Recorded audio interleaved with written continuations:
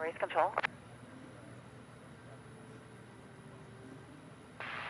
Race control started. Listen to relocate that truck on Alpha 4 across the whole short line closer to the aircraft.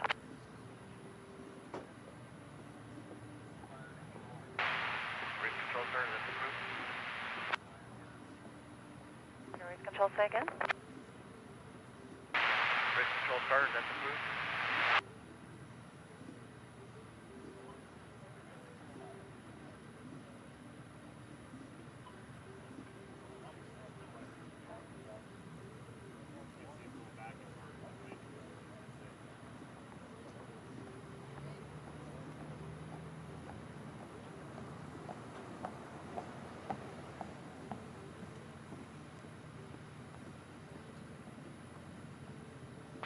Race control, Formula 1 ops.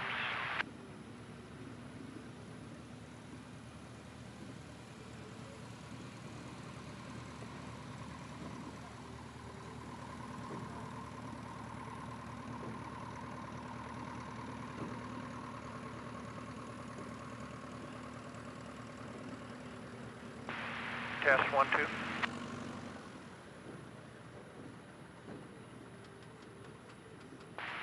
Race control, Formula 1 ops.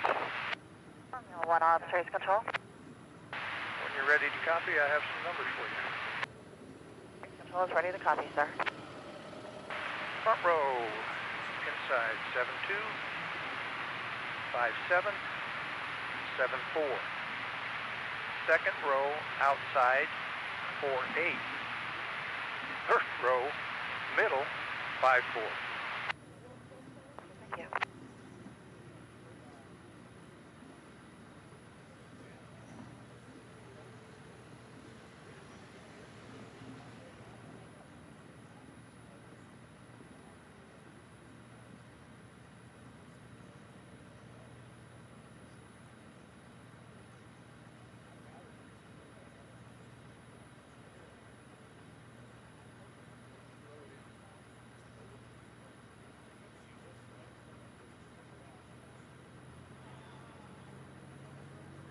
Formula 1, 10 minutes, 10 minutes.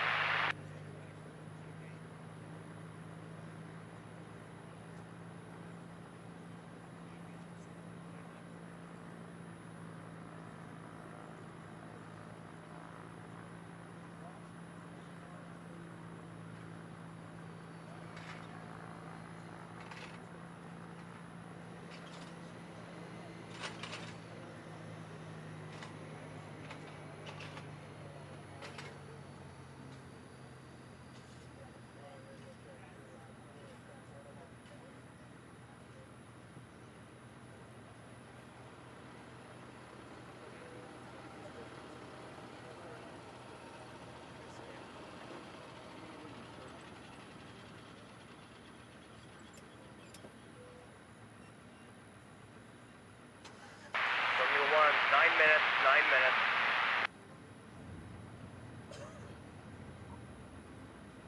Two, 9.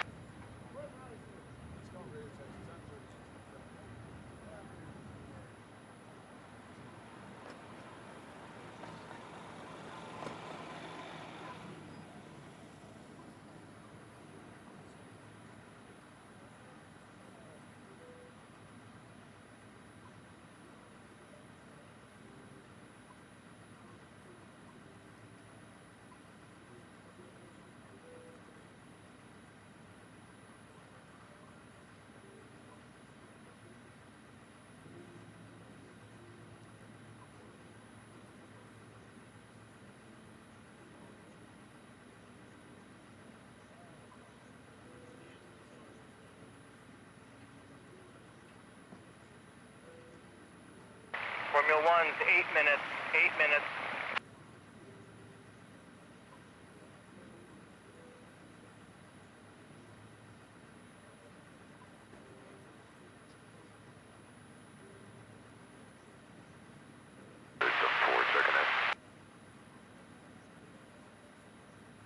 Loud and clear.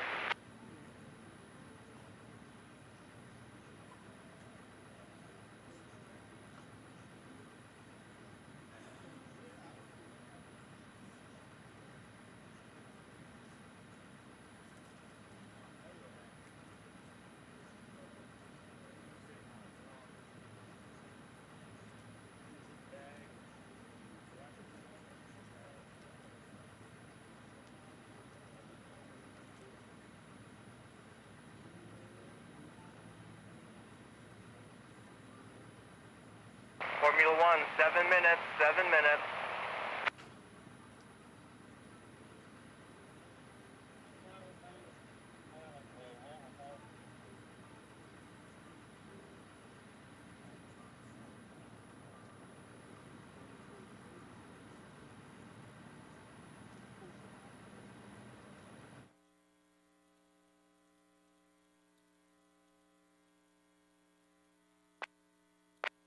Radio check for 48. Loud and clear for it.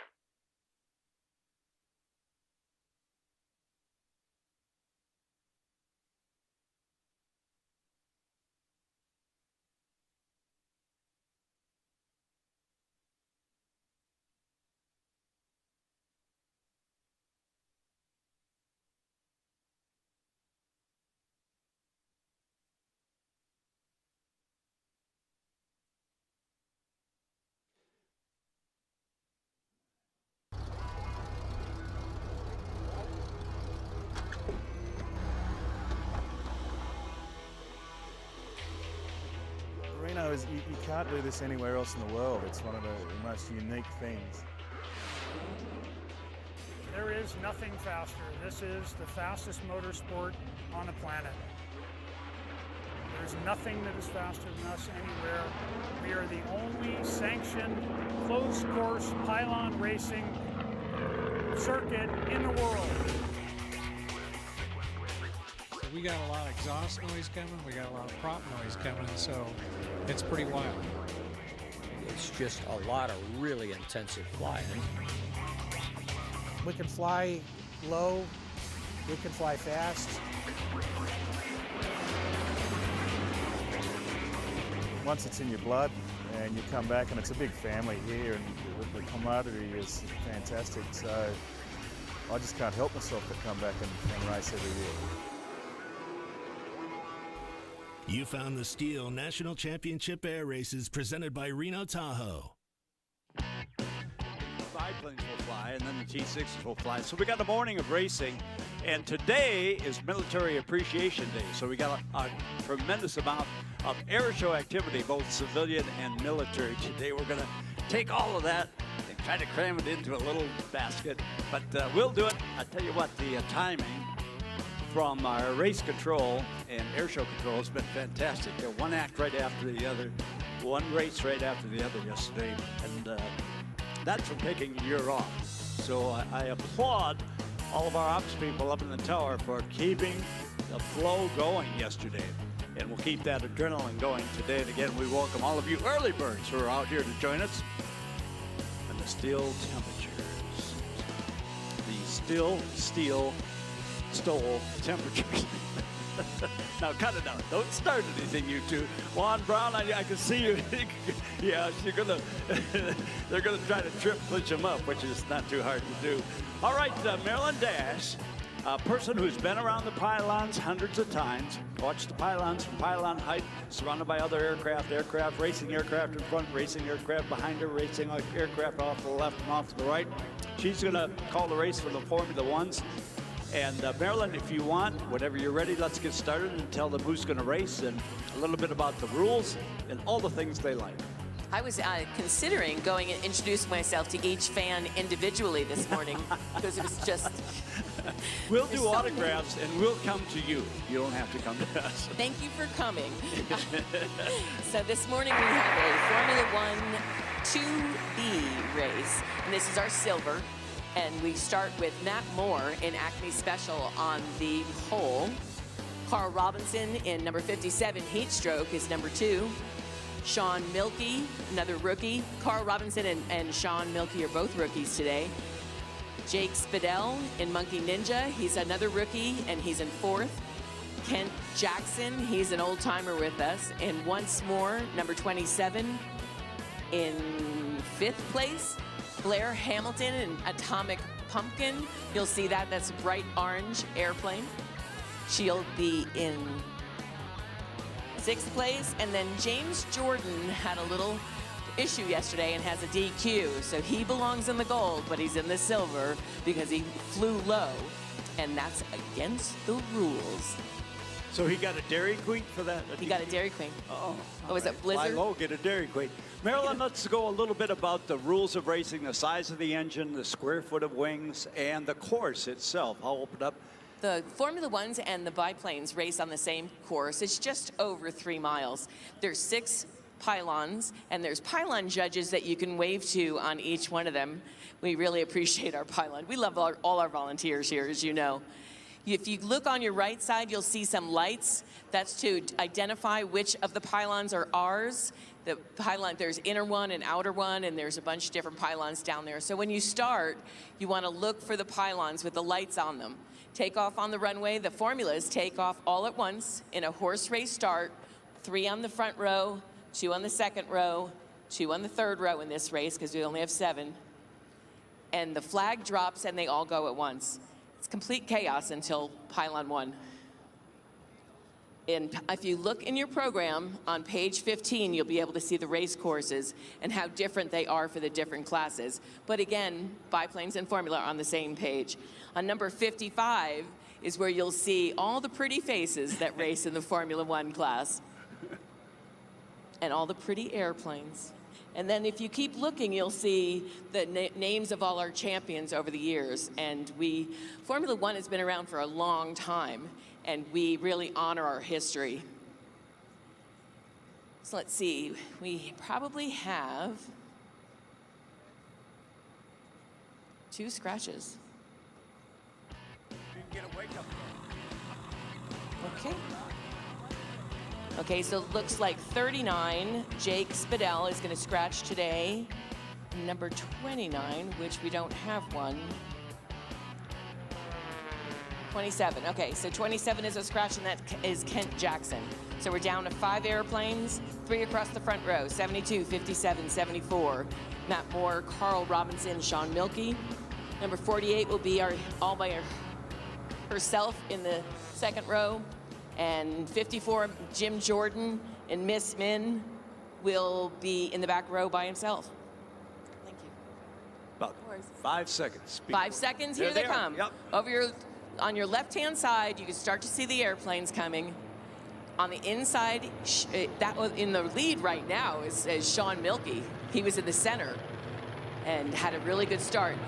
The formulas have different propellers, one to get him off the runway and one to go fast, and you have to decide which way you want to go with it. But Sean Milkey had an amazing start. He is from Alaska, and he's a pilot. He's one of those engineering type pilots. He's coming around pylon 2. The rest of the gaggle is coming up. Jim Jordan is in the rear, and he is a very fast aircraft. It's a Cassett with a very specially built wing, and should be very fast, and he should be doing a lot of passing. But on the back of the course, you can see the red-nosed white airplane, and that is Sean Milkey. He's currently our leader. Second, you'll see that is Carl Robinson with the red back of the aircraft, yellow in the front, red in the back. He's in third, and Matt Moore with the black nose yellow aircraft. We have a lot of yellow aircrafts. So you see, looks like Carl Robinson's making a pass on Matt Moore coming around pylon 4. You also saw Jim Jordan just pass Atomic Pumpkin with Blair Hamilton. He's also coming up on Carl Robinson. A lot of passing. Marilyn, this is the beginning of the first lap. Right, we've had a lot of action, and this is the green flag lap. 8-lap race. So Sean Milkey in the lead. Here comes Jim Jordan. Jim Jordan is coming in second place. We got Blair Hamilton. It's just called a Mayday. She's up in the air, trading airspeed for altitude. She'll be fine. She's a great pilot. We have Jim Jordan is taking the lead. I'm keeping my eye on Blair. So we've got Jim Jordan is just about taking the lead. He's coming up on Sean on the backside of the course. We've got the yellow aircraft over coming between 3 and 4. We've got Carl Robinson. He's currently in the lead. Matt Moore in fourth place. James Jordan has made that pass coming up on the left-hand side, 4, 5, and 6. You can see he's a much faster aircraft. He actually was our highest qualifier. Okay, that was Jim Jordan. Here comes Sean Milkey. And then we have the yellow gaggle. 08, I have to move This is over Carl here. Robinson, one of our rookies. Behind him, Matt Moore. So Carl Robinson is in heat stroke, so it's yellow and orange aircraft. Matt Moore in a yellow one. Acme Special, for all you that watch cartoons as a kid, you know the Acme Special. Look at it, it's Jim Jordan. He's probably gonna come up here and start lapping everybody. He is coming around pylon 5 and 6 right now.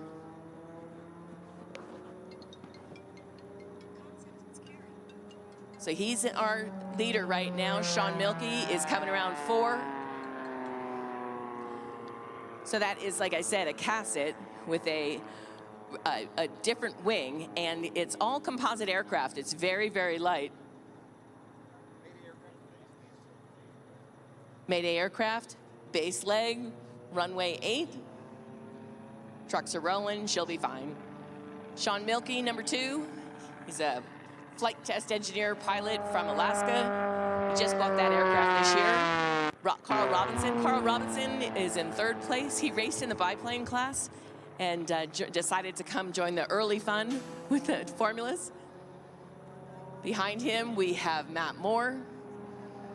And here comes Jim Jordan. Jim Jordan is going to be lapping Matt Moore like he was tied to a tree. And Maryland and our great spectators get a load of this first lap, 196.404. Just under 200 miles an hour in this early morning temperatures. Mayday aircraft is on the ground. She's fine.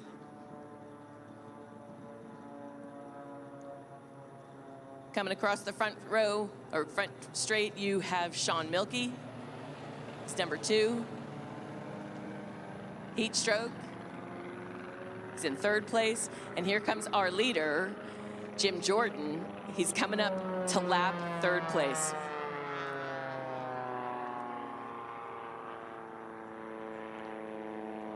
He shouldn't have DQ'd yesterday.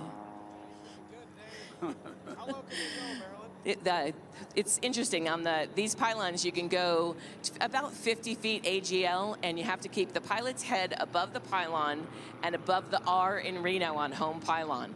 Anything lower than that and you get DQ'd for low flight.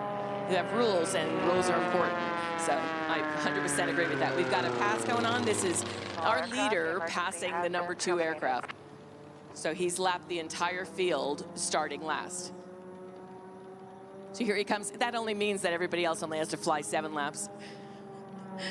So here comes Jim Jordan. 1 lap down, we've got Sean Milkey, and again, Carl Robinson. Carl Robinson can probably put a move on Sean here. We've got the laps.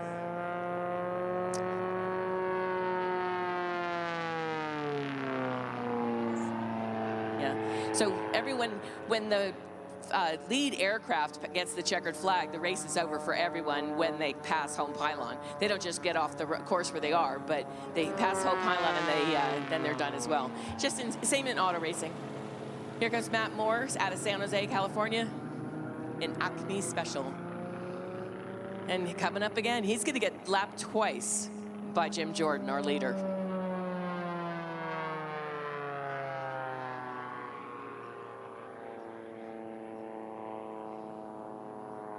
Got a little action coming here on the left-hand side of the course. You've got Sean Milkey with Carl Robinson right on his tail. Again, these are 2 of our rookies. They came to PRS this year with us.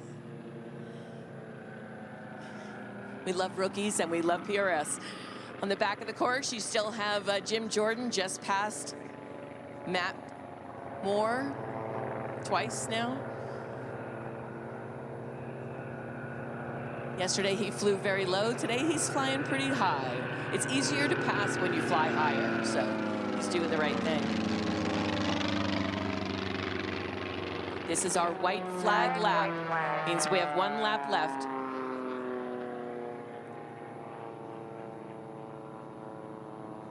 So watch the back of the course coming around pylon 4, and you see the 2 aircraft battling for second. That's Sean Milkey down low, Carl Robinson up high. Maryland, after that first lap of, let's see, it was 196, And then the RPMs came up and things smoothed out. Start to They've been heat up. either side of 240 for the last 4 laps. That's great. 240. Yeah. Yep. That's a leader, of course. And that's because he DQ'd in gold and he's in the silver. Okay, so this is, you could see how close our number 2 and 3 are. We've got Sean Mielke and Carl Robinson. Look at Carl going high and outside, trying to make that pass. Checkered flag for Jim Jordan. Everyone else completes this lap. Let's watch number 2 and 3. Let's make it interesting, Carl.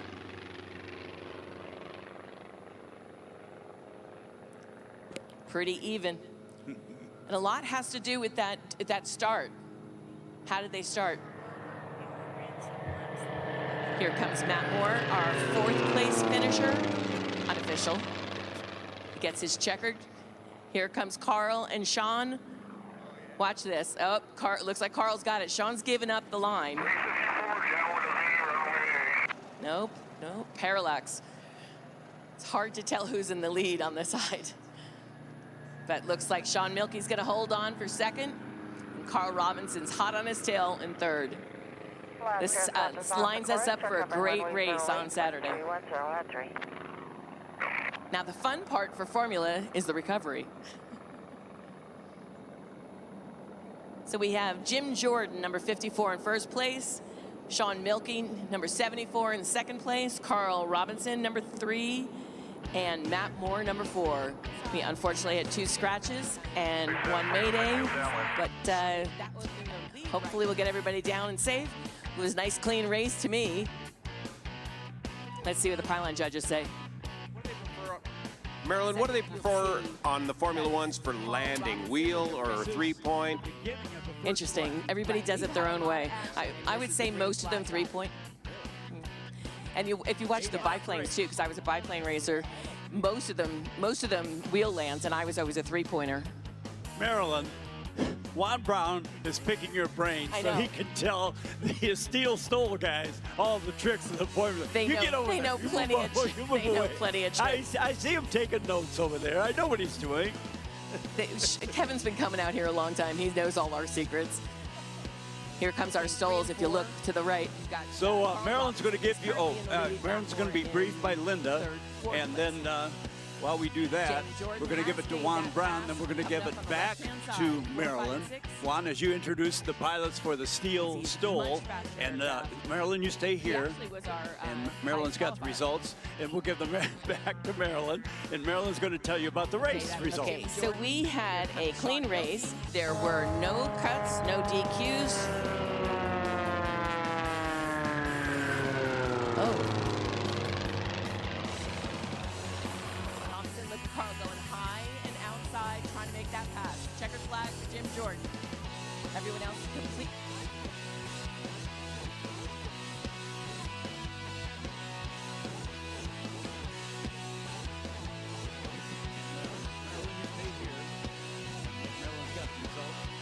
There is some confusion, but all we know at this time is that Jim Jordan won that race, number 54. And the average speed is approximately 233 miles per hour, 0.051. Here we go. We're starting to land our kids. As Carl Robinson just landed. Oh, there's Mielke is already on the runway. Carl Robinson's right behind him. All right, Marilyn, and the Formula Ones will be back. Marilyn, you put us in the cockpit each and every one of these races with your great experience and your knowledge of the racers. Thank you so much. You'll be back. Everybody give Marilyn Dash a big round of applause. Thank you so much. She will be back. Thank you, Marilyn. Juan Brown is here. The Stihl Stoll racers, drag racers, are out in front of us. And if you go to page 15, you can see their drag race course. It's the closest one to you on the bottom of the page, inside the runway and the ramp area, between the runway and the ramp. And all right, Juan Brown, let's tell them about what's going to happen again this morning. Okay, we got this morning, we're going to do just some fun runs and some practice runs for this first round of Stihl Stoll drag racing here at the Reno National Championship air races. So yet to be settled amongst these boys is who's going to win the silver, who's going to win the bronze. We've got the silver and bronze places, but we don't have number 1 and 2 in each of those categories. We also need to figure out who's going to go for the gold. We've got over $30,000 in prize money for the first time in Stoll drag racing history, and so these guys are going to be fighting hard for that money. But right now with this 8 a.m. session is we're just going to go out and practice and warm up and demonstrate and explain to you what Stoll drag racing is. So we got all 24, our entire field of aircraft entering the course right now. And pay attention to them. You have seen the Blue Angels before, but wait till you see this ragtag bunch of big tire pilots spin these aircraft around in perfect precision as they get lined up for the course. In your program, if you go to page 67, you'll see all the Stoll aircraft and pilots and numbers. So what the heck is a Stoll drag race? Well, we've been doing traditional Stoll for years, STOL, short takeoff or landing, and that's where you have a contest and see who can take off the shortest and who can land the shortest. You take those two numbers, your takeoff distance and your landing distance, add them together, and that's your score.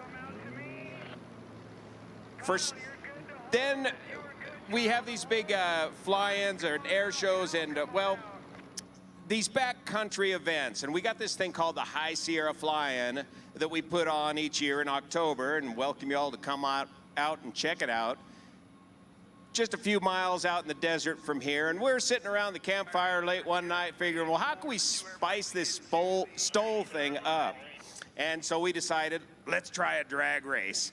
And we figured, what, like a one-way run just down and stop? No, let's do it a two-way drag race. So that's what we tried, and it was so much fun that we said, let's take this show on the road. Watch the airplanes now. Here we go. Okay, we're gonna launch it before we even spin them.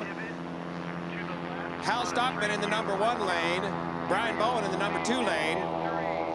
So what they're doing is drag racing from a start line. They're gonna chop the power, pitch it into a hard slip, and slow down as quickly as possible. And they're looking for their point 2,000 feet down the line, right about there. Hit that mark, either on the mark or past it. They cannot land before the mark. Come to a full stop, spin it around, and race as fast as they can back to that start-finish line. And it looks like Brian, oh, that's neck and neck, but it looks like Brian Bowen has got a slight lead in his Kit Fox. And that's Hal Stockman in the lightest aircraft that we have out here, his Rans S7 at only 630-odd pounds. Kicking it in the side slip, full flaps, looking for the mark, again landing on or after the mark, and then coming to a full stop. Now, easy, Hal, that's good. Keep that tail down. Good run, boys. Clear to taxi, Hal. Bye. The first one that comes to a stop wins. As we're learning more about this one, the person in the lead may not be the winner because it's about stopping. It's about getting beyond that line, that do not cross line, so to speak. And so the guy in the lead may have a half a length, of course, but it's about slowing down and then getting across the line without getting short and then stopping. That's a cool part about it. So much involved. You never know. You never know. All right, here's two of our gold class contenders. Butch Kingston, the number 1. Check out that Kawasaki in the number 2 lane. 300 horsepower. Toby Ashley, and Butch is running a hard shot of nitrous in that Titan engine.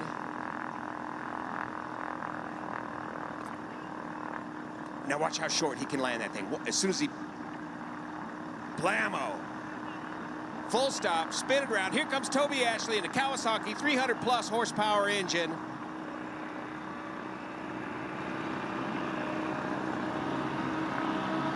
Hey, Hey, Mark, do you Full have me? nitrous, Are we good? superchargers, flaps are down. He is running that Okay, thing cool, thanks. hard just for a practice run. That's Butch Kingston kicking the nitrous to his carbon cub, just pumping out the horsepower. And it looks like Toby got her stopped first, so Toby is going to win that drag race. Again, this morning, we're just practicing before we go for the gold this afternoon. Okay, here goes our very fastest airplane in the entire fleet. That's Steve Henry. I believe he's lining up in lane 2. This is the Yamaha Apex powered. It's an Apex engine with a Epic conversion producing over 300 horsepower, 10,000 RPM. Listen to this thing scream. Tim Shellhorn in the number 1 lane in the Carbon Cub with nitrous. Launch him. Look at that thing get off the line. Steve's already in the air. Now Steve is turbocharged. Kicking into full slip. Getting rid of that airspeed. Looking for the line, floating it on down in. Blammo! He dumps the flaps as quick as he can, gets on the brakes. Now he's got to spool up that turbocharger. It's very, very busy in Steve Henry's cockpit, but look at that turnaround. Nobody can beat him on the turnaround. Sudden acceleration, 300 horsepower, fired it off down the lane, and then chop it and drop it. And that's the trick. When do you chop it to drop it? And a little bit of wind will really change that equation. So you got your hands full. I can see all the coordination. You got the throttle, you're looking at the line. The flaps come down, that's another handful of stuff. Oh, yeah. The power comes back. Oh, yeah. You throw that fuselage in as a speed brake. You're looking at the line, you're thinking about braking. I can't get past It's so much going on. You got to practice, practice, practice. And that's what Steve Henry does, and that's why he's number 1. He practices the most consistently. He's even put a hair trigger on his flaps like a Wild West gunslinger, and he can flick those flaps down with just a flick of a switch. But then, when you land, the flaps have to come up. That's another thing you got to think about. Then you got to, well, you reset them, yeah. A lot going on. One day, Steve caught that flap, that hair trigger with a sleeve, and the flaps retracted way too early. He had to goose it to make it to the line. All right, we got Warren G in a stock Cessna 180 in the number 1 lane, beautifully polished. And we got Bo Ellis in the number 2 lane in a Legend Cub. So with the 180, this is an example of you can run what you brung. You can bring any aircraft to Stihl drag racing and be very competitive. The difference between a Steve Henry run and the slowest plane out here is only a matter of about 20 seconds. Looks like Bo Ellis has got the turnaround. Bo's going to be doing some wild modifications to that Legend Cub in the future. We have no limits. We have no rules about what you can do to your aircraft at this point in Stihl drag racing. Let's keep it that way. Yeah. So some of these aircraft are certified, and some of these aircraft are highly modified experimental, and some of them are experimental exhibition. Bo Ellis to a full stop. Experimental exhibition, in fact, one of our guys on the team here, Kyle Bushman, who is down there figuring out these who's on first, what's on second. He's a A&P AI mechanic, and he's instrumental in getting a lot of these aircraft reconfigured into the experimental exhibition class. In fact, if you watch the Blanco Lirio channel, we just did an update on that and explained the whole situation. Looks like Colin Kniev in the number 2 lane, and local guy Kevin Palmer in the red Kit Fox in the number 1 lane.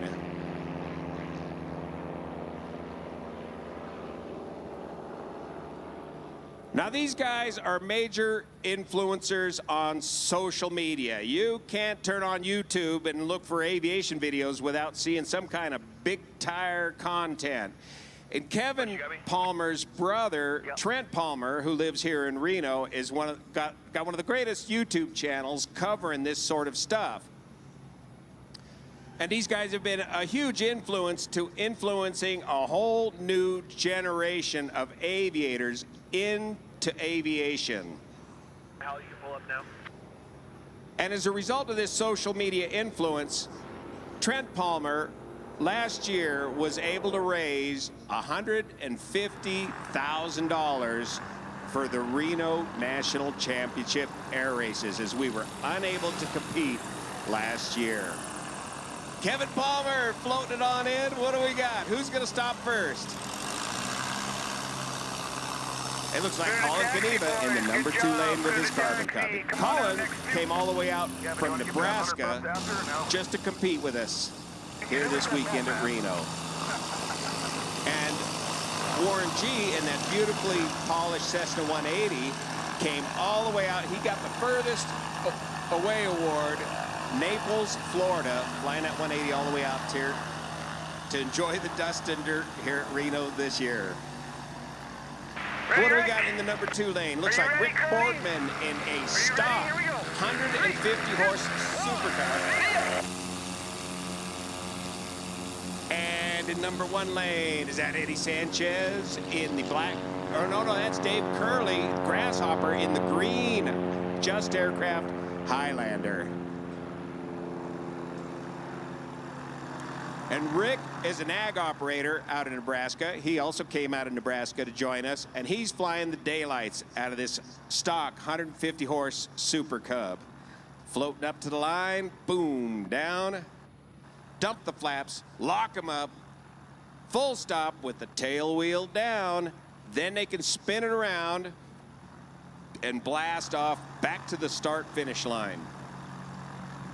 Each of these laps, as you're seeing, are about 1 minute. It only takes us about a minute to fire somebody down the course and get it back to a full stop. Dave Curley already in the slip. Rick Boardman right behind him. But who will stop first? This can change completely. Keep that tail down, boys. Good, looks like Dave Curley. Now here's an example of one of these certified or experimental exhibition class aircraft. The Beast in the number 2 lane. That is a Cessna 175 that's been converted to a tail dragger, added a 0470 engine, leading edge slats, seats from a Razor ATV, and a huge smoke system. DC, are you ready? All registered under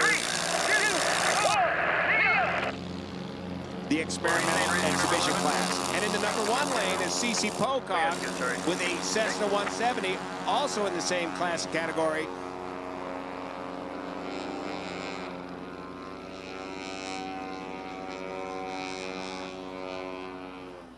You can hear that big seaplane prop on the 175 just brapping away. And CC has the 0300 engine, but he's running nitrous on an 0300 and a straight exhaust, giving it that very unique sound. CC with that green 170 is also very competitive in traditional STOL. CC also runs Bush Air, a Bush pilot training course here in Nevada, right down at the southern tip of Nevada.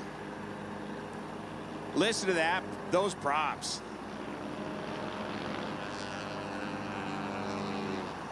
Jeff Whitley is out of Salem, Oregon. Just bought a beautiful place with a grass strip. Was up there last weekend in the Husky visiting, camping out at his new grass strip and house in Salem, Oregon. Is it CC going to get her stopped first? A couple of notes about that start-finish line. That is some rough terrain down there. We've got nothing but sagebrush and dirt, and so it's very rough, and it's very easy to get light on the tail, heavy on the brakes, And we got to watch out for that down there. We want to make it feel at home. That's right. That's where we come out to play out here on the BLM lane. Smooth enough. That's right. That's why you see the guys have stuck with the big tires. Here's Kathy Page in the number 2 lane. This is a 1949 Clipper aircraft with no flaps, and I believe she's the one with the 0290 D2 engine. Probably one of the smallest engines out here. And with no flaps, she's got a lot to contend with as far as making it to the line. Now we're going to send Butch Kimball in a delayed start, and watch him catch up. Watch this. Butch Kimball hitting that nitrous. You keep that left wing up about 5 feet there, Butch. We want a 5-foot minimum on those side slips. Kathy's got it turned around. Butch is just now touching down. Now watch this. Watch Butch catch up to Kathy by the time we get to the midpoint or the start-finish line. So this is just for fun, where we delay these races like this to make for an exciting finish. Look at this difference in speed. Kathy's already in the slip.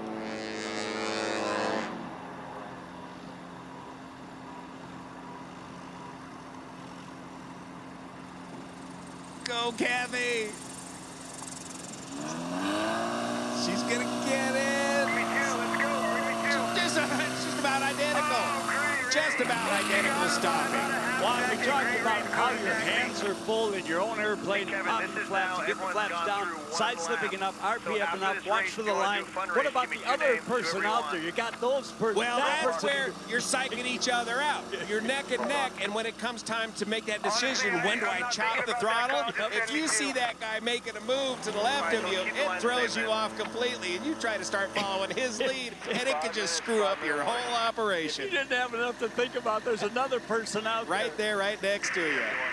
And he's right there in your peripheral vision, and you're thinking what he's thinking. 3, 2, 1. All right, Hal Stockman in the number 2 lane. Who we got here in the number 1 lane? Brian Bowen, race 4 in the Kit Fox. Now, if that engine sounds a little different in that Kit Fox, that's one of those Yamaha Apex, a stock Yamaha Apex snowmobile engine, putting out about 160 horsepower. As opposed to Steve Henry's Yamaha snowmobile engine, which is turbocharged, putting out, and nitrous, putting out well north of 300 horsepower. Now, Hal Stockman's secret weapon is his lightweight. He's got a high-performance Rotax in there, but at 600 pounds makes him extremely competitive.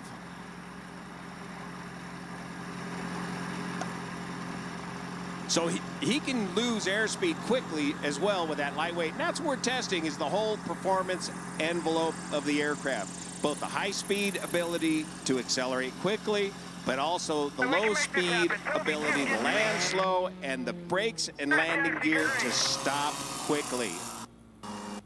Okay, here comes that 300-plus horsepower Kawasaki ULX water ski-powered Carbon Cub of Toby Ashley, which is supercharged, not turbocharged, so he has no lag time with his acceleration and turnaround. Tim Shellhorn in the number 2 lane with the Carbon Cub. Listen to that Cowie roar. 8,000 RPM.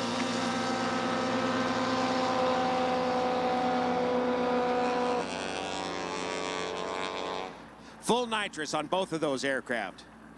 It looks like the engine or the prop is windmilling, and it is. Butch uses a chain drive prop reduction system to keep the propeller RPM down to a reasonable RPM to not exceed the speed of sound with those prop tips. Extremely fast turnaround. Look at that acceleration. Full flaps.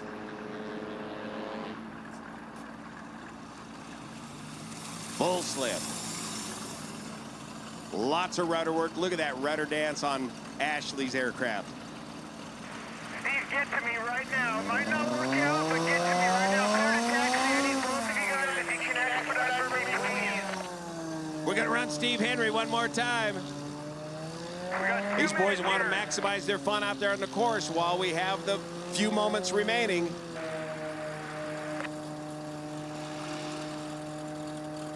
Ready for you, Steve, on the arm drop. 3, 2, 1, Here goes Steve Henry, again demonstrating last run right here for Steve. This is it, Kyle. the Yamaha turbocharged engine and the lightweight of the Just Aircraft Highlander.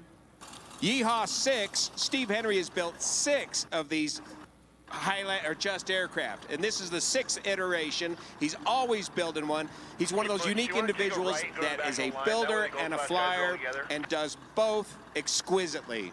Right to the back. Quick turnaround, very, very short landing distance. Getting that turbocharger spooled up at the same time getting the aircraft stopped. Hit that hard slip. Keep that left wing tip 5 feet off the ground. Timing it just right to hit the mark and get her, just lock them up and get her stopped. Look at that landing distance. Incredibly, incredibly short. Of course, Steve Henry does very well in traditional STOL contests as well, and he can change up his airplane a little bit and transition back and forth between traditional STOL and STOL drag racing very quickly. And he is, well, he's tops in both in both types. All right.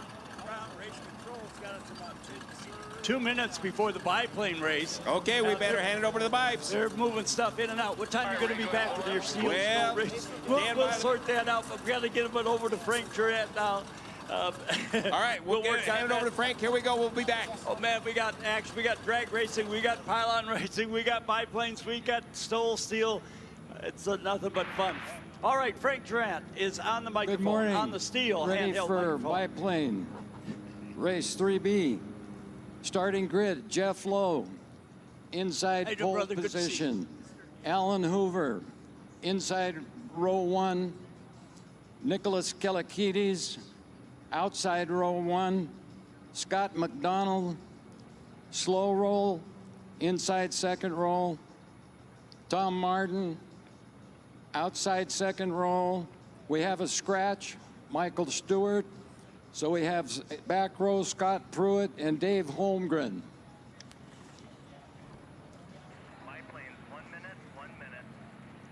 We're lined up in 3 rows, the biplanes.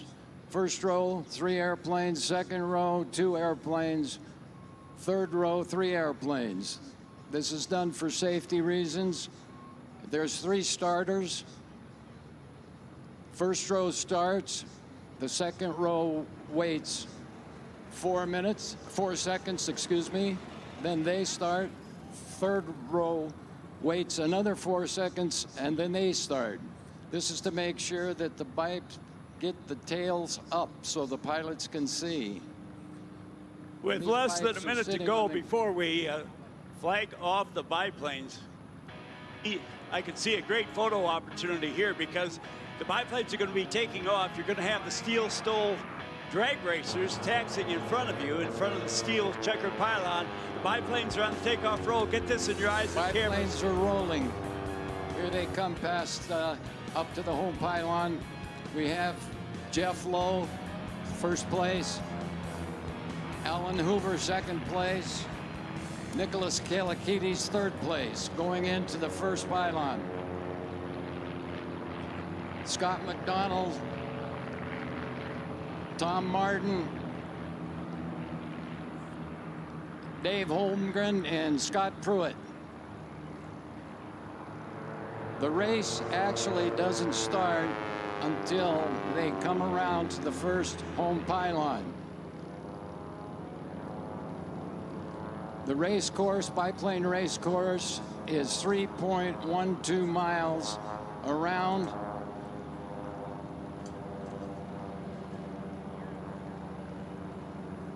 Coming into the 6th pylon, we still have Jeff Lowe, first position, Alan Hoover, second position, Nicholas Kalakidis, third position. There should be a good race today, folks. The first place and second place airplane are very close in speed.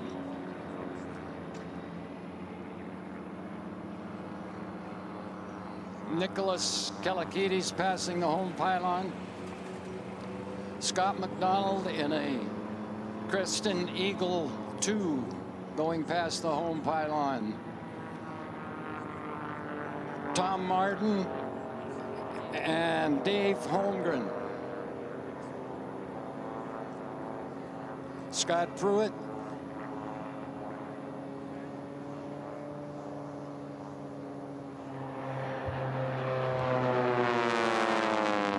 Watch those two airplanes going into pylon 6. As I said, they're going to be duking it out all day.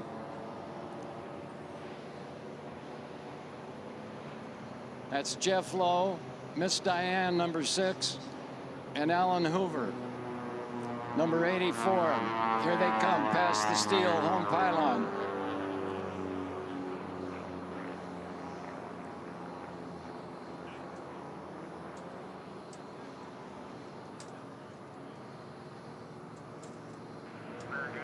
Nicholas Kalakidis, race 22.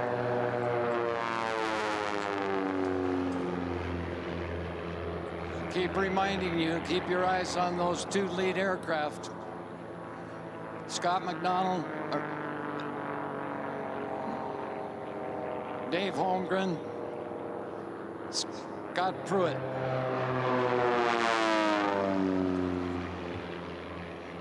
Watch that number 6 pylon. Alan Hoover trying to catch Jeff Lowe.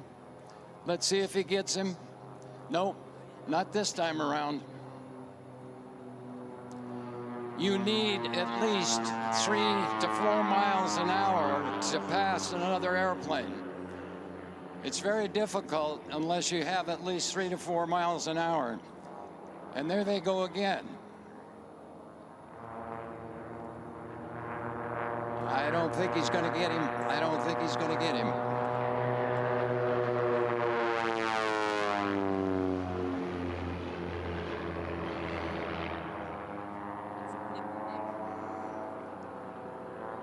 Watch that backstretch. Watch that backstretch. They're running neck and neck. Jeff Lowe, Alan Hoover, neck and neck. I think Hoover may get him. I think he got him.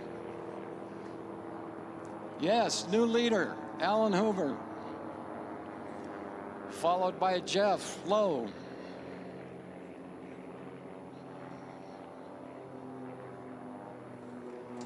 It ain't over yet, folks. It ain't over yet. Oh, Jeff Lowe. Jeff Lowe came out on top.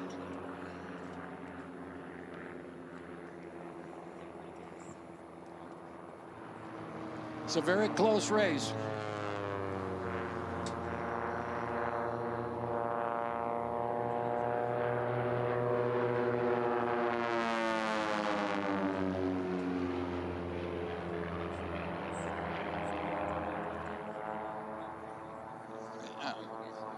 Here comes Nick Kalakidis. Watch behind Nick. You got Scott McDonald, Dave Holmgren.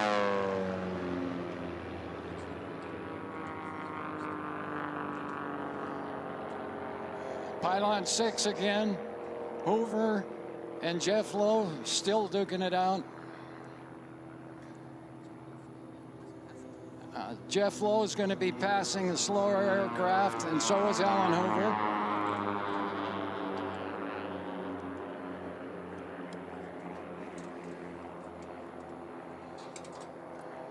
Got a little gaggle there at pylon 1.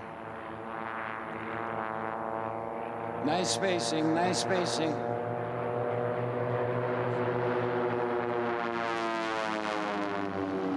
Keep your eyes on that backstretch. 2 airplanes coming around 6. Scott McDonald and Dave Holmgren have a pretty good race going out there also.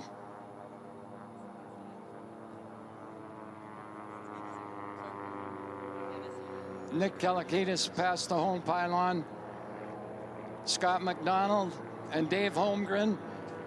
Holmgren closing in on him. Let's see if he can get him in that first pylon. White flag.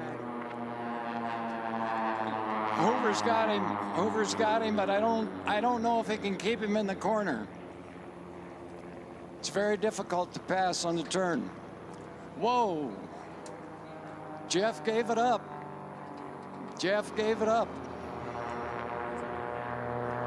Alan Hoover, the new leader. That was a great race. I don't know whether Jeff lost him or what happened, but he tended to pull up. Easy to do out there. Easy to lose an airplane with these bikes.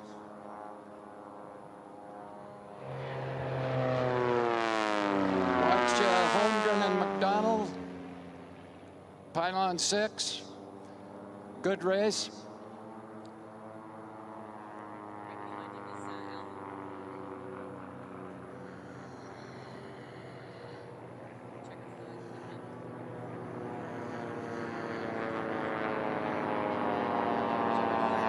Checkered flag for Jeff Lowe and Alan Hoover. Alan Hoover, if it's a clean race, is our winner.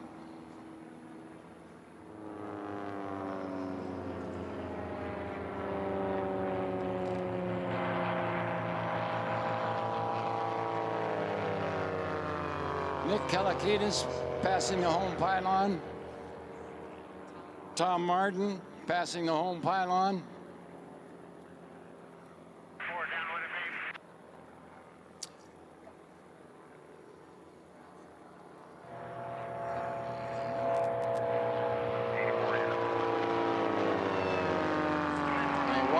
Pylon 6, we still got a little racing going on out there.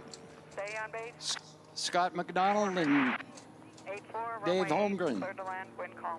Here comes Tom Martin passing the home pylon.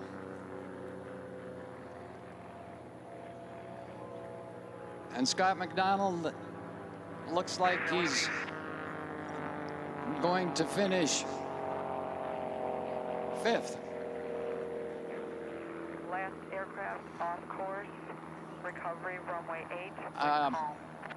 As Danny mentioned, today is Military Appreciation Day, and we have 2 pilots in that last race who I'd like to call out. Both of these pilots served over 20 years in the Air Force as pilots. Alan Hoover and Dave Holmgren. Alan Hoover's airplane, if you get up close to it and look at it, is painted in Air Force colors. And I asked him why that is, and he says it's to honor our military Air Force service people, both past and present. Dave Holmgren, on the other hand, flew 124 combat missions. So a shout out to both of those service people.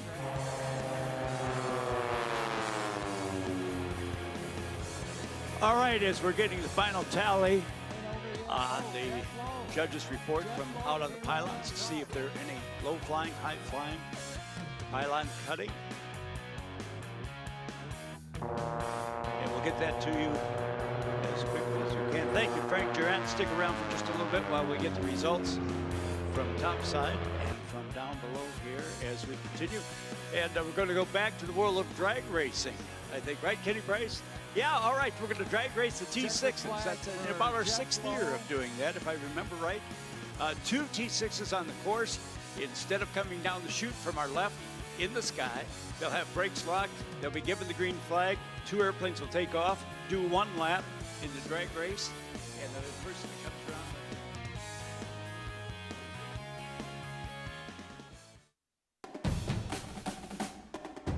What do you do after you're the #1 selling brand of gas-powered handheld outdoor power equipment in America? You start making more equipment right here in America.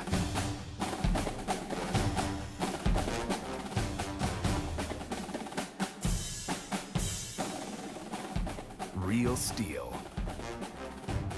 Find yours.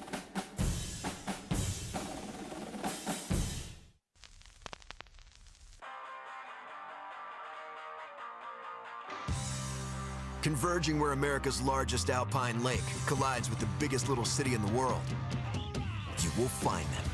Rebels, rule breakers, risk takers, mavericks. They're all working it for the same reason, to make it.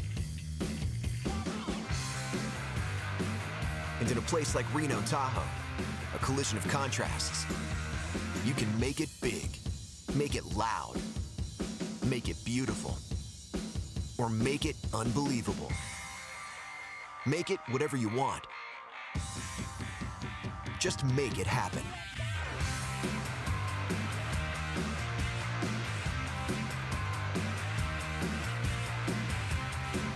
Reno, Tahoe.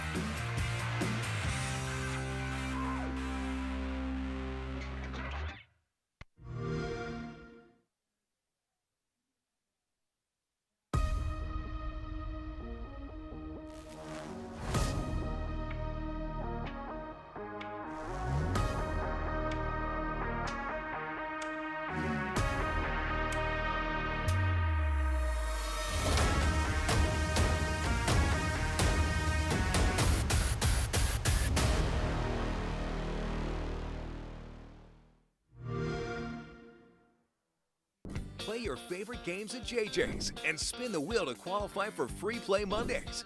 Don't forget to check out JJ's Locker Room. Book your very own private football party. Make your bets at the William Hill Sportsbook. JJ's Sports and Spirits, where friends come for fun.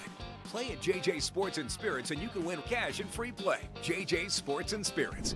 Make your bets at the William Hill Sportsbook. JJ's Sports and Spirits, where friends come for fun.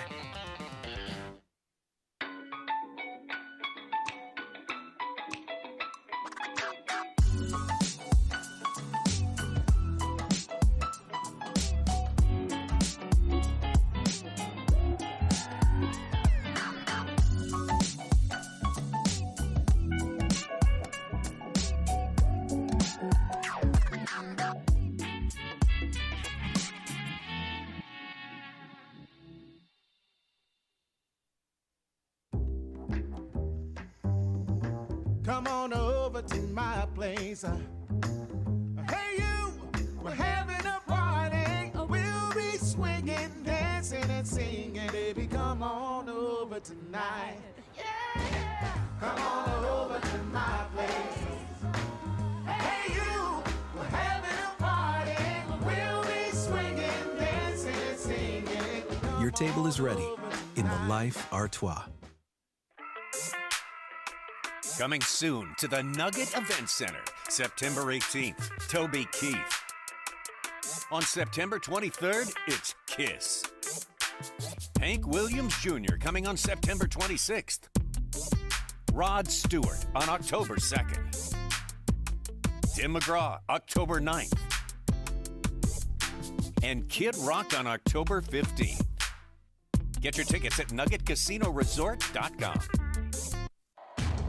You are, I am, we are, you are, I am, we are, you are, I am, we are all Caesars! Oh yeah, and yeah.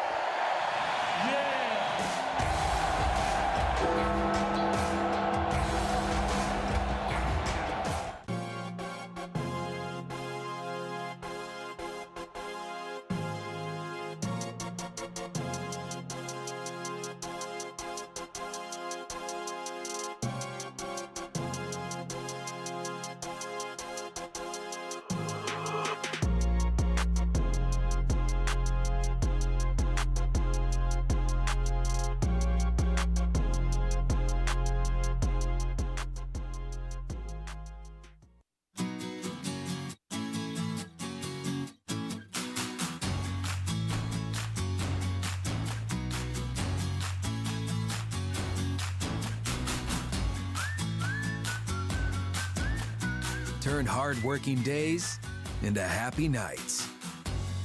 With the #1 selling brand in America, Real Stihl. Find yours at over 10,000 local Stihl dealers. He has the advantage because he's got the inside line. Now it's Joel's responsibility to fly right, fly his wing, and get around him. And you've heard that, and away we go.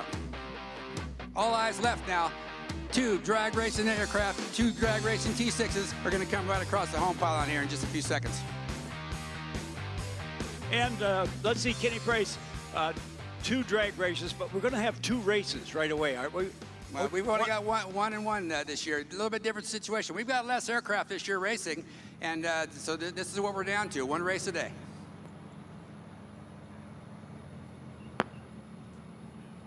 There's the flare. That's the signal.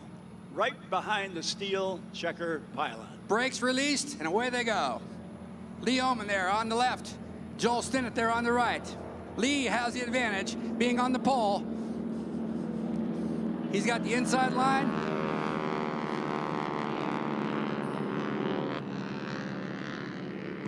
Okay, the gear comes up, and they are clean. The race is on, folks. This is it. The race is on. Full power. Lee Oman on the inside line. Joel Stinnett on the outside. Let's see what Joel can do.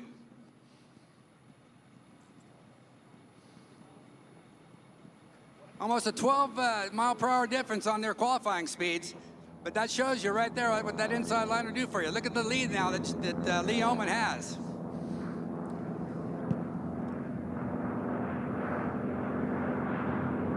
Joel Stinnett out there has a little bit more altitude. That's going to give him a little bit more advantage to be able to use that altitude for airspeed. You can see the acceleration now that Joel's using. He's coming up alongside Lee there on the back stretch. And the extra horsepower that Joel has out there, away he goes, right past Lee. Lee's going, oh, darn it. Now right there, that's 3 or 4 plane lengths in front of Lee. Now Lee will give him the sign, Joel, you're okay to come down. You have the lead.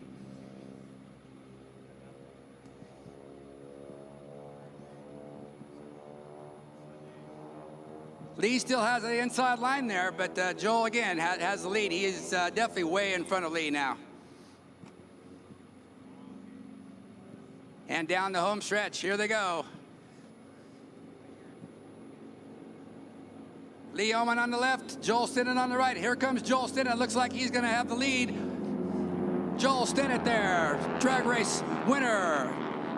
Lee Oman, good race. But I can tell you, that was still pretty close for the finish for having the 2 different sides. You know, as far as the air race air speeds that they are differing, I tell you what, Lee had a really good flying line there and had the best one out there for sure. He is a pylon polisher, as we used to say. You keep that inside line, you got an advantage. It takes so much more horsepower, so much speed to get around a wider diameter is what you're doing.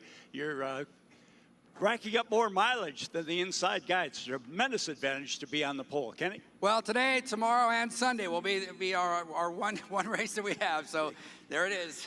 All right, where are you located? How can we see your aircraft? We want you to come down into the pits and visit us. Of course, visit all the other classes too, but the AT6 class on the end, right next to the sport class. And come on down, say hi to us. We'll try to take some pictures and sign some autographs for you. We'd like to have you look at our aircraft and let you know what we do and make them go fast. For that action this morning, Kenny Price, turn around if you will, see your fans. Give Kenny Price a big round of applause. He will be back. He invites you down to the T6 area in the pits. All right.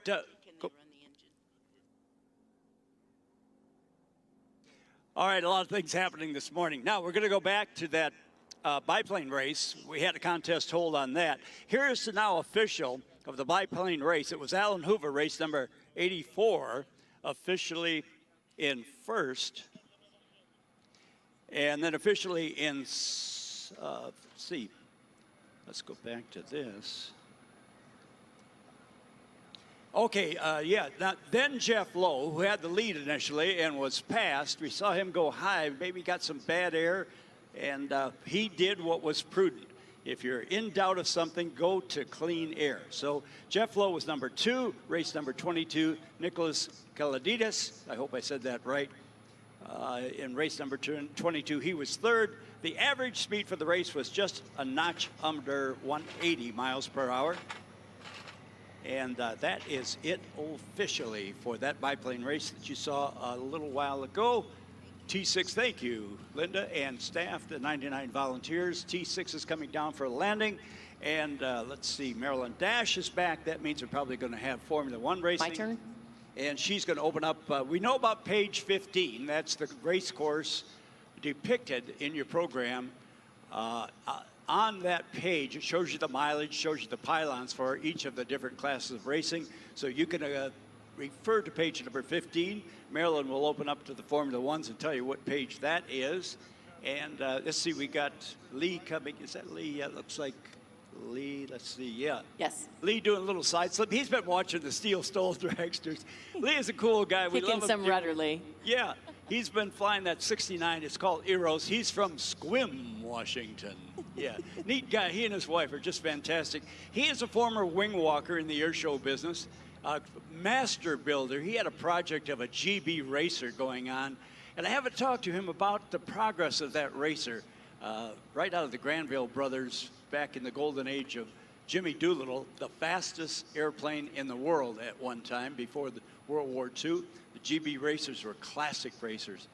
And nobody flew them better than Jimmy Doolittle, but there was a secret there. He was one of only 2 guys that were ever graduated from the Massachusetts Institute of Technology, one of the first 2. He knew what the wind was doing to the wings, and he knew about loading up an aircraft with G-loads because it was a very high wing-loading aircraft. The rest of the pilots were great, but they didn't have the science to know what you can do in terms of G's and bank. And Doolittle had, they used to call him Mr. High, Wide, and Handsome because in a race, in a closed course pylon race, he was legally as high as you could get, way outside of everybody else, out of the bad air, out of the competition, and he passed everybody else. Like Tiger. Yeah, like Tiger, who got his astronaut. Without the engineering degree. Enough of this banter, Marilyn Dash. Let's go in and introduce the, let's see, we have our list for the racers yet? Not yet. Not we need yet. we need the clipboard.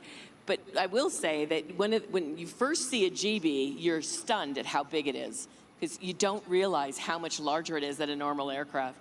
Yes, they had giant radial engines, and then it was like a bullet. It got smaller towards the tail, and they were absolutely,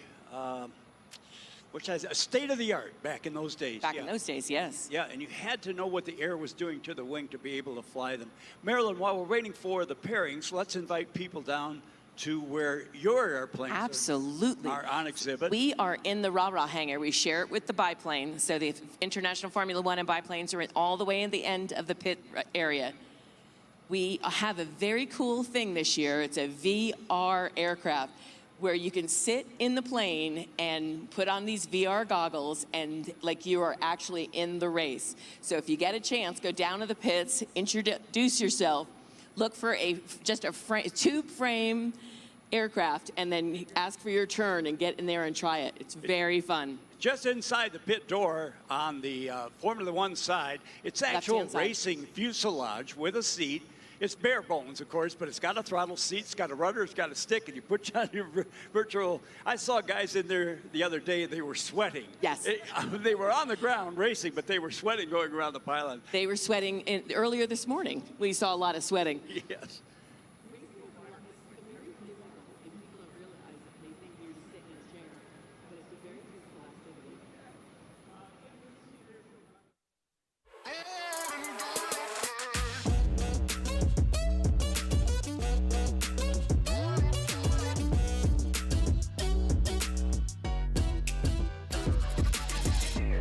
Turn big jobs into big fun.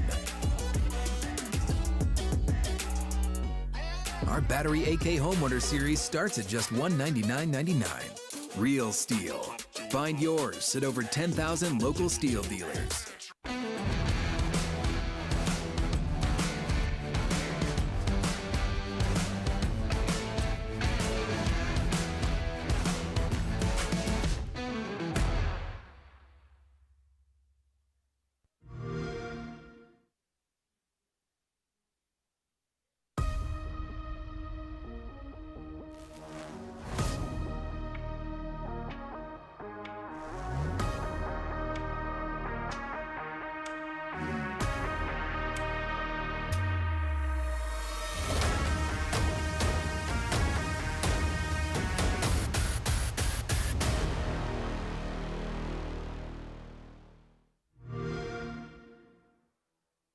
Play your favorite games at JJ's and spin the wheel to qualify for Free Play Mondays. Don't forget to check out JJ's Locker Room. Book your very own private football party. Make your bets at the William Hill Sportsbook. JJ's Sports and Spirits, where friends come for fun. Play at JJ's Sports and Spirits and you can win cash and free play. JJ's Sports and Spirits. Make your bets at the William Hill Sportsbook. JJ's Sports and Spirits, where friends come for fun. Whether you're curling or crunching, running or riding, lifting or lunging, balance it all out with some ice cold serving and enjoying.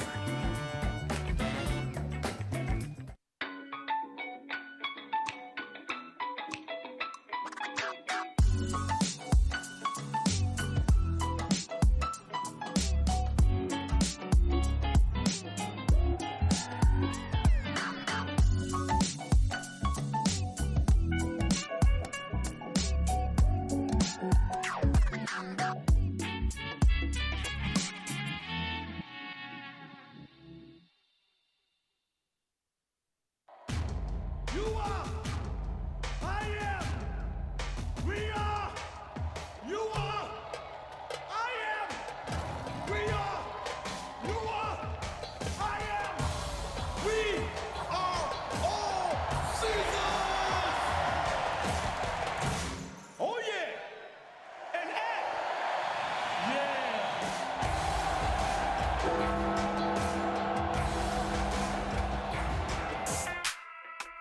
Coming soon to the Nugget Event Center, September 18th, Toby Keith. On September 23rd, it's Kiss.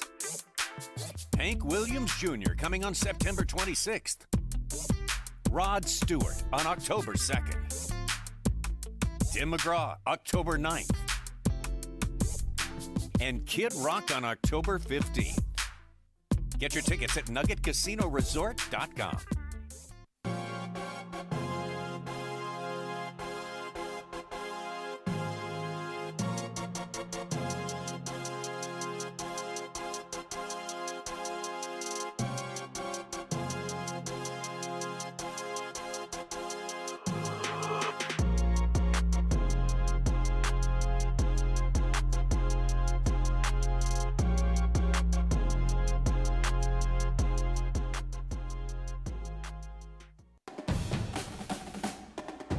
What do you do after you're the #1 selling brand of gas-powered handheld outdoor power equipment in America?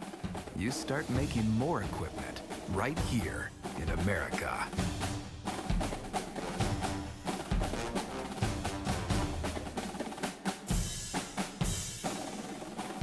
Real Stihl. Find yours.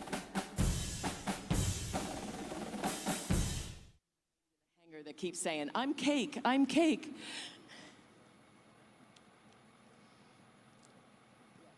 So they are down at the end of the runway. They're opening up their engines, getting ready to go. They have about 10 minutes, 9 minutes now. All right, that'll give us time to tell people about the future raffle rides. Now, folks, get a load of this. Make your dreams come true. This race week, 5 drawings, yesterday through Sunday, to fly with the racers in a T6. It is the thrill of a lifetime. You take off, you fly, and you land with the racers. But wait, the true thrill of a lifetime is a ride in what? A P-51 for the first time this year? Yes, the most famous airplane of World War II. There will be 2 separate drawings for a ride on Friday, that's today, and a ride on Saturday, tomorrow.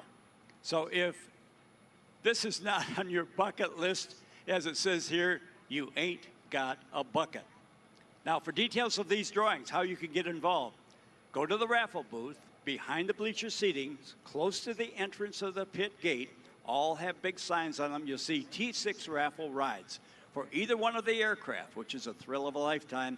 You can sign up there, and we have mentioned 3 names. The first winner, the first alternate, the second alternate. If they don't show up, they got to go right back to where they bought the tickets and say, I'm me, here I am, here's my ticket, and we'll put you in the cockpit. Now, as you come down the chute, with the T6 racers diving in from our left in line abreast. You'll be right there in line abreast with the racers in a special airplane, observation aircraft. And then, as the races are released, you'll go up overhead and watch the race in the T6 from above the race course, and then you'll land with the other T6s. It is absolutely amazing. Now, Maryland, we've had people who brought back for an interview after they have gotten the ride in the T6. They've won the ride for the raffle in the T6. And we give them the microphone and say, how was it?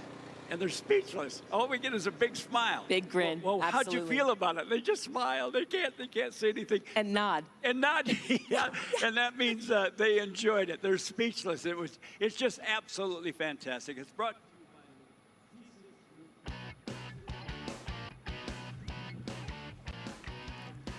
A good Friday morning to you. Welcome to the desert here, Reno, Tahoe, Nevada. And this is it, the center of the universe for air racing, especially on this one-of-a-kind week, the Stihl National Championship Air Races. I'm Tommy Sanders, proud to be here with Rob Lowe, providing all the analysis and so much enthusiasm for an event that is worthy of enthusiasm for anyone who's interested in aviation, anyone who's interested in racing. This will appeal to you because this is a one-of-a-kind racing format. In fact, it's the only closed-course pylon racing, sanctioned closed-course pylon racing in the world, Rob, and we're going to enjoy a day of it today. Yeah, absolutely, Tommy. Good morning, and man, it is so exciting. You can see on the screen there, we've got some Formula One racers ready to go. We have absolutely the perfect day again, just like yesterday. Chamber of Commerce weather here in Reno. The folks who put this on did a great job ordering that, and we are excited to get it ready to go. Let's maybe we can go back and look at what we did yesterday to get here. Yeah, we're getting ready for Heat 2A, but this was 1A. This was racing from yesterday. This is the gold class of Formula One racing. These tiny planes that don't let them fool you. They can do some tremendous eye-popping racing out here. Yeah, absolutely. They're really small, and like we said yesterday, you really wear these aircraft. They're very small, they're very quick, they're very nimble. We'll talk about the specifics of the class here later, Tommy, but this race yesterday was really a close one. We had Justin Metters ended up being coming up towards the top there, and you saw here's a good shot of very, very close racing side by side yesterday. Yeah, Justin Metters and Jim Jordan. Metters, race number 34, put on a heck of a show. There you can see a good example of the passing to the outside. We'll talk more about that later, but here you see two competitors. I mean, just all the way around the course, they were right in each other's hip pockets the whole day. It was quite a race, Tommy. Absolutely, Justin Metters, rather, the defending champion from 2018. Not the defending, but the 2018 champion. There he is right there, yeah. Race number 34, great story. Justin Metters, and picking up where he has left off 2 years ago. So great to be back after 2 years, and man, what a thrill to watch Justin Metters in action. Yeah, he really flew the course well. His plane was on point, and here you can see him right at minimum altitude, accelerating right through the checkered flag, and then the climb up to land there at the end. It was a great race, Tommy, all the way around. The speed for Justin Metters in that win right there was clocked at 240.110 miles an hour. He is, of course, going to be the top qualifier in this field of 8 who's going to race in Formula One Heat 2A, the second goal race of the meet for this very popular racing discipline here at the Stihl National Championship Air Races. There's a good shot of race 79, Justin Phillipson from Vacaville, California, and no strings attached. He was our second place qualifier yesterday at about 227 and some change miles per hour. And there you see Kent Jackson, race 27, and once more, he's out of Topeka, Kansas. Again, we're just getting ready to get them warmed up a little bit, and we'll be doing 8 laps around our course here. That's Wade Ron, race number 81. That's the sleeper, another Cassett, gray, yellow, and white.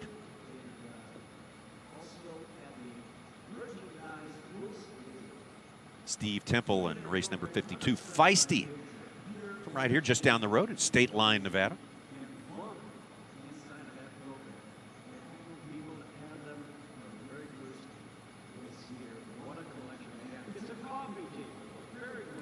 You can see there, Tommy, the crews are beginning to leave the runway. So that means we're getting really close to racing here. And we'll we'll catch up on some of the other competitors here as we get going. We looked at the first few there. Let's talk a little bit about this class. You can see it's a single wing monoplane aircraft. They're limited to 166 square feet. It's fixed gear. This is actually one of the oldest racing classes. They traced their lineage back to the 30s. They're descendants of the original air racers here in our country. And in fact, it's the only continuous racing class that we have. 65 years with the same basic rules. And we'll talk about those rules here in just a minute. But let's take a look at the course that we're going to run here today. We fly 8 laps, and 8 laps that happen on our 24 or just under 25 mile an hour course. You can see the altitudes there. Minimum altitude of 50 feet, max altitude 250 feet. When they take off, they're going to all take off together, Tommy. It's a horse race start, if you will. Yep. These aircraft have a minimum of 5 gallons of fuel, and nobody really carries any more than that for the weight, so they don't have fuel to fly around. So they take off, but they do have an oil warm-up lap. Right, they have enough fuel to do that. Yeah, exactly. They have enough fuel to run the race, but not to go hold and warm and line up and come around like we see in some of the bigger classes. Exactly. And all of these aircraft, Tommy, have the same Continental 0200 4-cylinder engine. Now, that's the engine that you'd see in your basic Cessna 150 trainer. In the Cessna 150, it's about a 100 horsepower engine. But racing here, we've got a smaller prop, 54-inch prop at about 4,500 RPM, making 160 RPM.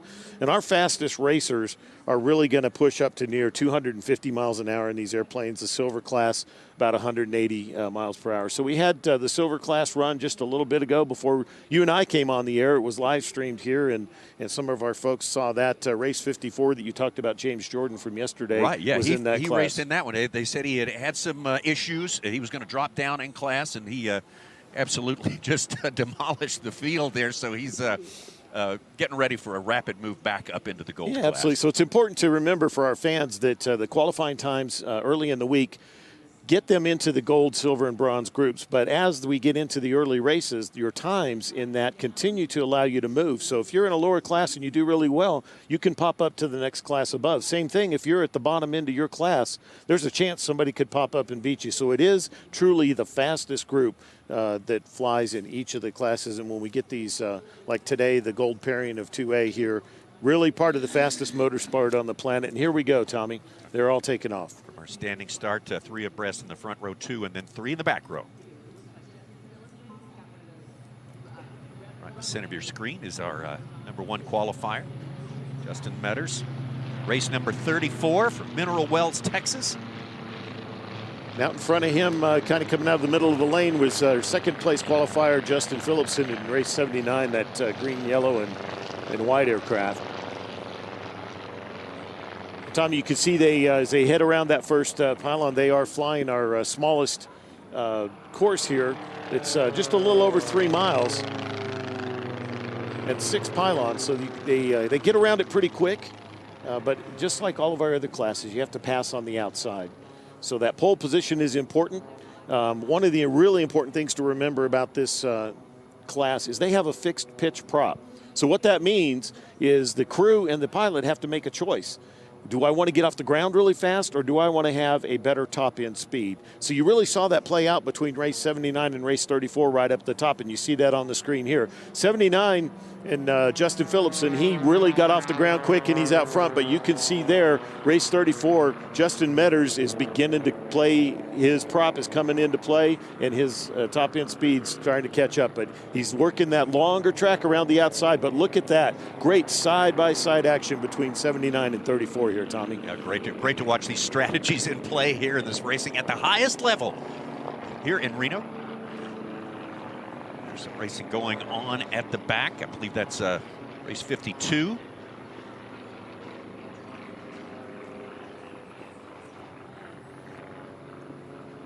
And race 81.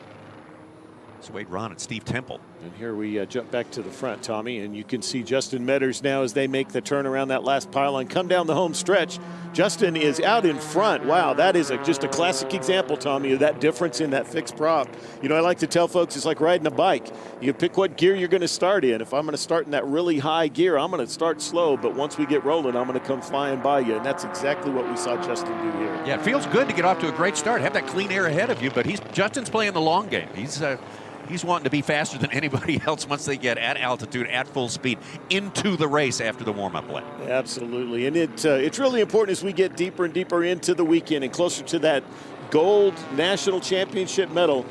They keep tweaking things. They keep finding little places. We heard yesterday the description of a micronaut, right? And so we've got the micronaut. Just everybody's trying to tweak everything they can. Here's a great shot of Justin Metters. Again, out front, he's beginning to extend his lead over our second-place aircraft, Justin Phillipson. But you see now Justin Metters beginning to catch some of our lap traffic as he's going around, and you can see the speed difference there as he heads into those first couple pylons. Flew a perfect race yesterday in our 1A competition. And just, this is a rinse and repeat again, as you might say, for Justin Metters, a very talented pilot from Mineral Wells, Texas. Yeah, and you think about it, Tommy, this class, we talked about it tracing their lineage back into the 30s. They really had their first real race under these rules in following World War II. They developed it in 42 and 43, and they flew after the war. Probably the most famous historical race is Cleveland in 1947. There's a direct lineage to what you're seeing right there in that airplane with Justin Metters. Now today, see the shape of the wings a little different, a lot more composites in use, but the same basic rules are in play with that engine and that fixed prop. So it's really, really cool to see that historical connection. And that's part of the whole theme here at this special week at the Stihl National Championship Air Races. You got tradition and tech kind of coming together. We get a look into the past. We also get a look into the future, and some right here in the present, some fantastic racing. Yeah, the other thing that's really interesting about this class, we talked about them being small, Tommy. They have a minimum weight of 500 pounds, which really is about half the weight of a Harley-Davidson motorcycle. And we talked about wearing this airplane. It really is tight. I got the chance to fly the virtual reality simulator in the hangar the other day, and wow, it was so cool. But man, you have the feeling that you're just strapped into a cocoon. And yeah, there was not wiggle room in that thing for you or anyone else who was doing that virtual opportunity there. Yeah, it was awesome. You got the hang of it, though. You did well. Yeah, we had a couple laps there that were really cool. I was got the hang of the pylons, and it was fun. We had a really good time. We really appreciate the folks down there in the Formula One class being so hospitable, and they're so generous. And man, they just love to have people come by and talk airplanes with them. There's another good shot of our leader as he continues to stretch out his lead, Justin Metters. Race 34 in Mineral Wells, Texas. Not far from my hometown, Tommy, actually. Yeah, right there west of Fort Worth. Justin Metters just flying the perfect race, getting the optimal conditions to do exactly what he does best, and that is go fast and fly his line perfectly. Now we've got some other action around the course where they're beginning to spread out. Most of the places that you see aircraft are close together are really just passing lap traffic. So for the most part, Justin Metters is really showing you what it's done here. You can see him headed down through the back part of the farther northernmost part of the course. And he's headed for pylons 4, 5, and 6 here. One issue that's playing in the background, this is an important race, nevertheless, no matter what happens this week, though, but we are expecting some weather changes tomorrow. Heavy-duty winds, and there may be a worst-case scenario. We may not get in some of these races, some of these next-level races here. So he is putting hay in the barn, so to speak, that may be needed at the end of the week. We hope, we trust that on Sunday the conditions will be better. We will get to have our final gold race, but you never know what's going to happen. You don't want to take your eye off the ball just because it's early in the week. Absolutely, and Tommy, that's a great point. That makes these races ever more important. So, fans might think, well, Justin Metters out front, he'll just pull the throttle back and just cruise and take it home. But in reality, his times need to stay up there, because if we get one more race or something, this does all play into, and if those subsequent races cancel, these races play into who becomes the national champion. That's right. You got to think about all that, the team, and how they prepare for each race, and what the strategy is for each and every race here. And that's really interesting part of how the whole scenario is set up here at the fastest motorsport on the planet, Tommy. With the qualifying and then these initial races, it's all set up to play into one and following the other, and that's how aircraft and why aircraft bounce up and bounce down. So we have them grouped here in the gold class, and if for some reason they don't get the rest in, this could be the final race. Now, we're not expecting that. We don't think the wind's going to come up today. That's worst case. We're expecting pretty heavy winds tomorrow, and then maybe a little more diminished on Sunday with a chance of showers on Sunday. But, man, nothing like today. It's beautiful here today, Tommy, and look at this racing from our camp out in the desert. That is just a spectacular shot right there. White flag lap for Justin Metters, the last lap as he brings it in.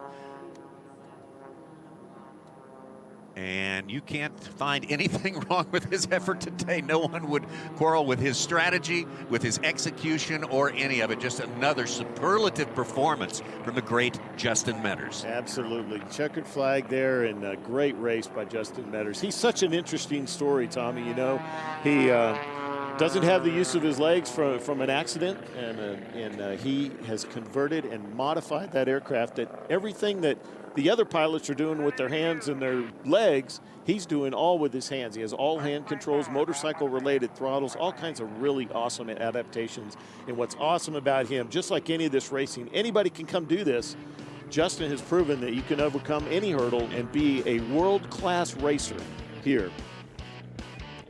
Inspirational story, and we have followed this story for several years now, and this is his second.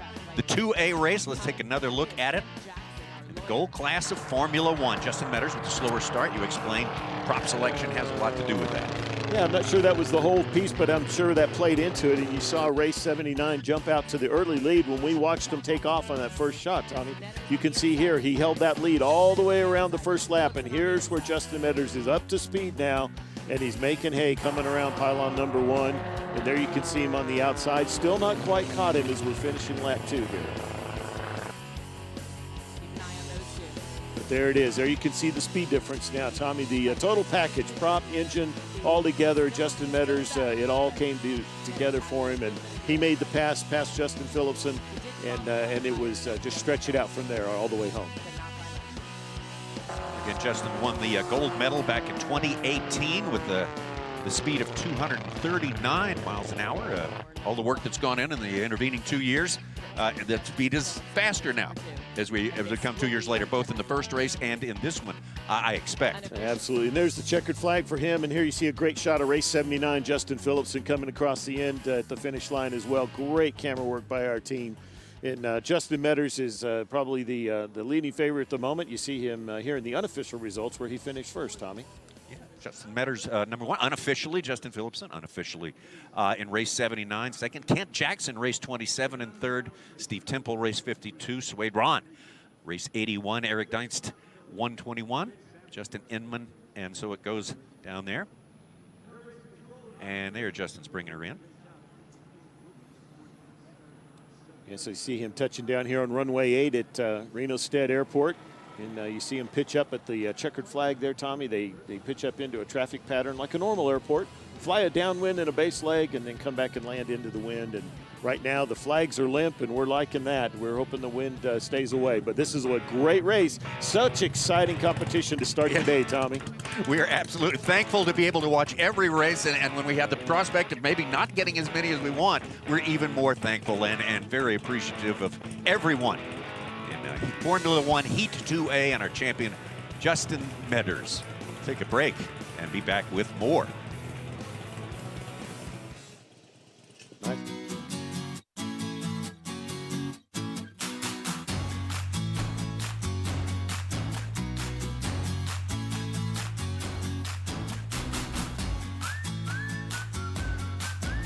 Turn hard-working days into happy nights. Our battery AK Homeowner Series starts at just $199.99. Real Stihl. Find yours at over 10,000 local Stihl dealers.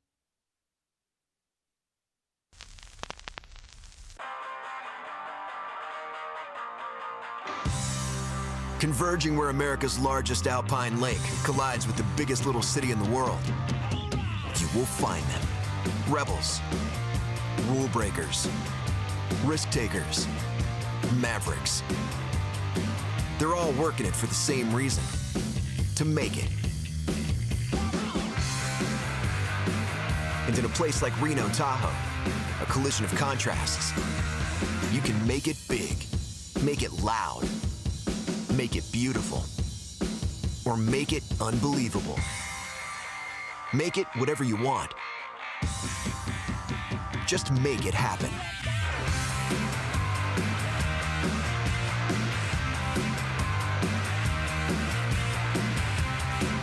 Reno, Tahoe.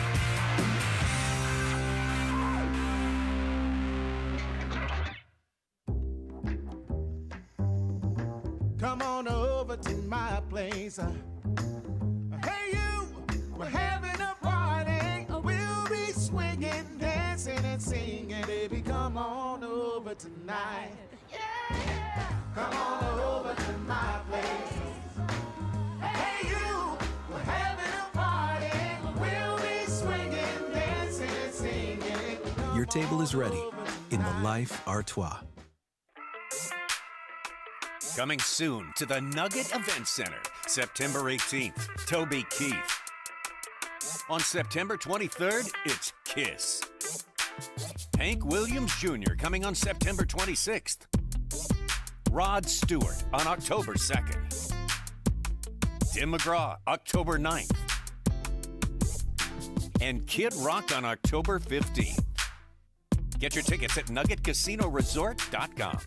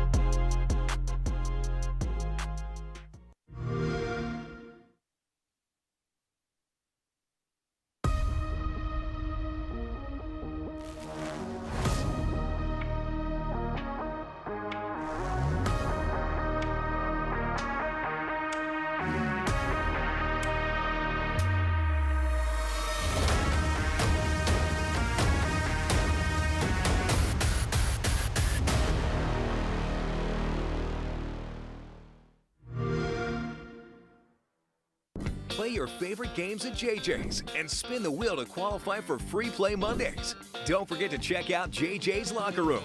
Book your very own private football party. Make your bets at the William Hill Sportsbook. JJ's Sports and Spirits, where friends come for fun. Play at JJ's Sports and Spirits and you can win cash and free play. JJ's Sports and Spirits. Make your bets at the William Hill Sportsbook. JJ's Sports and Spirits, where friends come for fun.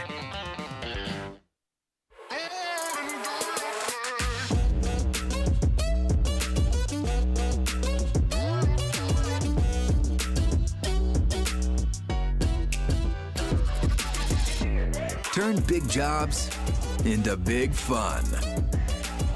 With hardworking blowers from Stihl. Not sold at Lowe's or the Home Depot. Real Stihl. Find yours at over 10,000 local Stihl dealers. Tell me about the run. Well, we know Justin Phillipson's airplane is a missile off the start, so there was no need in even trying to worry about that. We just had to fly clean and try to get around him, and then once we got in the air. He runs a little bit different prop than we do, so his airplane's a rocket. And it's really fast in the air, too. We just have a little bit more on top than he does, so we're able to get around him. Thanks. Thank you. Yeah, dude, we were cheering you up. Oh, God. That's great.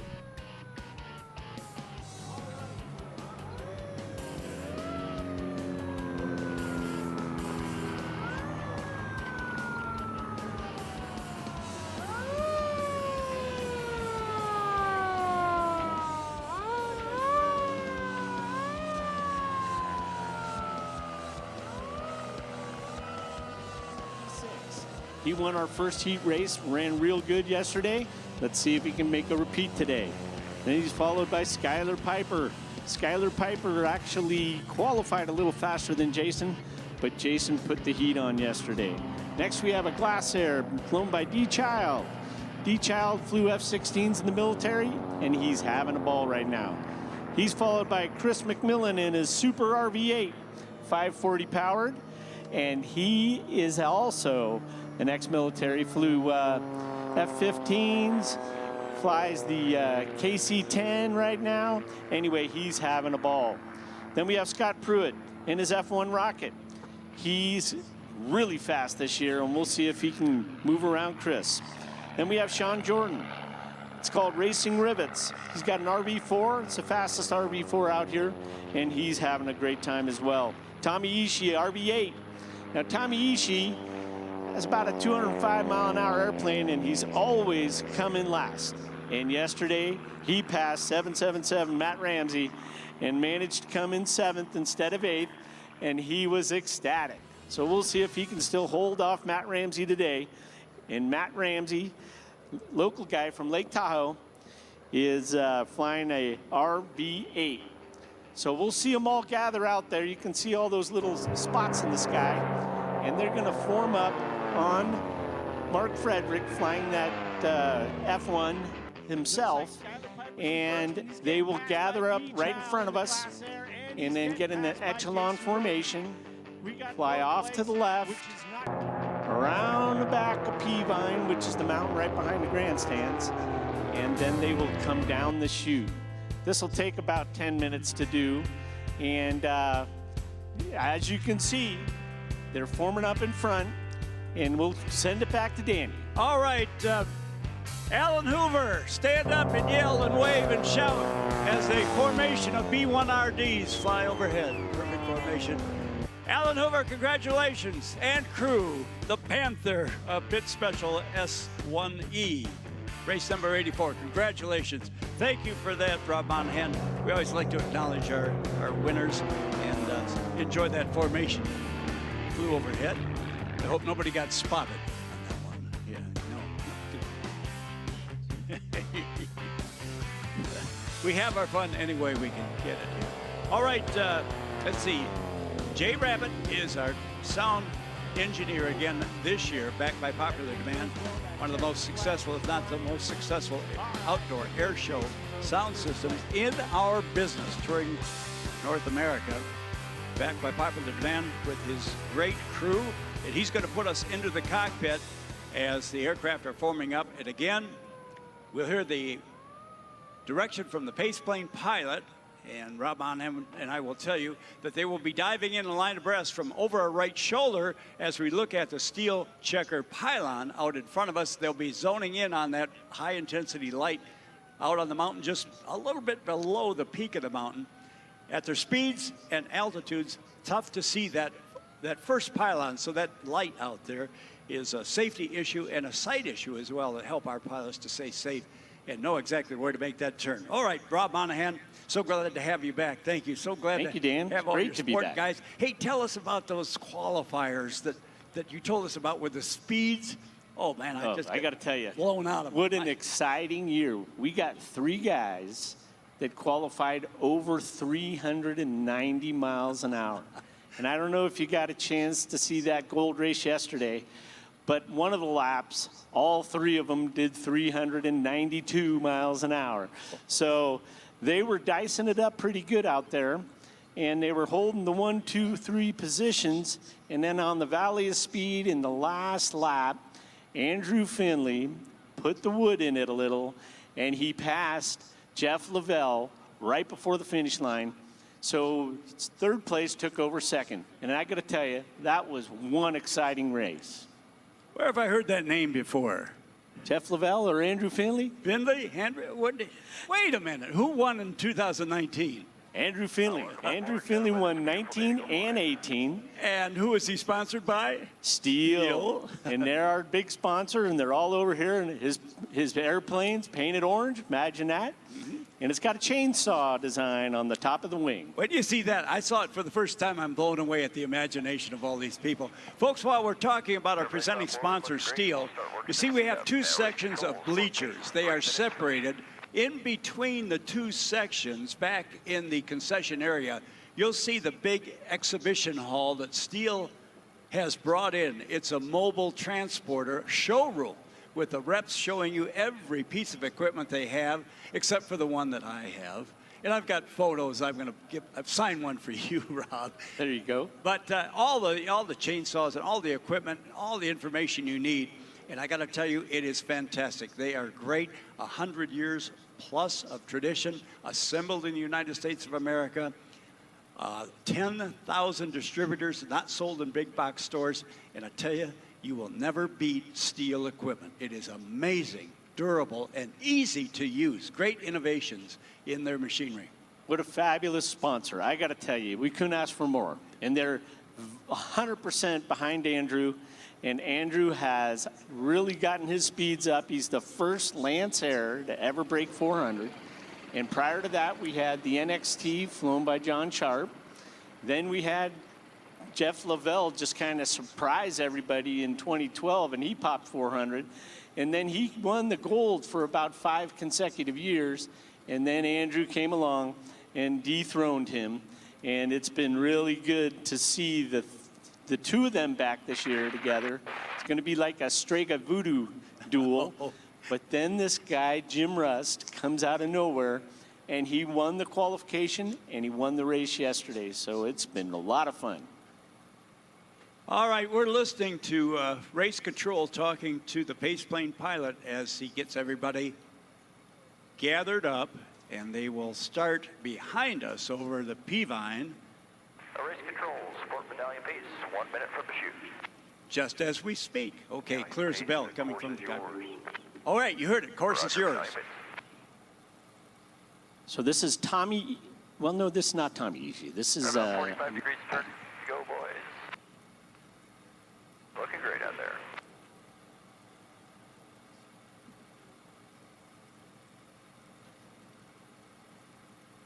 Starting to roll out. As Sport Medallion flight, start bringing her up line abreast.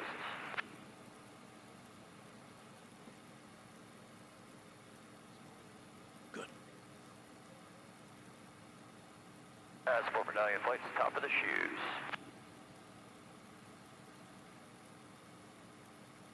Looking good. 7654, your grade 8060. Start bringing her forward. 777-744, I see you working hard out there, and just keep on working your way up. 35, if you can bring it forward about 8 feet. 60, just watch your speed. Let's come back about 5.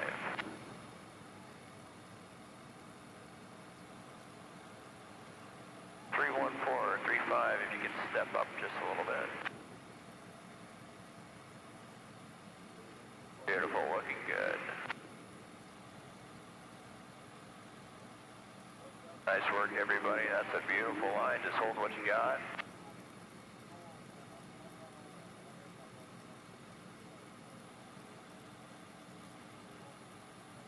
About 30 seconds from the release.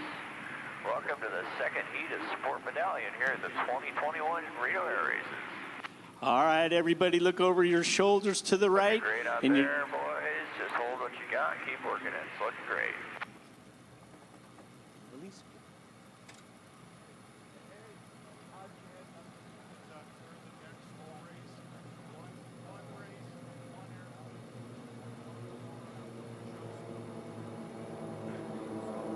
And gentlemen, you have a race. All right, you can see the pace plane pull up and be the guardian angel for the flight. And they all put that throttle all the way down right now. And they're all going for that guide pylon straight ahead. Looks like somebody got a jump. Number 1, 2, 3, 4, 5. Let's see who that is. That's Scott Pruitt. He's got a F1, which is very slippery airplane. And we'll see if he can hang on to a little bit of a lead. Okay, folks. Now you'll see that the Jason Roby, that's the pole position person, is going to be the closest to the inside, and I got a feeling he's going to go ahead and make the left turn first, and he should have a comfortable lead. Okay, now we see this gaggle, the plan view of the gaggle right in front of us, but it's hard to see it this time of day. And so it's going to take a little while to sort out who's in first and who's on second and all that stuff. But here we go, folks. Around the backside of Pylon 5, these guys are going to stay on a large course for the first lap only. They're going to come around, and that gives them an opportunity to get spread out, get some safe position. And once they cross the home pylon here, they're going to transition onto the medallion course, which is the same course that the T6s run on. So the nice part about that is they're going to be doing all of their racing right in front of us. Now, their speeds are a little more than the T6s, but it's a really fun course for these guys. They're pulling some G's, and they're having a ball. So from our left, here comes Jason Rovey. He's holding off the rest of the pack, and he's looking good. Kind of looks like he's pulling away, but we'll see if he can hold that lead. So now we got Jason Rovey, followed by Skylar Piper, followed by Chris McMillan. Then we got D. Child making a move. Then we got Scott Pruitt. And then we got the guys in the back, Sean Jordan, Tommy Ishii, and Matt Ramsey. Now these three, you'll see, are going to be a gaggle the entire race. Their speeds are only about 2 miles an hour apart. So you're going to see them dicing it up. And that's going to be the second race within a race. So we'll see how those guys hang in there for this whole race, because they may get lapped, but they don't care. So on the backside of the course, Jason Rovey really pulling away, and it looks like we've got Skylar Piper and then Chris McMillan holding off D. Child.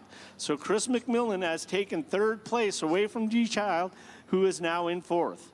So we'll see what happens when they come around the front, see if there's any other changes. But it looks like D. Child is going to hold high so he can maybe put some of that altitude to use as speed and maybe get third place back. So here we go. Jason Rovey from the left, very comfortable lead as he crosses that home pylon. Then we have Skylar Piper, followed by Chris McMillan, and then D. Child running high in that Class Air 3.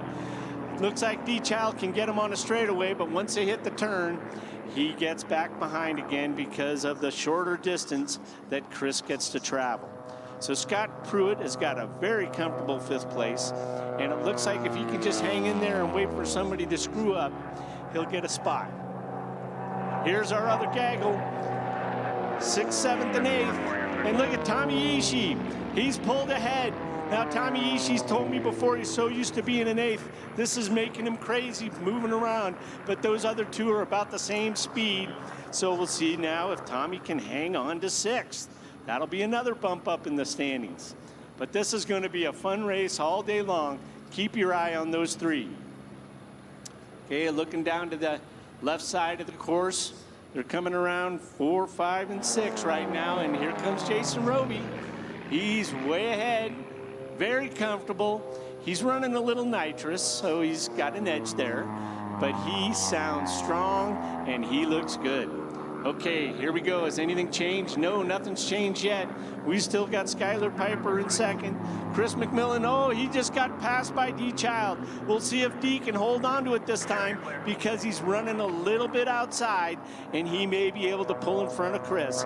And then we got 5th place Scott Pruitt in that gorgeous F1 rocket. Looks like D. Child may have made that pass, and he may be able to hang on to it this time. We'll see on the back straight. Jason Rovey's very comfortable first. Skylar Piper seems very strong. And now D. Child, who's in 3rd place, is making a move on Skylar Piper. That's going to be a tougher pass. Okay, here we go, folks. Tommy Ishii, oh no, he's giving it back. These guys are having too much fun. But you know it's a trip as they're all within 1 mile an hour of each other. So this is just more fun than anything to get out there and battle it out. Okay, here comes Jason Rovey one more time. He's from the left, very comfortable lead. Now he's probably got his eyes on these 3 in front of him to see if he can lap them. Okay, 2nd place. Looks like Skylar Piper's holding off D. Child, but D. Child's making a move. Oh boy, I gotta tell you, D. Child's got the speed, but I don't know if he can get the position on this turn. Looks like Skylar's got the position better. We'll see what happens when they pull out onto the back straight. But right at the moment, they're neck and neck. And then we have Scott Pruitt. Ooh, look at hitting a little bit of that prop wash. Really jerked him over. I don't know if you noticed that. Okay, D. Child flying high again, going to try to make the move again on Skylar, who managed to get in front of him. D. Child's got more speed, but Skylar's got position. So we'll see what happens. Maybe D's going to have to wait till that last lap to make the move on him past the home pylon. Oh, look to the left. Here comes Jason Roby already. Because those other guys are battling out, he's able to extend his lead, and he's looking like he's going to catch this pack of three. These three guys are just dicing it up and having a ball, let me tell you. Here comes Jason. He's got his eyes on those three to lap. We'll see what happens. Okay, from the left, we've got Skylar Piper. Can he hold off D. Child? And oh my, D must have made a wide turn, because now he has to pass Chris McMillan one more time. He's got the speed, but unfortunately he really has to go wide on the turns, and those other little RVs are cutting him off. Here comes Scott Pruitt, very comfortable 5th place. Okay, watch on the back straight. Chris McMillan and Skylar Piper are presently ahead of D. Child in the faster glass hair 3, and we'll see what he does now. Maybe he'll just fly high and try to stay next to him until the home straight, but we'll see what happens. Okay, you can see the gaggle of 3 off to the left, and Jason Roby's making his move on him, and I think he's successfully passed, but we'll see once they get around here to the home stretch. From the left, Jason Roby has made the pass on the gaggle of 3, and he now is 1 lap ahead. So Jason Roby with a very comfortable 1st place lead. And here's our gaggle of 3. Right now it looks like Matt Ramsey, Tommy Ishii, and Sean Jordan are just dicing it up and exchanging the lead. We'll see who ends up panning out at the end. Skylar Piper and Chris McMillan still holding off D. Child. D. Child is going to have to figure out a way to get around these guys.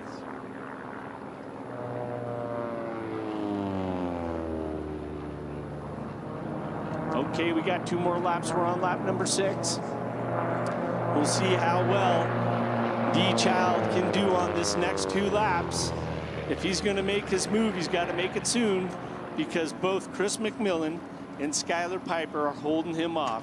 And that's our 2nd, 3rd, and 4th place group, which has really been a great race. If you look on the backside right now, D. Child has passed Chris McMillan again, but they're going to be turning left soon, and he's going to have to fly high to stay out of the way of those 2 pilots. Now we got the added benefit or detriment of the 3 slower airplane in front. So they're all going to have to manage to get around them on the outside, and we'll see if that does D any good. There we got Jason Roby. Very comfortable lead, taking the white flag. This is the last lap. So unless something bad happens, Jason should take the checkered flag. But here we go, folks. We got gaggle of 6 airplanes. We've got Skylar Piper and Chris McMillan staying in front of D. Child while they lap the slower 3. But I'll tell you right now, what a great race. So here we go. We've got Skylar Piper, Chris McMillan, and D. Child in that order for 2nd, 3rd, and 4th. So D. Child has a faster airplane, but Skylar and Chris are holding them out on the outside, so he has to go a longer distance to go around this course. Okay, from the left, we got Jason Roby just screaming around pylons 4, 5, and 6, and here he comes from the left.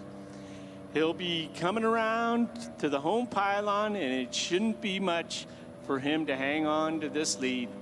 Here's Jason Roby taking the checkered flag soon. Looks like a great race, Jason. Congratulations. All right, here's the move we're waiting for, folks. We've got Skylar Piper and Chris McMillan getting chased by D. Child, who has a faster airplane. Can he make the dive and pass? Looks like he's going to make the move, and oh, they're holding him off so far. What's going to happen here? Is there a photo finish? Oh, they got him. Wow. Now we have that gaggle of 3, and look at, they're all putting the wood in it. We got Tommy Ishii getting passed by Sean Jordan, and then Matt Ramsey. Wow. You know, I think they were all three abreast right in front of that home pylon. And here we have our 5th place, Scott Pruitt. I'd like to have a picture of that, because all three of them were right there at the home pylon. You predicted that there would be 2 races within the race, and you were right, and it was pretty bloody exciting. 4 down, want to be behind 8-0. 0 down, want to be. 4-4 is down, want to be behind 5-4.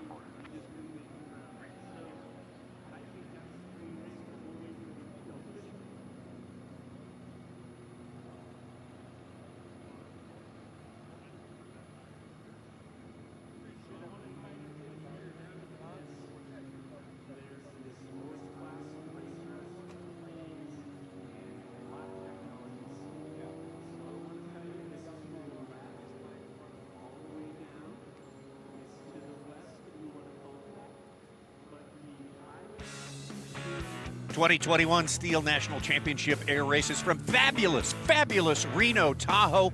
What an incredible place. Every season of the year holds great things happening at night and during the daytime especially. What outdoors opportunities await the hikers, the skiers, everyone who enjoys this breathtaking scenery. And in the other seasons, man, you can just take a hike. You can go out in the sparkling Truckee River. All available to you, plus the absolutely great nightlife. We're getting ready for something different now. You know, Rob, for the past 2 decades, since jet racing was added, there have been 6 discrete classes here. Now we have 7. This is called Stihl Racing, and it is so different from the other 6. Absolutely, Tommy. This is so cool. It is a demo in 2019, and now it's an official 7th class, as you said. They're production or kit-built aircraft. They're tail draggers. You see the big Tundra tires on these aircraft. The Bush planes are there, and they fly straight down a 2,000-foot course. Side by side, this is head-to-head bracket-style drag racing, down and back. They get to the end. They got to come to a complete stop, tail down. You see on the graphic here, they turn around 180 degrees, take off again, hustle back as fast as they can. Now, you'll notice that they turn and slip, and then they got to land. First guy to put his tail down, full stop wins, Tommy. So you have to go fast, but you also have to stop fast. That's the difference there. Absolutely great. Going to give you our look at Stihl Racing right now. We turn it over to the master of that, Juan Brown. All right, folks. Clean race, no cuts. We got Jason Rovey, number 76, with a comfortable first place, followed by Skylar Piper in that red and white RV8. Then we had Chris McMillan in the Super RV8, that all-blue RV. Then we had D. Child in 4th in that Glasair 3. Scott Pruitt in 5th in the F1 Rocket. Sean Jordan 6th in his RV4. Tommy Ishii in 7th rather in his RV8. And Matt Ramsey in 8th. Great race. We'll see you next time. I'll be back in about an hour. All right, Rob Monahan, if you would, again, traditionally turn around and say hi to your fans. Fans, give Rob Monahan a big round of applause. That cat knows what he's doing. And he will be back. All right, let's see. We just got the official from the Formula One race that we didn't give you yet. And that Formula One, position number 1, Justin Meters in Limitless, 234 and change. Position number 2, Justin Phillipson, a lot of Justins on, 226 and some change. And then position number 3, Kent Jackson at 203 miles an hour, his Cassett Racer. And that is 1, 2, and 3 in the Formula One Heat 2A pairings. And clean race, official speed, 234.765 miles an hour. From our professional crew topside, Sam Coleman and crew. Sam Coleman and crew. Okay. And 234 topside, 234 down on our unofficial Linda Law and staff. That is precision. Now, we got to recover all the aircraft. The drag racers are getting ready to race when all the aircraft are on the ground and safe. Roy Haffley is back from his mandatory performance safety briefing, and he's going to give us a few messages and tell us about the time for our official opening this morning. It's going to be at about 10:40. Good morning, Danny. Good How morning, are you? my brother. From the great country of Canada, he is the Royal Canadian himself. Give Roy Haffley a big round of applause, if you will. Good morning, everybody. Oh, you're looking good today. Did you like Did you like the official flyover by the Royal Canadian Air Force that we had here a few minutes ago? And I don't know if you noticed as they went by, they went snowbird split now, and they just did a beautiful fan burst, and unfortunately it was behind us, so you guys didn't see it. So we'll try it again for tomorrow. I'll talk about it. As an honorary snowbird, that was a Canada Goose formation. That's One right. of their official moves. It is. Yeah, that's right. Okay, that's right. honorary. We get it. Crazy hockey puck. Get out of here. You want a hockey puck? I've got one right here. I've got an autograph one. Yes, you do. A couple of housekeeping things to pass on to you. Please stay well hydrated today. Temperatures are going to go up, and we did have a couple of people that ended up needing first aid help yesterday. Basically because it got warm and they dried out. So please, please, please stay well hydrated today. In regards to COVID protocols, because I got my chocolate milk. There we go. In regards to COVID protocols. All right, Roy, thank you for that. We'll need it back now. We got everything clear. The Stoll races are on the way. Juan Brown is here. Who wants to do some Stoll drag racing in the number 1 lane is Steve Henry in race 44, our fastest qualifier here this year at Reno 2021. Throwing it in a hard slip with the Yamaha Epex engine, over 300 horsepower. Number 2 lane is Tim Shelbhorn in the Carbon Cub, pumping some nitrous. We got some work to do on this round of Stoll drag racing. You folks that have come out here on Friday have picked the best day to see the Stoll drag races. We are going to determine in this round of racing who is going to be the final 2 fastest Stoll drag racers. Steve Henry already in the slip. Full flaps. Slow it down as quick as possible. Hit your mark, on the mark, or beyond it, and lock them up. Get them stopped. Full stop. Tail wheel down. Steve takes the race. So we're weeding them out in a double elimination process. You lose twice, you're out. And in this round, we're going to determine who the final 2 gold contenders are, and then we'll probably run that final gold race in our next round of Stoll drag racing here today. So we've got most of the winners figured out, most of the places all figured out, except for the winners of each bronze, silver, and gold class of Stoll drag racers.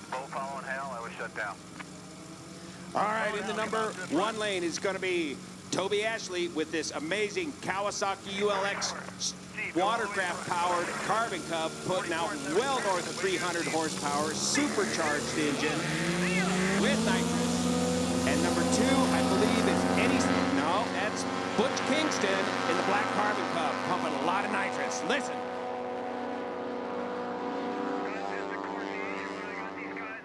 Throwing it in the hard slip, and when to hit it and when to quit it is the challenge, and a little bit of wind makes a big difference.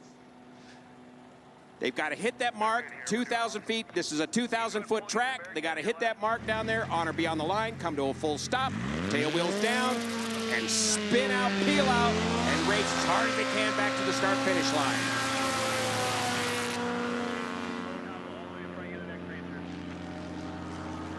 Toby Ashley throwing into the slip, throwing the flaps out there, getting off the power.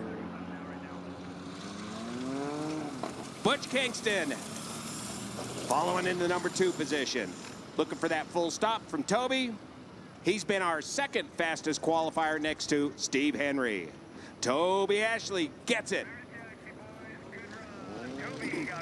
So that's what Stoll drag racing is. It's how fast can you get down this track and back, and the first aircraft that comes to a complete stop wins the race. And these lap times are down to 1 minute or less to cover this entire 4,000-foot track.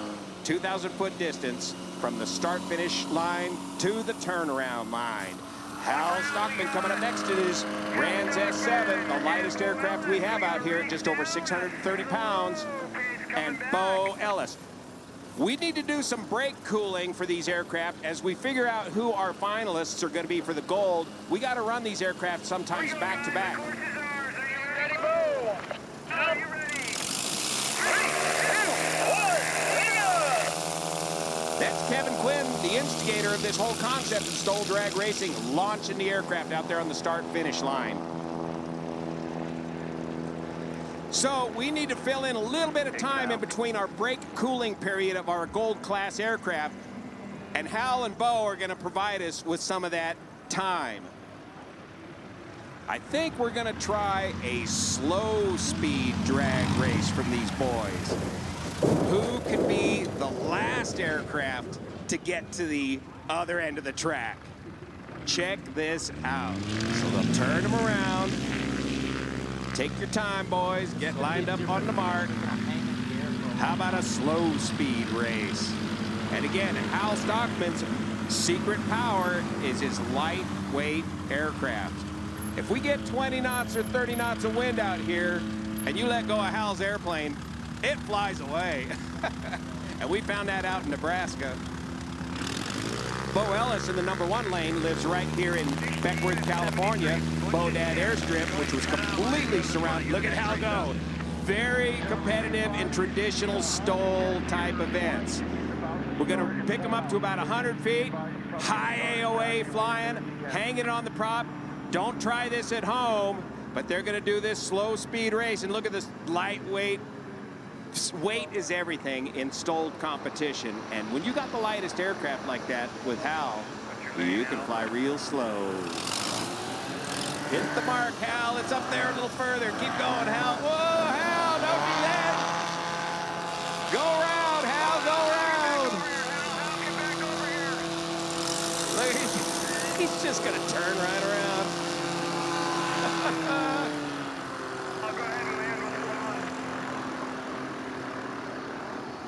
Let's leave the comedy to Eric Tucker. Yeah, okay, yeah, that's right, Hal. We got a different act for that.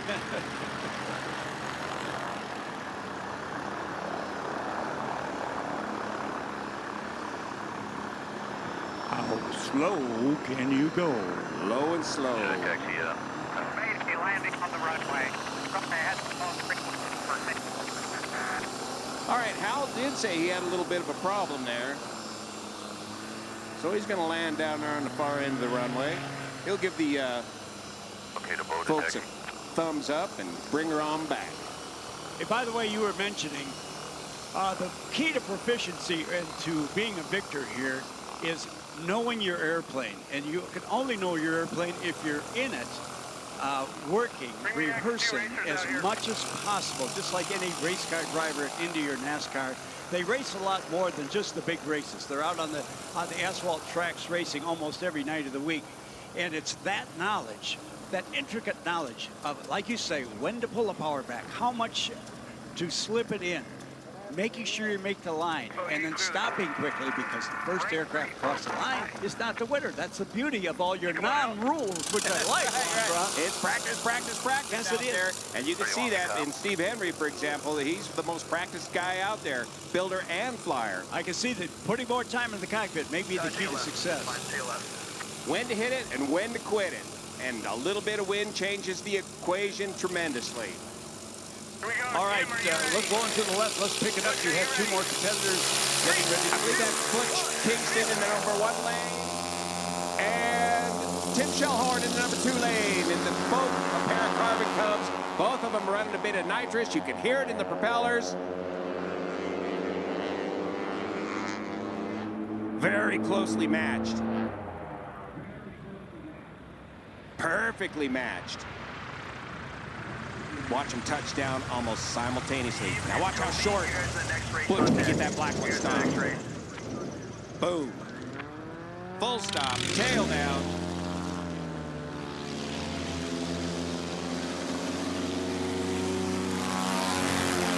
Neck and neck, perfectly matched race. Butch Kingston, the #1 lane. Kevin Shellhorn in the #2 lane. Throw them flaps out, kick it sideways, slow them down as quick as possible.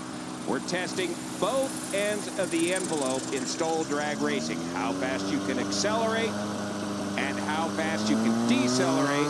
And then with landing gear, wheels, and brakes, how quick can you get them stopped, lock them up. And it's a rough course down there at that start-finish line. It's full of sagebrush and divots and holes, and Just like home. They're just like home here in right. Nevada. So what's the issue? Backcountry flying we do out here, and if you add a little bit of tailwind into that, it's sporty. We Steve had, Henry. we had a smooth runway for you. We had to dirty it up to make you guys feel at home. Just to make- Sagebrush Right. and rocks. Thanks, and Danny. Dust and Steve Henry in the number 1 lane. Who we got in number 2? Here we go, boys. Let's have some fun. Toby, are you ready? Steve, are you ready? Kevin Longshore. Oh, and that's Toby Ashley in the number 2 lane. You can tell just by the sound. This is your gold winners right here. These are the 2 that are going to be competing for first and second unless there's any scratching. Don't scratch, boys. You got to land on or beyond the line. Boom. And you got to come to a full stop, tail wheel down. Judges are looking. Spin it around. Look at that. Toby's got Steve on the turn. Wow. That doesn't happen too often. Look at this race. Oh, go, Toby, go. Oh, Steve cannot stand this. Steve is the most competitive guy in the yellow Highlander. He will not take second place well at all.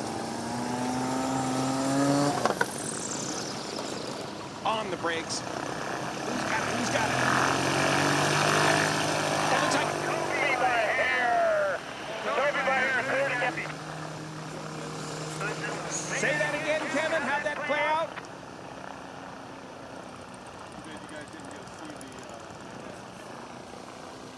I think he said Steve by a hair. That's amazing.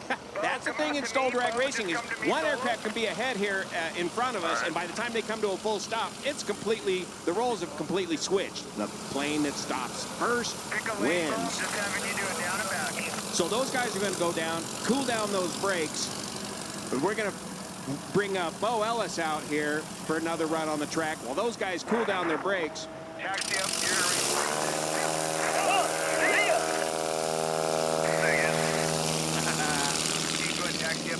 Standing here with me is Kevin Sloan. Kevin, tell us what you like about Stihl drag racing. You've been racing the Fly Truck to Tahoe Carbon Cub.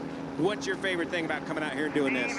You know, the toughest part is the end right here, the turnaround. It's technical, it's fast, and it's just fun. Bo's giving us a little left and right side slip action as he settles down there in the far end. A lot of thinking going on at that turnaround. And here's the difference with these 2 gold class racers, Ashley and Henry.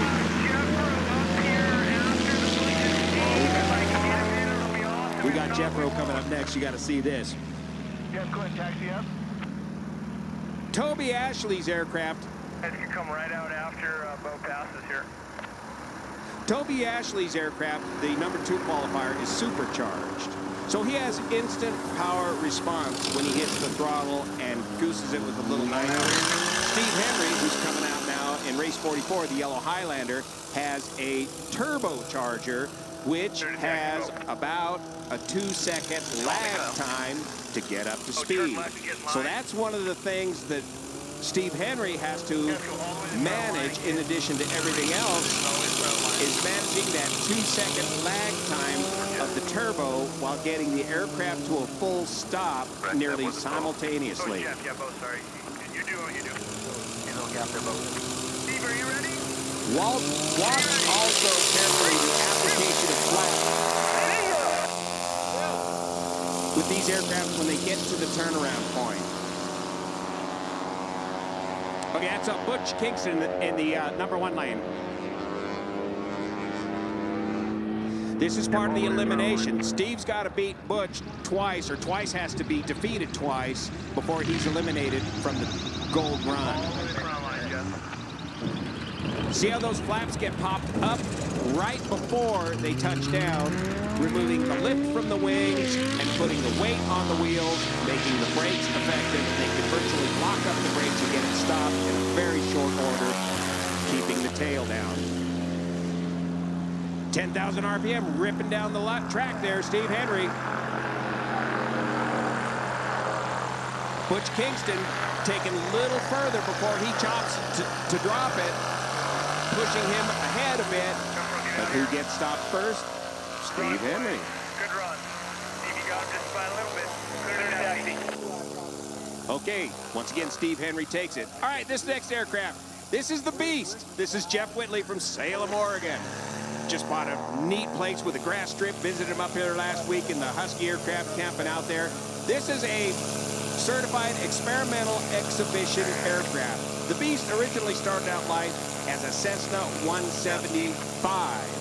It now has been converted to a tail dragger, and the engine has been switched out to an 0470 Continental with a long seaplane prop that you're going to hear, and an incredible smoke system built and designed by Kyle Bushman, one of our main guys that helped put this thing together. Kyle's going to make the track IFR. It's good, buddy. Looking good. Just one IFR. You go see Kyle there in Cottage Grove, Oregon, if you want to get one of these smoke systems set up for your aircraft.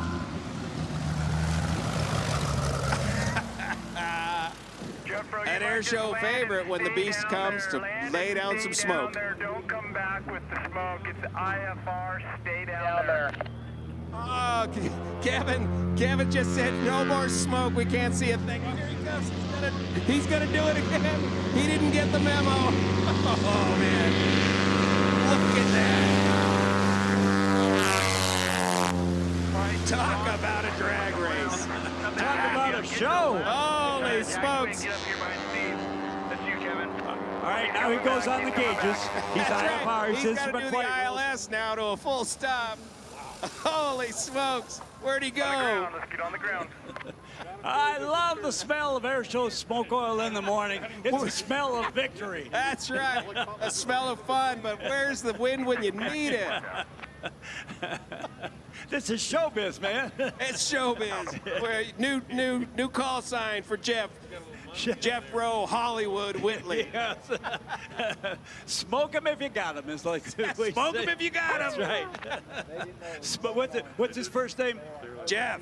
Smoking Jeff. Smoking Jeff Rowe. Okay. Old Smokey. Oh, there's 1,000 names for him. He's going to hear about this Jeff from all his buddies, that's for sure. And the race officials. Oh, yeah. I'm just teasing. We This better is start all- printing up some this new is all tags fun. right away. You know, Juan Brown, any other time the wind would be blowing at 15 miles an hour, right out towards the infield. But no, Mother Nature. Yeah, look at that flag, just dead calm.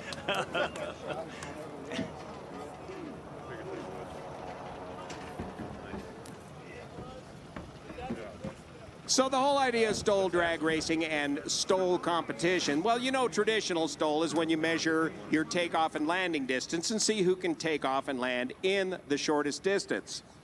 Hanging around the campfire one night, we decided, how do we spice up this traditional stole competition? And we came up with this idea of going for this drag race. We started off with a one-way drag race, and we decided it was so much fun. What if we get down there and turn around and drag race back? And thus was born the entire concept of stole drag racing. And that we dreamed up at our annual High Sierra Fly-In, which we put on each year in October, right here at Dead Cow Playa, just 9 or 10 miles away from here. A good, dusty, dirty, outdoor backcountry flying event. All right, Roy Heffley on the microphone. I can see our victorious fire truck coming around the corner to the left. He's going to tell you about that. As our Soul racers go back to their staging area to the right, we get ready for some racing. And let's see, first we're going to have a demonstration flight. So, Roy, your airplane's in the air, and the fire truck's in front of you. It's all yours. Thank you very much, Danny. Indeed, you see the Honda Jet just making its way into the sky. And the fire truck is on its way. On board from Formula One 2B class with a speed of 233.181, Jim Jordan and Miss Min, a Cassett 3 and number 54. So as they go by in the fire truck, make sure you make a lot of noise, show them all sorts of love and affection, and let them know. Same with the people from the Stoles as they go by. Ladies and gentlemen, Honda Aircraft proud to present the new Honda Jet Elite S. The Elite S is the latest addition in the Honda Jet line of aircraft. The Elite S now offers a 200-pound increase in maximum takeoff weight, allowing customers to carry additional fuel or an additional passenger on typical missions. The Honda Jet utilizes advanced aerodynamics, which includes over-the-wing engine mounts, laminar flow wing, and nose section. Also coupled with a fuel-efficient Honda Aero HF120 engine, maximum operating altitude of flight level 430, a 422 knot cruise speed, and a 5-occupant range of 1,437 nautical miles. The Honda Jet Elite flies higher, faster, and more efficiently than any other jet aircraft in its class. As a salute to all the Reno air racers and fans, the Honda Jet Elite S will perform a high-speed pylon pass. Operating at up to 270 knots indicated airspeed, the Honda Jet's wing loading provides agile handling and smooth flight in turbulence. Honda Jet also offers unmatched light jet cabin comfort and features. And listen to how quiet this beautiful, beautiful aircraft is.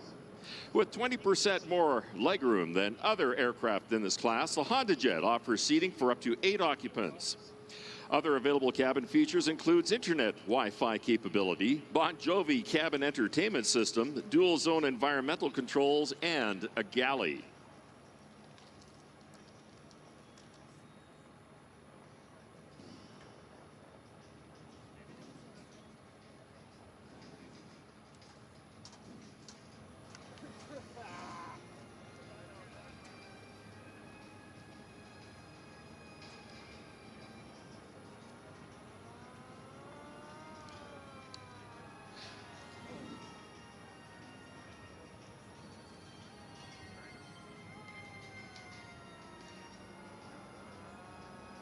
And I direct your attention to the right. Here comes the beautiful Honda Jet Elite S in the high-speed pylon pass.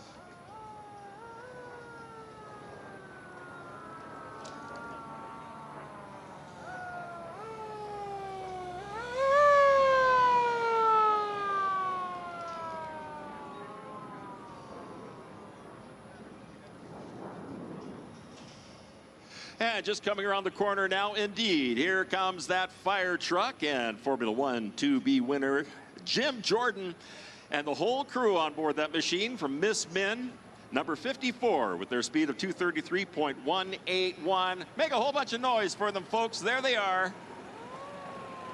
The Honda Jet Elite will now demonstrate its low-speed capability. Utilizing dual-slotted Fowler flaps, the Honda Jet Elite S can operate comfortably from 4,000-foot runways and incorporate a full-time anti-skid brake system and advanced nose-wheel steering system to reduce pilot workload in adverse weather conditions. The Honda Jet also features tail-mounted speed brakes, which provide the pilot with excellent energy management capabilities and are approved for use at all aircraft speeds and flap settings, including steep approaches. From the left, landing lights are on, the flaps are down, the gear is down. The Honda Jet Elite S and its low-speed capability.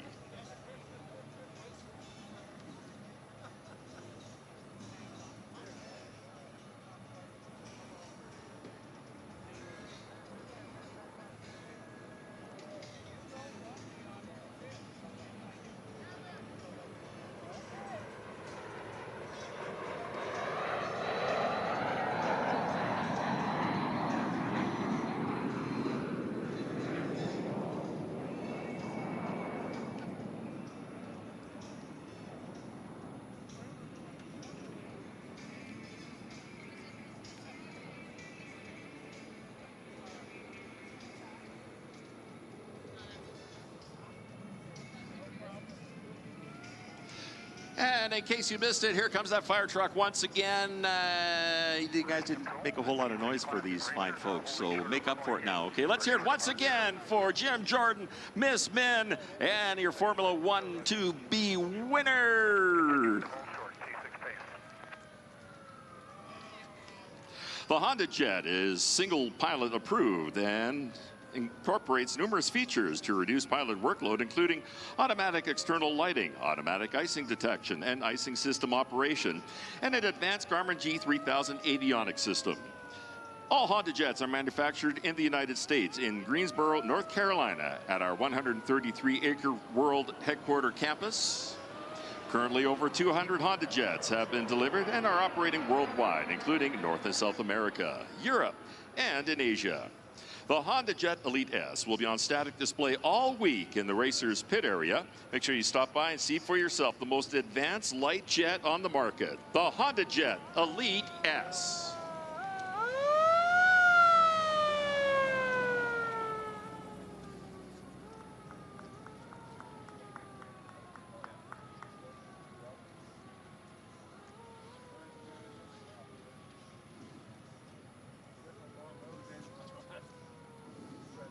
What a beautiful aircraft that is, I tell you. And notice again how quiet it is, especially when it was taking off. The modern efficiency and just how incredibly, and again, how incredibly quiet these modern aircraft are as they reposition the aircraft and get ready to bring it in for landing. I was mentioning earlier, I had a couple of people ask about COVID protocols. We are working under CDC guidelines, but having said that, all open door hangars are considered outdoor areas, so you don't have to wear a mask if you are in an outdoor area. If you feel comfortable, please do wear a mask, and of course practice social distancing when you are able. Thank you for that. Stihl is a #1 selling brand of chainsaws worldwide and manufactures a full line of gasoline and battery-powered handheld outdoor power equipment. And Stihl equipment can only be found at your local Stihl dealer, not in the big box stores. Make sure you stop by Stihl USA online for more information. Assured Partners Aerospace, a proud sponsor and the insurance agent for the Reno Air Races. We're here for all your aviation insurance need, no matter how big, small, slow, or fast. The National Championship Air Races are proudly sponsored by Anheuser-Busch, Maury Distributing, Michelob Ultra, and Stella Artois. They'd like to remind you, please drink responsibly and always have a designated driver. DP Air Corporation is an industry leader in critical environmental design, construction, power, cooling, maintenance, and service. This includes data centers, MDF and IDF rooms, MRI centers, and many other critical areas. Whether you're building new or expanding or implementing green solutions at your facility, DP Air is the perfect partner for you and your team. With over 35 years of critical environmental experience, DP Air excels in providing their customers with first-class solutions, including UPS, power distribution, computer room air conditioning, power generation, and fire protection. With locations in Arizona, California, and Nevada, check out DP Air. Danny Clishan, back to you, sir. All right, thank you, Roy Haffley. Taking to the runway at this time are our T6 racers. And Kenny Price is on my right. He's going to tell you about who's racing today, how many laps. And Kenny, welcome back. It's all yours. Thank you so much, folks. Great morning and great afternoon. This coming up, no wind, and that's our biggest virtue today. Today we've got 5 racers that are going to be in the course. This is called the Classic Race, and these AT6s are as stock as they can get, maybe with some polishing and some clean windows and the bugs off the front end of the leading edge, but otherwise there's no modifications done on these aircraft. So this is the real deal. These are AT6s right off the World War II field, right on here to the Reno course. The first airplane that you're going to see off is our pace plane, and that's flown by Rick Siegfried. He's been our pace plane pilot for a lot of years. He's got lots of what would you say? Lots of accolades. American Warbirds America, right? He was That's the right. president of that organization. Yeah, like I said, he's been up here pace playing for a long time. And he has just been cleared for takeoff by race control. We should see him coming down the runway to your left momentarily. See and hear Rick Siegfried. Neat guy, fun guy, flies a lot of Warbirds. Yes, he does.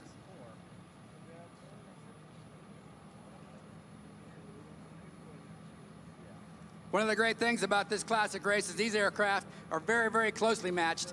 Basically, we have Bill Muzala is going to be a second off the line. He's going to be our #1 pole, and he qualified at 200.895 miles per hour. Our last plane is going to be Lee Oman, who qualified at 187.8. So there's not a lot of speed differences between these aircraft. And that's Rick Siegfried. Gear up in the wells, and away we go.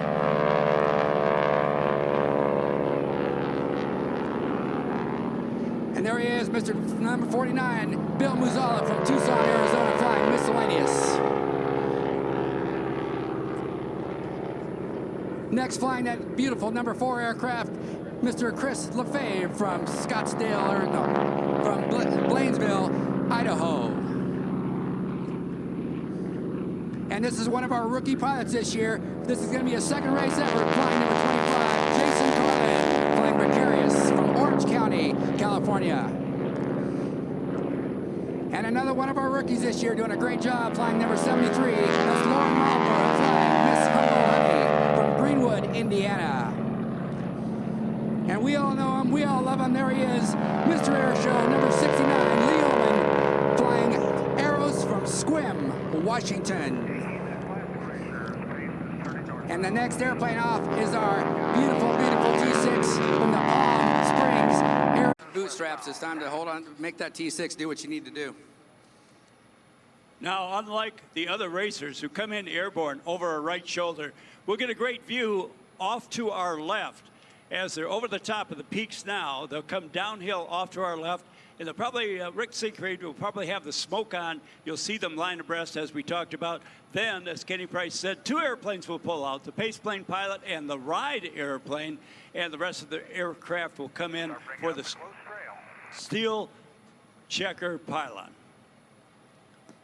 Now, we were saying that you can't do any modifications to the aircraft to make them faster, but you can definitely do lots of polishing, and you can tape up some of the cracks, and you can do a few things like that. But otherwise, as far as that goes, again, these are stock airplanes, and that's why they call it the classics, because these are a classic airplane, as they are right off the factory floor. And while we're talking about the T6, many years ago after World War II, when racing resumed at Cleveland, which the world headquarters of speed from 1929 to 1949, they had an invitational race for the females. They gave them all an equally prepped T6, and to streamline it, to make it go faster, they covered up the aft portion of that greenhouse with sheet metal. They can't do that anymore, but that helps. There's a lot of burbling air in that particular area, and they wanted the airplanes to go as fast as they could, and that's one of the things they could do. And they wish they could probably do it now. Well, we invite everybody down to the pits to take a look at some of our aircraft, and if not all of them. And one of the things you might see is some of that silver tape around the canopies rails, and that does, again, just streamline as much as it can, but again, very, very little modification. We've got Bill Muzzala out there on the pole, and if you know the Muzzala name, it goes way back into the Chino Kid era, and you know, that family is just warbird oriented beyond belief.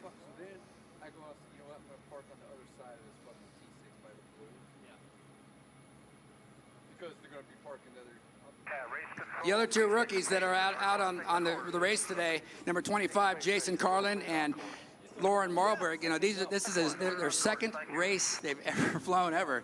So a little bit nervous times, you know. They had their first race here a couple days ago. They did a great job, and here's their second one. And again, nervous times, but they've got it.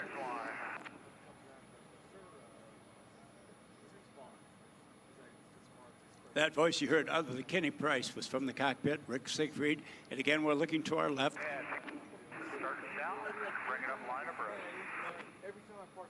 Fired up Friday, dude. This is fucking fired up Friday. We're good right here. Hey, man,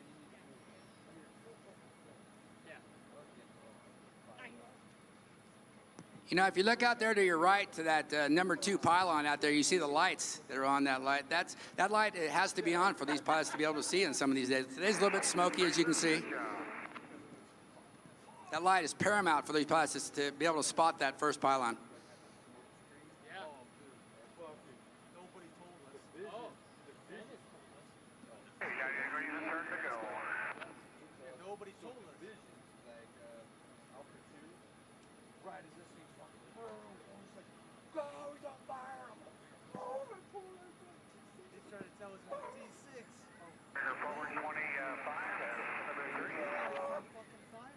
Because Alpha's like Rover 2, and I'm like, shit, he's on fire. I'm like, oh, he's on fire. Job 69. And then we pull out, I'm like, oh shit, this is a fucking airplane. 30 degrees to go. Yeah. You're having a rough morning. Oh, fuck.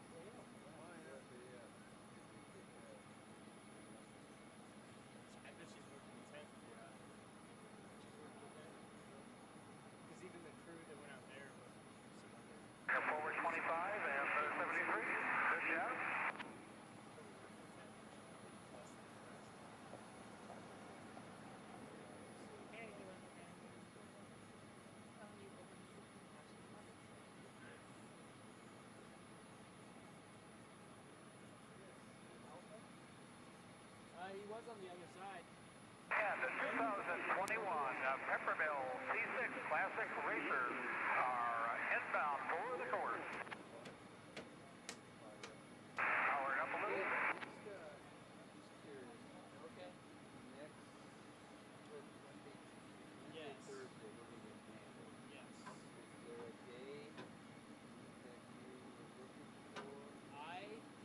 I got to double check with my wife, but I think Thursday is the day. Because Wednesday. Gentlemen, you are released for the course. I'll double check with my wife. Up goes Rick on the left side, and there goes the right ship on the right side. Here come 5 racers down the chute.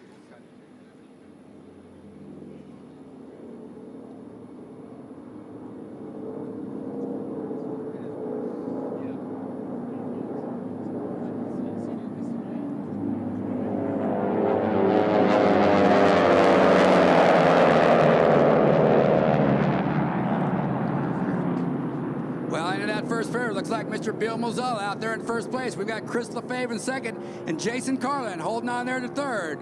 Lauren Marburg fourth, and Lee Oman back there at fifth place. For the moment, we'll see what happens here. He's right alongside Lauren.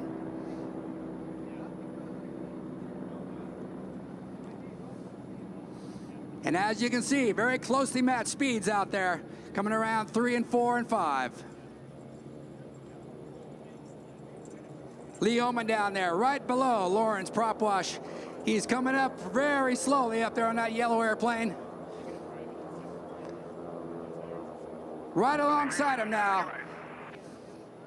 This is for fourth place for Lee Oman, just getting past Lauren Marburg. Now he might be in front of him, but he still doesn't have the lead. He's farther outside than Lauren is. And the dark airplane of Jason Carlin, he's going to get challenged too, it looks like, as well. Great race. But out in the lead, in that clear air of Reno, Nevada, we got Mr. Bill Mozella in first. Chris LaFave in second. And here comes Jason.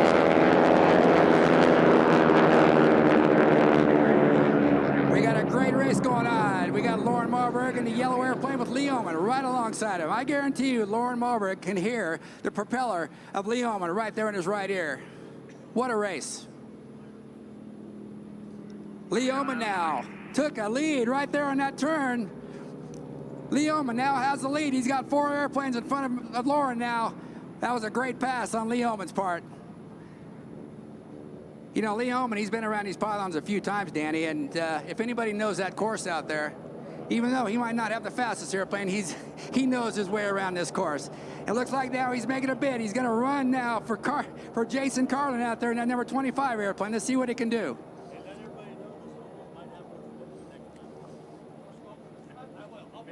I think Bill Mozella is up there playing solitaire, probably out there in front. If you guys can catch me, go ahead.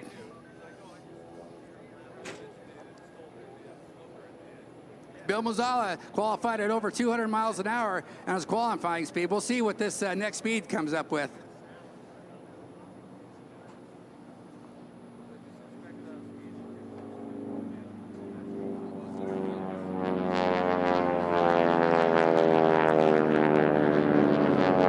As it stands, Bill Mozella, Chris LaFave, Jason Carlin, Lee Oman, and Lauren Marburg back there. And what was that speed for Bill Mozella on that second one?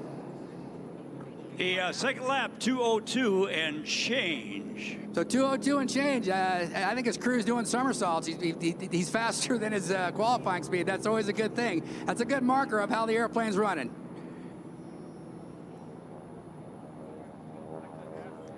I think it's a very, very slow process, but I think Lee back there in fourth place is slowly catching Jason Carlin. We'll see what happens as his laps go on. But Jason Carlin's job now is just to fly the most perfect line he can around this race course. both Jason Carlin and Lauren Marburg, both rookies, have made huge strides in their flying out around this course, and they've got to be applauded. These are two guys that loved this sport way back when, and here they are out there racing their own T6s out here on this Reno race course. What a great accomplishment for these guys.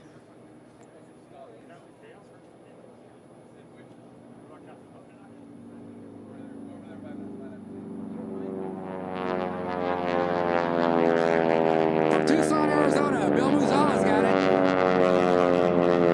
Chris LeFave.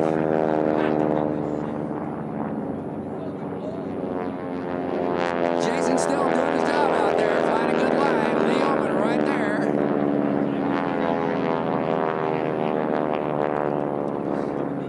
Lauren Marburg flying that Humboldt Honey, that beautiful yellow AT6.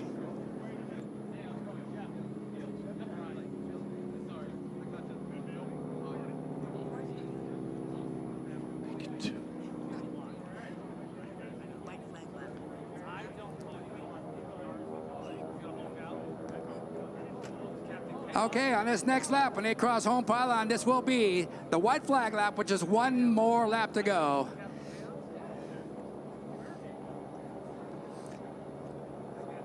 Even though you think these pilots would be saying, oh, good, one more lap, this is a nervous time, you know. Cutting pylons is not an impossible feat for these guys. They're very focused. Could be, you know, looking at instruments, looking at other things, and misjudging a turn, and next thing you know, to the left of the pylon they go. So this is actually a very critical lap here.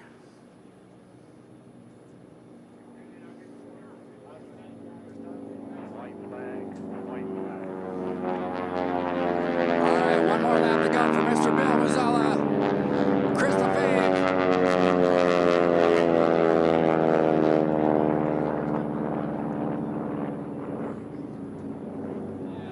Our rookie pilot, Jason Carlin.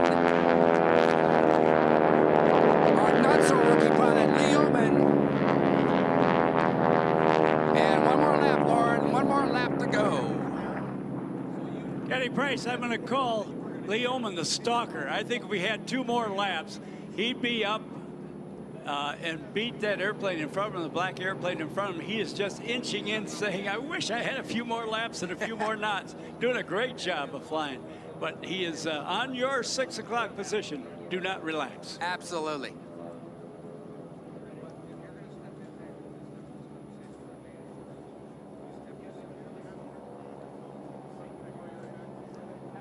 And we've got Rick Siegfried overhead, just making sure that all the racers are okay. If anybody had a problem, he'd be right there to check them out. All right, all eyes left now. Bill Muzala's got just a few more seconds to go before he crosses that home finish line here. His crew's doing somersaults down there in the pits. And he's got a big smile on his face. Let's give it for him, Mr. Bill Muzala, first place. Mr. Chris LeFave, Caldwell,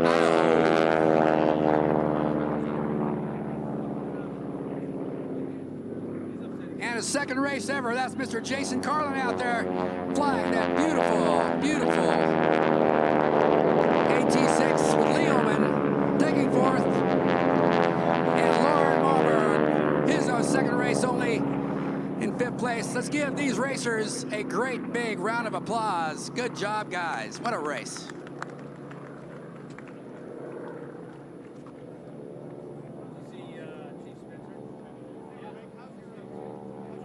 I'd like to take this opportunity to invite all these fans out here. You guys, come on down to the pits and say hi to us. We can't wait to meet you and show you around our airplane if we definitely can make some time for it if we're not working on the airplanes. But anyway, come on down, say hi to us. We'd love to meet you.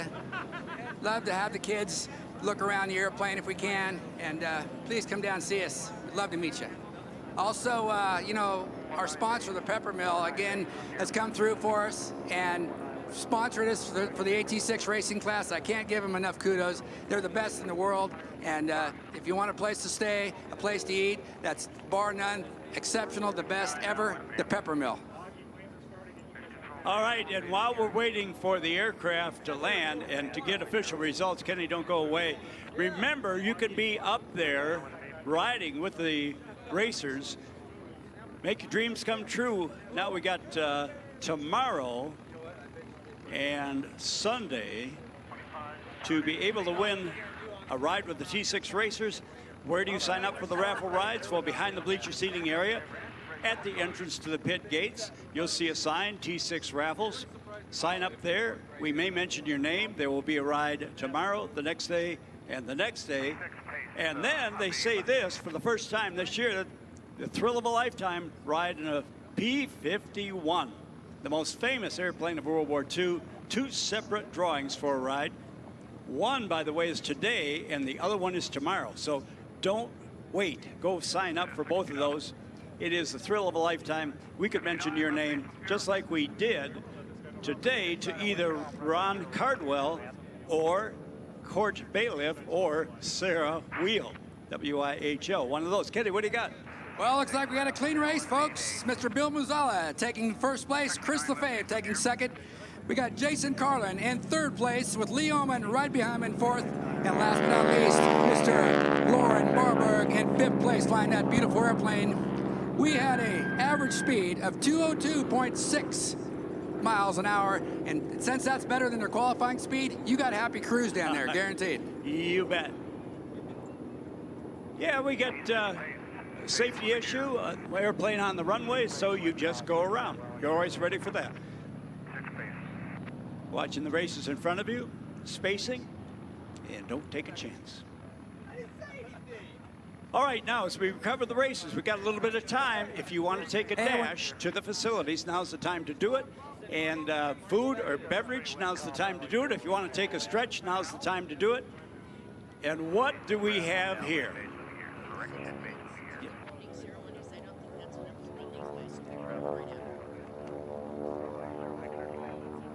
So Kenny Price, we're just a couple of minutes away from our official opening. Again, if you'll turn around and say hi to all your fans. Folks, Kenny Price will be back tomorrow with both the drag race, the T6, and the T6 SNJ race. We'll see you tomorrow. We'll see you the next day and the day after that, whatever that day. 2 tomorrow, 1 Sunday. Thank you. Kenny Price. We'll be back.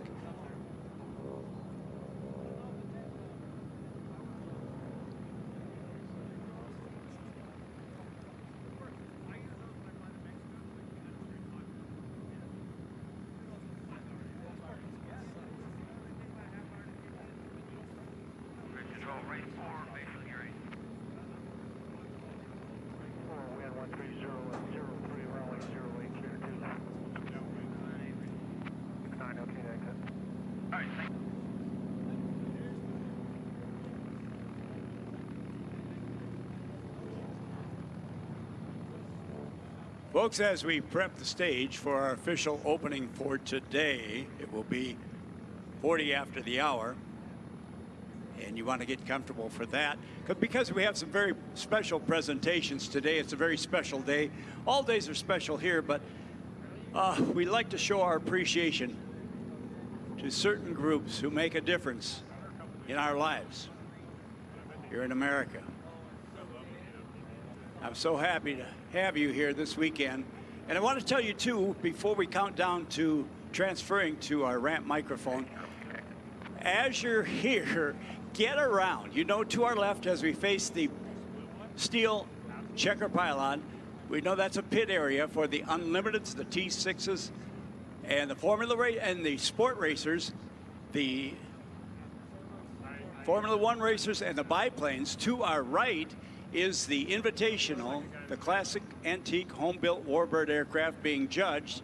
Beyond that, the Stoll racers, the exotic Stoll racers that are entertaining a crowd with competition and some fun. And the jet class is down to our right as well. Behind the bleachers, everything that you could want, including gifts. Gifts for an upcoming birthday, graduation, an anniversary, or some not so early shopping. So shop, have a good time, get the items you need for yourself or for any upcoming occasion. And we got sizes for everybody, even the little kids. We got stuff for the little kids as well. Pamper yourself, get a pit pass. Today's prices are as low as they're going to be for the remainder of the weekend. The price will jump up tomorrow. and then stay stable for Sunday.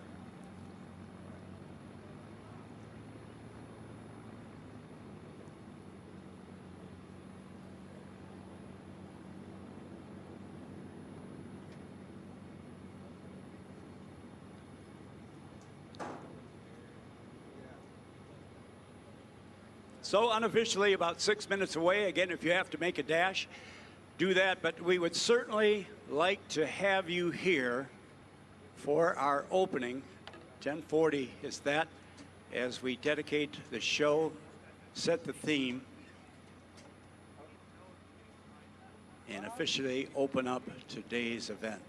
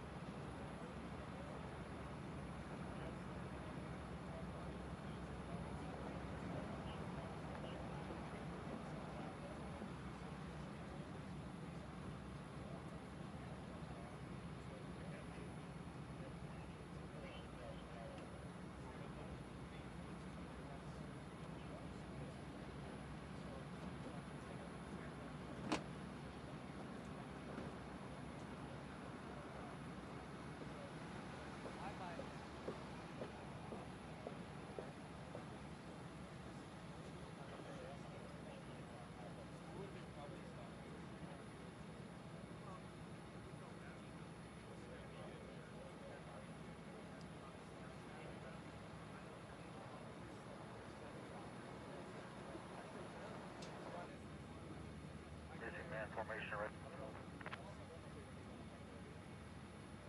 Go ahead, raise control.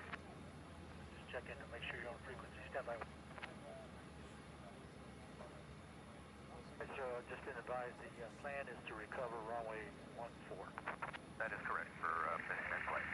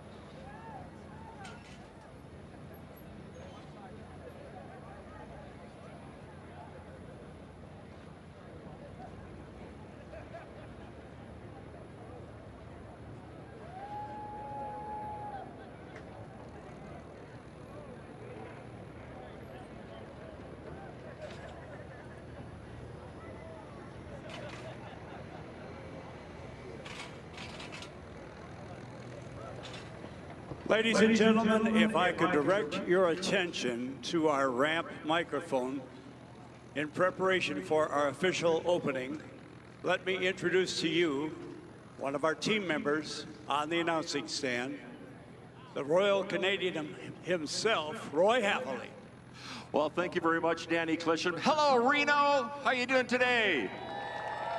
Oh, I love you guys. Section 3. It is Military Appreciation Day today, and we salute each and every one of you. Put your hands together right now, please. There's a group of people that are up on the stands way, way over there that are nuts. We call them Section 3 because that is Section 3 down there. And if you've never been to Section 3, you got to go down there, get yourself an official orange shirt, get everybody to sign it, and you'll never leave. You'll be there forever. Section 3, thank you. At this time, ladies and gentlemen, if you are able, please stand. Face our beautiful, huge flag being held by Section 3 for the singing of our national anthem by Alyssa Wellesley. Oh, say, can you see by the dawn's early light what so proudly we hailed at the twilight's last gleaming, whose broad stripes and bright stars through the perilous fight o'er the ramparts we watched were so gallantly streaming, and the rockets' red glare, the bombs bursting in air, gave proof through the night that our flag was still there. Oh, say, does that star-spangled banner yet wave o'er the land of the free and the home of the brave?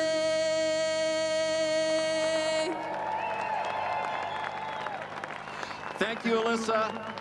Thank you, thank you, thank you, Section 3. You even made it wave when it was supposed to. You guys are awesome.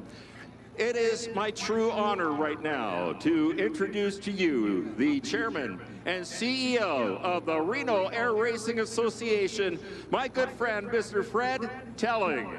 Thank you, Roy. Good morning, Reno. Who wants to see some more racing this morning? Wasn't that a beautiful rendition of our national anthem? Give it up one more time for our singer today.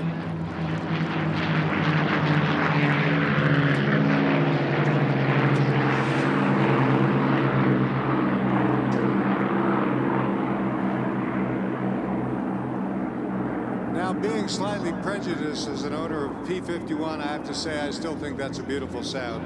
So give it up for Section 3. Thank you very much. Diane, thank you for organizing everything.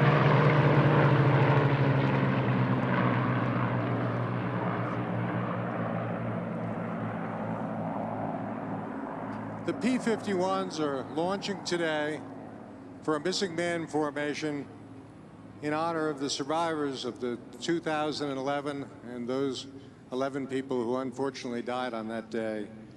So it was a pleasure to give pause as they furl our flag again. They'll be forming up and doing a time on target at 11, and I know they're all professionals, so I'm looking forward to it.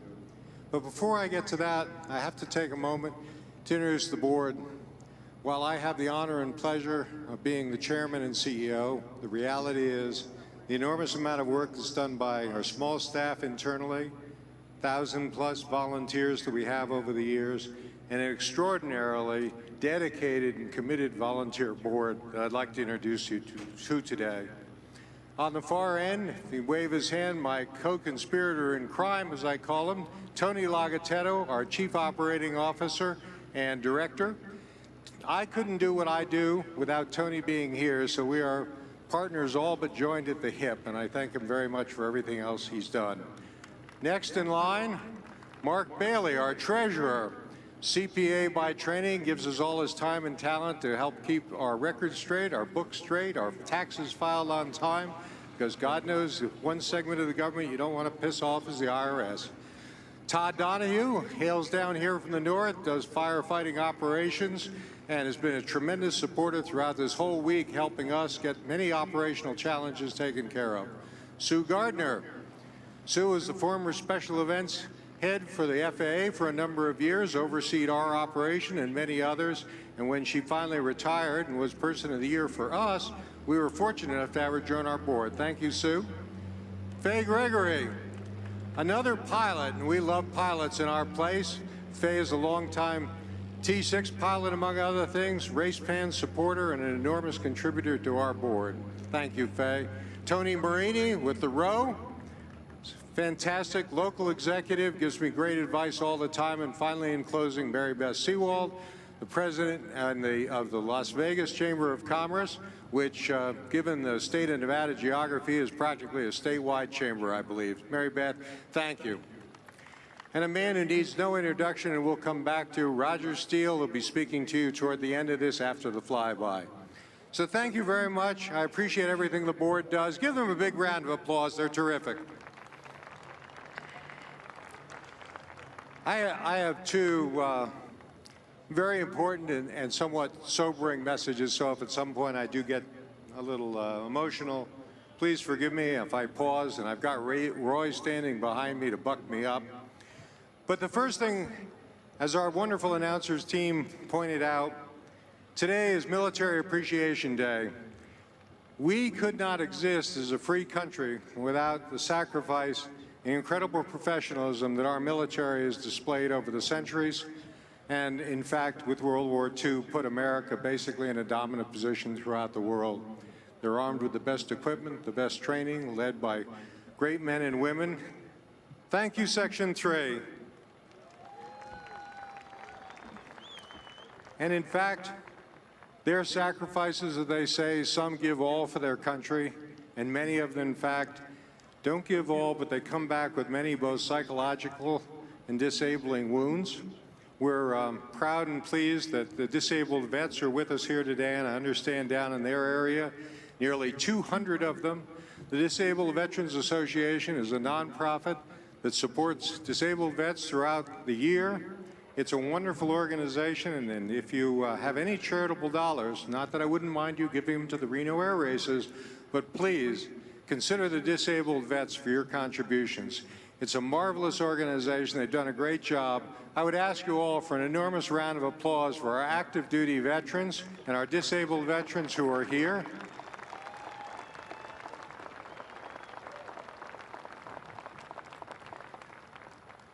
On behalf of the Reno Air Racing Association, as a small token, and it's really, we understand, a very small token, but all active duty military and veterans are allowed in free today, and we welcome them, and we are delighted they can be with us.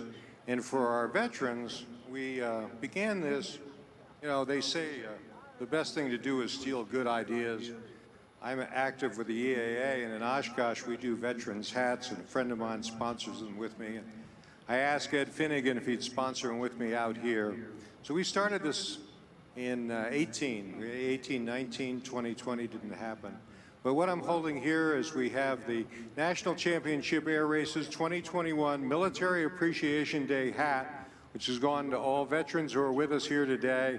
And if the people in the DAV haven't received it, I know Tony will be down to make sure everybody has theirs. It's a very small token of our appreciation, but for everybody who wears it proudly, and to people like me who are all civilian, I'm deeply in awe and honored. Every man and woman who wears this hat deserves to be saluted, recognized, and thanks for their service. So please join me in recognizing the military that are here today and our disabled vets who are with us.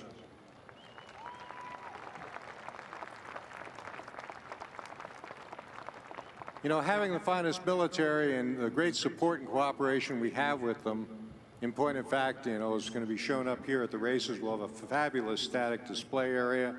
But on top of that, we've got F-35, Heritage Demonstration Team. For you Marine Corps jarheads, we have the Marine Corps Osprey that'll be with us. And I've only seen it in pictures and films, so for me alone, it'll be exciting because it'll be the first time in person. So I'm really delighted by the lineup that we have with us.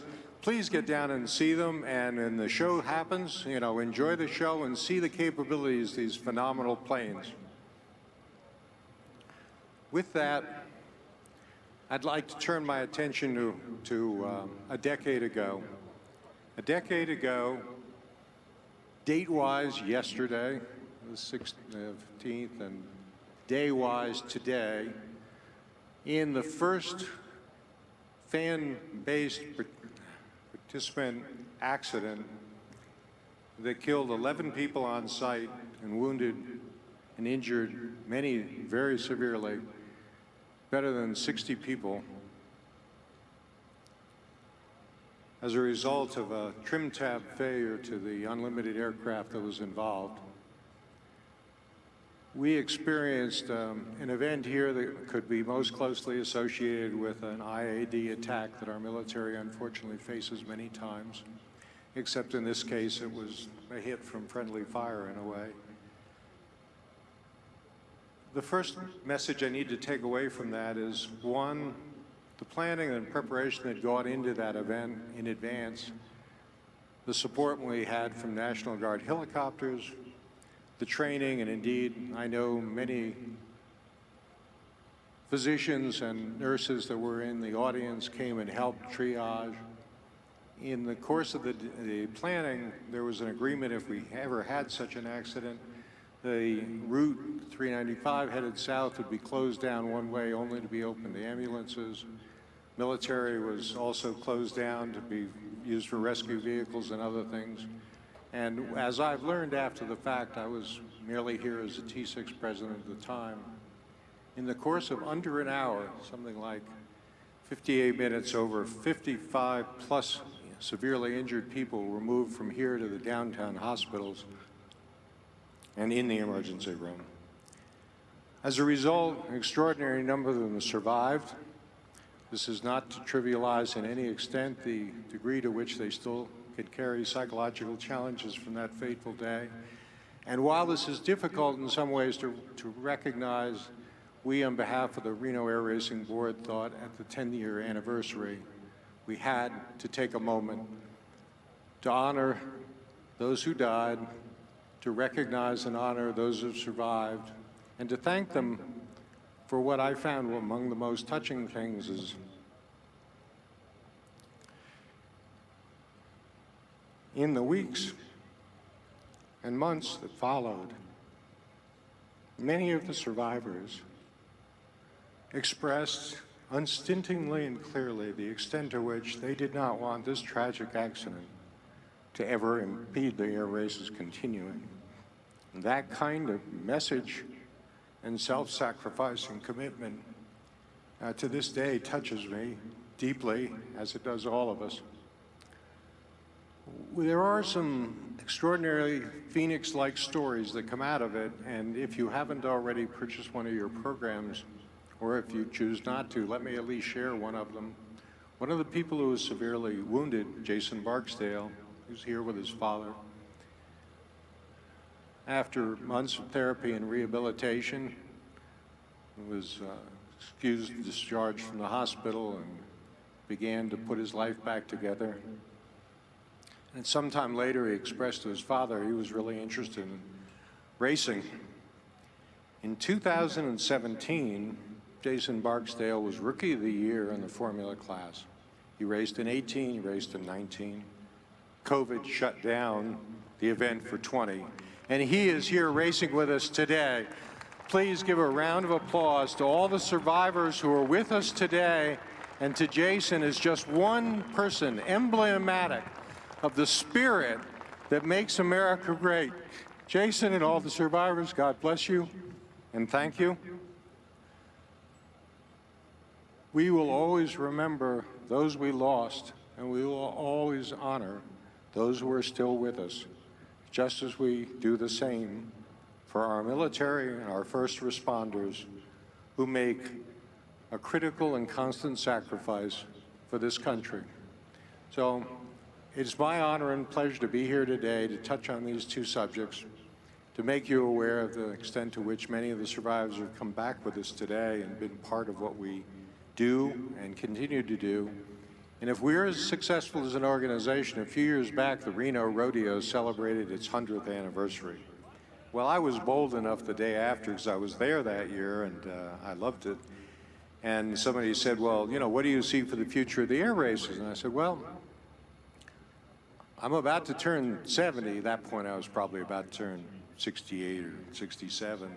And I said, but if I have anything to do with it, well, I know I'll be dead and buried by the time we get there. My goal is to see the Reno Air Racing Association and the National Championship Air Races see their 100th anniversary well into the future. And we can only do it because of the support that you all give us. And I thank you very much. You and the volunteers are the backbone of what makes this organization successful. So I can't thank you enough, and I appreciate your all being here. And I would like to turn the microphone over to Roy. Roy, you pick it up from here? You betcha. Thank you, sir. Big round of applause. Very, very well spoken.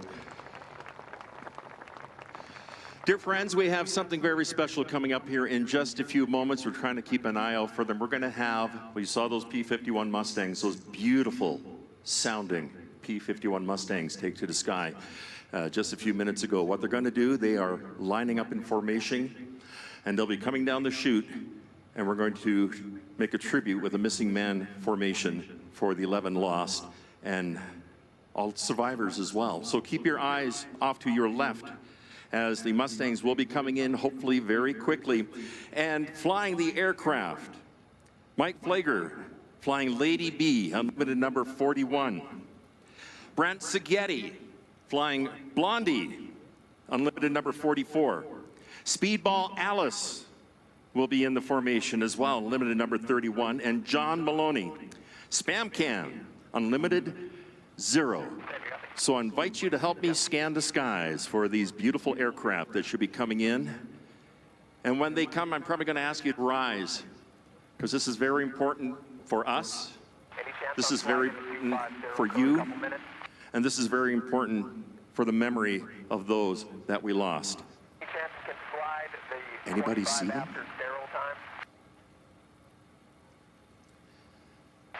Two minutes out. Okay. I was told earlier, not only do we have veterans from various conflicts, we do have some veterans here with us who have survived World War II. I think that is absolutely amazing, because we are losing so many of them. Put your hands together for our veterans that are here from the Second World War. I find that incredible that they've come out here in the sunshine, the heat. Stay well hydrated. 1 minute back.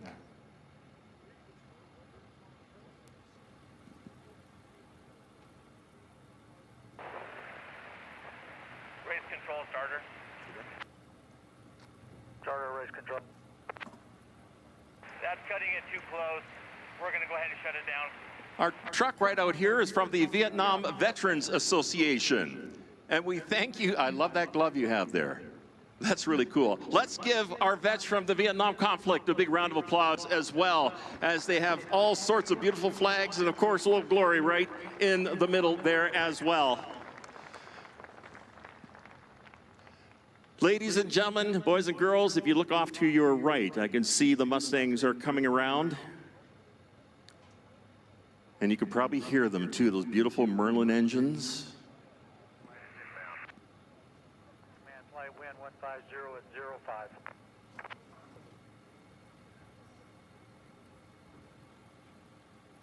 I do ask you, if you are able, would you please rise as we get ready to salute our missing man formation, honoring the 11 lives lost 10 years ago. Missing man formation being flown by members of the unlimited class. Ladies and gentlemen, from your right.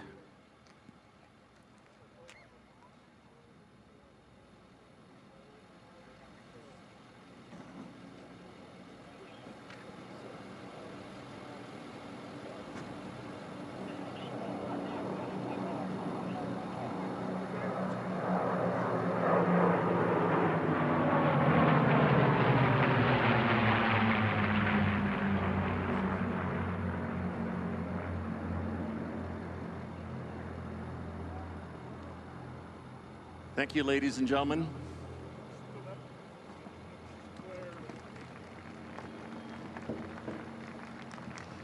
It is now my honor to introduce you, gentlemen, who is part of an incredible organization. Of course, I'm talking about the Stihl Corporation. Right there, you see the Stihl start-finish home pylon. And without these fine folks, this event would not be the same indeed. Please welcome the head guy corporate communications manager is what it says here. And I know you communicate very, very well. Please welcome Roger Phelps. Thank you very much, Grace. Good morning, Reno. How are we today? Fantastic. You know, it was interesting. I think it was about 7 years ago that I was first introduced to the races. One of our territory managers from this area said, man, you've got to come out here and you've got to experience this. And I remember the #1 question that people would ask us when they saw our little display is, why is Stihl out here? Well, let me tell you, I think we have a couple of things in common. I think the air races and Stihl know a little bit about speed, power, and precision. And whether it's our equipment or these beautiful planes out here, it's all about the performance. And then, of course, all the men and women who not only use those tools, but also maintain them. So all those fabulous guys down there in the pits working so hard on the planes, just like our dealers working on Stihl equipment. The other thing we have in common, family. This is our September family, isn't it? Yes!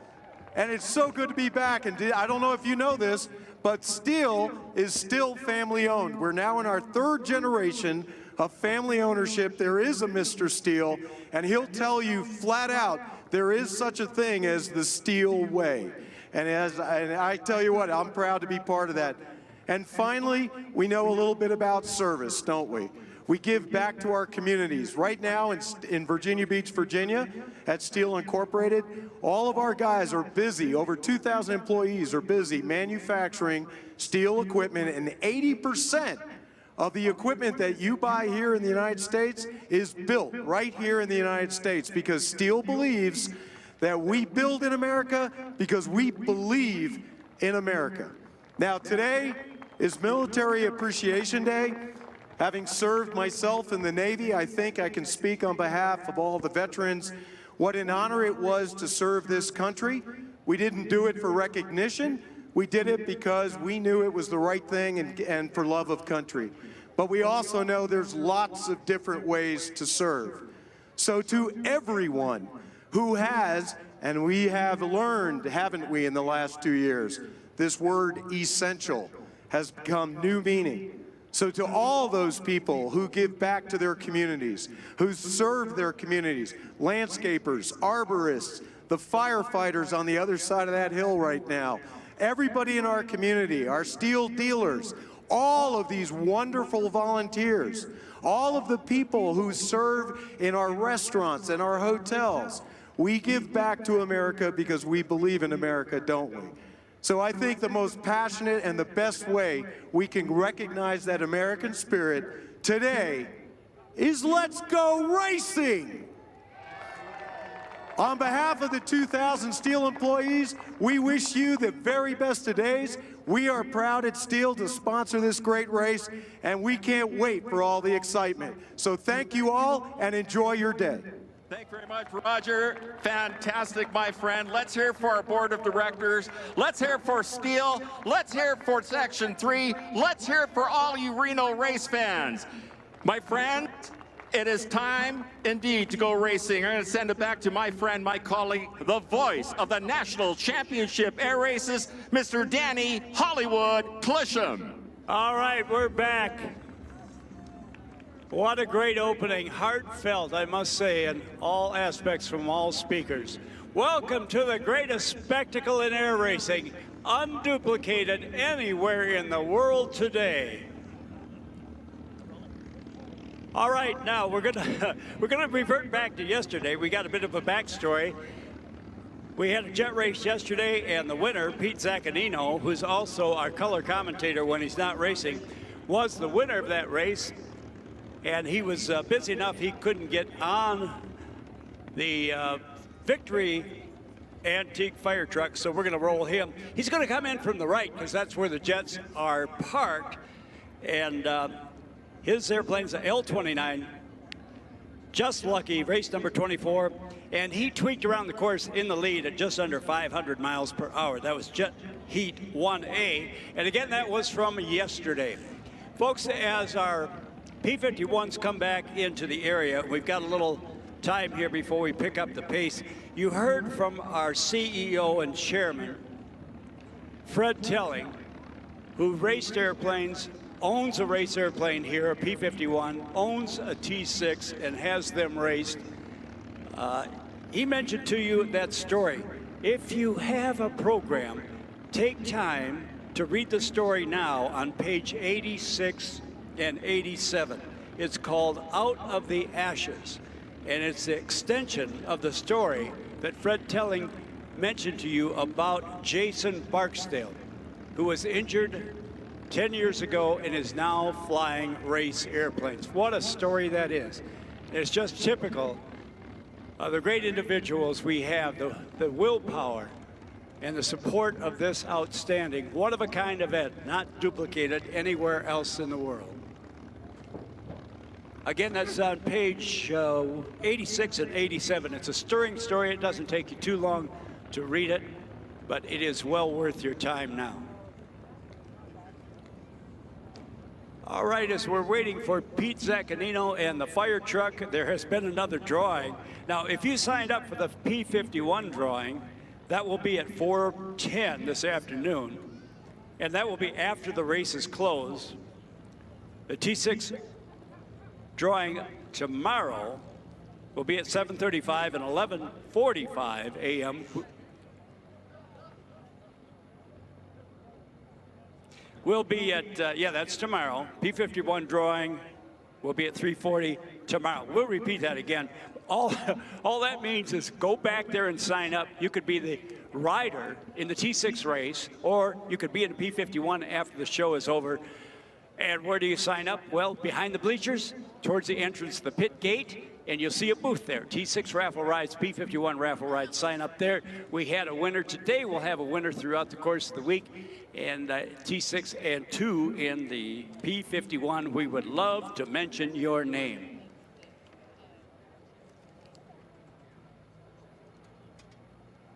All right, I hear the fire truck coming in from the right as predicted, because that's where the jets are. That's Pete Zaccanino. By the way, Pete Zaccanino was our gold medal winner in the jet class in 2019, and he's burning up the course again. He's flown a number of different aircraft in that jet class and other classes as well. He's a test pilot for Park City, Utah. We call him Pistol Pete Zaccanino. You can hear the fire truck. You can see he and his crew on board. Just lucky is what he calls his L-29.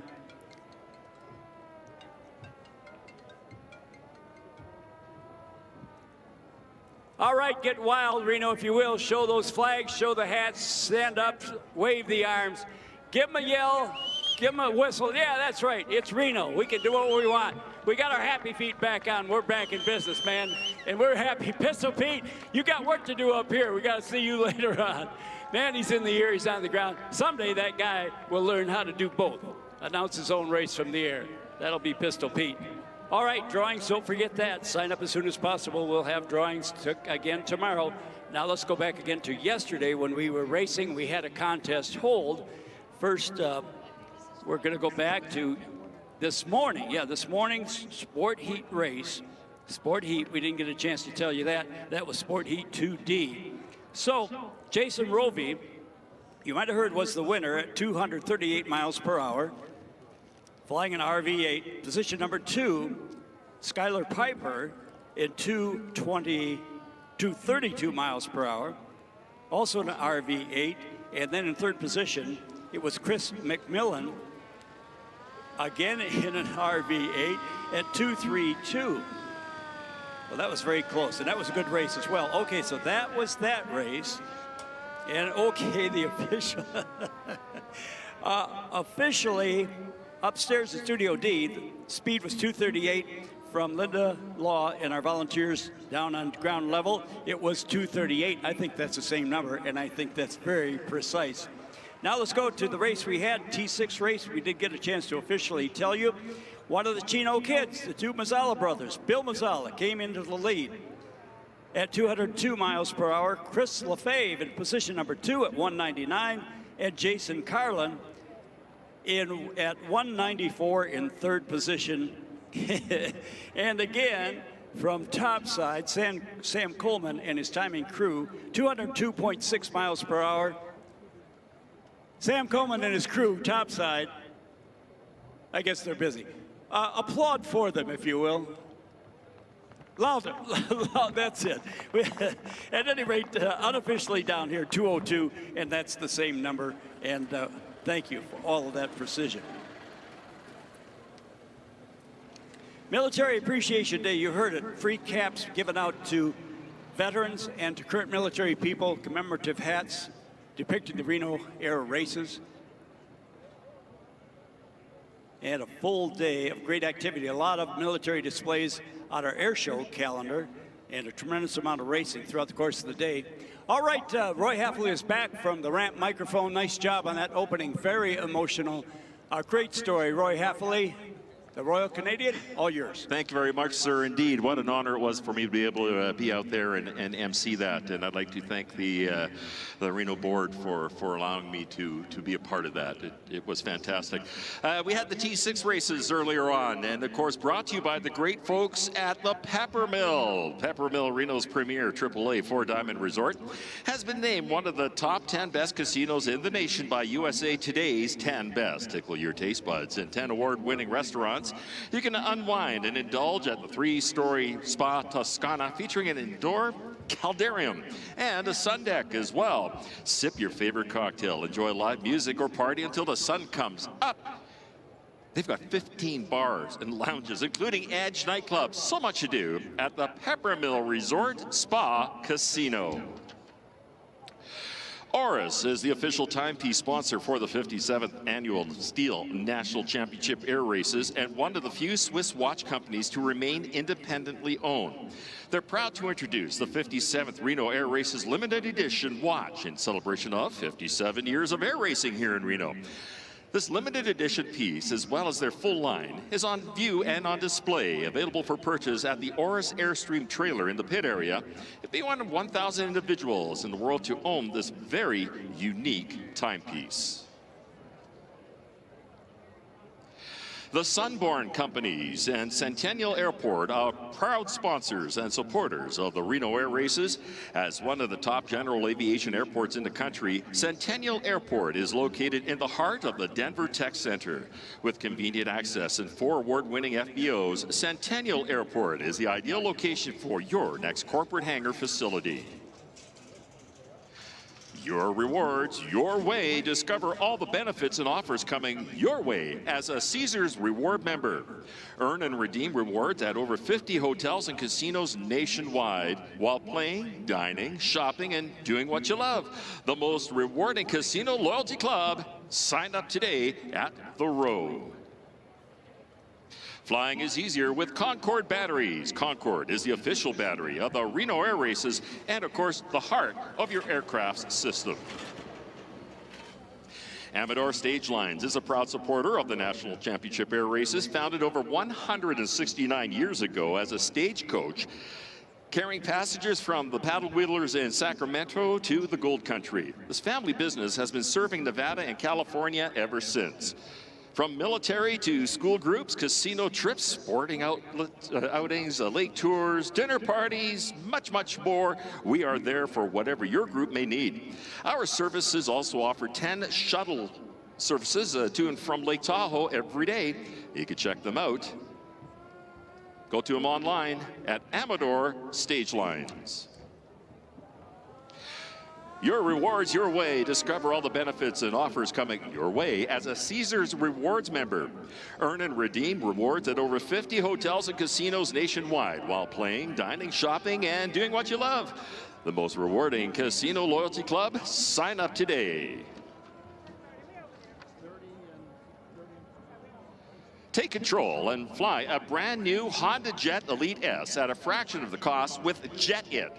Visit Jet It to learn about their crewed or owner-pilot Red Jet Squadron and explore the most intelligent private travel program in the industry today. Private, fast, smart, Jet It. Head to the Nugget Casino Resort for a great meal before or after the air races. Try the legendary Nugget Oyster Bar for the best seafood around. And check out dining at its finest in the brand new Anthony's Chop House. Rosie's Cafe offers a great variety of choices for any meal during the day, and the Island Grill features quick, tasty meals. That takes place every Thursday through Sunday. There's something special for every taste at the Nugget. Lincoln Military Housing understands the needs of military families and takes care to provide the extra support and services they need. We offer communities throughout the country. BAH includes rent, free 24-hour maintenance, free family events, and there is no security deposit required. For more information, visit online at lincolnmilitary.com. JJ Sports and Spirits, proud sponsors of the Reno Air Races, are located at the corner of Pyramid and Holman in Sparks. They're your football destination. Whether you can place all your bets in our William Hill Sportsbook, you can enter to win cash and prize giveaways and play the hottest games around. Enjoy daily happy hours and watch your favorite college and pro football games at JJ Sports and Spirits, right next door to Scolari's on the corner of Pyramid and Holman in Sparks. Heritage Bank of Nevada is Northern Nevada's premier community bank with great customer service and local decision-making. Heritage believes in investing in its customers, their businesses, and our community. Heritage Bank is here to help with full-service banking products and high-quality service. Heritage Bank of Nevada is strong, sound, and growing with 7 branches in Reno, Spanish Springs, Carson City, and Carson Valley. If you'd like to experience banking done the right way, give Heritage Bank of Nevada a call. Visit their website, download their app, and begin banking with Heritage Bank today. Heritage Bank of Nevada, member FDIC and equal housing lender.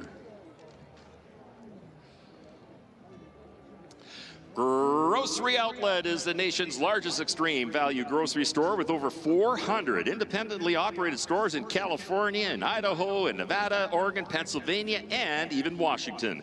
Did you know you can save 40 to 70% off name brand groceries every day without club cards or coupons? At Grocery Outlet, the bargains are simply incredible, and you'll find thousands of them every single day. Be sure to stop by the Lemon Valley Grocery Outlet while you're here at the races to pick up all of your supplies. Award-winning, certified, and airline-approved, Crosscheck Aviation sets the bar as a leader in avionics instrument repairs since 1999. Proud to offer high-quality, competitive repair solutions in support of commercial and defense programs worldwide. We are your OEM alternative and your one-stop solution to parts obsolescence, long lead times, and overpriced repairs. Contact Crosscheck Aviation. You flying. ClickBond is a Nevada-born company celebrating 30-plus years of innovation and is a proud supporter of the Reno Air Races. A family-owned business founded in 1987, ClickBond designs and manufactures adhesive bonded fasteners which are used in the F-16, the F-22, the F-35, as well as Boeing aircraft, Airbus, the Predator drone, and many more.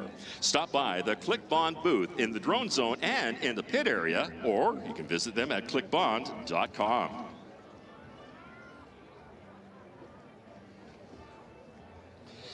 Flyers Energy and the Dwelly family welcome all racers and fans to the 57th National Championship Air Races. It is great to be back at Stead watching all the competitors race for gold. Flyers Energy has a long tradition in Northern Nevada, distributing fuel and lubricants to all transportation groups, including dealers, mining groups, Flyers-owned fuel and card lock facilities, and more. The Dwelly family enjoys a great air racing tradition with 86 national championships in 1989, 1990, and 2008. Whether you consider your fuel and lubricant needs, think of Flyers Energy. And you're thinking of hard-charging air race competition, remember the Dwelly family. Welcome back to Reno Racing, everyone.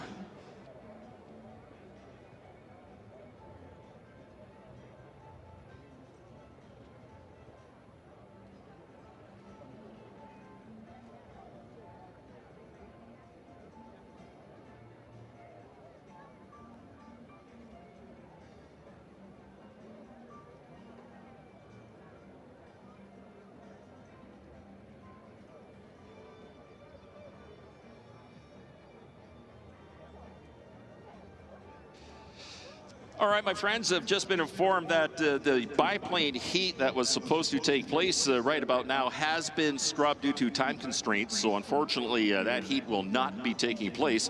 But we do have Stihl drags coming up. Of course, in a limited heat coming, a sport heat. Eric Tucker will be taking to the skies. The United States Air Force Thunderbirds will be flying, and they'll be doing what's called a diamond survey. Basically, we're going to have aircraft flying around and taking a look at all the different lines, the flags, the markers that we have on the ground, so they can tell where everything is, especially those pylons out there, especially the Stihl home pylon, because it's a little taller than all the other ones. So they want to make sure where everything is, and that'll be coming up here in just a few minutes. So make sure you stick around for that. But unfortunately, due to time constraints, the biplane heat has been scrubbed.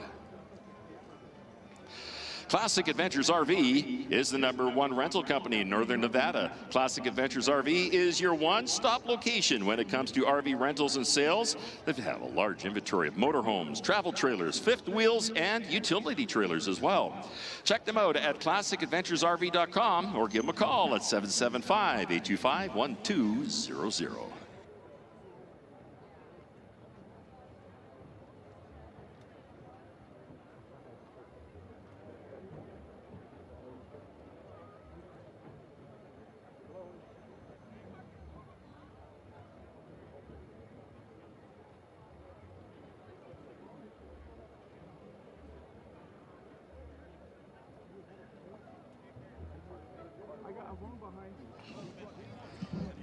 Wow, that's cool. I just found a fellow Canadian that lives about an hour away from where I live, so that's cool. Go White Rock! On behalf of Mayor Ken Tedford and the council members, the City of Fallon is a proud sponsor of this year's events, and for over 100 years, the Oasis of Nevada has continued to provide a safe and business-friendly community for all. From thrilling outdoor adventures in the picturesque Nevada landscape to delicious food and drink made from the freshest local agriculture, the City of Fallon has something for everyone and is just around the corner.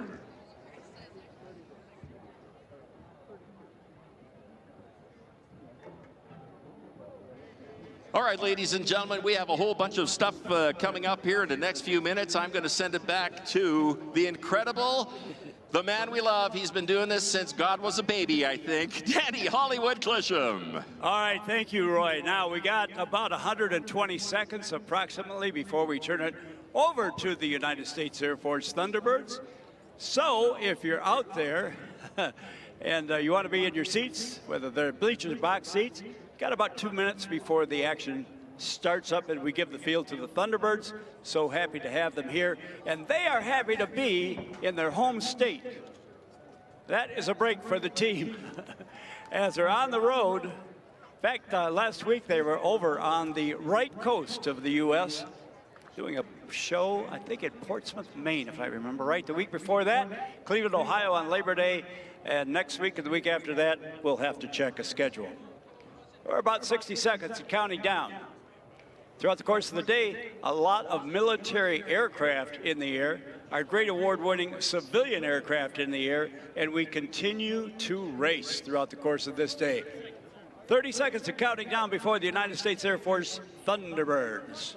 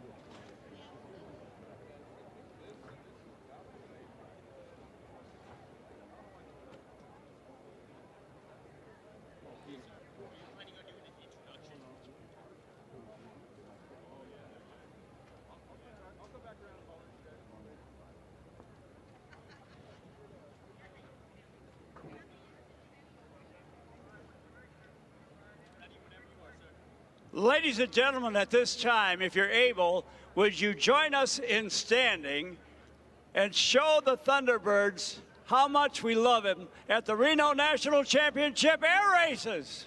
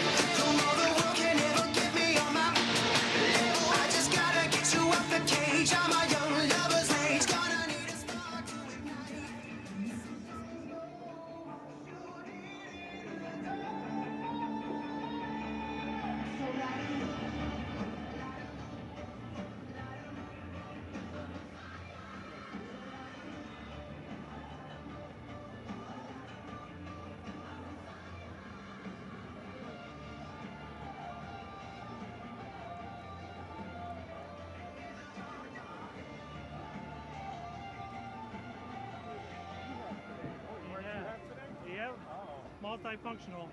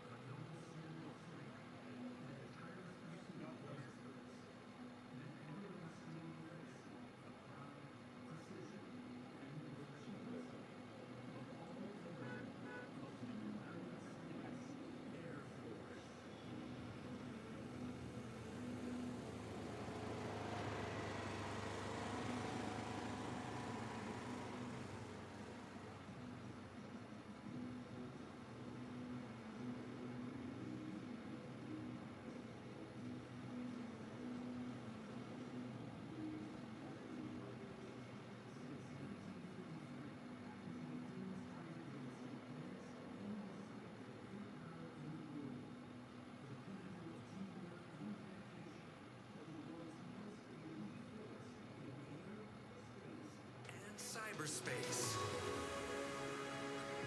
We are first, last, and always a fighter squadron. Our maintenance professionals can transform our jets to be combat ready in 72 hours to provide the protection under which our democracy operates. Today, you will witness the unparalleled teamwork, aerial precision, and raw power employed in combat.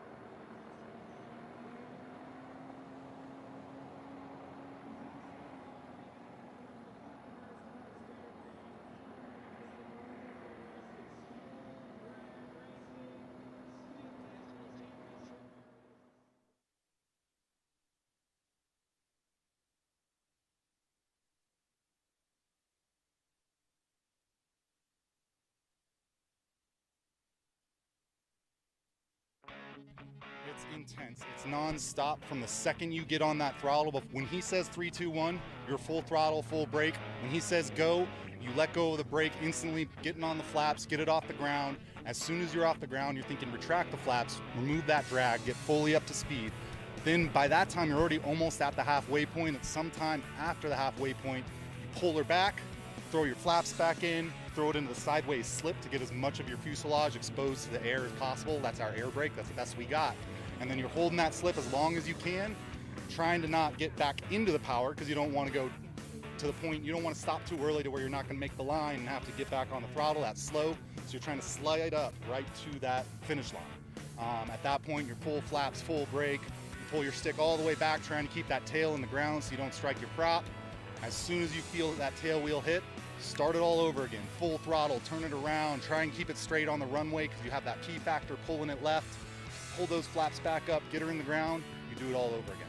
Then you're going, usually in this case, downwind, side by side. Your buddy's there 30 feet from your side, and you can see him out your window slipping next to you.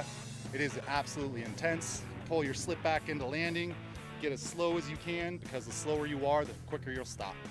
And right now on that west end, it's really rough. So we have a little bit more issues with getting our tires caught, so it takes a little bit more intricacy, but it is an absolute blast. It's a great course, great group of people, and just having a lot of fun out here racing.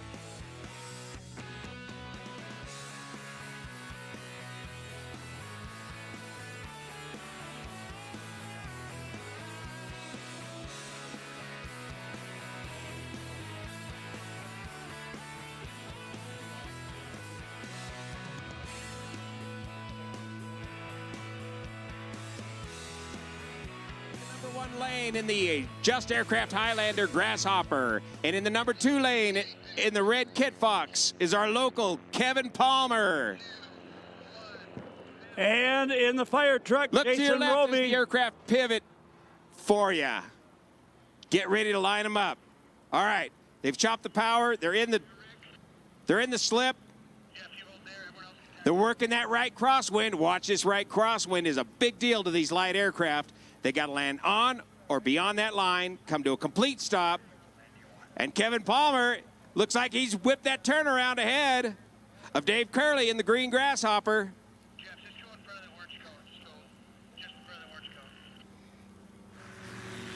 Kevin Palmer in the red Kit Fox in the lead. David Curley, number 2, but David Curley could stop really fast. Now they got to play this wind out, decide when to chop that power, hit the flaps at the full slip. The first aircraft that comes to a complete stop is going to win. Thank you. Who's it going to be?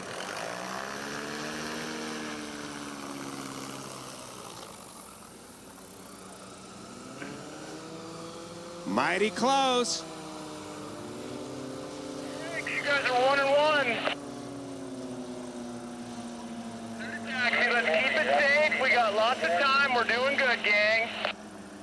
Okay, looks like young Austin Clemens in the number 1 lane, 18 years old. The youngest guy out here racing Stoll Drag in the yellow Husky A1C with a very special prop. And Eddie Sanchez in the number 2 lane. Off they go. The lighter weight Kit Fox out accelerating the Aviat Husky. But watch young Austin Clemens at just 18 years old. Watch how he handles this turnaround. Yeah, Danny, go ahead, sir. And the secret weapon he has in this propeller. See if you can figure it out. They kick it into the side slip. Drop it in over the line. Rick and Colin, go ahead and look at how short. Look at how short that Husky stopped. He's got, look at that turnaround. Go, Austin, 18 years old. He jumped that turn and he's in the lead. But that Kit Fox is accelerating faster because it's lighter. Who can get stopped first now? Boy, that Kit Fox really leapt ahead of the Husky, but watch this full stop. And I'll explain about this propeller here in a second. Watch this. Neck and neck.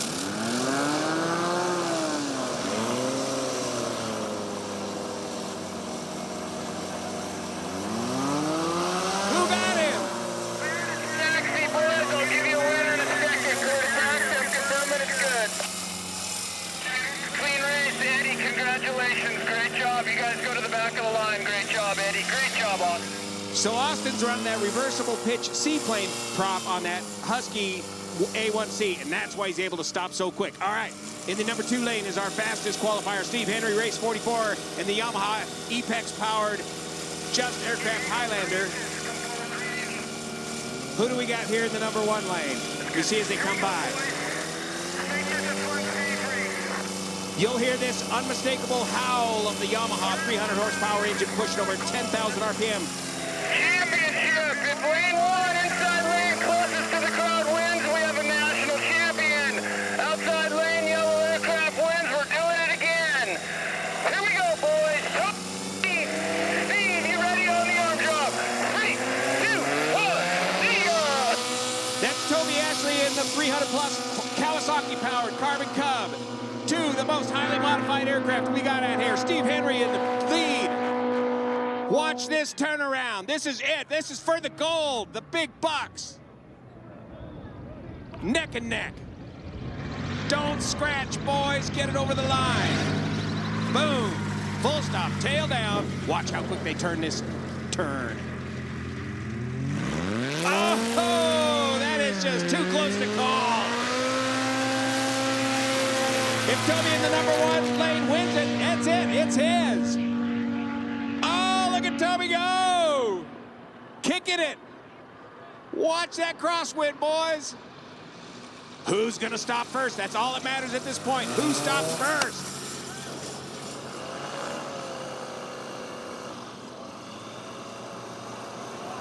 Steve Henry by a hair! By a hair! Oh, Steve Henry by a hair. That means they got to go again. Come back! Wow, that was a race. They got to do that again because, again, it's double elimination. It ain't over yet. You guys landed. You had about a 4 to 5 knot gust on that landing, and you guys did exceptional. These winds just wreak havoc on these light aircraft out here, especially a quartering tailwind. Second difference. What's that? That's a half a second, ain't it, Danny, if I do my math right?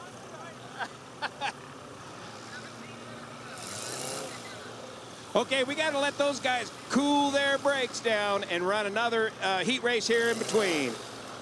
Kevin Palmer in the red Kit Fox. Course is clear. This is for our bronze class champion. Let's make it safe. Let's have fun. Juan Brown, here we go. Bronze championship. Kevin Palmer on the inside. David Curley on the outside lane. Race is ready. 3, 2, 1. See ya.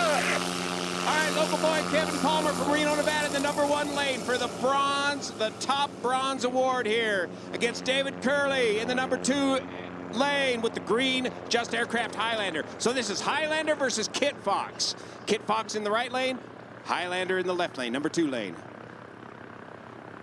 Kevin gets ahead. Let's see who gets this turnaround quickest.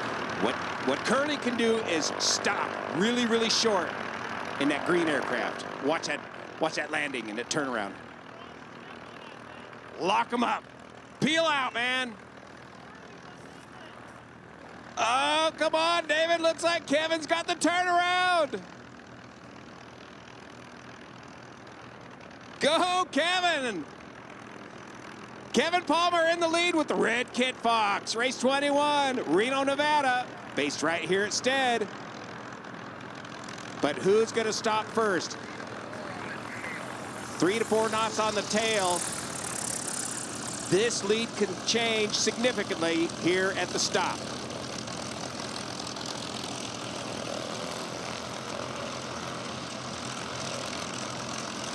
Great race, boys. Kevin Palmer, you are the bronze champion, baby. Taxi to the end. Give me 2. Call. Excellent Kevin Palmer, Reno, Nevada, local boy, wins the bronze. For a second, that was a great race. A difference of just under 1 second. Incredibly close racing you can get with these stole drag races. The tower, we got Colin Knieva, Rick Boardman. These guys have come all the way from Nebraska. Long-time buddies. They've egged each other on for months. This is bragging rights for a whole year right here. Nothing more but bragging rights. Here we go. Come on up, Colin. This is the Nebraska Grudge Race. Colin Knieva, are you ready? 3, 2, 1, Colin Knieva in the Carbon Cub in the #1 lane. And Rick Boardman in a stock 150 horse Super Cub, just flying the daylights out of this thing all weekend long here. Both came out from Nebraska. Rick's an ag operator out there in Nebraska and just has some excellent flying skills with this yellow Super Cub.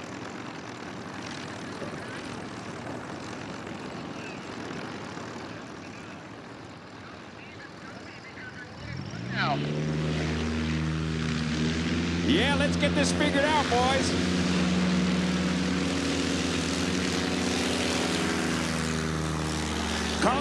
Colin Knieva in the lead in the black and white Carbon Cub.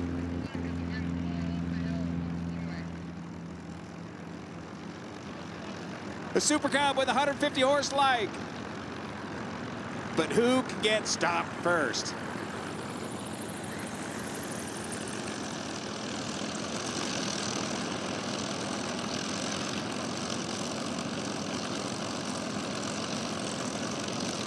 Who got it? Oh, Colin, you got him by about a half second or less. Great race, guys. Clear to taxi. Colin Knieva in the #1 lane wins by just a half a second. He gets to take home the Nebraska Grudge match. Taxi up. And fly all the way back home to Nebraska. But it'll have a tailwind.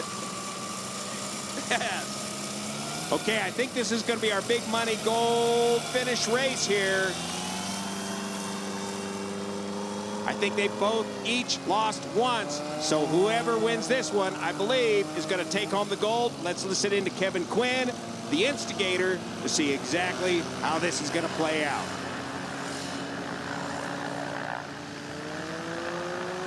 Again, the Yamaha snowmobile turbocharged nitrous-powered engine versus the Kawasaki watercraft supercharged engine.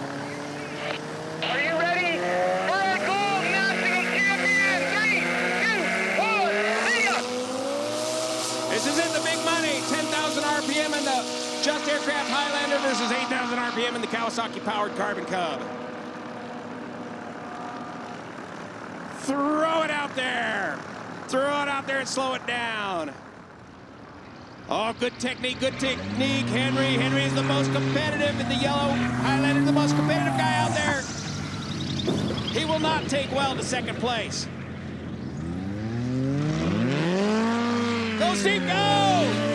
Yeah, make that turn. He's got so much going on with that turn right there. It's an unbelievable workload he's working with. Oh, look at that Kawasaki pull in front. Who's going to get stopped first? Too close. Drop it in. Who is it? Oh, we're going to video. I think you got it, Toby. We're looking at the video. Cleared to taxi. Almost too close to call. They got to go to video. They're looking at it through their cell phone cameras right now. Toby got you by just a fraction. Oh, what a race, guys. Great. Toby, heads up. There's a come on right here. Oh, that's just going to fire Steve Henry up.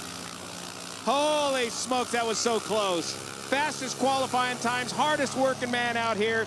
He's built 7 of these Just Aircraft Highlanders. He's building another one. He'll be back. Here comes Flying Jeffro with the Beast. Certified Experimental Aircraft Exhibition, Cessna 175. All right, Chris Rushing, winner of the T6 race in our vintage fire truck.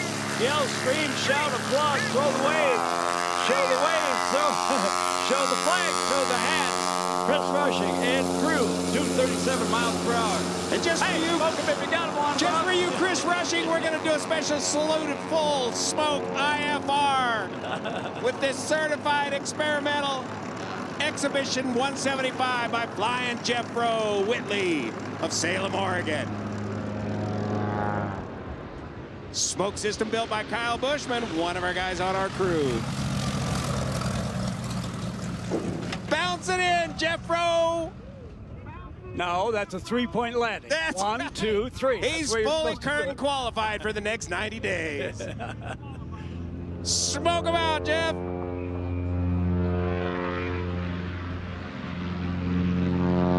Oh boy, I hear Steve Henry on the radio saying, boys, you better double check that video. These boys might have to race again. Steve Henry will not take second place quietly. Now, where's Jeffro? I can't even see him down there. Leaky, pull up the ILS. We need to do an ILS approach back into the dirt here, not that kind of ILS.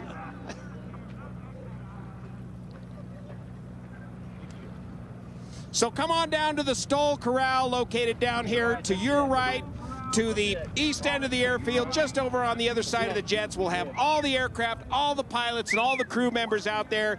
If you're interested in Stihl drag racing, see stihldrag.com. Come out here and meet these guys. This is a really accessible sport. We're always looking for new entrants to come on in. Join us at the High Sierra Fly-In next month out at Dead Cow Playa, and we'll be doing a lot more of this. We'll hang out with these guys. 2/100. 2/100ths of a second, Steve. Yeah, let's go. We're taxiing back. We'll be looking at that videotape close. We're going to continue to be doing Stihl drag racing for you all weekend long here at the Stihl National Championship Air Races, as long as the winds are within limits. Juan Brown, thank you so much for putting us into the action. Turn around and say hi to your big crowd here. Juan Brown. Thanks for coming out and supporting the Stihl National Championship Air Races. See you on the Blanco Lirio channel. See you here. He will be back. Yes, we'll see you there. Thank you, Juan. Appreciate it. Tell your team they're fantastic. Good show, Andy. Yeah, great show.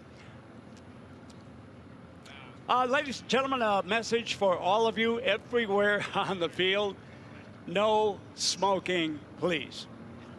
That doesn't have to be explained. Anywhere on the field, any seating area, if you're on the grounds for the race, them's the rules. No smoking, please. With the exception of an airplane that just smoked. I guess yeah, well, that's okay. All right. Now, good photo opportunity as we lead our Stihl racers back. You can see the exotic designs again. They invited you down to the right end, to the right as we face the Stihl checkered pylon to view these exotic aircraft, to learn more about them and get involved. That's the cool thing. Get involved. Be a part of it. You can. It's new, not new, but it's growing. And it's exciting, and no matter where we get the exhibition, the crowd absolutely gets into it. All right, let's see. We have a couple of minutes.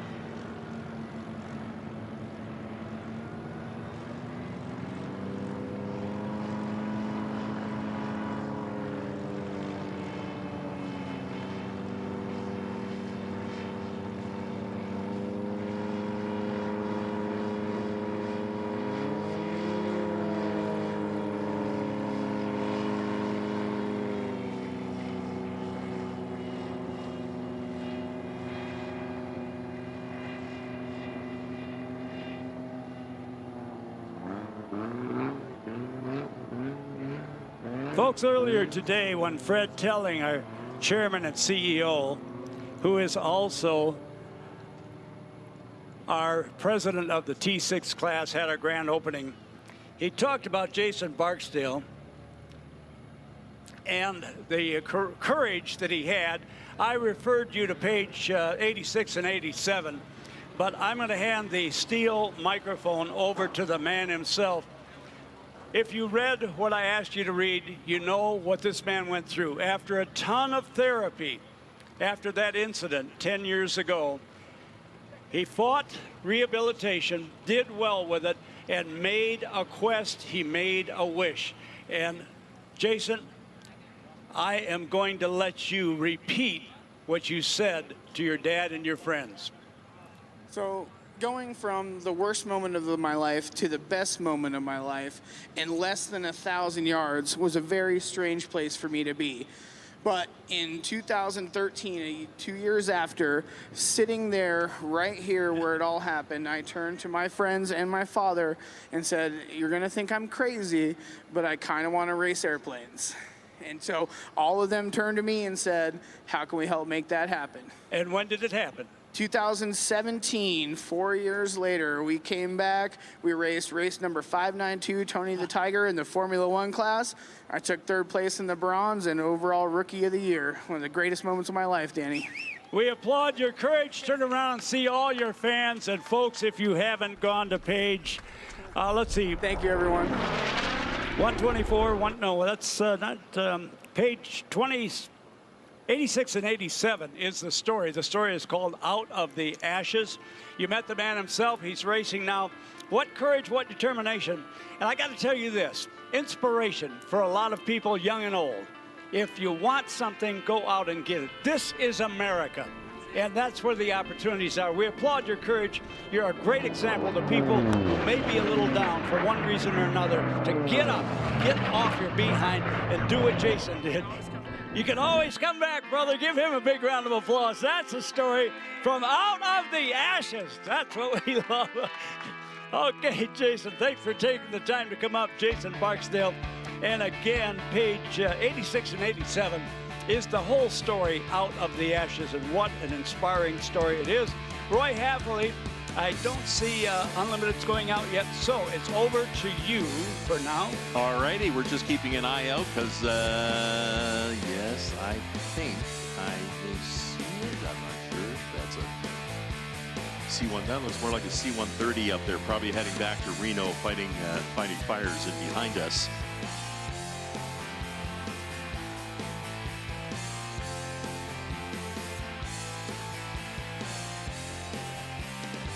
Indeed, it is a C-130 that is heading back to Reno for probably going to load up with some retardant and fight those fires that are off in behind us. And, you know, something I want to mention, over 800 volunteers make this event happen.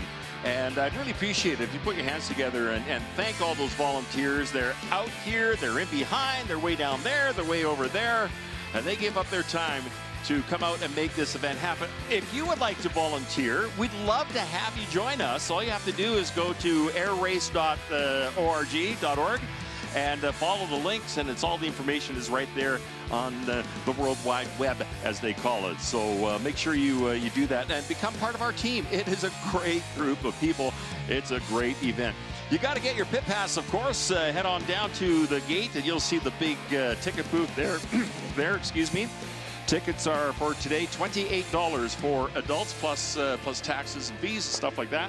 Tomorrow it'll be $37, and Sunday it's $37 as well. But you got to get the pit pass. You get down right close to all the airshow performers, all the racers, all the aircraft, and everything that's going on down in that area.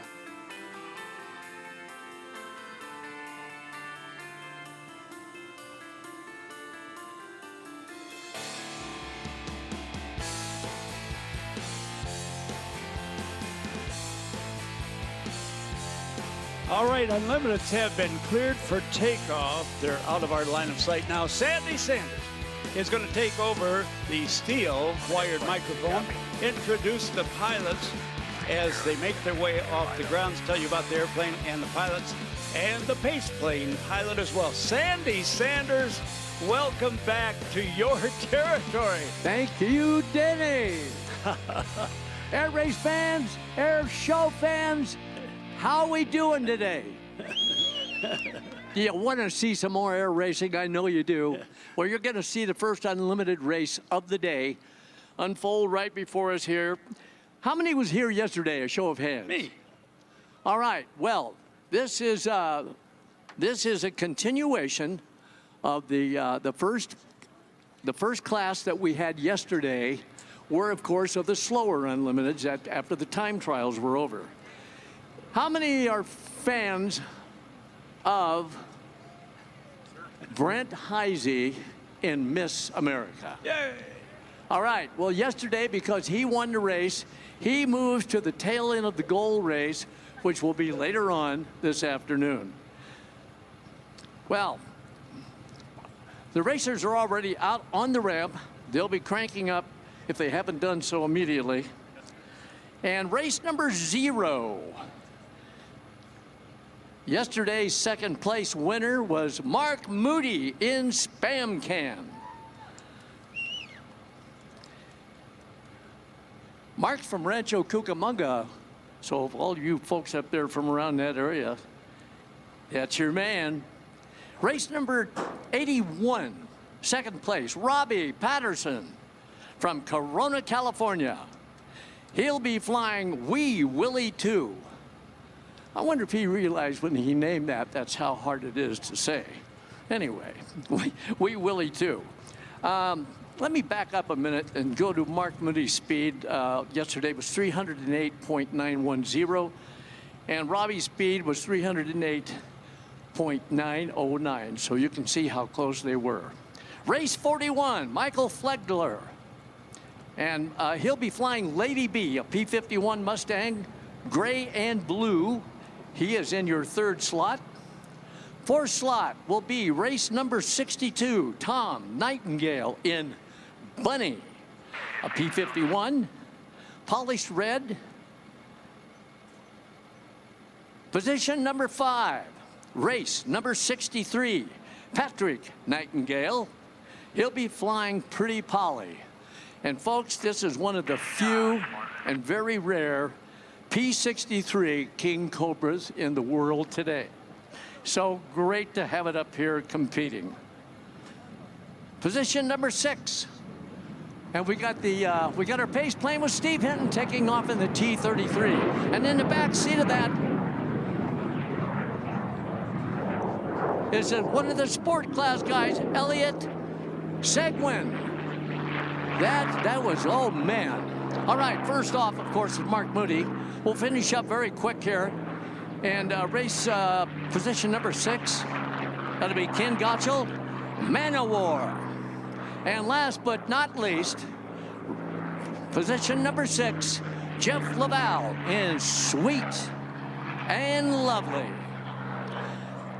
So there you have all 7 racers up, wheels up, as they come off the ground, and will be joining up on that pace plane as he'll be climbing and turning high out to his left. Hey, base plane left turn coming out of... Look at that King Cobra, isn't that beautiful, Danny? Sandy, while they do that, we heard our opening remarks from our president, our CEO, chairman of the board, and president of the T6 Race Association, Fred Telling, when you introduced race number 41 by Michael Flieger as the pilot. Lady B is our CEO's airplane. He's allowing it to be.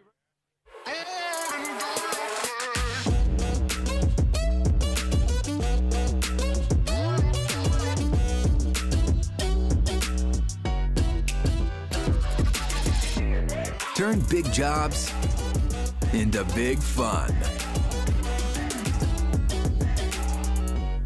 Our Battery AK Homeowner Series starts at just $199.99. Real Stihl. Find yours at over 10,000 local Stihl dealers.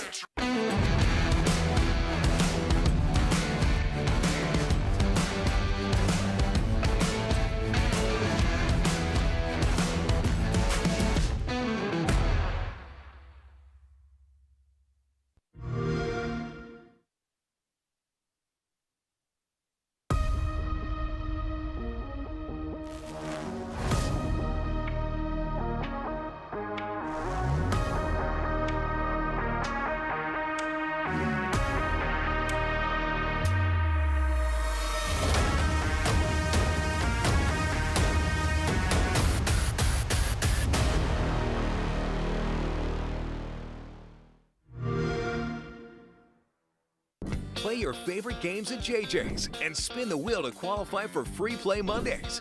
Don't forget to check out JJ's Locker Room. Book your very own private football party. Make your bets at the William Hill Sportsbook. JJ's Sports and Spirits, where friends come for fun.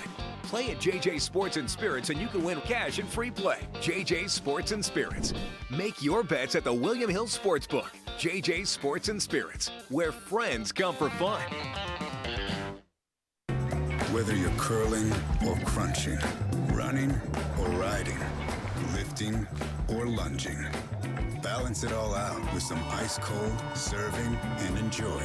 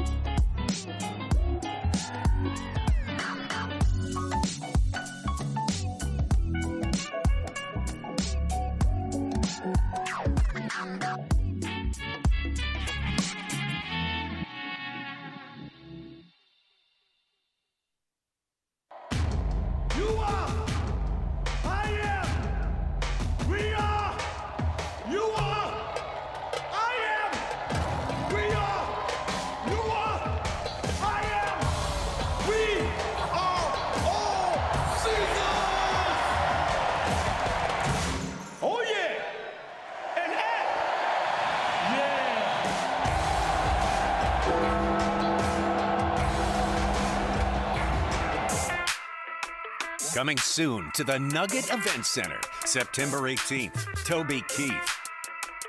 On September 23rd, it's Kiss. Hank Williams Jr. coming on September 26th. Rod Stewart on October 2nd. Tim McGraw, October 9th.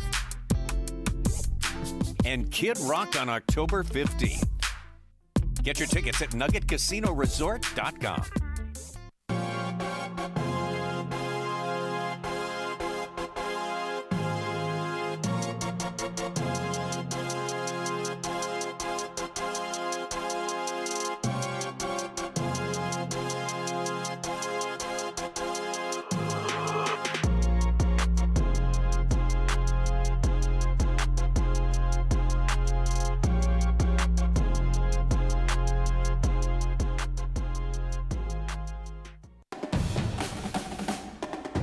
What do you do after you're the #1 selling brand of gas-powered handheld outdoor power equipment in America?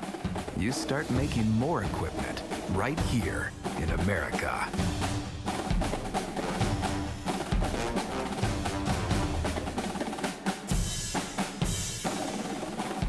Real Stihl. Find yours.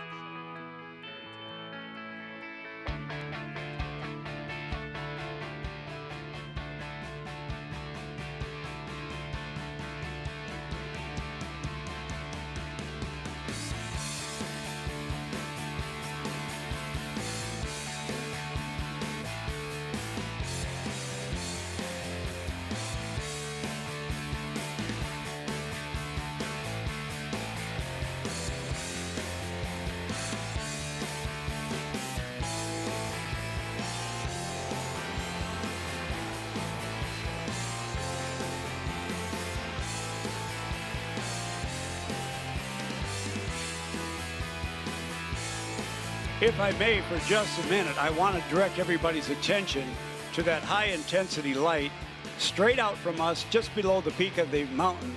That is a high-intensity light pilots can see from high up, and the speeds that they're at. And it helps them around the first pylon, which is very difficult to see from that altitude.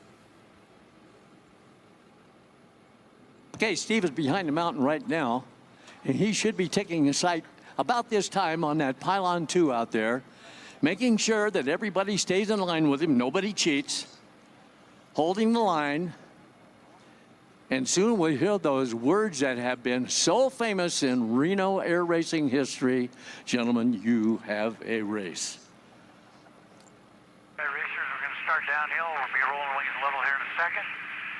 And I'm not seeing a light yet on the guide pylon, but it'll be a slight left turn to get in line with the guide pylon. Down we go.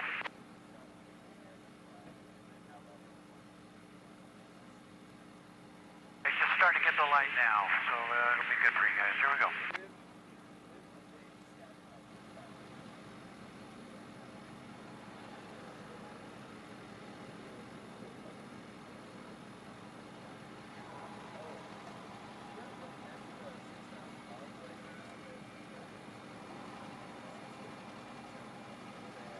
Anticipation high right now while we're waiting for those famous words.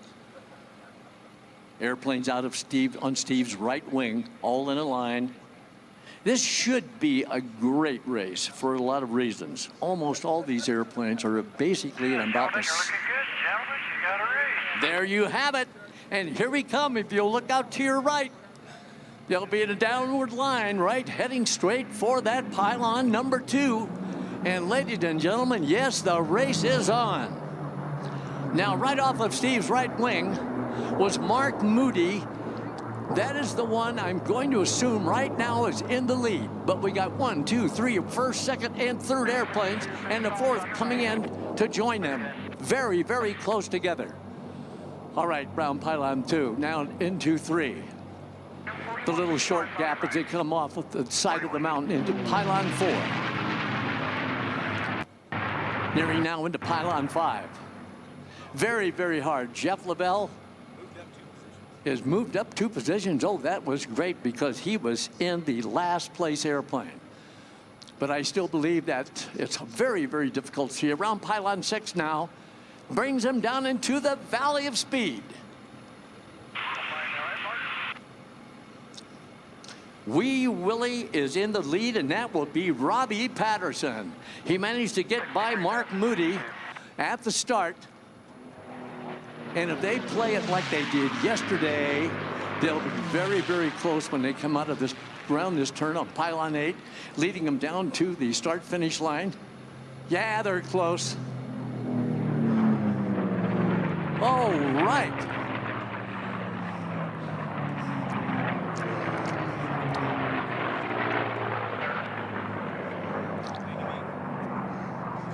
And we've got Lady B in third place. That's Michael Flegger in that race number 41. Oh, boy, look at that lead change out there as they go around pylon number 2. Man, we got a great race out there with Mark Moody. Was in the lead. Now picking him up against the mountain, it's like I said, it's very difficult to spot the airplanes here because of the weather, because of the smoke. But there's our lead airplane now going into pylon number 6. Brings him down into the Valley of Speed, and it looks like he's got a little bit of separation now between 1 and 2.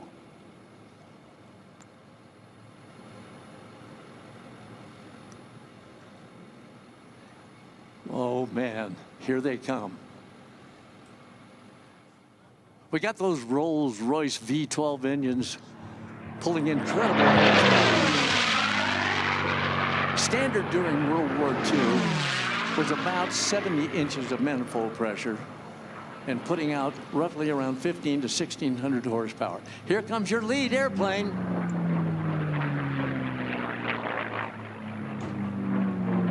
And Wee Willie in the lead, and right behind him, Spam Can. And then Sweet and Lovely in third place. And followed by Lady B is in fourth. Then that should be the King Cobra in fifth place. Sixth place, rather. And seventh place coming up, trailing on the King Cobra.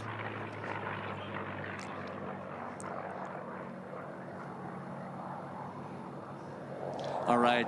Well, it looks like he's got a pretty good lead out there to begin with. from the very start.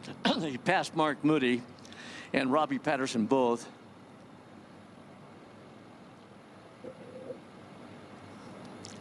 Even the sound kind of diminishes back there as they're in that big pylon to pylon race. They get a little bit of separation now between first, second, third, and fourth. Sweet and Lovely in third place is slowly catching up on Span King, so we could see a change before this race is over. And always keep your eyes out there in that, on that finish line, because when you see the white flag, that will be one more lap to go. Sweet and Lovely still in the lead, but by golly, I believe he is pulling some distance on him. Sweet and Lovely in third place, followed by Lady B. Airplanes pretty much separated by the same distance as they come by, and there's that B-63 King Cobra. Gosh, it's great just even seeing it here, let alone seeing it race.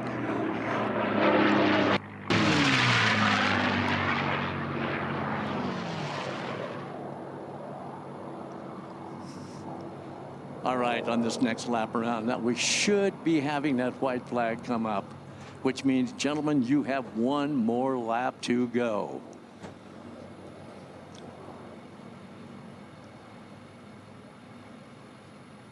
Turning those props and engines up as high as they dare.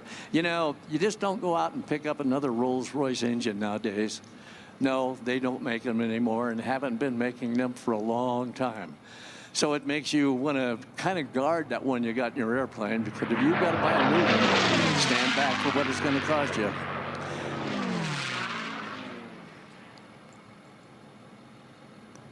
Spam Can and then Sweet and Lovely.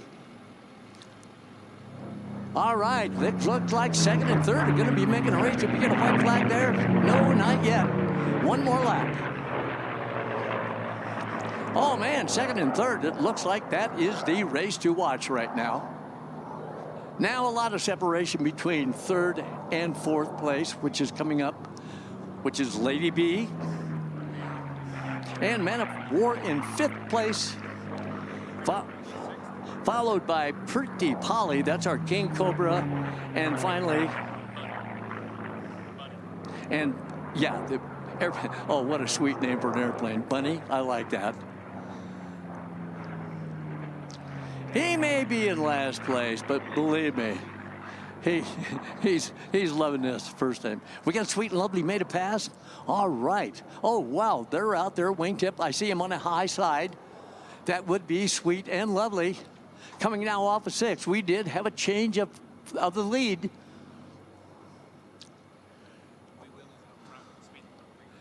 Okay, Wee Willie out in the front at this time. And Wee Willie, that would be Robbie Patterson.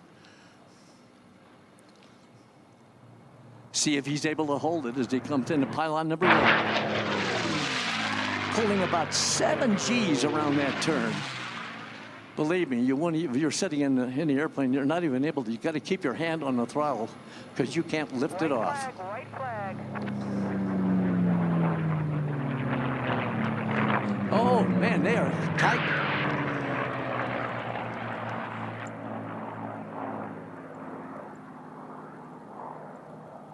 All right, we are on that lap. Oh, there's another pass right there between second and third. That was Sweet and Lovely getting past Spam Can.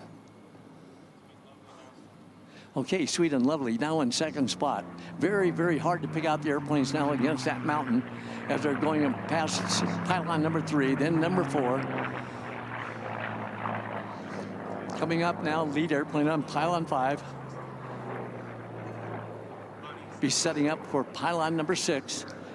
You can see the wings flashing off at the sun. A good way to spot them. And it looks like first, second, and third are still anybody's game out there as they come down the valley of speed. Who will it be? see if we get a trade of trading places here as they come down the valley of speed, because these guys have been passing one another.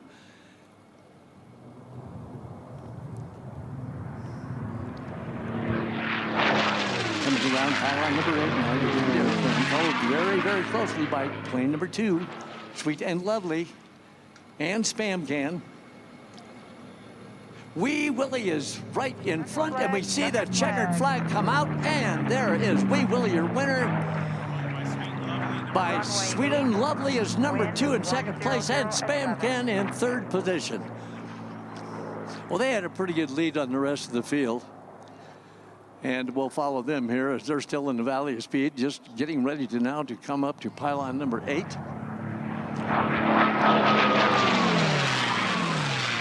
Lady B will be in 4th place, but it looks like 4th and 5th are still pretty tight out there. And then Man of War, and of course, last place would be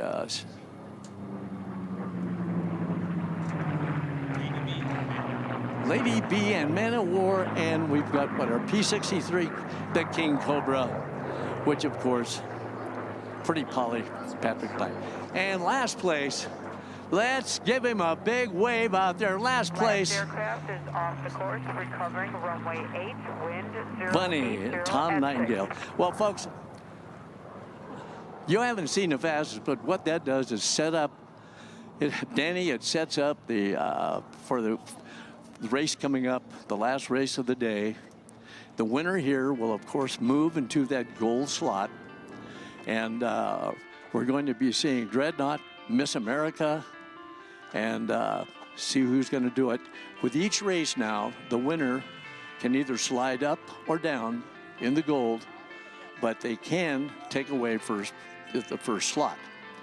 So let's see what Miss America's got in mind for us this afternoon. Strategy. Can't wait. Yes. Thank you, ladies and gentlemen, and a big round of applause, please, for Reno for once again bringing the fastest propeller-driven airplanes in the world for you to see. And for Sandy Sanders, the right.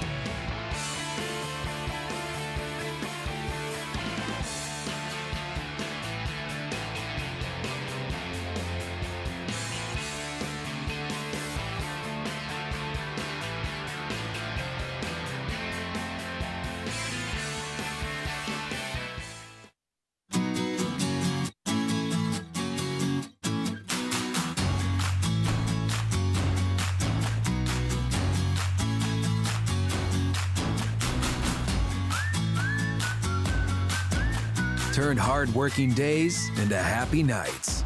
Our battery AK Home Runner series starts at just $199.99. Real Stihl. Find yours at over 10,000 local Stihl dealers.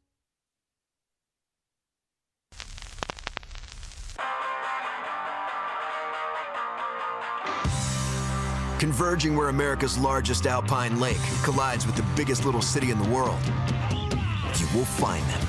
Rebels, rule breakers, risk takers, mavericks. They're all working it for the same reason, to make it.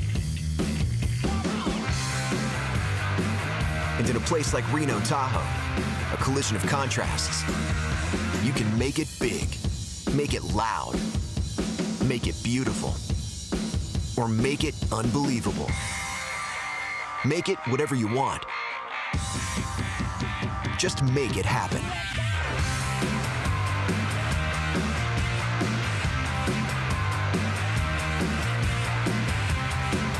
Reno, Tahoe.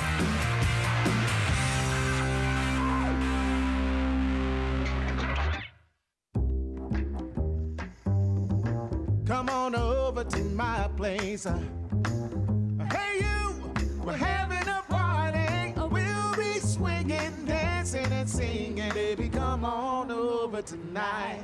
Yeah, come on over to my place. Hey, you, we're having a party. We'll be swinging, dancing, and singing. Your table is ready in the Life Artois. Coming soon to the Nugget Event Center, September 18th, Toby Keith. On September 23rd, it's Kiss.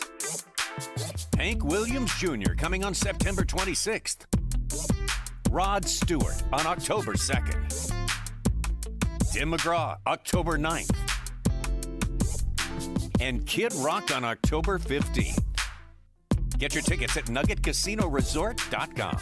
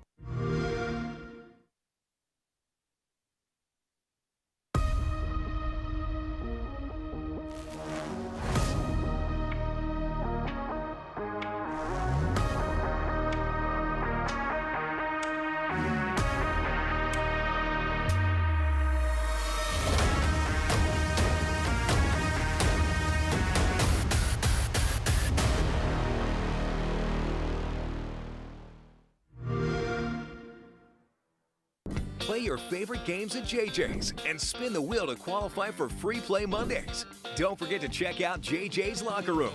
Book your very own private football party. Make your bets at the William Hill Sportsbook. JJ's Sports and Spirits, where friends come for fun. Play at JJ's Sports and Spirits and you can win cash and free play. JJ's Sports and Spirits. Make your bets at the William Hill Sportsbook. JJ's Sports and Spirits, where friends come for fun.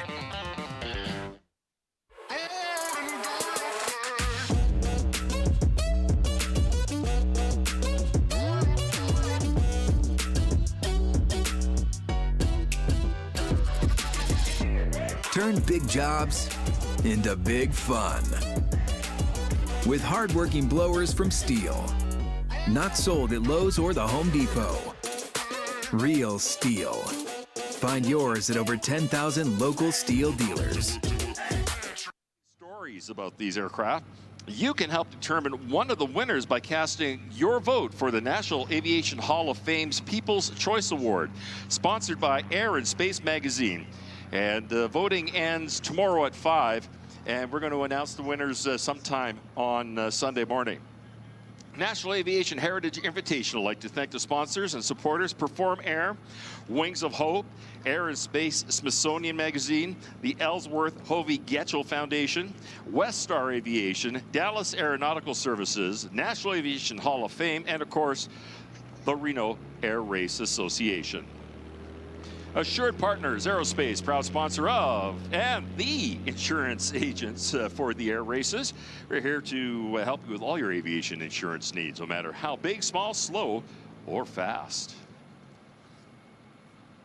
And of course, Stihl is the #1 selling brand of handheld outdoor power equipment in America. Stihl manufactures a full line of gasoline and battery-powered handheld outdoor power equipment for landscapers, arborists, construction workers, and homeowners.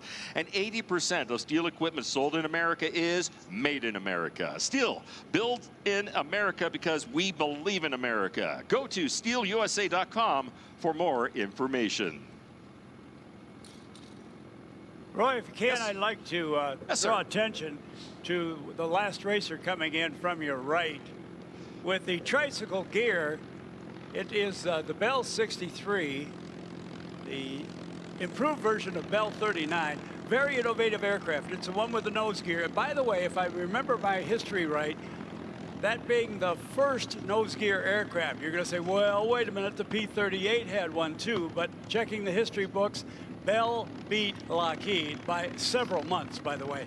The engine is in back of that nose gear aircraft, and the drive shaft goes up to the prop gearbox. Cannon fire goes through the prop spinner.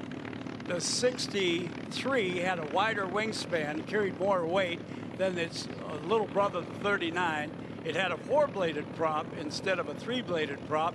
And one of the distinguished features as it taxis by or flies by, the P-39 by Bell had a rounded tail. If you look back at the rudder, it goes from the top straight down as opposed to having a half circle to it. That's one of the few distinguishing marks from the air. Roy. My friends, if you look high above us, there he is.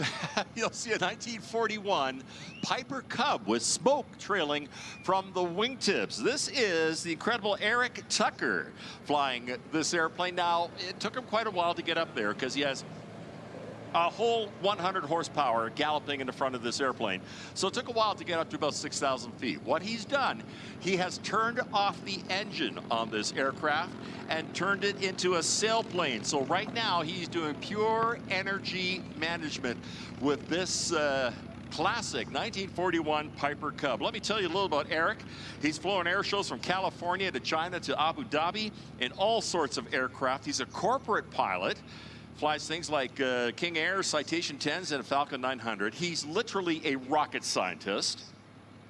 He's co-founded the Bob Hoover Academy organization that catalyzes life-changing experience in aviation for at-risk and underprivileged teens.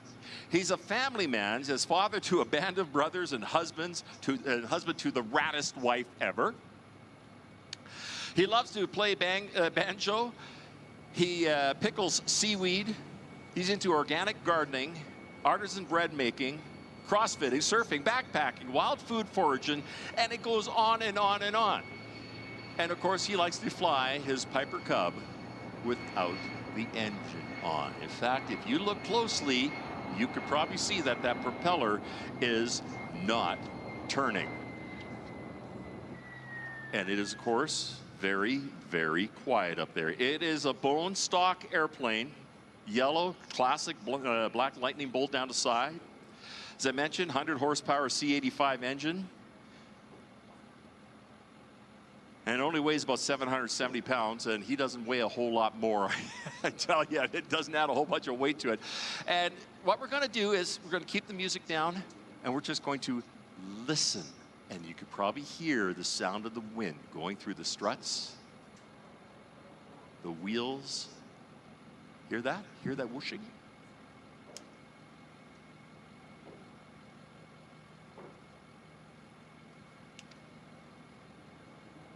And you can see that propeller is not moving. Every once in a while, it kind of goes through the compression stroke, and that's about it. But it is not producing any power. Now, here's the tricky part. He's got a trade-off, like we like to say, trade-off altitude for airspeed. And he's going to get this just perfect so he can come in and land and hopefully bring it right into taxiway Alpha 2. He's coming right towards our broadcast location, right in front of the Stihl home pylon. Side slips it a little bit, brings it in, touches down, bumpity-bumpity-bump, from 6,000 feet all the way down to the surface level. You can see if the doors are open. He's got no engine or anything going. He can hear you, folks. Make some noise for Eric Tucker.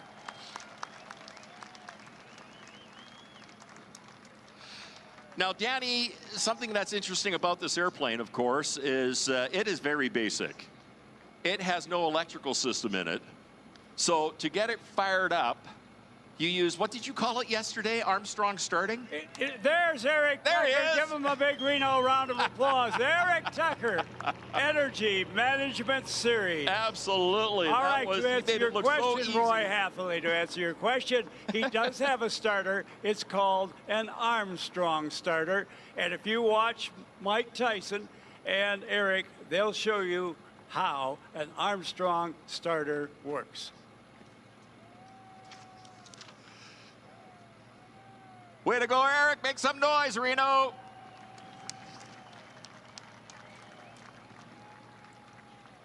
Has been involved in the air show business since he was 9 years old. Announcing for his dad from age 9 to 16. Flying for 2 aerobatic teams, the Stars of Tomorrow, the Collaborators. Solo work as a test pilot, corporate pilot right now, and introducing this act. There's the Armstrong, There's the Armstrong skirt, yep. About 3 or 4 years ago. All right, now we're going to go on that last race. We have the results for you. So the race winner was number 81, Rob Patterson in Wee Willie 1. And then in position number 2, Jeff Lavelle in Sweet and Lovely. Position number 3, Mark Moody, that is, in Spam Can. And then we go down to race number 41, the Boss's Airplane, owned by our chairman and CEO, Fred Tilling. Number 41 in 4th place, that is Lady B, named after Fred's wife, Barbara. And then race number 55. 55 is Man of War, Ken Gotchel, followed by race number 63. It was Patrick Nightingale and Pretty Polly. And that was the P63. And then in second place, in last place, number 62, Tom Nightingale. So in the airplane called Bunny, average speed, 321 miles an hour and some change. And by the way, it's pretty cool that the P63 came in other than last. Roy Hathaway. I forgot to mention, too, with Eric Tucker, of course, it is brought to you by our friends at Method 7, the best technical eyewear on the market. Now, most sunglasses flatten out the light spectrum and wash out color. Method 7 lenses are specifically designed for modern pilots to provide increased contrast, clarity, color, and, of course, definition. Now, what makes Method 7 different is called notch filtering, a technology that filters out UV light and infrared heat. And so head on over there to their trailer, check it out, Method 7. Danny. All right, Robbie Patterson is back. The airplanes are in the air. Let's get to work, Rob. Okay, folks, that was our pace plane flown by Mark Frederick. It's a beautiful F1 Evo. Then we got Olivier Langard in his TB30 Epsilon. Now, he got about 20 miles an hour out of that thing this year by just adding nitrous. Then we have Bob Mills in his really pretty RV6 called the Super 6. It's got a 540 in it, and it does also have nitrous.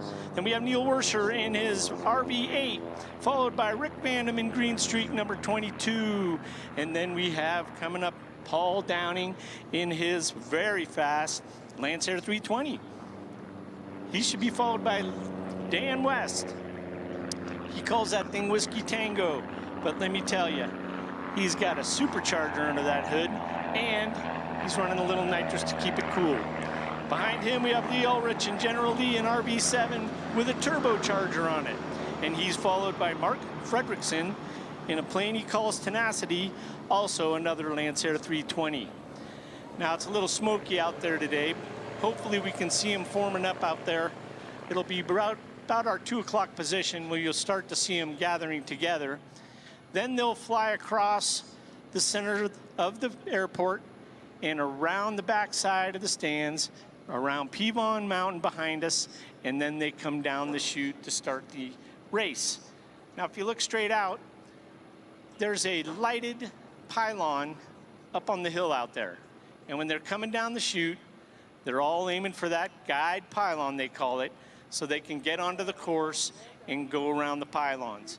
Now, this first lap will be on the big course, and then this actual race will be run on the sport course, which is a couple miles shorter. In fact, the large course is 8 miles, and the sport court's about 6.5 miles long. So the good part about that is we'll be able to see the planes right in front of us, and we can see them on the backside, whereas if they were only on the large course, it'd be a little difficult to see at this time.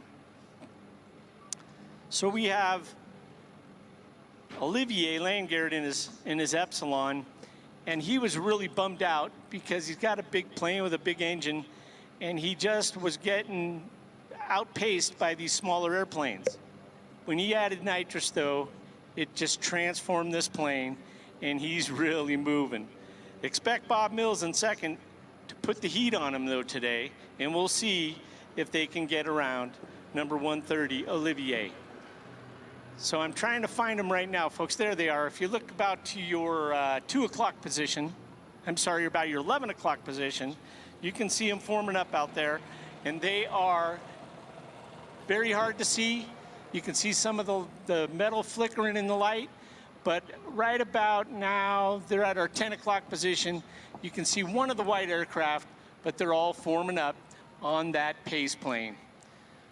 So it'll take about 3 or 4 minutes to go around the backside of Peavine, and then we'll switch over to the cockpit of the pace plane, and he will call the chute work before he releases them to race.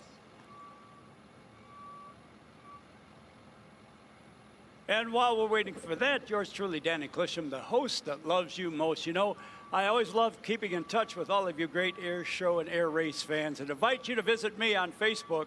Share your photos from today and this weekend's races. Drop a line and keep track of what's going on at air races and air shows around the country. We welcome you to visit us at Danny Clisham Air Show Announcer on Facebook. That's DANNY CLISHAM. We would love to hear from you. Okay, so this is our bronze race. We have a medallion of bronze, a silver, and a gold. And I just want to make sure you guys stick around for the silver and the gold, because the gold race has 3 aircraft that qualified at over 390 miles an hour. So I got to tell you, these planes sound like unlimiteds when they're going by, and you just got to stick around and make sure you see them. The other thing I want to do is due west, or to your left, we have all of our planes, pilots, crews, and that's our pits. I want to invite you all down to our pits because you'll see all the aircraft, a lot of new innovation, some great crews, some real accommodating pilots. They like answering questions, and come down and see our planes because there's a whole bunch of them down there. We're racing 32 this weekend. So we also have an interesting aircraft down there. It's a Lancer Legacy that has water-cooled cylinders. So he has a hood scoop on the top of his cowl that looks like a Corvette for the radiators. It's pretty amazing. He feels that the water-cooled efficiency is far greater than the air-cooled efficiency, and we'll see how he does. Unfortunately, he broke during qualifications, so he's not going to race this weekend, but go down and take a look at this airplane. He had the cowling off, and it looked pretty good. I am still intrigued by that technology that he's got. I've got to see that. We haven't had time to do it yet. You promised you'd help me take me down there and Absolutely. see how he's got that plumb. That's very intriguing. Amazing. He's got plumbing under there that you don't usually see. You don't see water plumbing under the hood, but yeah. And I'm saying the hood because it looks like a hood even though it's a cow. So it's a little smoky out, folks, but I'm going to turn it back to Danny. All right, only because we got some official times. The winner, as we mentioned to you before, stays the same. But unofficially, from our team on the ground, 321 miles per hour. And officially, up at Studio D, Sam Coleman and company, they say 318.663. Great. P-51 and P-63 flying.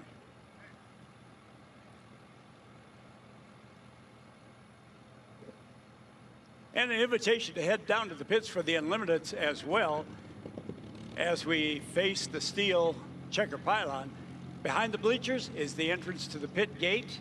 And let's see, they'll be open all weekend. Tomorrow's tickets, if you're going to wait till tomorrow, they'll be $37 per day. Saturday and Sunday, the price is the same. Put your happy feet on. Man, we didn't have much opportunity to get around and enjoy the outdoors, but you're here. There's a show going on the ground. It's all over the place. And if you came here and didn't see that pageant that is the pits, or the invitational judging of the classic Warbird, home built, and other aircraft to our right, and then the exotic Stihl racers, the Stihl Stihl racers, and then, of course, the jets. That's down to our right as we face the checker steel pylon. It is a pageant. There is shopping behind the bleachers. There is box seating. Oh, there's just so much to go on. Take in all of it. It is a show for you. All right, military hats are available at the main gate for all veterans or current military people. Am I right, Linda? And that will be until no? Okay. All right. All right. Military hats available at the main gate at or after 2:30. Thank you. All right, we're going to the cockpit now. Okay, folks, you're going to be hearing Sean Van Hatten's voice. And here he comes.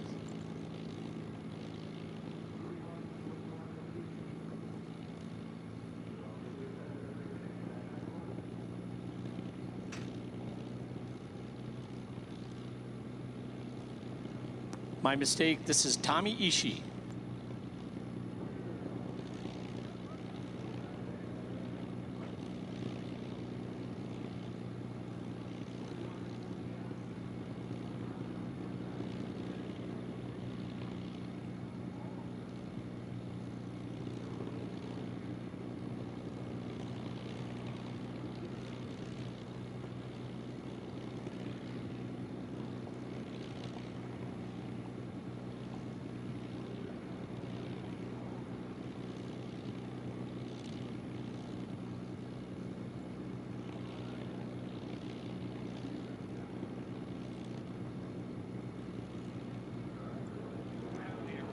All right, folks, look over your right shoulder. Here they come down to shoot. Pole position looks like he's holding the rest of them off, but let's see what happens as they get closer to that guide pylon. So what happens on this lap, and it's really a safety item, the aircraft kind of spread out based on speed. Because this is the long course, it allows them to spread out. And then when they come past the home pylon here, they're going to transition to the smaller sports course. And that'll happen right here. So look real hard to the backside of the course, because when they start going around pylon 5 on the big course, we may be able to see them again, because right now they just disappeared. There they go. We can see the plan view. You can see that red plane. You can see a couple of the white planes. Here they go. Looks good, looking good. I can tell that Olivier is hanging in there, but we'll see. I think Bob Mills in the red plane and Neil Wisher in number 888 may be making a move on him right now, being on the chute. So it's hard to tell, but they're not in the valley of speed right now, about our 11 o'clock position, and they're pouring on the coals.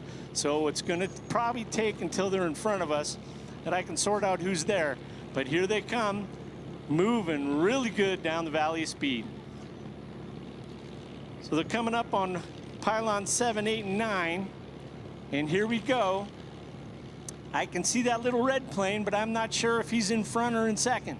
So this will tell the tale. I think Bob Mills in number 49, that red Rocket 6, may have taken over first place. So here we go from the left, folks. Is he in front of Olivier or not? No, he's not. Olivier is held on to the lead, followed by Bob Mills in race 49. But look at Bob. He's pouring on the coals, trying to get around Olivier.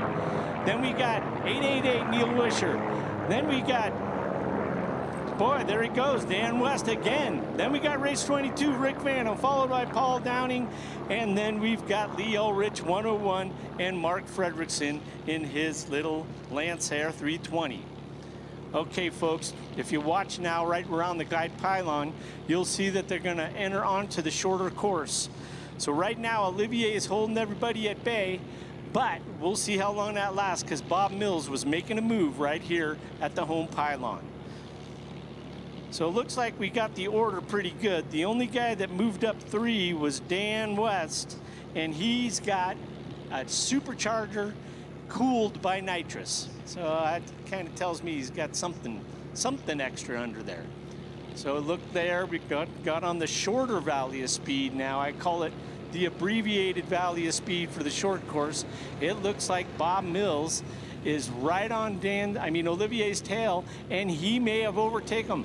So here they come, coming around pylon 7, 8, 9. Let's see if Bob Mills and Neil Wisher have gotten in front of Olivier. So look to your left, folks, here they come. The only plane that you can really see at this point is that red number 49 of Bob Mills, and let's see what's going on.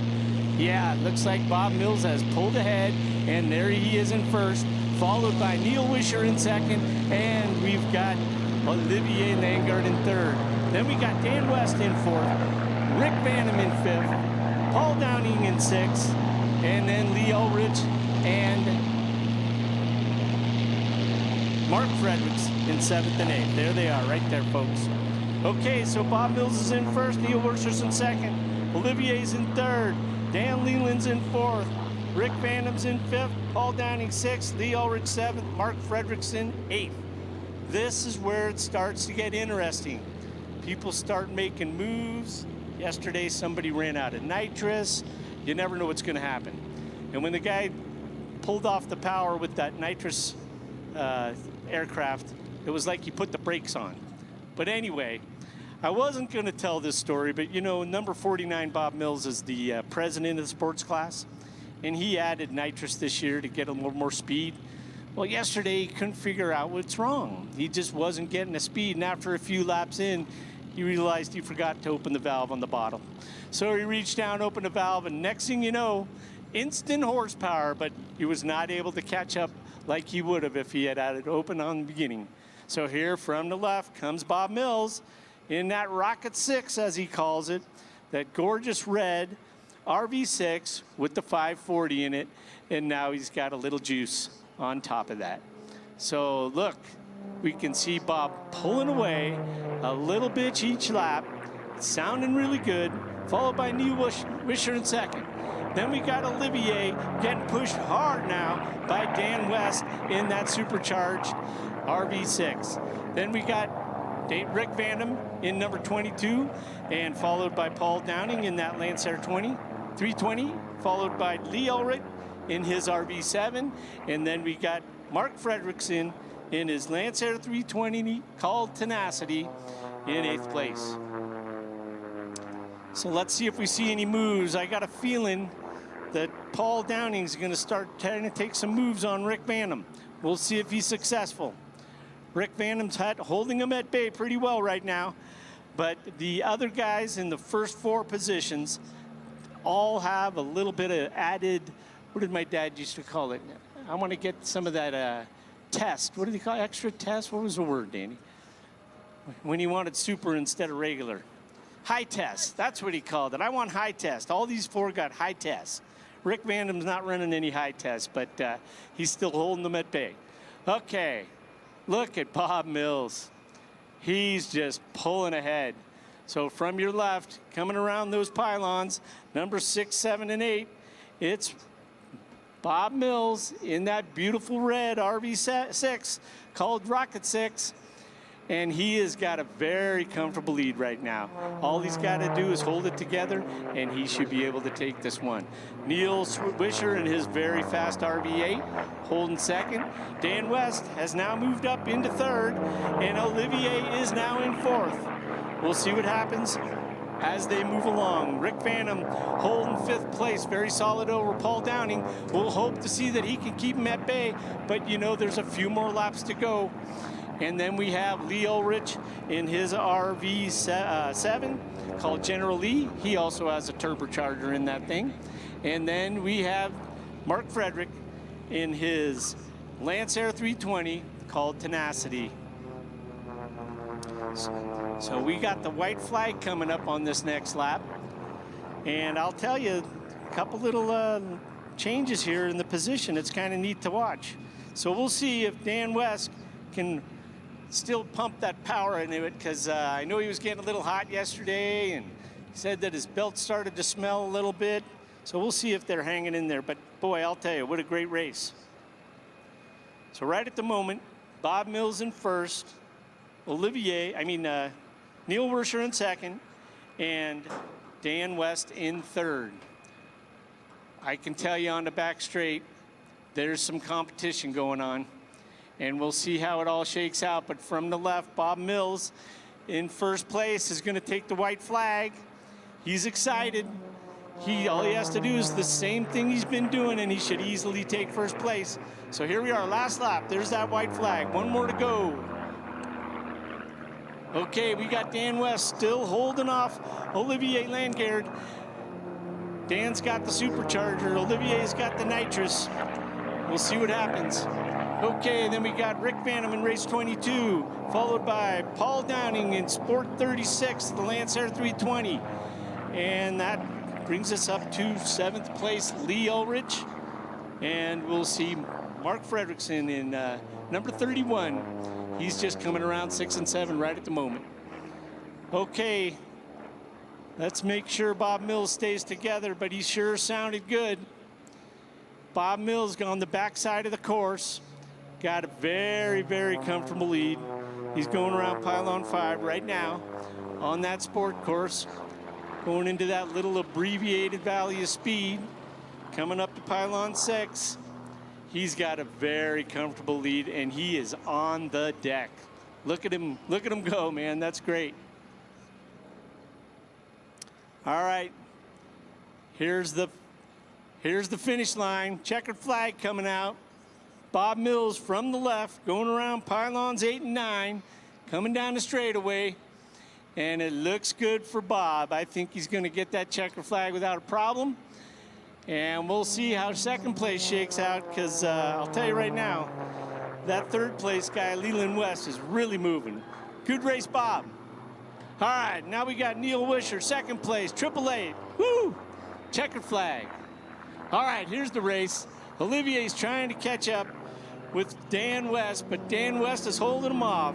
Third place, Dan West. Fourth place, Olivier Lingard. Okay, now we got 5th and 6th. This was a close race. Let's see how Rick Vanham does. He's hanging in there. I think he's going to hold him. Rick Vanham getting chased by Paul Downing. It's close. All right, we got 5th and 6th down, and now next to the left, Lee Ulrich in that supercharged RV7, holding his own and coming in a comfortable 7th. One more plane left on the course, folks. If you look to your left, you can see going around pylon 7 and 8 right now is Mark Fredrickson. He's flying a Lancer 320 called Tenacity, and he just enjoys doing what he's doing. And there he is. We had a safe flight. All 8 birds pulling up into cool down. We'll see how it goes. For the officials, any cuts, anything like that, we got to wait and see.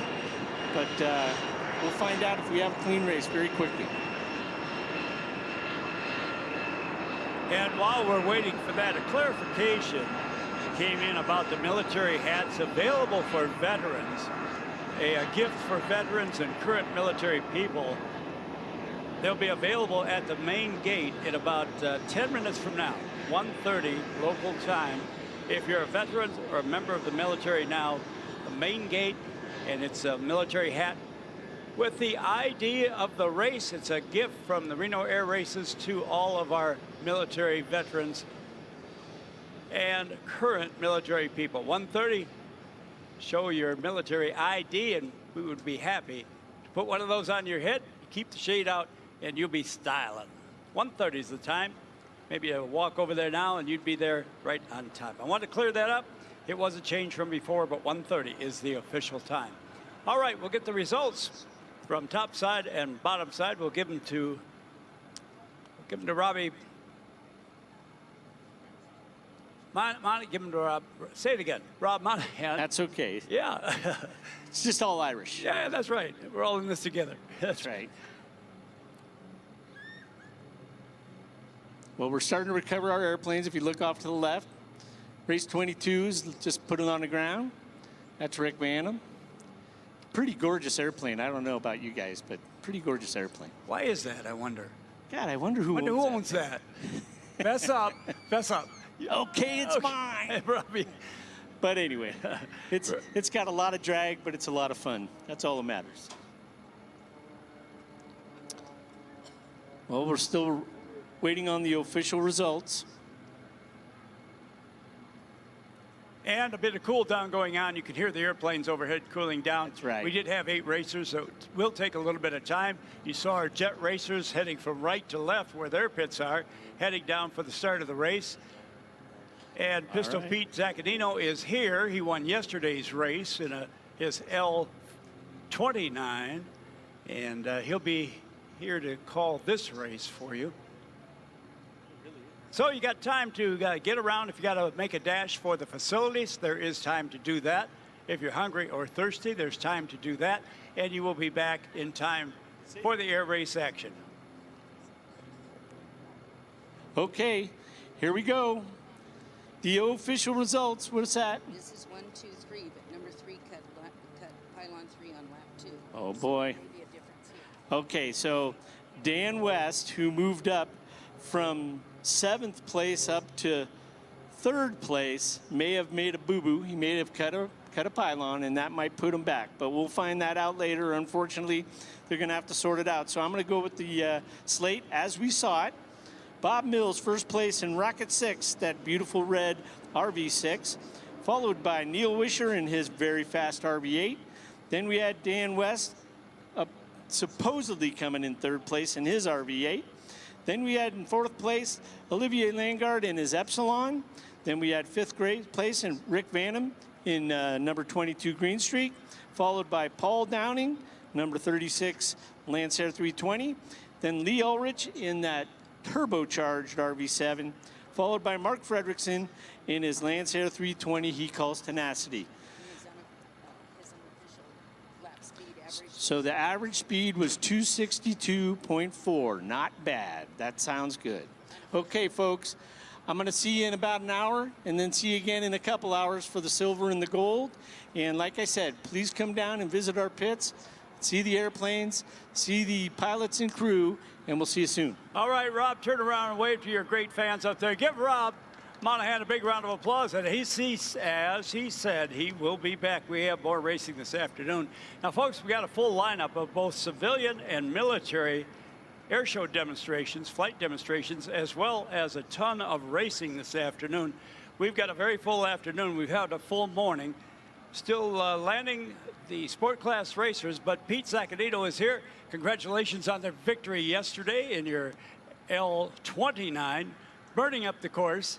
Hey, secret, I know that's not the stock engine in there because you're going too fast. I think if I remember, the stock engine was about 1,900 pounds of thrust. Yep, you're right at the mark. mark. What do you have in there to make that airplane go fast? We have a Pratt & Whitney JT12, also military version is the J60, and it's almost double the thrust. All right, so tweak under 4,000 pounds of thrust. A little less than that, All closer right, to 3,000. All right, it's about 300 pounds of thrust. Yeah, long in there. It's probably a half a secret or so. I do remember, tell me if I'm wrong, in the history of the L29, the first prototype had a British engine in it and of high thrust, and it was kind of a speedball. And then it being a communist airplane in Czechoslovakia and used by the communist countries, what did they do? They took that speed back. Yep. And gave it back to 1,900 pounds of thrust. Yep. Slowed it down because maybe they didn't want their pilots defecting. That's a possible that's reason, possible. Absolutely. And with the stock engine, it's a bit of a ground hugger. It is. It's not the fastest plane. We have some stock ones out here that have been lightened, a little less drag, but, you know, they're still 350 miles an hour, roughly. Yep. So, yes, and they're winning races. Let's see now, today, this is going to be even better, Pistol Pete, because we got 3 different types of aircraft in this race. And as we continue to launch or land, that is, the sport racers, let's tell them about the pilots and the 3 different aircraft we have racing here. Sure. So in the pole position, we have Cyril Whipfly. He's flying in an L39. He's from Switzerland, and he's a rookie this year. He's doing a great job. Followed by him is one of our great veterans, Joe Gano, flying a stock L29 that's been modified and weight reduction program, Sluggo. Joe's been supporting the jet class for a long time. Bringing up number 3 position is Joe Swindell, call sign Face Punch, and you should exercise that. And Joe will be in a stock L39, L29. And then we have a very, very lovely number 84 Tumbling Goose, a yellow and black L39 by Scott Gusikoff. Scott has AI25 Incorporated. He's in Ohio, rebuilding engines to help us all out. Call sign is Cheese. And then we have Mike McCauley, another rookie. He's from Florida. He's with Worldwide Gulfstream Charters, and they do a lot of great aircraft service around the planet. Bringing up the number 6 position is Scott Farnsworth, also one of our veterans. He's flying the S211 CIA Marchetti, pretty good-looking plane, sponsored by Keon Digital Banking, bringing banking services to the simple crowd, doing a great job there. And then our sponsor, one of our sponsors, taking off just now in the Honda Jet, is Jetit. Take control and fly a brand new Honda Jet Elite S at a fraction of the cost with Jetit. And now airborne is Cyril from Switzerland at number 73. And we should have about a 6-second interval to Joe Gaino coming up with the number 6 L29, sponsored by Vipers of Delaware. Another rookie in this blue, this good-looking L29, stock L29. That's Face Punch, Navy pilot based on the West Coast.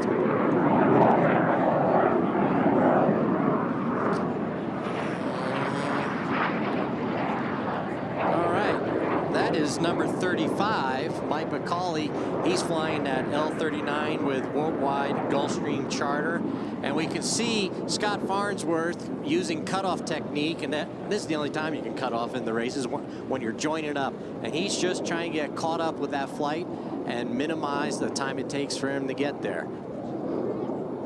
And it looks like Scott Gusikoff is not racing. I don't see his plane taking off. We'll find out why and let you know, folks, in a little bit. If you don't take off with the flight, you don't get the race. Yeah, his engine's parked down there. I can see it in the spot position, and not sure what's going on with that. So you can see him at straight ahead from the announcer's stand, the Jetit Honda, one of our great sponsors here, flying the pace planes. Kevin Roll, also a racer, along with Jeff Turney, whipping the flight into shape. And they're working on the join up right now. It'll be a right echelon. They'll be in that formation until they get to our left side as we face the home pylon. And then Jeff will take them around P-Vine, and he works them into a one of the more difficult formations, line abreast. All right, Pete, while we're waiting for that, Roy has got a special guest he wants to talk to now, and it's kind of a neat thing, a privilege of giving away a flight here at the Reno Air Races. Roy, tell us what's unfolding. Well, I got this gentleman in front of me here. Who are you, sir? Well, Roy, my name is Red Jeffro. Red Jeffro? Yes, sir. I'm from Tennessee, and I came all the way out here on the train to get me a raffle ride that I won 2 years ago from Method 7. Okay, wait a minute. And it's a ride in an airplane, and they told me to come today and talk to the announcer. That'd be Danny and I. And wait a minute, you came by train? Yes, sir. I'm a little nervous, and I get seasick, you know, so the roads kind of don't agree with me real like. So you didn't take a boat, you didn't fly, but you took a train because you got seasick? Yes, sir. That makes total sense to me. Right. And so you're going to go up in the Method 7 Piper Cub, which you saw flying earlier today, where they turned the engine off. Oh boy, I hope the engine works, because I'm sure it'll work. I don't think he can coast any further down than he did. No, I don't think so. They have not perfected subterranean flight, so I think we're okay there. And so, how did you enter? How did you win? Oh, so at the Method 7 booth, it's on down there. I saw him today. I gave him a hug and everything. They said, "Oh yeah, your ride is still good." I mean, the whole COVID thing, I thought maybe it expired, but you know. So I was down there and I entered a raffle, and here I am today, 2 years later. Awesome. Now, when you said you came by train, passenger train, or did you hop a freight? Oh, well, you know, I try and make my money playing banjo along the road, so I skip on these trains, you know, wherever I can. Gotcha. So the hobo life. Yes, sir. Well, I think it's a little more glamorous than that. You know, I'm an artist. Oh, there you go. Well, let's see what you can play. Can you, like, do, I don't know, what do you got? If I divorce my wife, is she still my cousin? You got that one? Or, yeah, we got that. You got that? Yeah, this All right. one's called a little cornbread and butter beans. All right.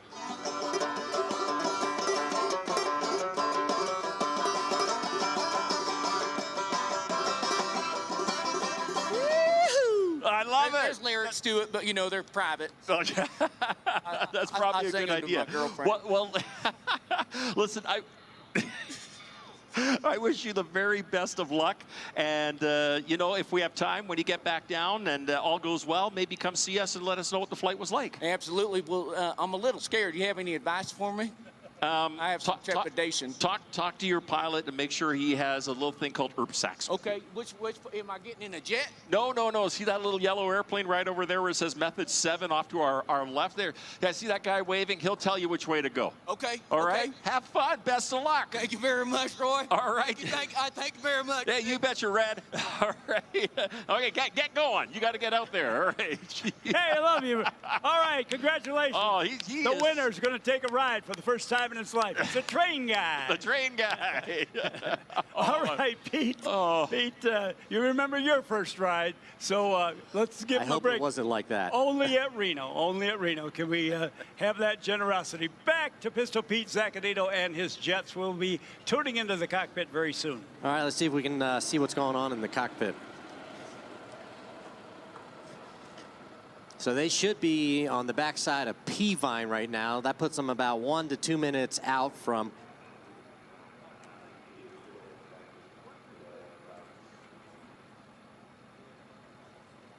Do we have a hold because of the U2? We're going to see who holds for who. Well, we got a 6-jet advantage. Yeah. We can take them out. Sorry, Huggy. No offense. Yeah, but they can't go as high.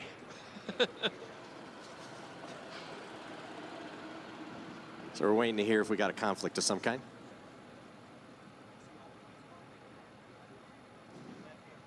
All right, we'll keep you. All right. Jet pace has got him still coming in. Actually, guys, if you look high and to your right, there is a very unusual looking aircraft that is on its way in. I hope you got your cameras ready. This is the U2, and we are celebrating 65 years of the U2. And look at this incredible machine. And piloting the aircraft is Major Nick Demo Beamer. And with me right now is a gentleman who has flown this aircraft right here, and many like it. Huggy, good to have you here, my friend John Huggy Huggins. Roy, thanks very much. And actually, I'm back still flying the aircraft. Demo, as we call him, Nick Beamer, Demo Beamer, flying this aircraft. This aircraft is a single-seat U-2, one of only about 26 single-seaters left in the U.S. Air Force, doing the flyby there, 104-foot wingspan as he puts it on up. This aircraft delivered to the U.S. Air Force about 1985, 1986 time frame. So it's a new one. This is one of the new ones. Yeah, exactly. The old ones are all sitting on a pole somewhere or you know, parked somewhere we don't want to talk about. But a little different today. You're going to actually see him. Well, I thought he was going to come in and do a landing for us. We'll see what happens with that. Well, he did a low approach yesterday to about 20 feet, and we had the two, I think it was Camaros. Is Camaros or Chargers? Okay. What we have right now are Chargers. Chargers, okay. Okay, chasing him, and then he climbed out of here like all right, gentlemen, but Huggy and Roy, the course belongs now to the jet class racers. We're going. I think that's it. I thought he was supposed to spin around and do a landing with the for a touch and go. Yeah, no, I think because the course, and it is an air race, so we're going to send it back to Danny Clisham. Thanks, Roy. All right, the Jets scared the way the U2 and Huggy. There he goes. They'll be back, though, folks. And the Jets will be coming into the chute here at any minute. All right, that's Jeff Turney. Keeping them in line, keeping those Jets in place. We did lose number 84.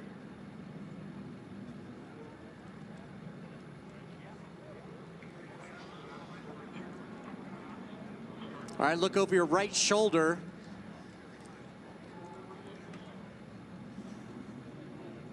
Pete, do you think the U2 formed up and is going to race in the jet class? That'd be fun. That'd be cool. Yeah, well, I say bring them down.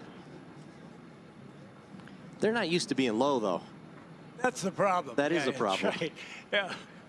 They get opposite of a nosebleed, whatever that is. All right, it's been released. Here comes the Jet It Honda off. These are pace plane, and he's going to be making sure that the Jets are flying a nice, clean start. All right, there goes the Jet It aircraft. And then over to your right, we see we got the start going in as we get Cyril looks like he's moving into that first place position. Joe Gano has slid back. The L30's have gotten ahead of him.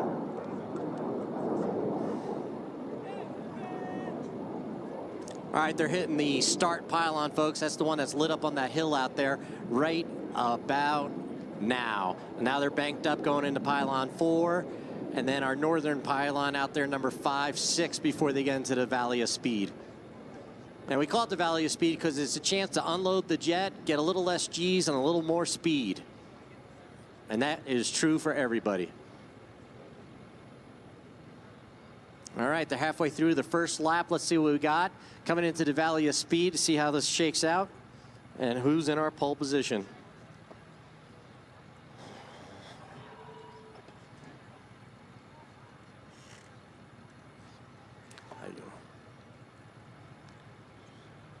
Okay, folks, coming up on the home pylon is our first jet. Let's see who we got here. And it does look like number 73, piloted by Cyril, call sign Cheerio. And we have Face Punch, the S211 with Scott Farnsworth, followed by Mike McCauley in the higher position on the L39. And in the back, we got Joe Gano and Sluggo, race 6. That concludes race number lap 1.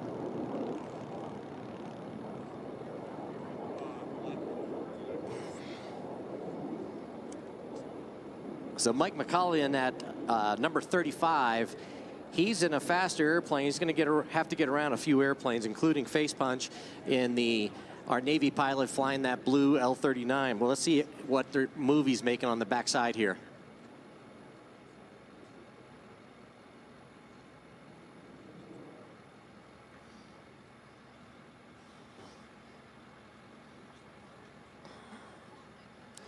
All right, he's making a move there. Let's see how it shakes out in the Valley of Speed when they get in front of us.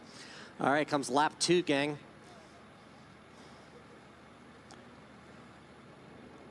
All right, Cheerio, call sign Cheerio, and number 73 looks like he's commanding that position. Followed by Mike McCauley did get the pass, followed by Face Punch, Scott Farnsworth, and Joe Gano. Looks like he made the move in the Valley of Speed. Not a bad spot to do it, as long as you get squeezed out in pylon 7. Make sure you come down, visit us all the way to the right if you're looking down towards the east to our jet pits. We have great merchandise intent to help support the jet racers, and everybody will welcome you. Take pictures with our jets and meet everybody and shake their hands. Okay, now Face Punch in number 61. He's going to have to fight them off to hold that position. And look in the backside, we got somebody trying to make a move out there. If he gets in a good position coming around pylon 6, that'll give him opportunity in the Valley of Speed to make that actual pass.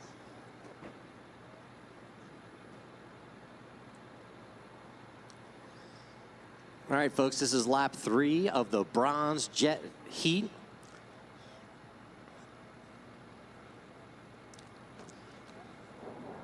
And number 73, flown by Cheerio, doing a great job keeping that lead and opening it up, followed now by Mike McCauley in race 35. And Face Punch is still fighting off that 211. He's doing a great job. 211's a faster airplane, flown by Scott Farnsworth, but he's flying a wider course because he has to make a safe pass. And now it looks like Face Punch is getting a little airspeed there on 3 to 4. Joe Gano stacked above them, holding a nice position, consistent line.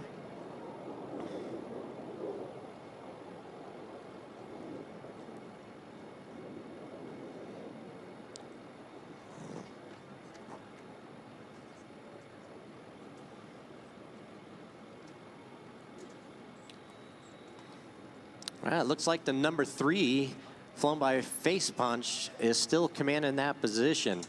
Cheerio in first place has really opened up that lead. He's got some big space between him and Mike McCauley, number 35. Let's see how it still looks. All right, here we go, folks. Lap 4.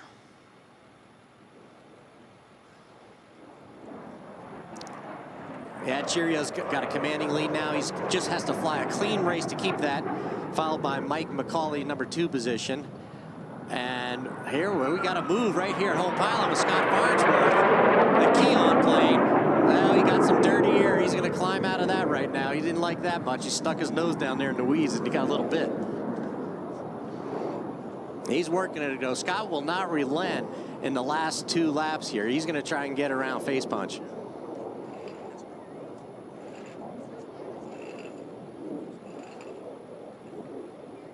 And again, folks, we got the Honda Jet, our sponsor, Jet It, being flown by Kevin Roll, one of our racers in the Jet class. They're up there in case they need to help and support anybody. They've been a big supporter this year. All right, folks, white flag's coming up here. Look straight ahead, the home pylon. You'll see that white flag coming up for our lead aircraft and the subsequent aircraft behind them.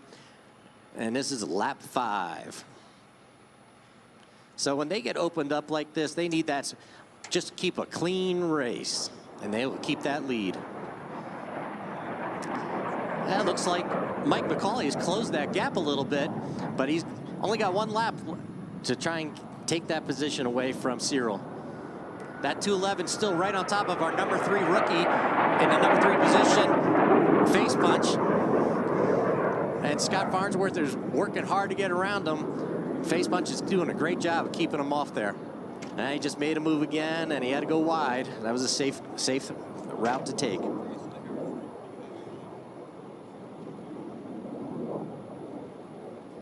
right, folks. Checker flat's coming up on the Jet Bronze Heat. Make sure you come down and visit us. Visit us our merchandise tent all the way on the east side, which is right. And come down, say hello. All right, checker flag's out. We're going to see that waving here in just a minute. Well, just a second, actually, not a minute. All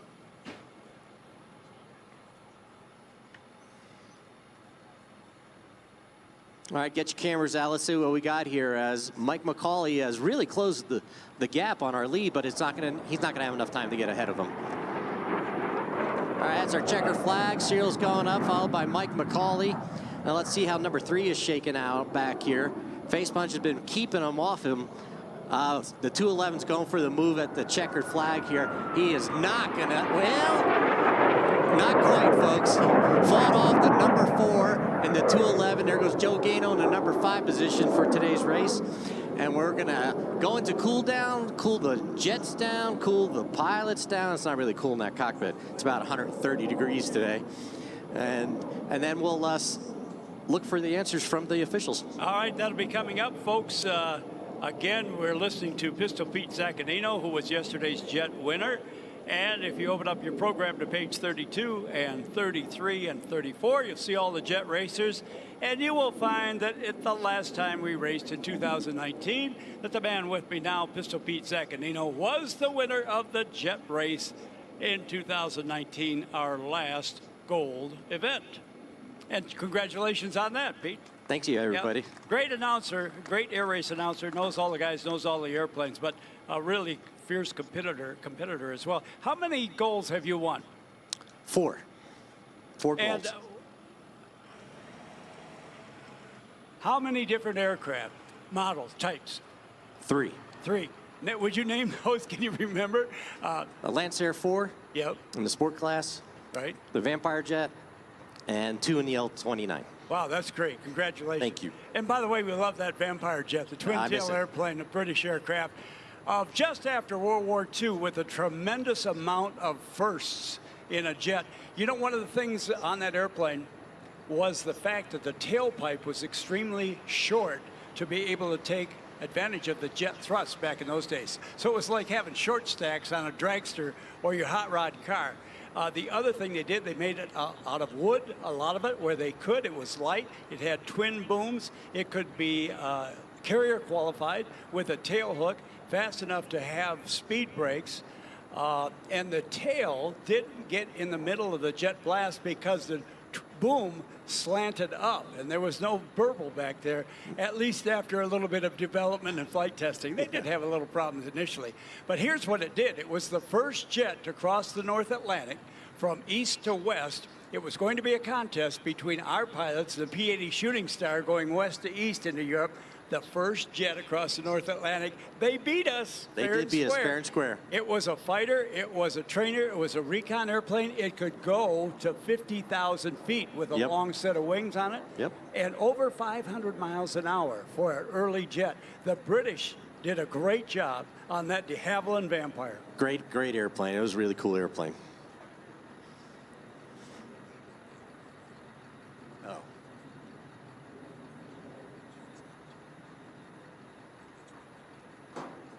Okay.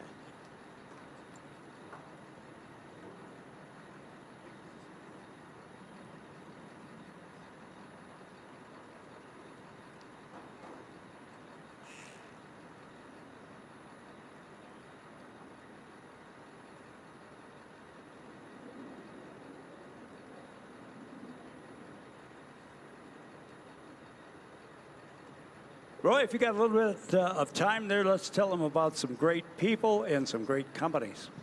Absolutely. Sierra Office Solutions, serving Northern Nevada office technology needs for the past 25 years.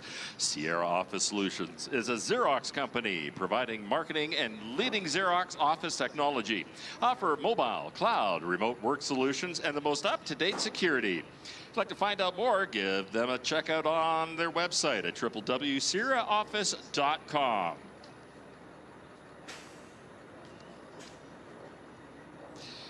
Well, where are you going to race to next? Well, you can't all pilot an airplane through the sky celebrating the world's fastest motorsport with 23 plus nonstop flights across 10 different carriers. Reno Tahoe International Airport is here to get you back into the sky. Perform Air International is thrilled to once again be presenting sponsor of the Neil A. Armstrong Aviation Heritage Trophy for the National Aviation Heritage Invitational here at the Reno Air Show.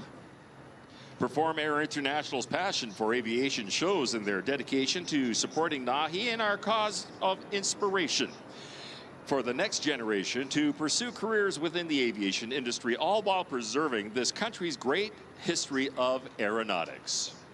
The Perform Air International sponsored trophy proudly resides at the Smithsonian Institution's National Air and Space Museum.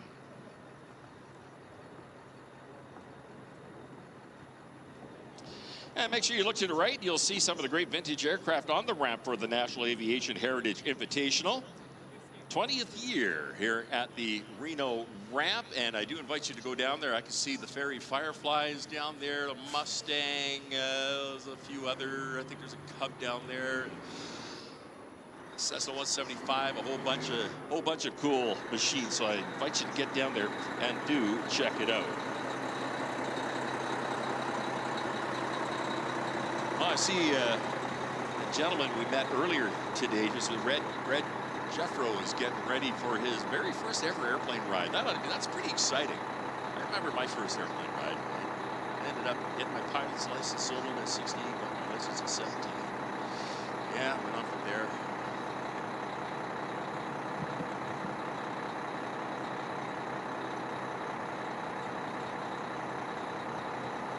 DP Air Corporation is an industry leader in critical environmental design, construction, power, cooling, maintenance, and service.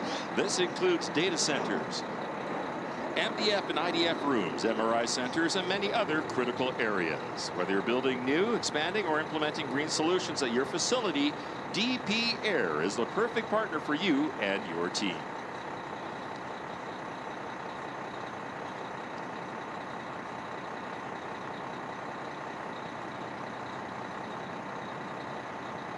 ClickBond is a Nevada-born company celebrating 30-plus years of innovation and is a proud sponsor of the Reno Air Races, a family-owned business founded in 1987. ClickBond designs and manufactures adhesive bonded fasteners, which are used in the F-16, the F-22, the F-35, as well as Boeing and Airbus products, the Predator drone, and much, much more. Stop by their location to find out more.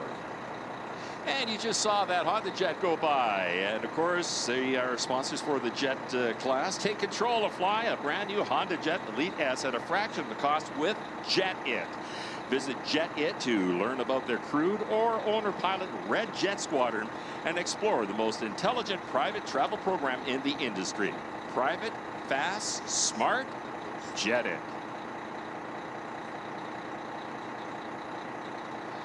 And of course, a big salute to our title sponsors, Stihl. Proud to be the title sponsor of the National Championship Air Races. Stihl knows a little bit about speed, power, and precision. After all, they manufacture the #1 selling brand of chainsaws in the world and the #1 selling brand of handheld outdoor power equipment in America. Reno is where you find the fastest motorsports on the planet, and your local Stihl dealer is where you'll find the best power equipment. Go to stihlusa.com. Find a dealer near you. Danny Clishan, back to you. All right, Pete Zaccanino now has the official, unofficial results of that race. Pete, it's all yours. Okay, so the unofficial, official, unofficial. Right. All right, looks really solid for number 73 with Cyril in the L39 holding on to first place. Number 35, we're going to have to look at. He did have a pylon cut on lap 2. That's going to affect him.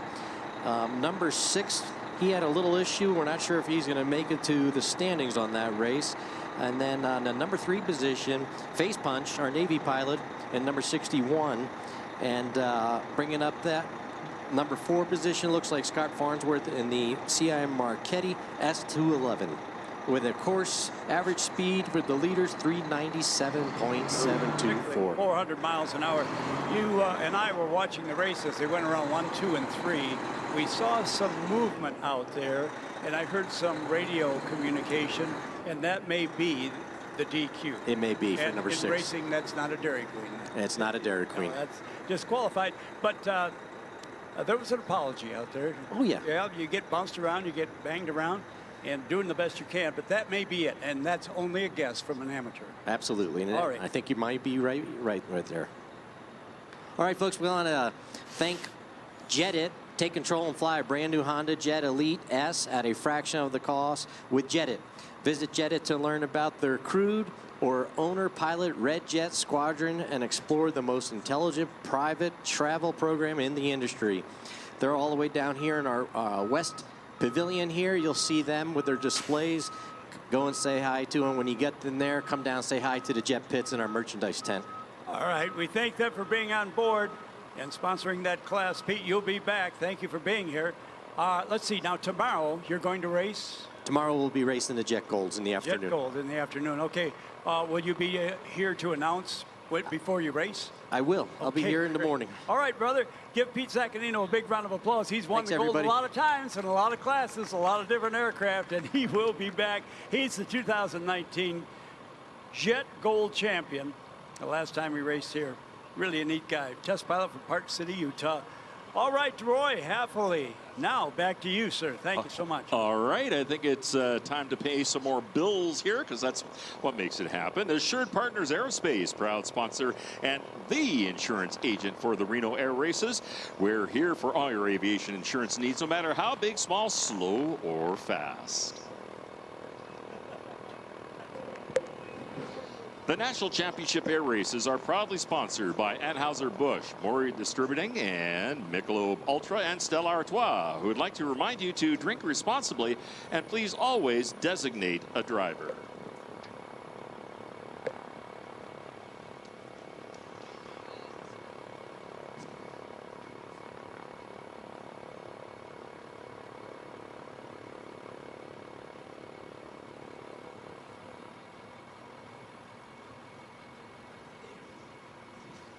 Peppermill, Reno's premier AAA 4-diamond resort, has been named one of the top best casinos in the nation by USA Today's 10 Best. Tickle your taste buds in 10 award-winning restaurants. Unwind and indulge at the 3-story Spa Toscana, featuring an indoor caldarium and a sun deck. Sip your favorite cocktail. Enjoy live music or party until the sun comes up at 15 bars and lounges, including Edge Nightclub. So much to do at Peppermill Resort Spa Casino. And of course, proud sponsors of the T6 class here at Reno. The official timepiece sponsor for the 57th annual Stihl National Championship Air Races is Oris. They're showcasing their entire collection in the pits in their new Airstream trailer.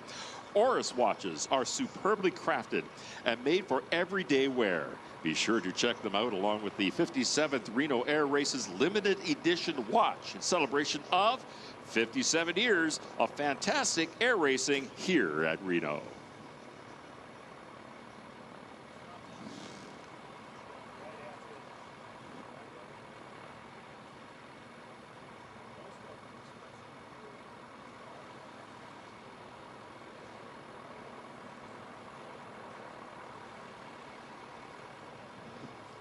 Huggy, if you're in earshot, can you come to the announcer's stand, please, Huggy?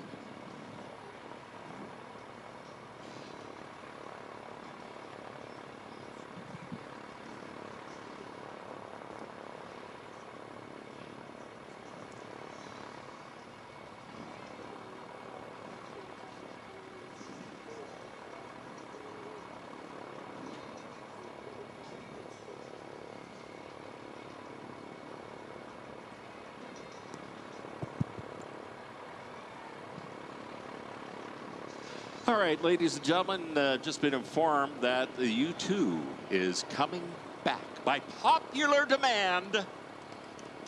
Popular demand. There we go. So hopefully everything lines up and the stars are correct and all that stuff. The U2 will be coming in and doing a touch and go. Now, friends, I've seen the U2 performance, and I'm talking about the airplane, not the band. Get it right?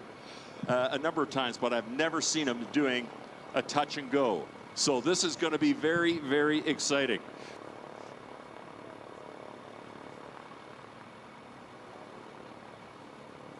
So let's keep an eye out. You know, it's a very sneaky airplane. It just kind of likes to float in, as you saw earlier with that sneaky fly past.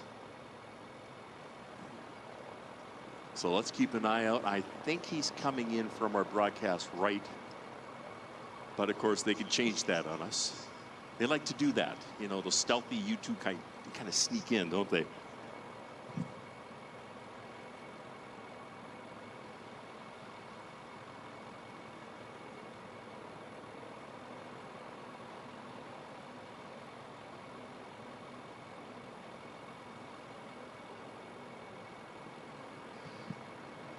All right, he just hustled his way in from the pit area. Huggy, welcome back. And my understanding is they're going to be coming in and doing a touch and go. So as he makes his way in, now, I'm guessing the reason why you have these two cars, there he is, way up high, going to do a pass, okay? And is basically, the visibility is the pits out of that thing. Yes, but let me correct you. He's not way up high. For U2, he's like at 5 feet off the deck compared to like an F-35. So, what was your question? Sorry, I ran from the pits. I know you hustled, and you know you're not a young guy anymore. So. The reason why we got the two Chargers is basically it's hard to see out of the aircraft. The windows aren't that big, and you're wearing what's literally a spacesuit. It is. That's a big part of it. But we've actually changed the cockpit configuration over the years. Instead of the three-piece windscreen, we now have a single-piece windscreen. The visibility is pretty good. And a day like today, Demo, who's flying the profile right now, really doesn't need the chase car, but we do require it as a safety measure, especially when you're flying a fully operational aircraft worth about $1/3 billion when it's fully censored up. And when it's 3 in the morning, you've been flying for 10 hours. You're tired, 50 knots of crosswind. There's things the person in the chase car that we call mobile that he or she can tell you that'll actually keep you from breaking things on the aircraft. That makes sense. I mean, the first U2 flew 65 years ago, and it just shows you the ingenuity of Kelly Johnson and the Skunk Works that the aircraft is still flying and relatively easily updatable. Absolutely. So you mentioned Kelly designed the P-38 Lightning, SR-71, the F-104. And if you look at the fuselage of the U2, you'll see it's an F-104 with a very, very long wingspan and a different non-T-tail aircraft. So the beauty of Kelly Johnson's design 65, 66 years later, But we think of this as your old 1970s Ford pickup truck. It still does the job. So there's a lot of more modern aircraft, but when you want to take 4,000 pounds of payload, haul it to altitude, have the electronics to be able to, the power to run off the generators and watch the bad guys and help out the good guys, this aircraft still does it, and it does it better than anything out there. I got a 56 Ford F-350 at home, so I know exactly what you're talking about. Yes, you do. All right, the landing gear is down, and folks, when he comes around, I want you to take a look at this landing gear because it is not that big. No, it's not. In fact, tail dragger pilots in the crowd, raise your hand if you're a tail dragger pilot. You'll get what I'm talking about here. So we've got a main gear. The main wheels are about 2 foot in diameter. The tail wheel, if you're familiar with the A1 Sky Raider, it's about like that, like a skateboard wheel. 2 of them side by side, solid wheel, not inflatable. And the goal is to get the aircraft down 1 to 2 feet off the ground, hold it there, and stall it in. There's no outrigger wheels, so you're flying a bicycle with a 104-foot wingspan. Stall it in, sort of like what we saw earlier with the Stoll drags. Exactly. Except don't kick the airplane sideways. Exactly. That's exactly right, Roy. Yeah. All right, we see the aircraft is coming in. Oh, those huge flaps are down, the landing lights on, and what's going through his mind right now? He's just focused on the airspeed. We don't fly at constant airspeed, so he's at 90 knots. He's only at 90 knots right now. He's going to slow it down with his fuel weight down to about 80 to 78 knots on final approach indicated airspeed, with a touchdown speed in the high 60s. And if we could pipe it over, we couldn't hear you. But starting about 10 feet, the guy in the chase car will be going 10, 8, 6, 5, 4, 3, 2, 2. Hold it right there. 2, tails level at 2, 1 inches. Touchdown. And he's on the ground. Wow. And driving the chase car is Major Matt Nova. Bobian, that's it. and Bobian is a Reno racer. He's raced in the sport class a couple of years. Didn't race this year, so we could do this, but many of you that are following the racing world will know Nova. He's quite the personality and just a lover of great things aviation and a good Reno racer. All right, now you might notice as well, I mean, I'm hoping he's going back up again. There we go. There's no outrigger wheels or anything. Basically, it comes to a stop and tips over, and then the guys oh, yeah, there we go. Reno, a big round of applause. Climbing like a homesick dragon lady. That is absolutely amazing. Friends, let's give them a big round of applause once again. Huggy, my friend, thank you so much for... Thank you so much, Roy. It's great to be back here, Reno. Hustling your butt down here to be able to do this, and it is nothing like talking to a guy who's been there and done that. That is incredible. And of course, based out of Beale Air Force Base, California, just over the hills here, they don't have very far to go to get back. And okay, looks like that Piper Cub is out there again. Of course, Red Jeffro, whom we met earlier, a guy who kind of hopped the trains all the way from Tennessee to get here because he's got that that raffle that he won. And gonna go up for his very first airplane ride. That's pretty cool. I remember my first airplane ride. Oh my gosh, what's going on here? The pilot got out of the aircraft and apparently, there was something wrong with the tail wheel and he's taken off. I don't know what's going on here. He has taken to the skies. And now this is a guy who apparently has never ever flown an airplane before. Mike Tyson, the pilot, he's jumped into the support vehicle. Okay, let's just see if, what the heck?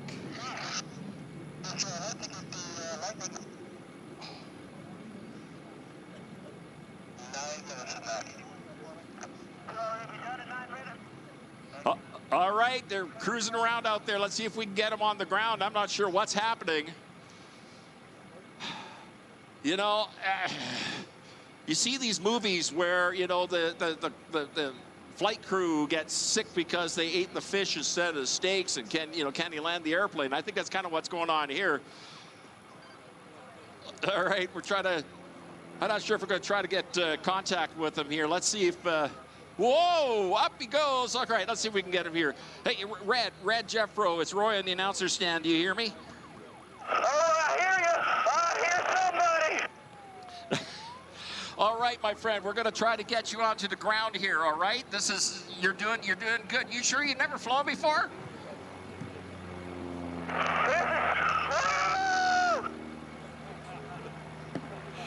Oh, my goodness. goodness. All right, you're pushing that big red button in front of you. You're doing a great job, my friend. Okay, are you ready? I'm going to have to somehow teach you to fly, all right? How do I fly? You have any ideas? I have a lot of ideas, but let's see if we can pass them on to you. All right, you got the control stick in front of you. That's the stick that's coming out of the floor between your legs. You got that, obviously. I got more than one stick. All right, well, when you push forward, the ground gets bigger. When you pull back, the ground goes away. And if you move it to the left, you kind of roll left, move it to the right, you roll right. Simple. Okay, I think I'm starting to get the hang of this a little bit. It's a little bit more complicated than mutton busting. Well, I used to announce mutton busting, so I know exactly what you're talking about. Tell you that, it should be an Olympic sport. Okay, look at that. Oh, something just came out of your aircraft. What's that? Trying to blow my nose, I got something in my eyes. Oh, no. Pull back. Okay, I'm pulling back. Not that much.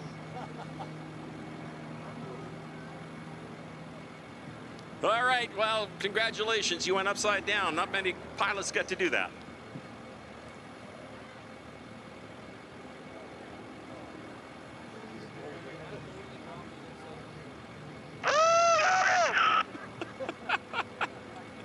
Oh my gosh, that was perfect. All right, stay away from the Stihl home pylon. Stay away from the Stihl home pylon. How do I land this thing? What's this ambulance doing out here? All right, well, we've been trying to get you on the ground, but this is a very special ambulance and totally, how shall I say, experimental. So maybe because you're having so much difficulty getting this thing on the ground, and forget, no, those aren't the brake pedals and the gas pedal, okay? That's the rudder. There you go. Hey, you almost got it on the ground. You're doing good. Okay. Oh, perfect. Okay, pull back on the throttle. That's the thing on your left. Or maybe not. That's difficult. Well, you can see that your pilot is now over at that ambulance, which has been highly modified, and he's waving a flag. So just aim for him, so to speak. I see him. Okay, good. No, when I say aim for him, that's not what I meant. I got him. Guns.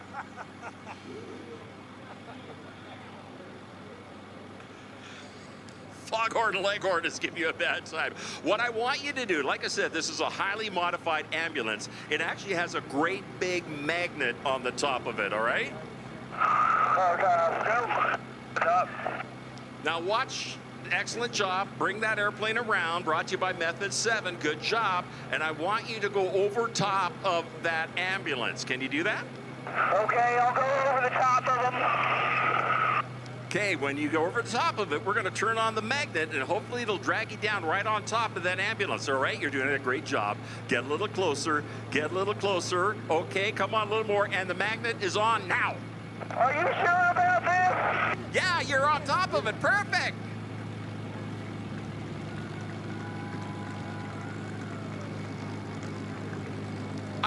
I think you did it, son. You're safe. Holy hell! Toledo and Batman, this is amazing. And you survived your first airplane ride. Way to go, Red.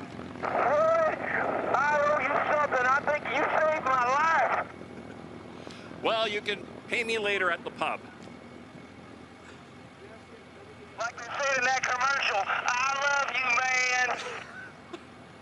You've made it. Well job. Well done. Well, of course. Oh, what'd you think of that? Red did it. Red Jethro. Oh, my heart be still. Of course, that is Eric Tucker. You saw him going from 6,000 feet all the way down to the ground with no engine on. My friends, let me tell you, it is really hard to fly that bad.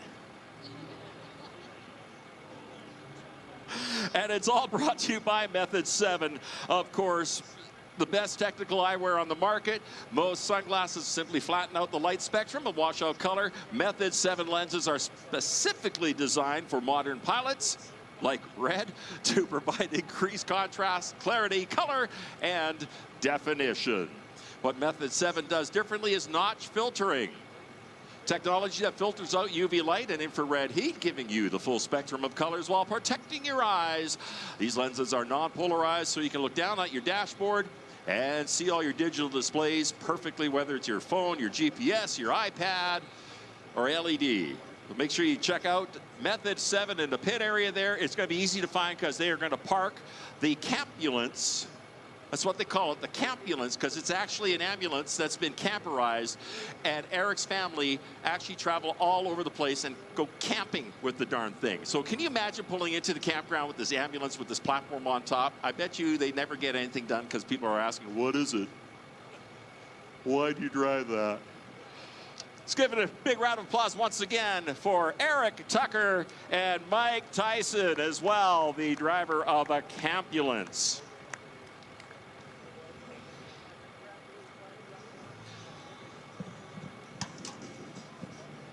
Well, friends, coming up in just a few moments, you're going to want to put your hearing protection on because this is a very loud aircraft.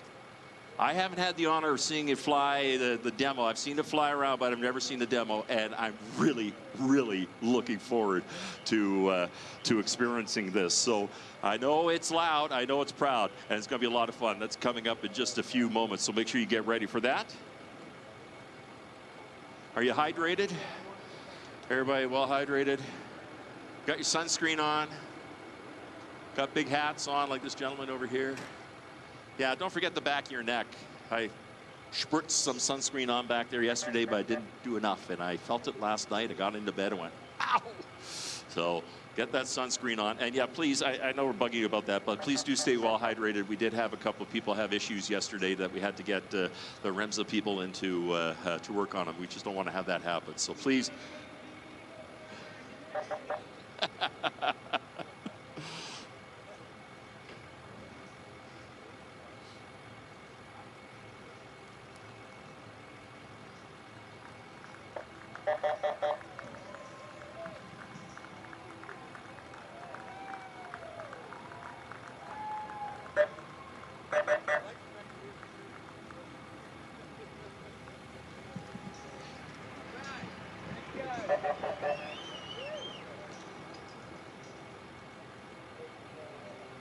Hey, there he is, Eric Tucker on top of the campulance. Mike Tyson at the controls of that magnet. Oh my gosh, this guy is so talented. You heard him playing the banjo there, and he and Mike have been friends since childhood. Mike is a genius unto himself. Working at school, doing IT stuff. Steve Jobs, yeah, the Steve Jobs, recruited him to work with him, and Mike has worked all over the world. There he is, folks. Let's give them both a big round of applause as they go by our broadcast location. Like I said, it's really hard to fly that poorly. You rock, my friend.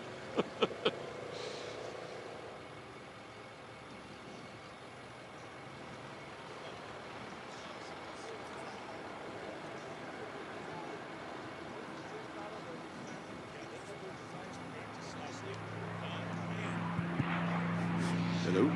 All right. We're going to get that Mustang up in the air there, and he's going to clear the area, and then, oh, I'm so looking forward to this. Ladies and gentlemen, are you ready to get loud, and are you ready to get proud? Yeah! You can do better than that. Make some noise, Reno! The next voice you will hear is that of Master Sergeant Lance Murphy. It is time for your F-35. Good afternoon, ladies and gentlemen. And on behalf of your United States Air Force, the Commander of Air Combat Command, General Mark Kelly, and all the men and women of Air Combat Command, we welcome you once again to the 2021 Reno Air Races.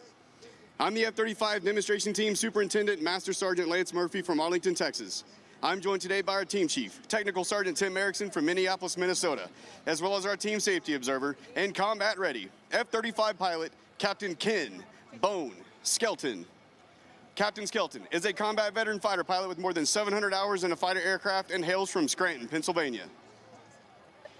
As a member of the 388th Fighter Wing, commanded by Colonel Craig Anderley, located at Hill Air Force Base in scenic northern Utah, it is my distinct pleasure to describe for you today a capability demonstration by the world's most technologically advanced fifth-generation fighter, the F-35A Lightning II. The team commander and pilot for today's flight is Major Kristen Bayo Wolf. Growing up in a military family, Major Wolf hails from all across America. She is a veteran combat fighter pilot with more than 1,000 hours in fighter jet aircraft. The F-35 you are about to see is a supersonic, 9G capable, multi-role aircraft that combines cutting-edge stealth with the most advanced avionics system of any fighter aircraft in history. These capabilities allow F-35 pilots to penetrate the most hostile areas of the world with a superior tactical advantage. The F-35 gives the United States Air Force the power to dominate the skies, anytime, anywhere. Designed to provide the pilot with unsurpassed situational awareness, positive target identification, and precision strike capabilities, the F-35 is the future of Air Force aviation. While you won't see everything that makes the F-35A Lightning II the most technologically advanced stealth fighter aircraft in the world, you will witness its raw power. As today's flight begins from your right, Major Wolf will execute a maximum power takeoff using all 43,000 pounds of thrust being produced by the Pratt & Whitney F-135 engine, the most powerful fighter engine ever built, virtually lifting the Lightning II off the runway in an amazing 1,500 feet. Then watch as the F-35 powers straight into the vertical and executes a half-Cuban 8 at a stunning 50 degrees angle of attack, a first-of-its-kind maneuver unique to the F-35 demo team.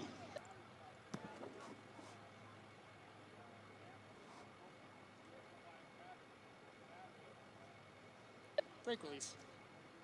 Copy, brake release. It's showtime. And now, ladies and gentlemen, it's time to stand up and get your cameras ready. I present to you the newest and most technologically advanced fifth-generation fighter aircraft in the world, your United States Air Force's F-35A Lightning II.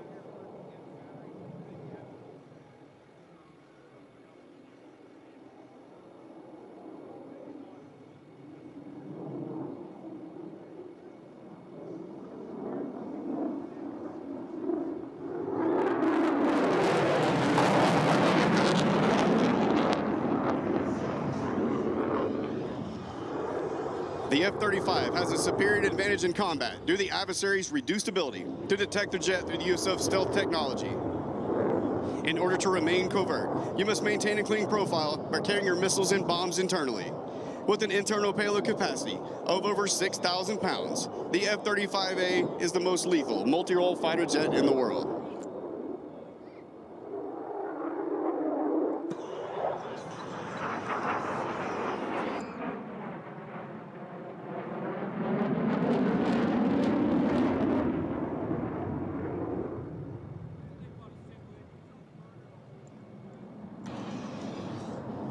The F-35A possesses the capability to reach speeds 1.6 times the speed of sound, which equates to nearly 1,200 miles per hour. Today we will showcase just a fraction of this engine's capability. Watch now as Major Wolf accelerates to just below the speed of sound, covering an incredible 3 football fields per second. If that wasn't impressive enough, she will then pull back on the stick and catapult the Lightning II from 300 feet to over 3 miles.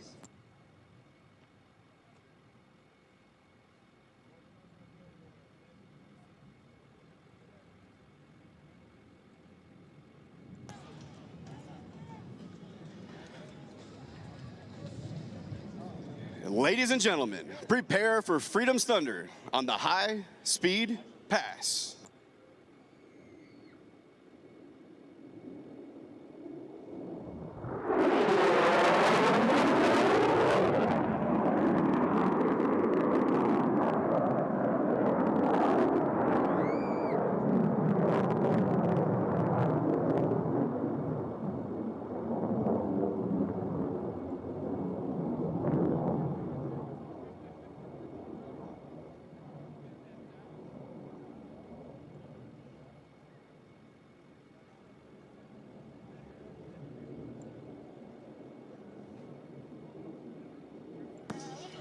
In a dogfight, combat maneuverability is crucial.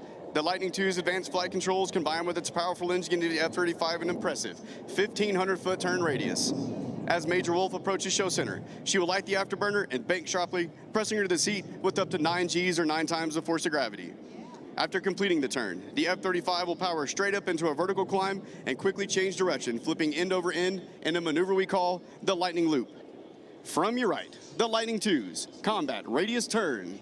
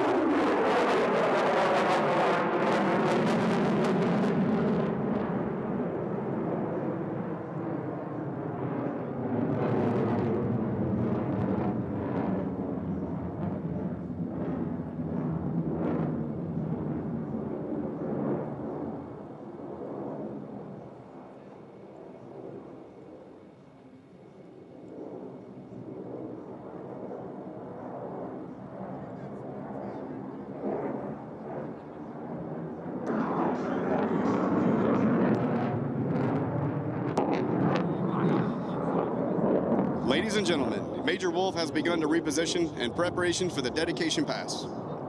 Major Wolf and the rest of the F-35 demonstration team from the 3D Fighter Wing wish to dedicate this pass to the men and women of all branches of the armed forces and their families who are so bravely fighting today's joint fight. We would also like to remember our wounded warriors and veterans in attendance and those who have given their lives defending this great nation. This will be your best photo opportunity, so get your cameras ready to capture this salute.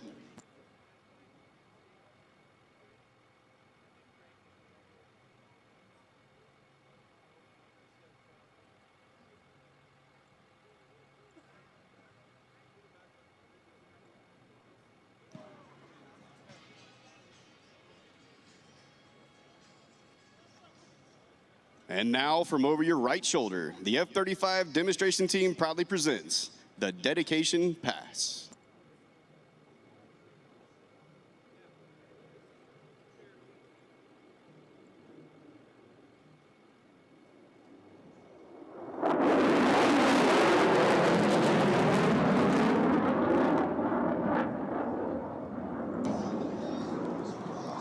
Major Wolf will now demonstrate the Lightning II's crisp agility and handling. Notice as she makes her approach, she's in the inverted position. As she reaches show center, she will complete a 360-degree roll and finish the pass inverted.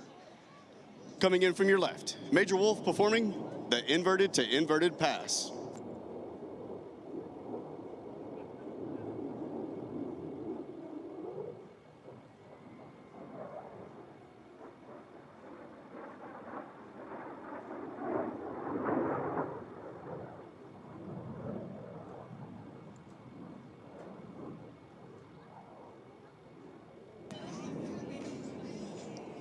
The F-35 possesses the incredible ability to point its nose at will in a dogfight.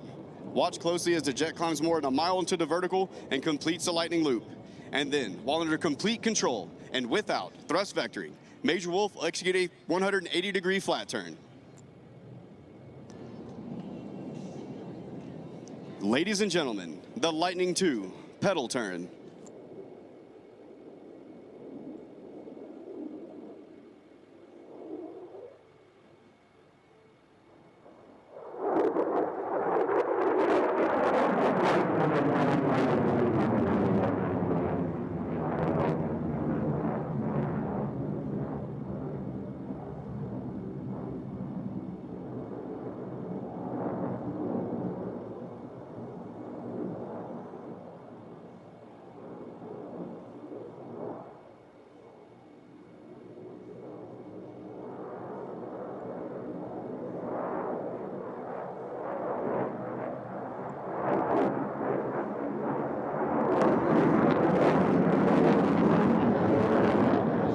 Any fighter can perform a loop, but few can execute one quite like the F-35. This square loop begins as Major Wolf passes show centers and executes a 7G pull to the vertical and climbs to 3,000 feet. She will then execute a 90-degree turn and sustain inverted flight back across show center, where she will then point the aircraft straight at the ground. Finally, Major Wolf will pull back on the stick to return the aircraft to level flight to complete the square. From the right, the F-35 performing the unique square loop.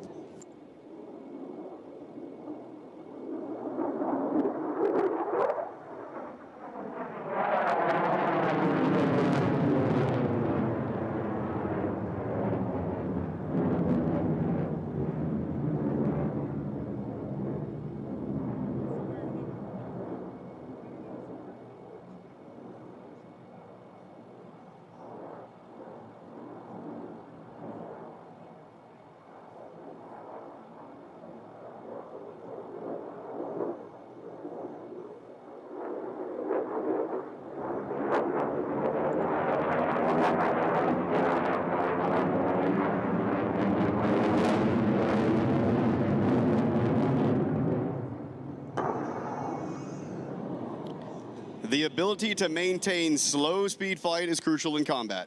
The potent combination of sophisticated flight controls, coupled with the most powerful fighter engine ever built, make it possible to reduce the F-35 speed to less than 100 knots. Coming in from your left, Major Wolf will demonstrate the F-35 slow speed capability. And then just as she approaches show center, you'll once again feel the raw power of the engine as she lights the afterburner and accelerates the aircraft into a near vertical climb.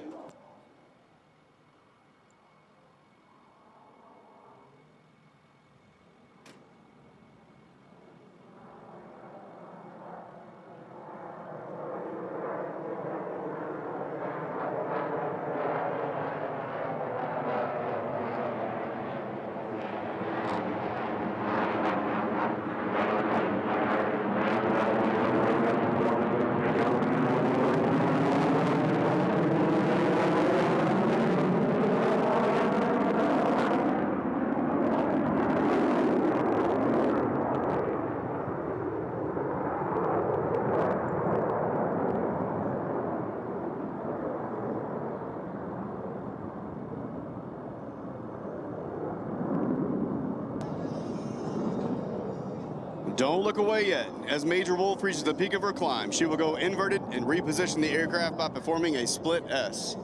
As she returns to show center, she will accelerate rapidly and snap the F-35 through a series of aileron rolls to demonstrate the Lightning II's impressive roll maneuverability.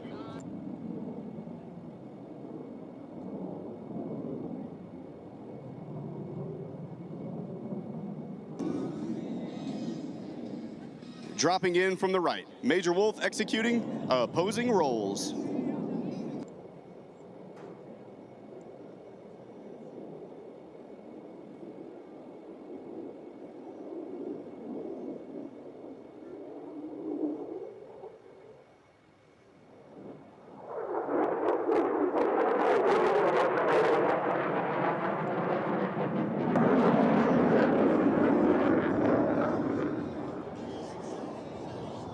As the most technologically advanced fighter aircraft in the world, the F-35's flight controls give our pilots a distinct advantage to outmaneuver their opponents.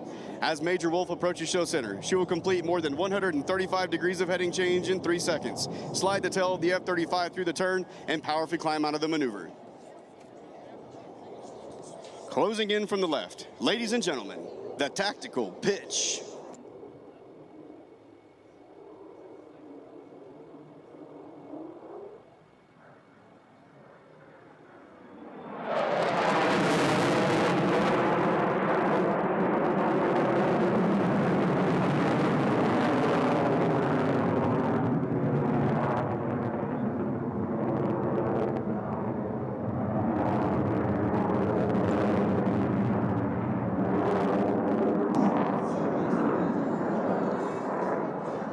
As Major Wolf repositioned the F-35 in preparation for Heritage Flight, we would like to give a shout out to our expert maintenance team that made today's demonstration possible. Our F-35 dedicated crew chiefs are Staff Sergeant Roberto Tejada Najera from Los Angeles, California. Staff Sergeant Patrick Burton from Seymour, Connecticut. Senior Airman Matthew Spear from Gulfport, Mississippi. Senior Airman Malik McKenzie from Miami, Florida. Our avionics specialist, our Staff Sergeant Hunter Glasgow from Gatesville, Texas. Staff Sergeant Matthew Cyrus from Pomona, California, and Staff Sergeant Paxton McCamish from Boise, Idaho. Our weapons specialist is Staff Sergeant Joshua Peterson from Navarre, Florida. Our aircrew flight equipment specialist is Senior Airman Tyrell Keys from Washington, D.C. And our team's public affairs advisors are Captain Kip Sumner from Charleston, South Carolina, Staff Sergeant Cody Trimble from Springfield, Oregon, and Staff Sergeant Thomas Barley from Menifee, California.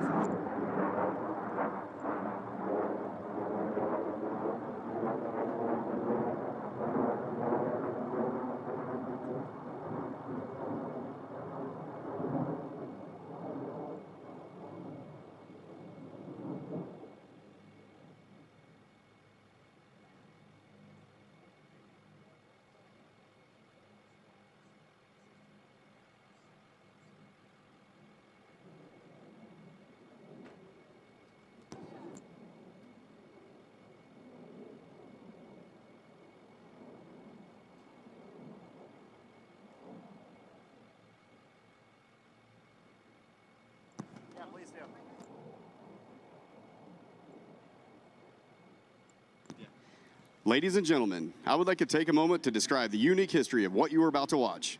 In 1997, the leaders of Air Combat Command assembled a select group of retired military and civilian performers to celebrate the 50th anniversary of the United States Air Force. From this gathering was born the Heritage Flight, a unique visual representation of the Air Force's history from the days of the Army Air Corps to the present. What started out as a one-time event has grown in popularity and demand, and now heritage flights are performed at air shows and special events in the United States and around the world. Please turn with me now as this rare formation approaches from behind and overhead.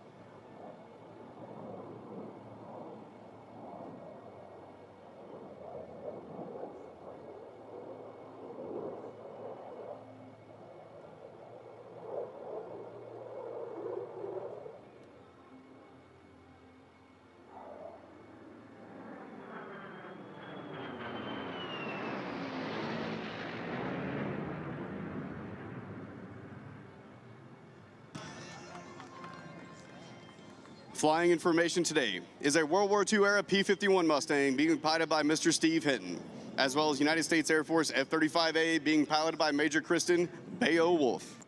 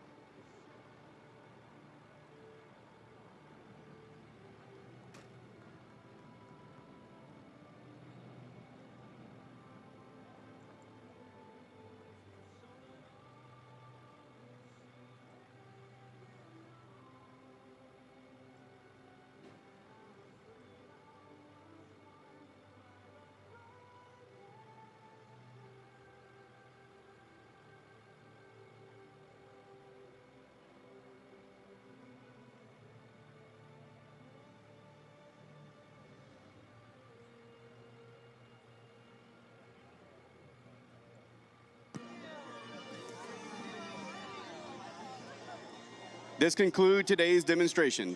We hope you've enjoyed this brief display of only a fraction of the F-35's full combat capability. As an integral part of the most capable Air Force the world has ever known, your F-35 Lightning IIs are ready to defend our nation's skies and dominate the battle space anywhere on the globe. Ready to aim high, fly, fight, and win. As proud members of an all-volunteer Air Force, we hope our performance has inspired you to serve your country alongside the professional men and women you see here in action today, either flying in the cockpit of an F-35 or on the ground guaranteeing its readiness to fight. Please speak with a member of any Air Force demonstration team or your local Air Force recruiter. These Air Force warriors will answer any questions you have and help you set your course for an amazing Air Force career. On behalf of your United States Air Force, the Commander of Air Combat Command, General Mark Kelly, and all the men and women of Air Combat Command, thank you for your attendance, your patriotism, and your support. Excellent. Thank you very much, sir. Let's hear it once again for the F-35. That is amazing. Oh, my gosh, I got goosebumps. Look at that. Yeah. Steph Strickland's with me. What'd you think of that? I had two amazing interactions walking my way over to the announcer stand. One gentleman who was very excited about it said, "My tax dollars bought that." I said, "You're right. It's amazing to see." And I heard a number of other people say, "Wait, that's a woman flying?" Yes, it is. She's very cool. And by the way, the F-35 demo team, near and dear to my heart.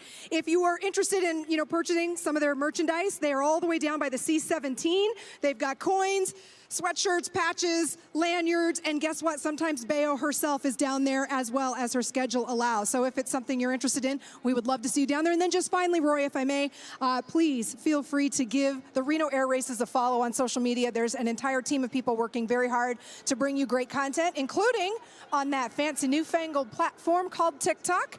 You can follow us at Reno Air Races. Thank you, Roy, for letting me have the mic for a little bit. No problem. I was going to say, I have flown the F-35.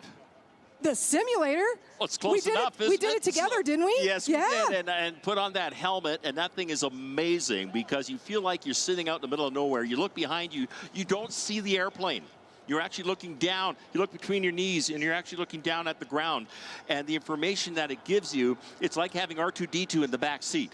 Well, Bayo used to fly the F-22 prior to flying the F-35, and really they perform different roles. A lot of people like to say, is it an either or? And when it comes to those two platforms, it's not. They do different things. So how amazing is it to have someone as talented as her flying the latest and greatest fighter jets that the United States Air Force can bring to the fight? Absolutely. It is amazing. Steph Strickland, it's so good to have you here. Thank you very much. I appreciate you. Good to see you. And we're going to have some more racing coming up here in just a moment. We've got Sport Heat 2B coming up, Jet Heat coming up, another Sport Heat, and of course the Unlimiteds are on their way as well. And there she is. She's taxiing by. Everybody give a big wave. That is, like Steph said, your tax dollars at work worth every penny right there. Yes, my friends, she can see you, and she's waving back right on. That is pretty darn cool indeed. All right, we're going to keep an eye out for the fire truck. We have some more aerobatics and stuff coming up. Like we like to say, Danny, a lot more air show and a lot more air racing on its way. Oh, we are jam-packing a lot of action in this afternoon. And do stay with us. To be as comfortable as you can be, Roy and I will continue to tell you, keep hydrated. We worry about you great folks. We are at a high elevation. The sun is intense, and it's dry, and that wears you out. That dehydrates you, and that's not a good thing. All right, some demonstration and pace planes taking off. We got the fire engine. We got a winner from before. Oh, we got so much action. It's everywhere. It's unbelievable. Stay with us. Stay hydrated. You have a little bit of time to get to the facilities if you want. And you also have time to eat and drink and come back to enjoy the show if you want as well.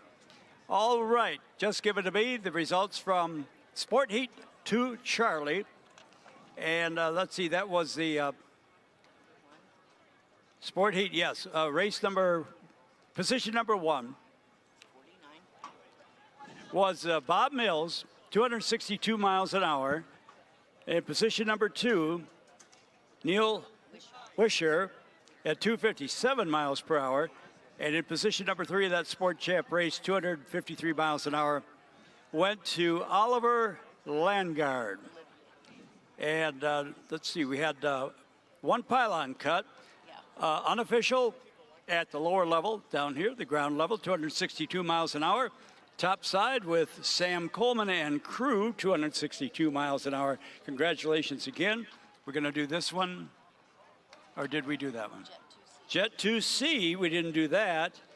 And number one position in that last jet race called by Pete Zaccanino was Cyril Whipfley, by the way, an international competitor from Zug, Switzerland. How'd I do, Roy? Zug. Zug, that's what I said. Zug. Okay, Ja, all right. Gut. There's a guy whose people are from there. All right, 396 miles an hour, just tickling 400 miles an hour. Position number 2, Joe Swindell, San Diego, California. AL29 382, and unofficially 397 on our timers at street level. Up in the tower, 396 and change. All right, that is how that irons out. We got sport racing coming up. Thank you, Catherine. We got, let's see, I see that, yeah, we have time, Roy. If you've got time, Royal, let's take it away. Sunborn Companies and Centennial Airport are proud supporters of the Reno Air Races. As one of the top general aviation airports in the country, Centennial Airport is located in the heart of the Denver Tech Center. With convenient access and 4 award-winning FBOs.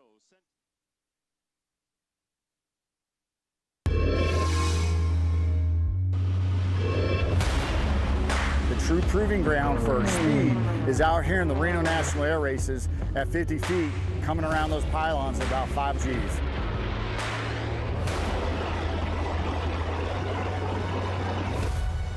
The consequences are extreme, and it's an extreme event. Not for the faint of heart, that's for sure, and you need to give it respect. First run here at Reno, yeah!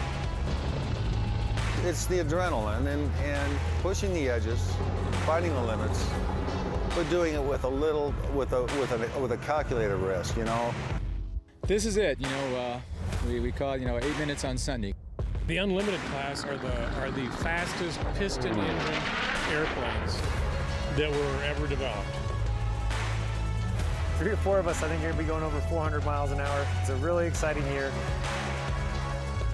The addiction to speed, that is a great comment, but I'll tell you what, right now, I'm addicted to the hyper-focus.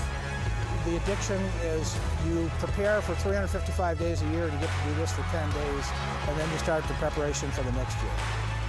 You found the Stihl National Championship Air Races, presented by Reno Tahoe.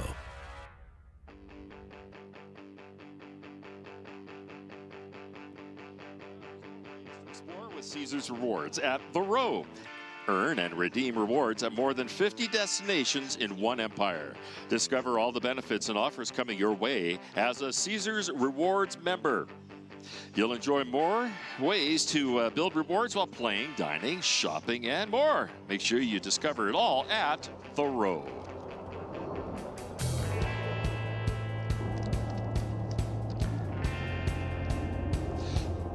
Now, October is going to be a month to remember with spectacular shows at the Nugget Event Center downtown Sparks. A spacious outdoor theater will hold extraordinary artists like Rod Stewart coming up October 2nd, Tim McGraw on October 9th, and Kid Rock on the 15th of October. Tickets for all top-notch shows at the Nugget Event Center can be purchased online at Ticketmaster.com. And of course, all tickets are subject to availability.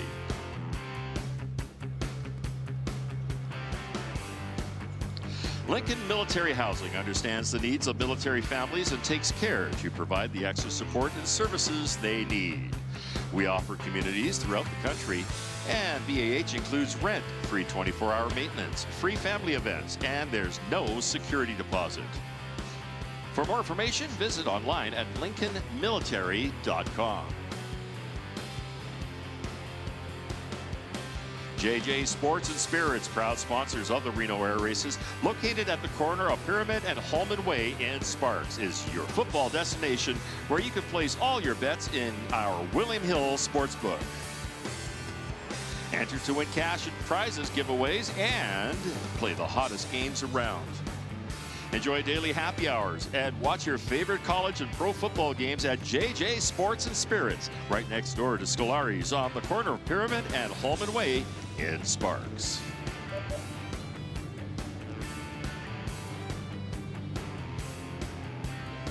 Heritage Bank of Nevada is Northern Nevada's premier community bank. We congratulate Heritage Bank as they celebrate their 26th anniversary in Northern Nevada and continue to provide us with excellent local community banking. Heritage Bank is here to help with a full offering of business and personal banking products and services, including online and mobile banking. Heritage is proud of its long history in Northern Nevada. It is strong, sound, and growing with 7 branches in Reno, Spanish Springs, Carson City, and Carson Valley. Heritage Bank of Nevada, member FDIC, and equal housing lender.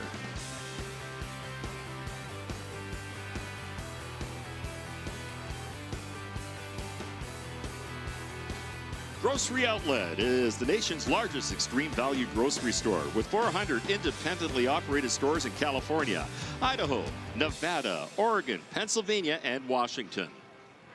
Now, did you know you can save 40 to 70% off name brand groceries every day without club cards or coupons? At Grocery Outlet, the bargains are simply incredible, and you'll find thousands of them every day. Be sure to stop by the Lemon Valley Grocery Outlet when you are here after the races to pick up all your goodies.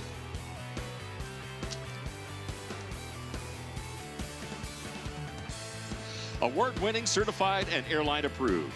Crosscheck Aviation sets the bar as a leader in avionics instrument repair since 1999.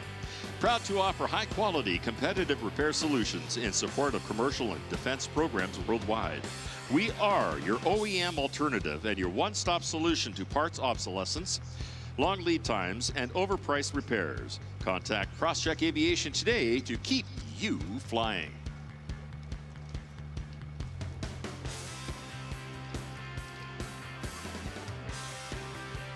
Classic Adventures RV is the #1 rental company in Northern Nevada.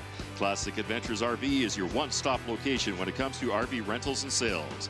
They have a large inventory of motorhomes, travel trailers, fifth wheels, and utility trailers. Check them out at ClassicAdventureRV.com. The City of Fallon is a proud sponsor of the Reno Air Races. Whether you're cruising down the dunes of Sand Mountain, exploring the city's vibrant art scene, or immersing yourself in the local agricultural scene at Latin Farms and Frey Ranch Distillery, you're bound to fall in love with the Oasis of Nevada. To learn more about the City of Fallon, visit them online at fallonnevada.gov.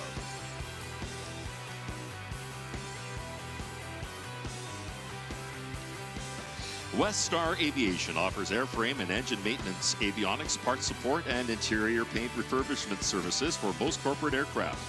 Their 4 full-service locations and 5 satellite operations provide coast-to-coast service. West Star is proud to have been voted the #1 preferred MRO for 8 consecutive years in Professional Pilot Magazine's annual praise survey. Their affiliate, Dallas Aeronautical Services, provides a full spectrum of composite and aerostructure repairs and overhaul for commercial, regional, and corporate aircraft. DAS is centrally located in Dallas, Texas for customer convenience. For more information, visit them at westernstaraviation.com. Wings of Hope is proud to sponsor the Stephen F. Udvar-Hazy Trophy for Best Contemporary Aircraft at this week's National Aviation Heritage Invitational. For nearly 60 years, Wings of Hope has been changing and saving lives through the power of aviation. If your aircraft is ready for retirement, then consider donating it to Wings of Hope. You'll enjoy some nice tax benefits and the satisfaction of knowing your aircraft is making a meaningful difference in someone's life. Learn more at www.wingsofhope.ngo.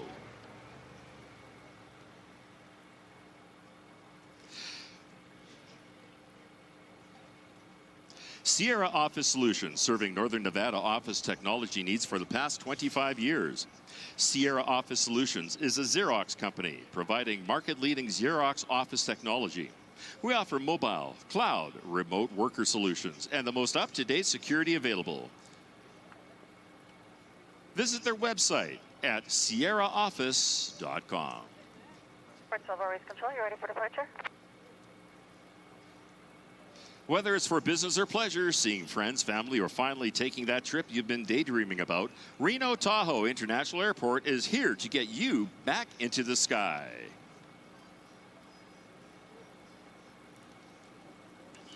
This is the 20th anniversary of the National Aviation Heritage Invitational.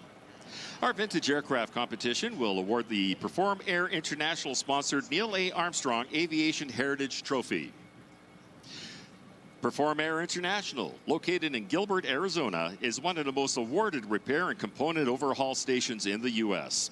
Perform Air has a passion for aviation that shows in their dedication in helping the next generation of aviation professionals. We at NAHI are proud to have their support again this year.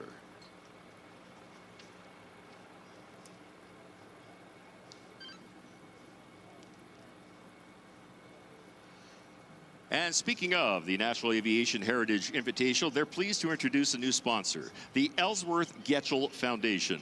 The late Ellsworth Getchell owned and operated a beautiful Hawker Sea Fury for over 4 decades. Ellsworth was a regular at air shows throughout North America, including demonstrations with the United States Navy for tailhook legacy flights. This year, the Ellsworth Getchell Foundation is sponsoring NAHI's Hap Arnold Trophy for the best warbird restoration. Make sure you stop by the NAHI display to see some outstanding vintage, classic, and warbird aircraft.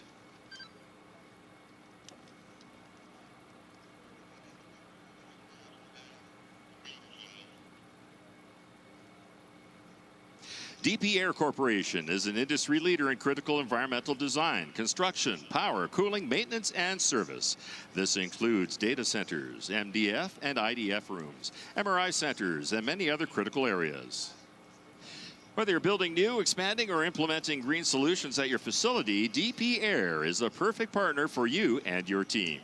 With over 35 years of critical environmental experience, DP Air excels in providing their customer with first-class solutions, including UPS, power distribution, computer room air conditioning, power generation, and fire protection. With locations in Arizona, California, and Nevada, DP Air's team of professional architects, mechanical and electrical engineers, and project managers will assist you in all facets of caring for your critical environment. Want it done once and done right? DP Air is your partner. Learn more, simply go to dpair.com. Danny Glisham, it's time to go racing again. Back to you, my friend. Oh, thank you so much, Roy Haffley. We're looking low and to the right this time. Rob Monahan is high and to my right, and the racers to our right have just been cleared for takeoff. And Rob's going to give you the rundown as they pass in front of the Stihl checker pylon. Rob Monahan, welcome back. Thanks, Dan. Well, it's a little windy out, but that shouldn't affect anything. If you look to your right, you can see our aircraft taxiing onto the runway where they'll line up and wait for the pace plane, the jet L-39, flown by Malte Brugman, and they will wait until he taxis past, and once it taxis past and gets the thumbs up from all the planes, he'll hit the power and take off. They'll take off one at a time behind him, and you will see 8 aircraft that are going to be racing today. This is our silver race, and it's the second fastest of our group. Go ahead. And then we will have in about an hour and a half our fast guys, the gold sports class, which has 3 qualifiers that qualified at over 390 miles an hour. Anyway, if you look to the right, you can see that L-39 pulling out onto the runway and getting the thumbs up from the rest of them. And there's an interesting entry today. His name is Kevin Eldridge. He's flying that gorgeous NXT called Relentless. Looks like it's doing 400 miles an hour while it's sitting on the ground. And he's hoping to get it to just last this race so he can bump up into the gold. He had a few problems with his fuel injection. Thinks he's got them all ironed out. I saw him flying around this morning. So let's cross our fingers that Kevin Eldridge finishes this race and gets to move up. So from your right, here comes Malte Brugman in that gorgeous dark blue or black, whatever it is, L-39. Now behind him is Dave Robinson. Dave Robinson's flying a Lancair Legacy. Dave Robinson won yesterday and did really well, really turned it up. He's followed by John Flanagan in White Lightning. That's a Glass Air 3, and that's kind of a famous Glass Air 3. It was owned by a man named Mike Jones. It won Grand Champion at Oshkosh in 1995, as well as Grand Champion at Sun and Fun. Then we have Peter Balmer and his Lancer Legacy 919. This aircraft's got a supercharger, so it puts out a lot of power, but also makes heat. I think he's got that ironed out as well. And then we got Joe Coraggio. He calls it Ramp Rats Ride. It's a really nice Lancer Legacy. He's followed by another Glass Air flown by Bob Swartzel. Calls that 6-shooter. Then we have an SX-300. That's Elliot Seguin. It's an aircraft owned by the Sanders, and they call it Wasabi Nut for that interesting color on the nose. Then we have Dave Morse. Excuse me. Dave Morse is up to his 260-something race. Not sure exactly what number. I'll find that out for you tomorrow. But this guy's been around, and no one will ever catch him, and no one was ever ahead of him before. So here goes that gorgeous NXT. Let's keep our eye on that airplane because it is real fast, and if he can just hold together today, he'll probably turn some speeds that'll put him into the gold race tomorrow. But anyway, these aircraft are going to turn right up here and fly along the ridgetop, hang another left turn as they're rejoining, and then as a echelon formation, they will turn left again, fly around the back side of Peavine, which is the mountain behind the grandstands here. Once they go around there, they'll come down to the chute. They'll line abreast. They'll come down the chute. That's where they get released by the pace plane, and we'll have a race. Now, when we have a race, all the airplanes are going to that light straight ahead out there on the hill, probably at about our 12:30 o'clock. But anyway, if you see that light, that's for them to be able to see in the smoke and the haze, and they'll all be going for that spot. They're going to turn left, get onto the big course, and then after they do one lap, they'll come around to the home pylon, they'll transition to the silver course.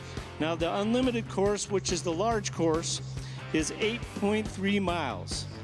The sport course is 6.9, so it's quite a bit shorter. The nice part is we can see the airplanes on the backside really easy compared to those when they're flying on the large course. But here we go, folks.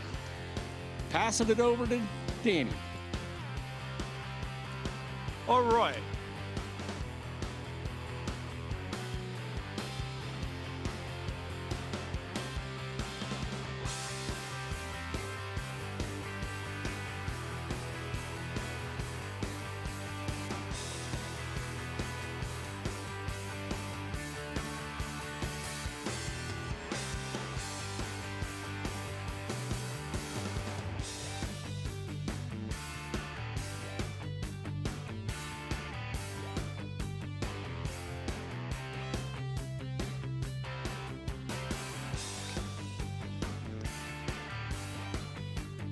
Okay, folks, it's going to take a few minutes, but they're going around backside of Peavine right at the moment, and you will start to hear that wonderful voice of the pace plane.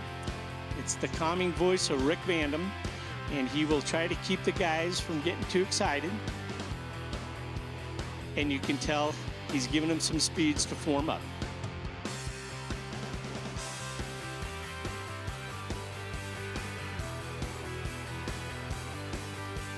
Danny, as the classes coming in, we do have the beautiful Honda Jet Elite S doing a couple more passes to show off this incredible aircraft. Of course, that was the high-speed pylon pass.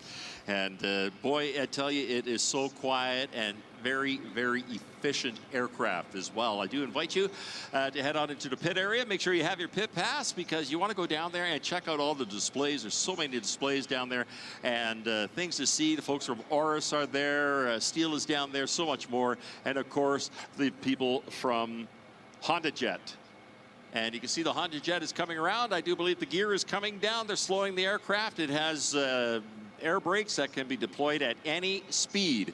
which is pretty amazing, and slow that airplane down and bring it in for landing. And when they taxi in front of us, do ask you to please give them a big wave and a thumbs up for demonstrating once again this beautiful, beautiful aircraft. Yanni, it sounds like they're starting to come in. I can hear them over the radio, and it's going to be a great race. You are right, Roy. Happily, they're saying 2 minutes or less.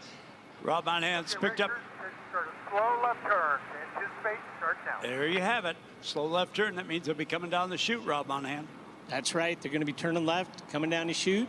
But Rick Vanham's going to get them into a line abreast formation so that when they come down on our right from the chute, get released by the pace plane, you'll be seeing them in a straight line. And then at that point, usually the guy that's in the pole position gets the whole shot. But we'll see. Maybe Kevin Eldridge, number 42, will be going for the whole shot himself down that chute. But anyway, Kevin Eldridge has got a colorful history here.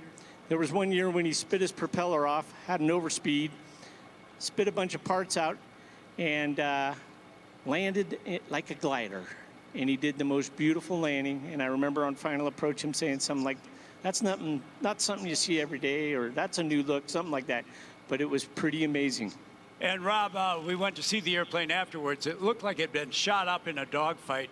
Engine parts had come through the cowling. And as you say, the engine was hanging on by the safety cables. That's all. And he spit out parts. It was an absolute mess. But what a superb job of keeping his cool and getting it on the runway.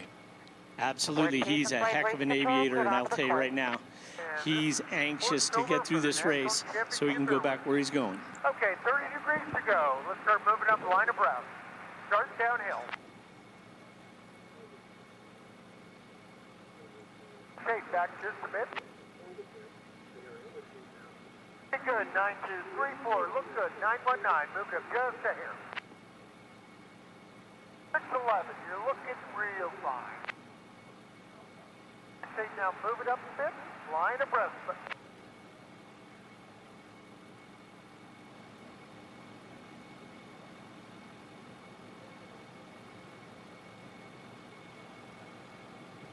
Okay, back it off a little, 34.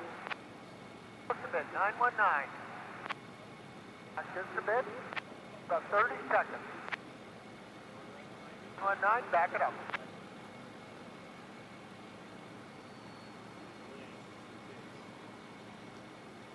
Okay, 92, excellent, 9 purple.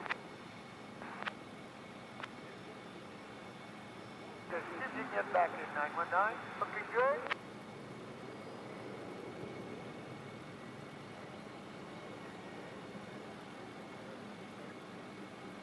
Okay, gentlemen, you have a race. Okay, folks, look over your right shoulder. Here comes that formation. You can hear those engines revving up.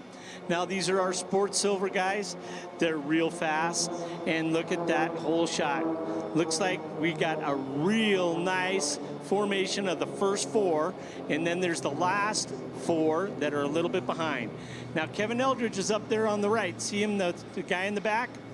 He's going to come up from the back and see if he can start picking them off one at a time. But he has had some technical problems all week long, and he thinks he's got all the bugs out at this point. Okay, now look straight out over the back.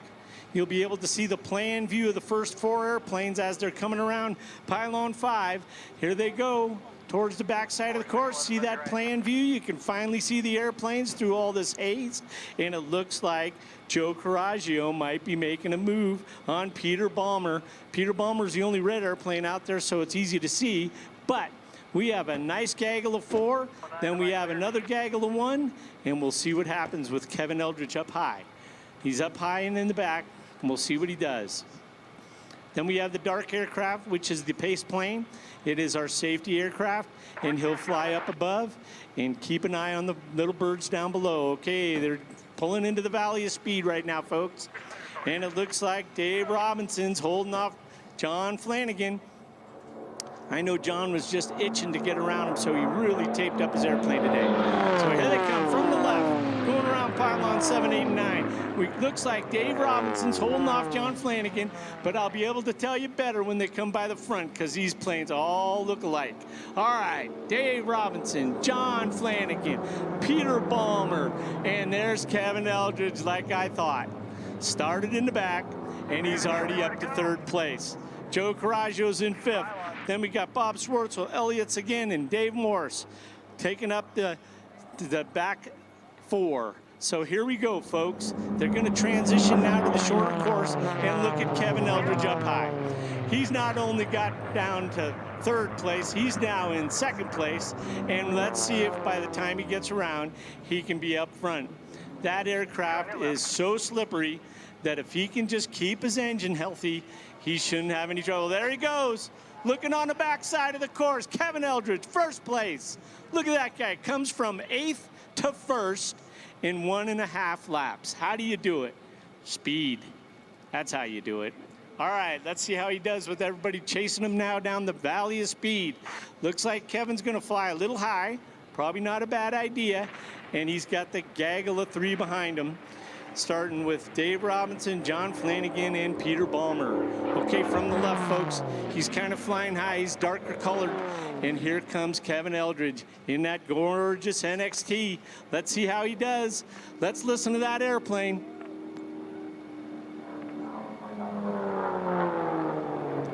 He seems healthy today. Okay, then we got Dave Robinson, John Flanagan getting passed now by Peter Balmer. And then we got Joe Coraggio. And then back to the left, we've got Bob Schwartzel getting pushed real hard by Elliott Seguin. We'll see if Elliott can get by him at all. And then we have Dave Morse, part of the gaggle. Okay, so we got Kevin Eldridge pulling away in 1st place. Then we got Dave Robinson in 2nd. We got Peter Balmer in 3rd, John Flanagan in 4th, Joe Coraggio in 5th, and then we got that gaggle of Bob Schwartzel, Elliott Seguin, and Dave Morse. We'll have to wait till they come around again to see how they've linked out, but look on the backside right now. You can see Kevin Eldridge just pulling away. He'll be back soon, folks. And then we got, it looks like Dave Robinson's starting to put some distance between him and John Flanagan and Peter Balmer. But from the left, we have Kevin Eldridge with a healthy lead going around pylon 7, 8, and 9. Here he comes. Kevin Eldridge in that gorgeous NXT. Oh, it's nice to hear him running well. Wow. Okay, from our left, we've got Dave Robinson, and we'll see if looks like John Flanagan got 3rd place back from Peter Balmer, and Peter's making a move on him again. And there's Joe Coraggio in 5th. But I got to tell you right now, John Flanagan is flying a beautiful line, and it's going to take a lot of speed for Peter Balmer to get around him. Okay, Rob, here we go from our left. We have our other gaggle of guys. We got Bob Schwartzel. We've got Elliott Seguin, followed up by Dave Morse. 1st lap speed 290, 2nd lap 296, 3rd lap 309 for the leader. Wow. Now, do you think he's going to start backing off a little bit? I'm not sure. With that lead? You know, I got to tell you, he's so excited to have it running correctly. I think he's going to leave a little bit of power in it. But, you know, the turbos have their faster laps on their 2nd and 3rd lap, whereas the normally aspirated airplanes use that energy from coming down the chute to give them their fast lap on the 1st. But this is great to see Kevin. Look at him already coming by the home pylon. Kevin is looking good, and he's easy 50, 60 miles an hour faster than the next, I think. Okay, from our left, I think we have 2nd place Dave Robinson. And then we'll see who's in 3rd, because John Flanagan and Peter Balmer have been switching back and forth. Looks right now like Peter Balmer's making the move again on John, and he's got him here on the straight. But we'll see see if he gets him on the turn, because John's flying a really, really tight course. Then we got Joe Coraggio following up in 5th. Then we got that other gaggle group coming around 7, 8, and 9 right now. Look to your left. It's Bob Schwartzel, Elliott Seguin, and Dave Morse. Look at that. Bob Schwartzel is holding off Elliott Seguin, but Elliott keeps making a move every time they come by the home pylon. So you can expect that on the last lap, he's going to probably turn some of that altitude into airspeed. Okay. Kevin Eldridge is going to come up with that white flag, and look at, he's back. Look to your left, folks. Here he is. He's got a real healthy lead, and here comes that white flag. Kevin's just saying, hold it together. One more lap. One more lap. That's what he's saying, I guarantee. I was so naive. He cranked it up on that last lap, not cranked it back. He beat his previous lap by 4 knots. Wow. No, he's not holding anything back. So what's his last speed? That last speed was 3:13.9, almost 3. Not bad. Yep. 3:13.9. That's moving. I'm just thinking he's going to do some lapping coming up here soon. Okay, here we got Dave Robinson followed by John Flanagan and Peter Balmers going by him again. This is going to be a photo finish, I guess. Joe Coraggio. Okay, look on the backside of the course. Looks like Kevin Eldridge is going to pass and lap Bob Schwartzel, Elliott Seguin, and Dave Morse, probably here on the Valley of Speed, because he closed on them really fast, and we should see how they pop out. It's real hard to tell what's going on right now because of the visibility, but they're all down in that Valley of Speed, and we'll see what happens. Well, here we got Bob Schwartzel, Elliott Seguin, and Dave Morse. I guess he did not lap him. But here he comes, Kevin Eldridge, not far behind. Checkered flag, Kevin, yeah. Woo. I got to tell you, he's got a smile like the Cheshire Cat right now. I guarantee it. Rob, what's going to happen? I see Dave Morse up there. He's been around the pylons more than anybody else in more races. Let's see what he does with that altitude. He knows every trick in the book. I got to tell you right now, I know what he's going to do with that altitude. So when we see him coming by, probably right around pylon 7, he's going to start diving a little bit, and then he's going to probably finish up right about where the R is on that home pylon. Here we got Dave Robinson, a solid second, and let's see if Peter can catch John. He got him. Oh, John held him off all the way till the last lap. So Peter Balmers in 3rd, John Flanagan in 4th, Joe Coraggio in 5th. Wow. Okay, now we got that gaggle coming, folks, and this is going to be very interesting. Right now, Bob Schwartzel's in 6th, but Elliott Seguin and Dave Morse both know the value of a little bit of altitude to airspeed, and we'll see if they're going to start converting that. So look to the high one there, that's Dave Morse, and let's see if he puts the drop on him, because this is a real close race. He better start now. Wow, I don't think he's going to do it. He's happy with what he's got. There we go. Bob Schwartzel, 6th place. Elliott Seguin, 7th. And Dave Morse, 8th. Great race. Dave Morse, you know, he's been around this place since the 70s, and he is one heck of an aviator. And I'll tell you right now, he doesn't mind that he came in 8th place. He probably wants to move down to the bronze anyway, so he can be at the top. You know, that's the kind of guy he is. But anyway, that was a great race, and I think Kevin Eldridge satisfied his urge to get back into the gold, because he was really moving. That was beautiful. So here we got a couple of the birds coming back to land, getting on downwind. Jim Pite's taking off to get altitude for his dive in for his aerobatic routine in his aerobatic bonanza. Okay, we'll have to see if there were any fouls. Hopefully no cuts, because that looked like a really good race. And I got to tell you, I'm so excited for Kevin, because he's been battling gremlins all week long, and just yesterday he's going, anybody want to buy it? It's for sale. But anyway, I think he's a happy guy right now. Well, while we're waiting for the official results, let's go into that thing about Kevin Eldridge and Kevin Eldridge. That's right. So when I first came up here for the sports class, it was 2002, and I met Kevin Eldridge. I thought it was the same Kevin Eldridge that used to fly Unlimiteds, one of the Chino kids. He flew an F2 Corsair with a big engine in it, and there's a very famous video you can look on YouTube of him bailing out of that airplane down at the Phoenix Air Races. He got injured by the tail when he went out, and it was on fire. It turned into a ball of flames. Nobody else was hurt.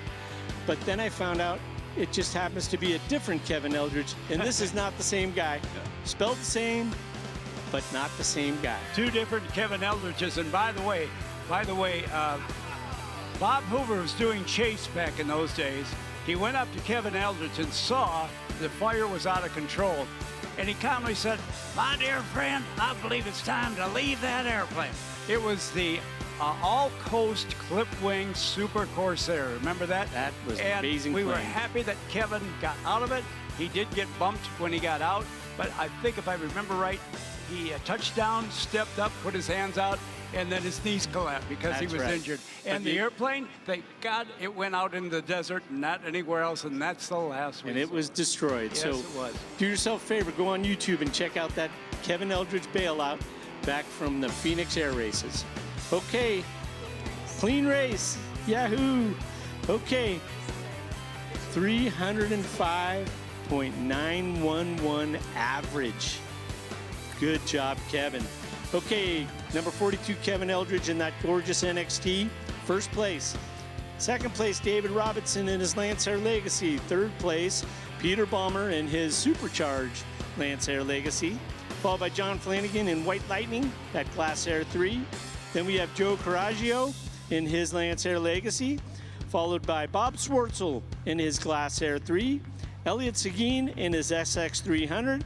And Dave Morse in his good old Lancer Legacy called Martin's Legacy. So, what do you do after you're the #1 selling brand of gas-powered handheld outdoor power equipment in America? You start making more equipment right here in America.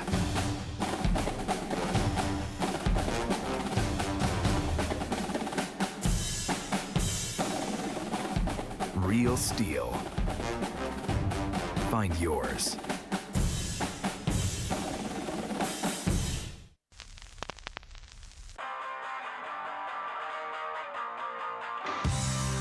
Converging where America's largest alpine lake collides with the biggest little city in the world, you will find them.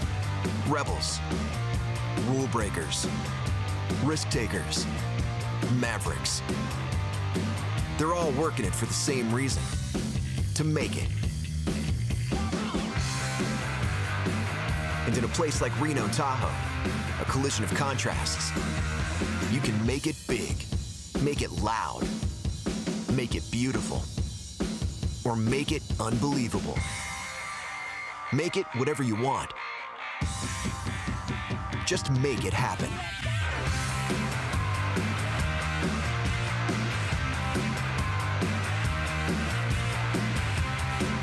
Reno, Tahoe.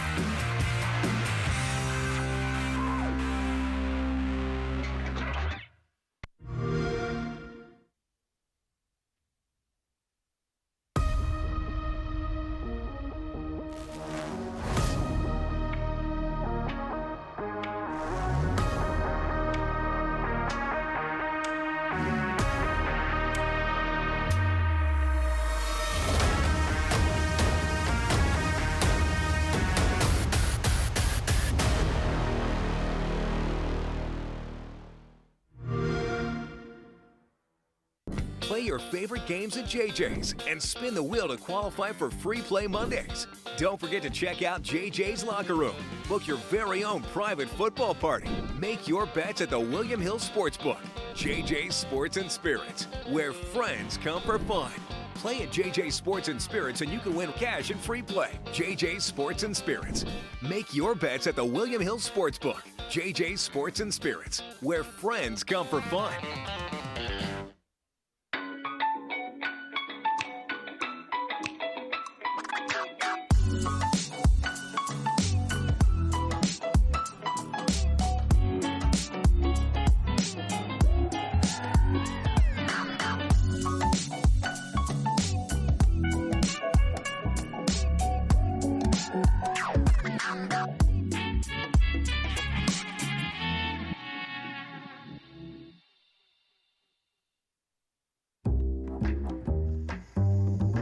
Come on over to my place. Hey you, we're having a party. We'll be swinging, dancing and singing. Baby, come on over tonight. Yeah! Come on over to my place.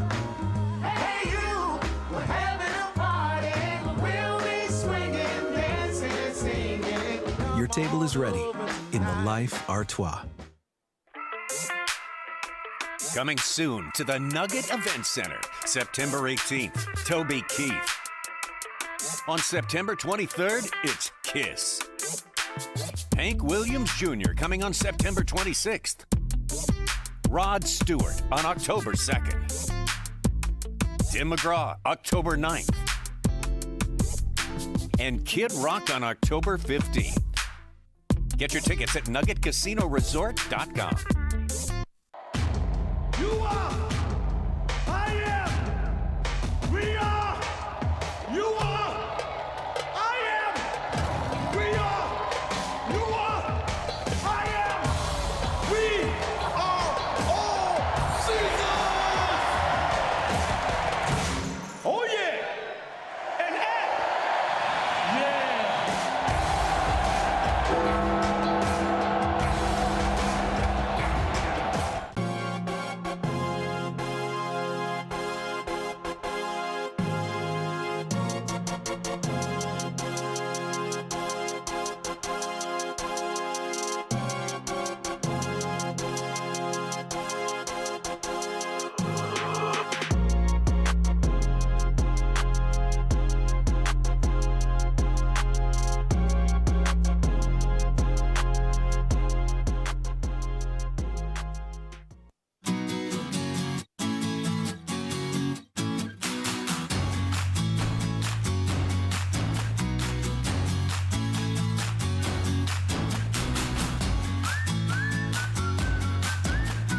Turn hard-working days into happy nights. With the #1 selling brand in America, Real Stihl. Find yours at over 10,000 local Stihl dealers.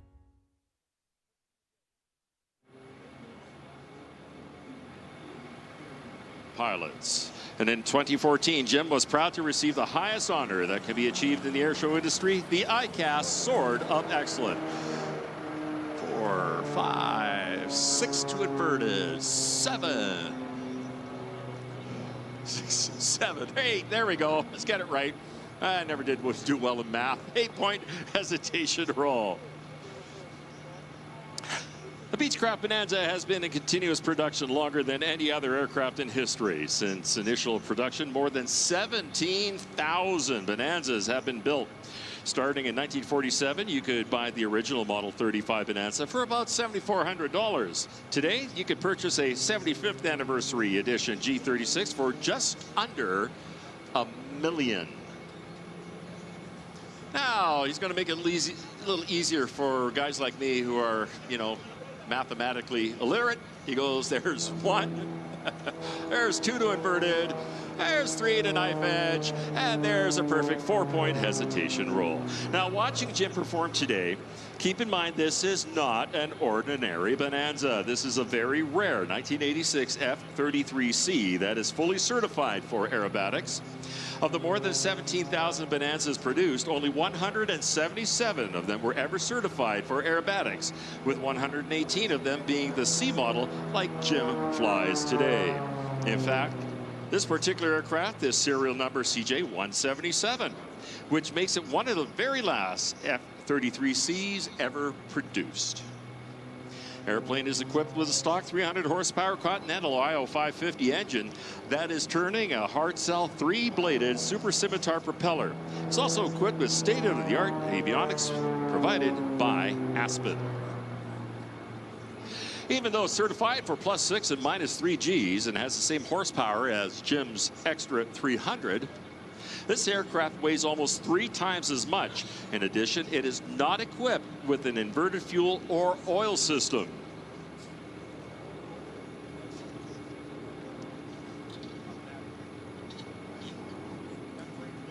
Oh, he did that fancy turn up there. He's going to dive back down to get some airspeed coming in from the left.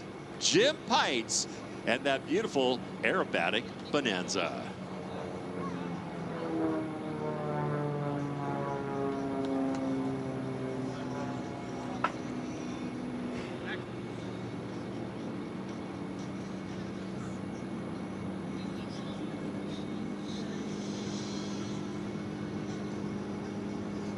As he dives down and gets ready to return, he'll be looping back up. Oh, where'd he go?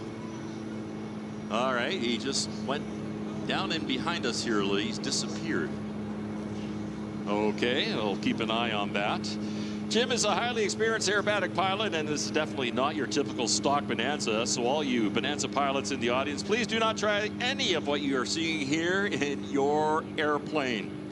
Jim pitches up and down and does all these aerobatics. You don't want to do that in a normal Bonanza. Where did he go? I went off to our right here, but he's kind of disappeared. Let's keep a close eye out for him here. I'm sure he's quite fine. There he is, popped out of what we call Hoover Gulch. He is proud to list the legendary Robert A. Bob Hoover as one of his most influential mentors and friends, and this is his way of thanking Mr. Hoover for all the guidance over the years. Now watch what's going to happen next here as Jim brings the airplane around. He's going to roll the airplane upside down, and up goes the landing gear. Normally it'd be down goes the landing gear, but of course he was inverted upside down, so up goes the landing gear. Jim would like to thank his sponsors, Hartzell Propeller, the leader in aircraft propeller systems built on honor in Piqua, Ohio since 1917. SiriusXM. From wheels up to wheels down, Jim has superior graphical weather and entertainment at his fingertips to maximize his situational awareness and comfort.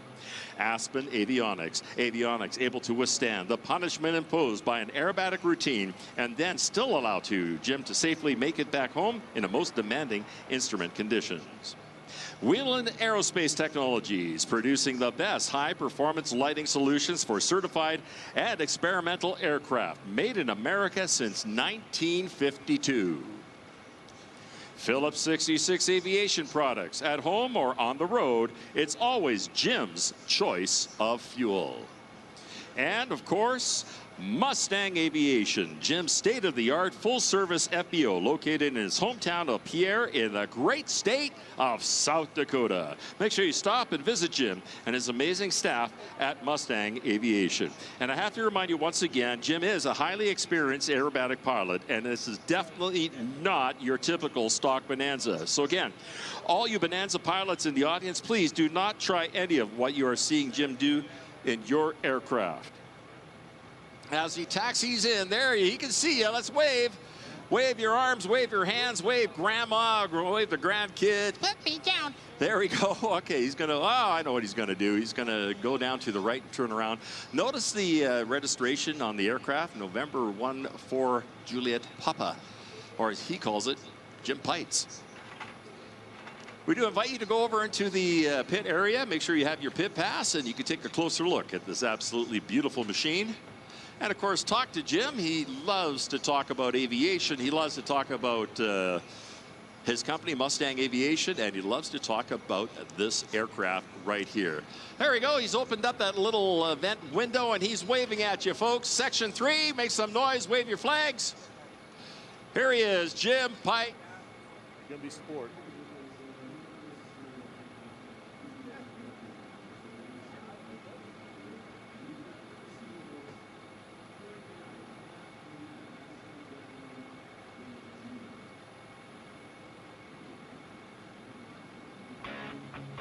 Hope you're enjoying this special Friday in the world of air racing.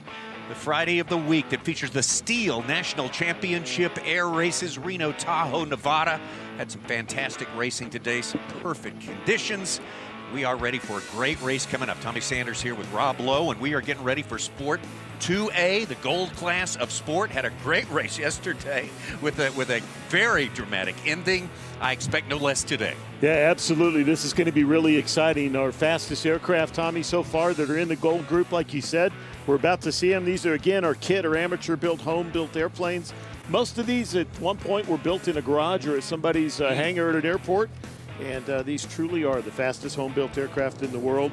The relaxed limitations in this class that we'll talk about more in a little bit really allow for innovation. It's really the opposite of a spec class or like our T6s. So this is great to see, and we've got a great group of competitors in this group here today, Tommy. Yeah, if you've got an internal combustion engine, you've just about got what it takes requirements-wise here, and you can build from there. This isn't as much about R&D, really, and personal initiative on the parts of each of these teams as it is, being able to out-pilot someone, technically, strictly speaking. Absolutely, that's a big part of it, but like you said, internal combustion limited to 1,000 cubic inches on the engine, but then innovation's encouraged. They can fuel inject it, they can supercharge it, they can turbocharge it, they can have twin turbos. I mean, the gamut is out there amongst these aircraft. They do have constant speed props, a little different from what we saw in some of the other classes earlier, so that helps present more torque, more RPM, actually more speed. And then exotic fuels, Tommy, are allowed. So they can use whatever they want. They can inject it with nitrous. They can water inject it. Whatever they need to do, innovation is encouraged. And in fact, a lot of the manufacturers are partnered with a lot of the pilots and crews in this division. For example, in propellers, there's a bunch of propeller manufacturers that work with these folks, especially composite propellers.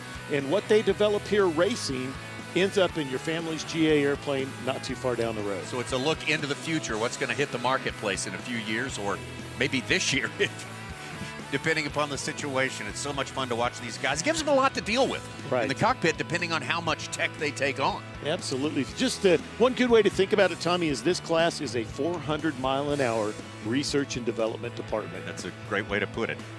That can happen in your garage.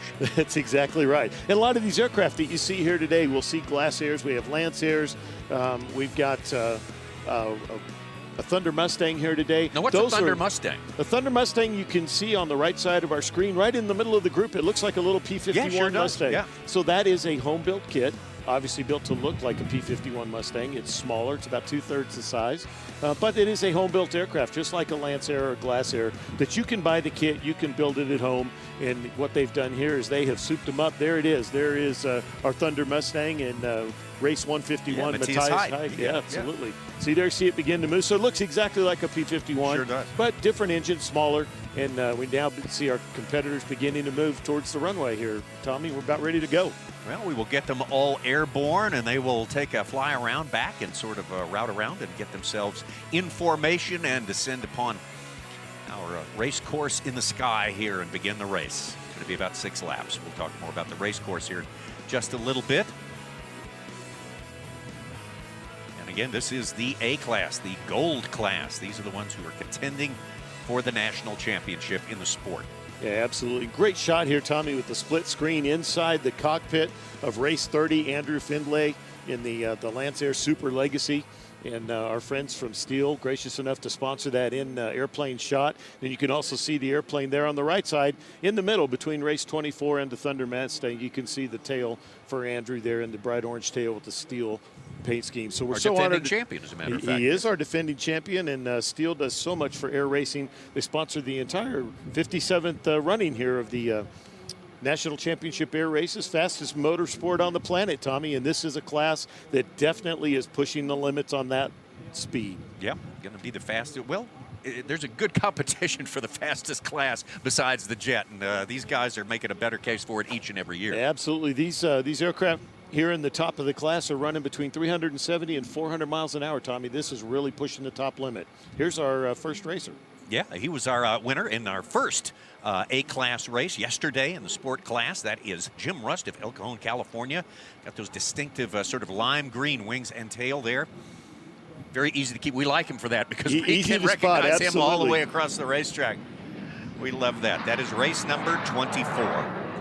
And there's your defending champion. Once again, we are inside and outside. We are all over with our coverage of race 30. One moment, the Lancair Super Legacy, piloted by Andrew Findlay of McCall, Idaho. And Tommy, our next competitor is one that has been head-to-head with Andrew for a long time. And actually, this is race 151, Matthias Hyde in the Class Thunder 1. He actually comes to us from Austria. From Austria in the Thunder Mustang. It's an interesting looking airplane. Catches the eye. Conrad Huffstetler. Conrad from Uvalde, Texas. Breathless, and that's race 90. And there's race 15. This is Vicky Benzing in Lucky Girl. She's out of Saratoga, California. This is another Lancer Legacy. Good-looking airplane there. Absolutely. We've seen Vicky competing many years here, even in the jet class, I believe. This is race number 2, Vince Walker from Vulcan, Missouri, Moto Mio.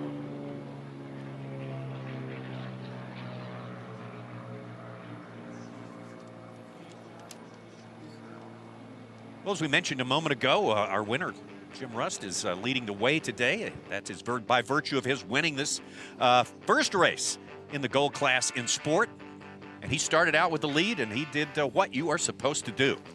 Yeah, absolutely. It was a heat battle right from the start, Tommy, and you can see here the great shot we have out from our pylon cameras, and there you can see race 24 with Jim Rust out in the lead, those distinctive lime green wings, and he got out front and he just pulled it away and did. Now, there was second and third, there was a battle that really didn't let him get away, if you recall. Tough customers in those spots. There was a battle for second and third, so he didn't run away with it, but he really wasn't in danger of being passed. Not until the very end. I'll give you a little foreshadowing right there. And we'll show you at the end of this race. Pretty darn dramatic, but yes, absolutely hats off to Jim Rust. Race number 24, and he, of course, is our top qualifier today. And here you see, Tommy, kind of mid-race here in second place. Second and third, and I want you to see coming into the shot here from the left will be Andrew Findlay in race 30 right as they go around this corner. There you can see him in third. And that's important because what you're alluding to is Andrew really was getting that airplane up to speed throughout the race. And first, second, and third stayed together. And here you see right at the end, Andrew made a run on him. That is at the checkered flag. And boy, he overtook second coming around the last two pylons. And here is a close-up of him just about getting the first place. So it was so close. I understand they had to look at it on the slow motion footage to make sure that race 24 and Jim Rust won it. Going to be so much fun to see how that rivalry plays out today. Other rivalries at play in this race coming up here, and we will get to it as our racers are getting ready. We'll take a quick break and be right back.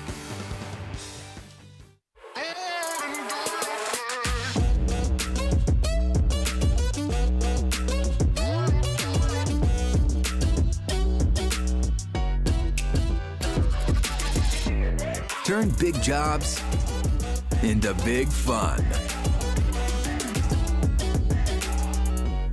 Our Battery AK Homeowner Series starts at just $199.99. Real Stihl. Find yours at over 10,000 local Stihl dealers.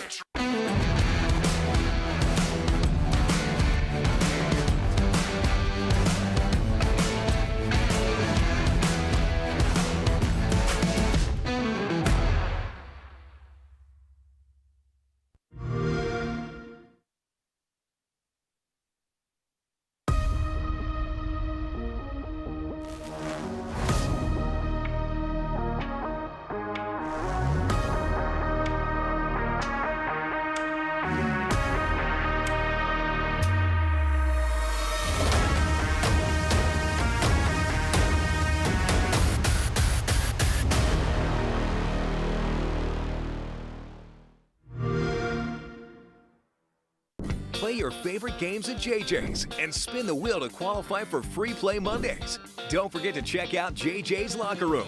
Book your very own private football party. Make your bets at the William Hill Sportsbook. JJ's Sports and Spirits, where friends come for fun.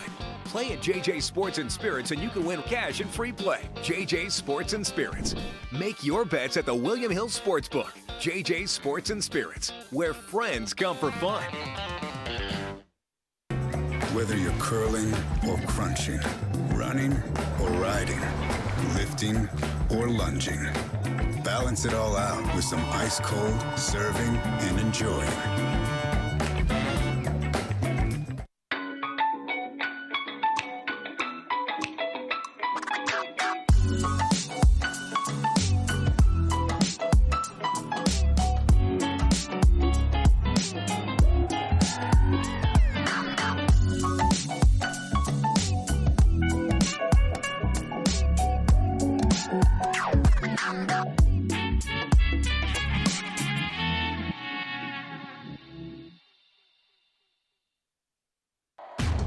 You are, I am, we are.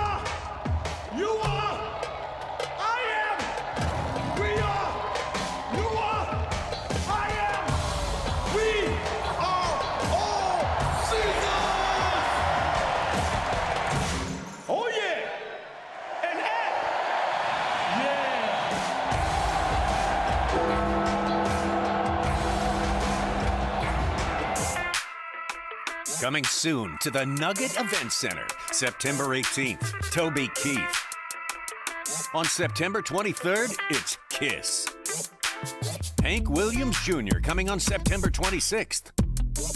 Rod Stewart on October 2nd. Tim McGraw, October 9th. And Kid Rock on October 15th.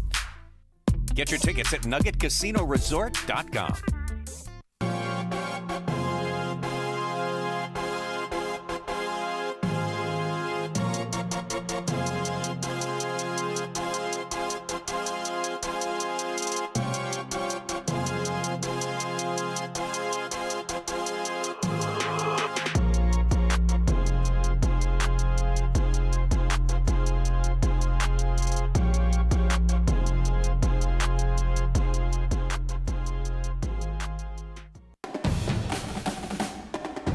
What do you do after you're the #1 selling brand of gas-powered handheld outdoor power equipment in America? You start making more equipment right here in America.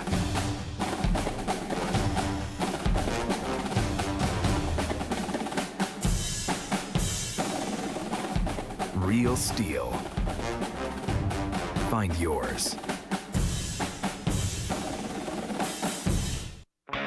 Sport Heat 2A, and the race is on, folks. We got it going in record time here. They are approaching the guide pylon out there, and once they pass that, we are racing here. Right there, Jim Rust, race 24. Out to the lead right now. He had the pole position. The spot you want to be in, the spot he wants to stay in for the remainder of these 6 laps.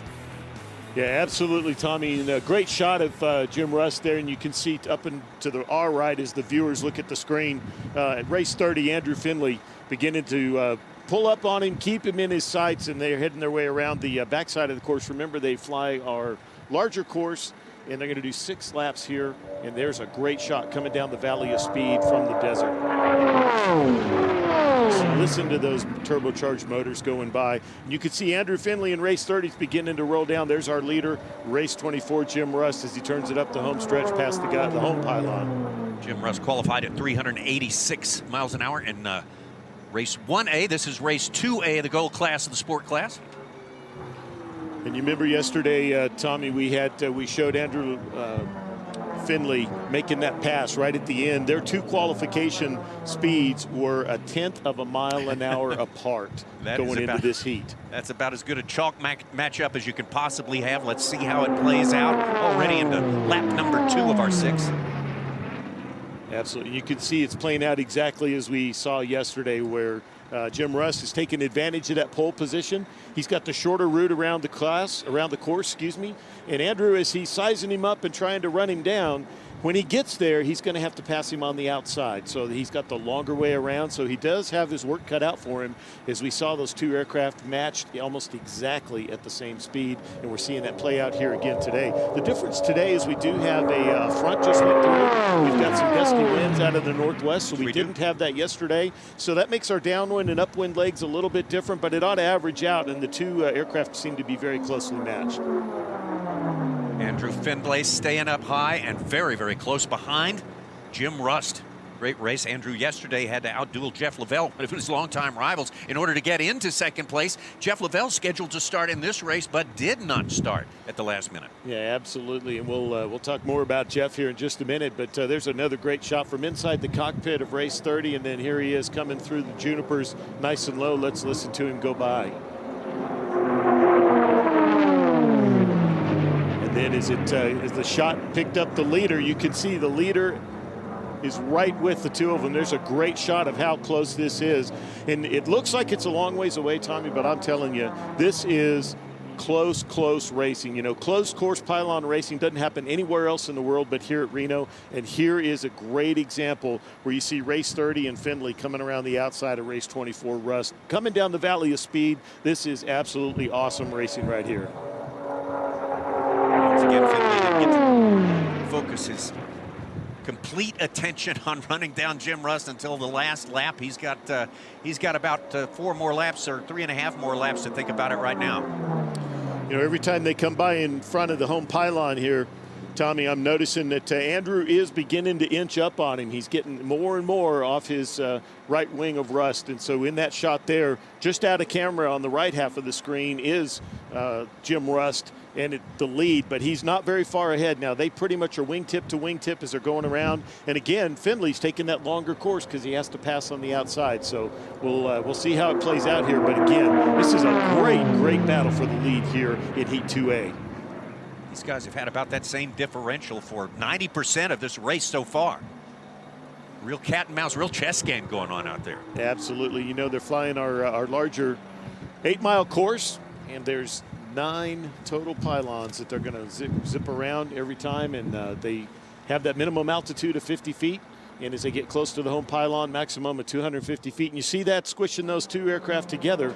And there you can see Andrew looking to his left. That's where he's looking at the leader and trying to figure out when can I actually get enough speed to get around him. And those 2 aircraft are just neck and neck all the way around.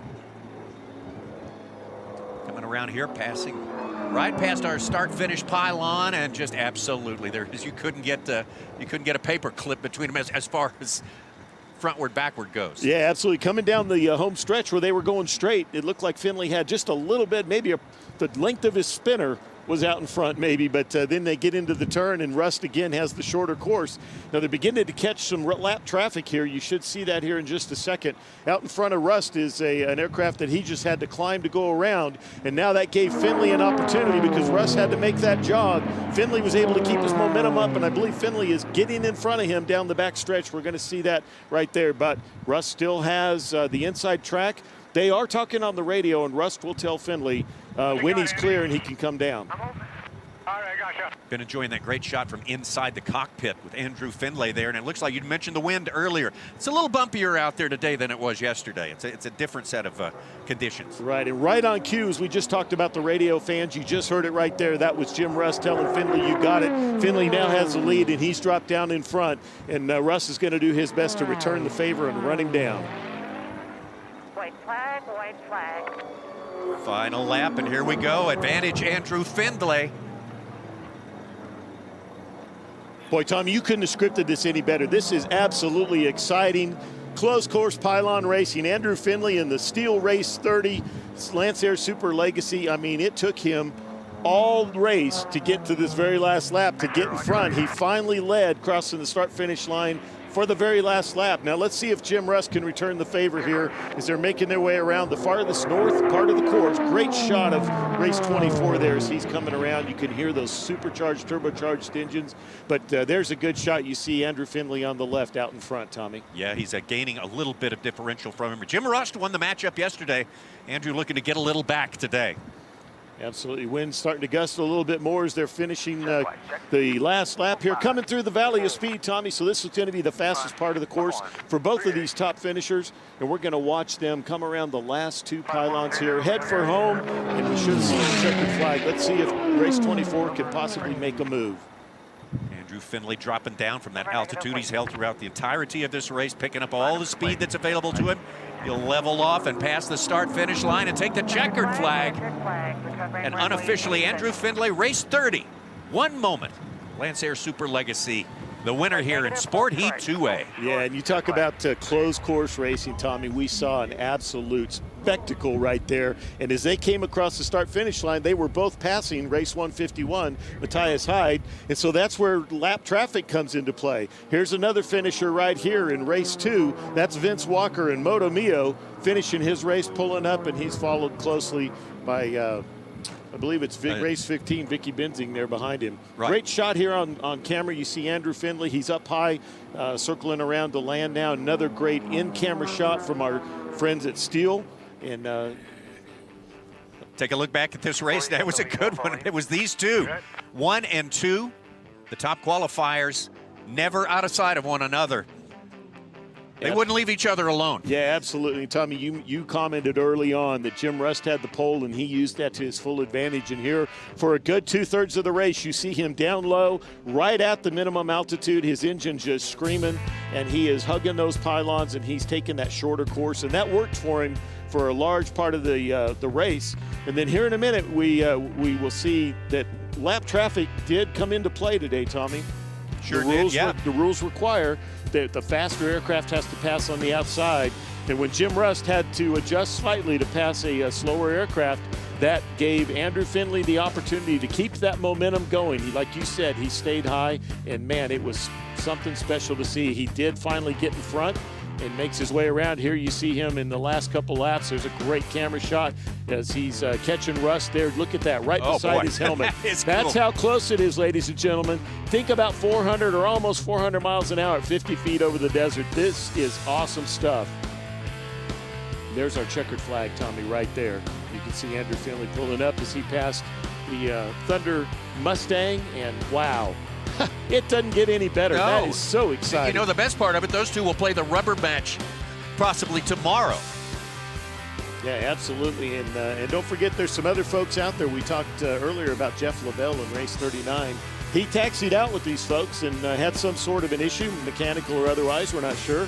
But he did taxi back before the race happened. Now, Jeff Lavelle and Andrew Findlay have a years-long rivalry. Lavelle being a six-time national champion, and Findlay our defending champion, but he's the a two-time. Two most recent, yeah. Right? So absolutely. here's our unofficial results here, Tommy. Get those up for you in just a second. Andrew Findlay, of course, your unofficial winner. It's all unofficial until the race authorities get through with looking at every bit of that race and checking and double checking. But Andrew Findlay, a great move toward a gold medal here in the gold medal class, Sport Heat 2A. We are far from done with our racing here today, Rob. Yeah, absolutely. As the sport class begins to recover to the runway, there's our results there, Tommy. Findlay, race 30. Rustin. Okay, there he is at race 24. Well, that was our graphic from yesterday. So we know Findlay, unofficial winner, followed second by race 24, Jim Rust. Yeah. And then the rest of the field behind that. And there's a great shot there of the crowd as we begin to recover. Live shot here inside Andrew's aircraft, again from our Stihl folks at Stihl. We're so grateful for their sponsorship, not only of Andrew, this race, but the entire National Championship air races. Andrew Findlay, our winner, bringing it in. So we are done with Sport Heat 2A. We got jet racing, hopefully, coming up next.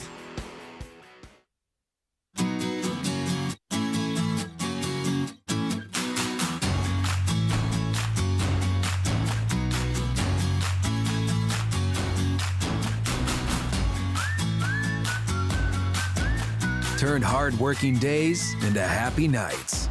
Our battery AK Homeowner Series starts at just $199.99. Real Stihl. Find yours at over 10,000 local Stihl dealers.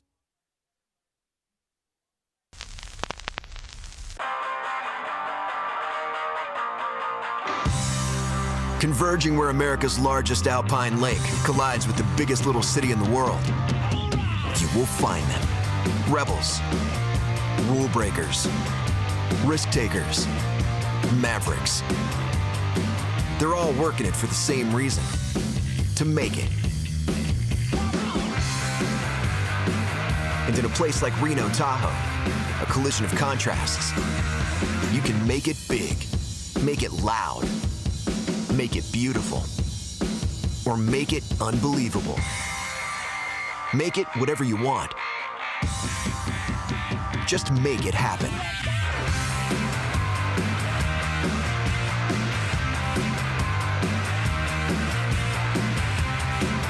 Reno, Tahoe.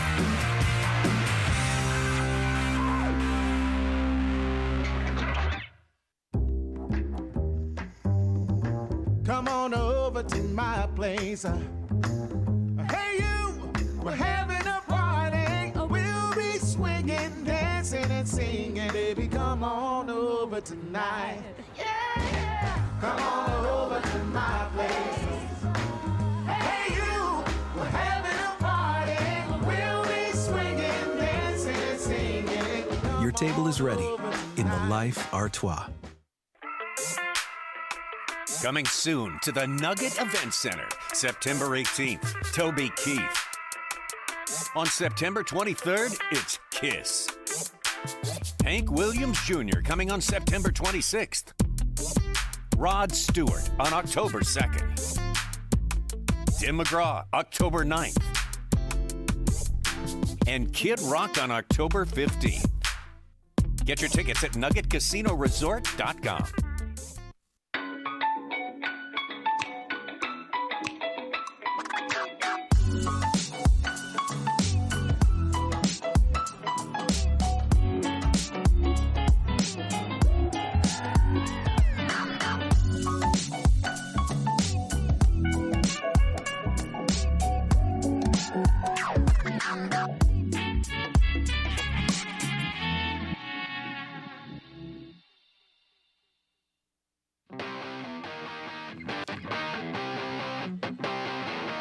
Welcome back. Stihl National Championship Air Races.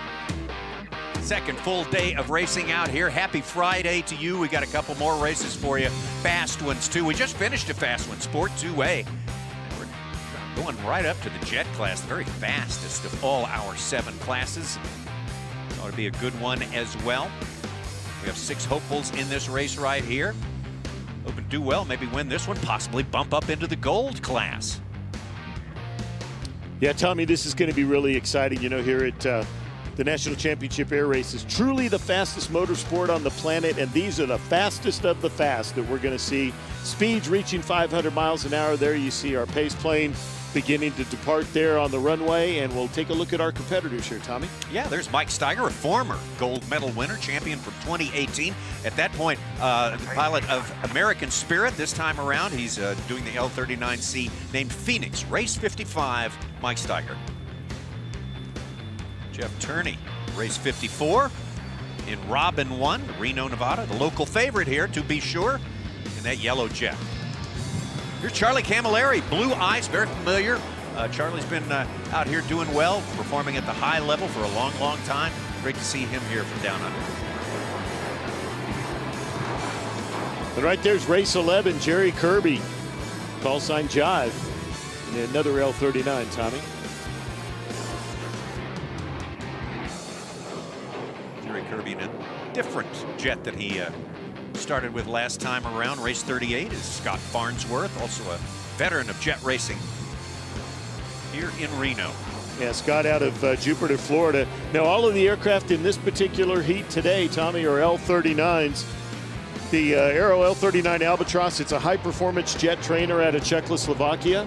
So we're going to see some pretty evenly matched races. They're going to race on our 8-mile course. It's going to be 6 laps. Speeds approaching 500 miles an hour for this silver level group of jets today. We do have some other L-29s in the races this year. This particular heat, they're all L-39s. The 39s was developed and designed in the late 60s to replace the 29 of all things. But they're both here racing. At the time, it was the first Czech trainer to be equipped with a turbofan power plant, and it was exported to a wide variety of countries around the world. Here you see some great shots of what they look like in the air, what it looks like out of the cockpit. They're just a very popular civilian-owned aircraft across the USA, made originally in a Soviet bloc type country. They are exported and now they're available widely. So here's a good look at our course again, Tommy. It's the 8-mile course, the jet course, which is our largest and fastest course all the way around. The aircraft will depart. They'll form up on the pace plane around Peavine Mountain, and then they'll come down the chute. When they get all lined up, the pace pilot likes it. He says, "Gentlemen and ladies, you have a race." Down they go. Now they have to stay in their lane until the guide pylon. That's where they can make their first turn. Pretty much the same start format as we had for this great race we just witnessed in the Sport, the 2A class. This is inside the cockpit with Andrew Finlay. Andrew able to pull that one, get himself a win here in Sport Race 2A. A great, great performance. And Andrew just got nipped, almost pulled it off the day before. Almost pulled off a win there, but he got it done this time around. Very happy Andrew Finlay. A little bit of a celebration here before they get back to work. Looking forward to what happens tomorrow. Another very important day. But Andrew Finlay, for now, happy guy.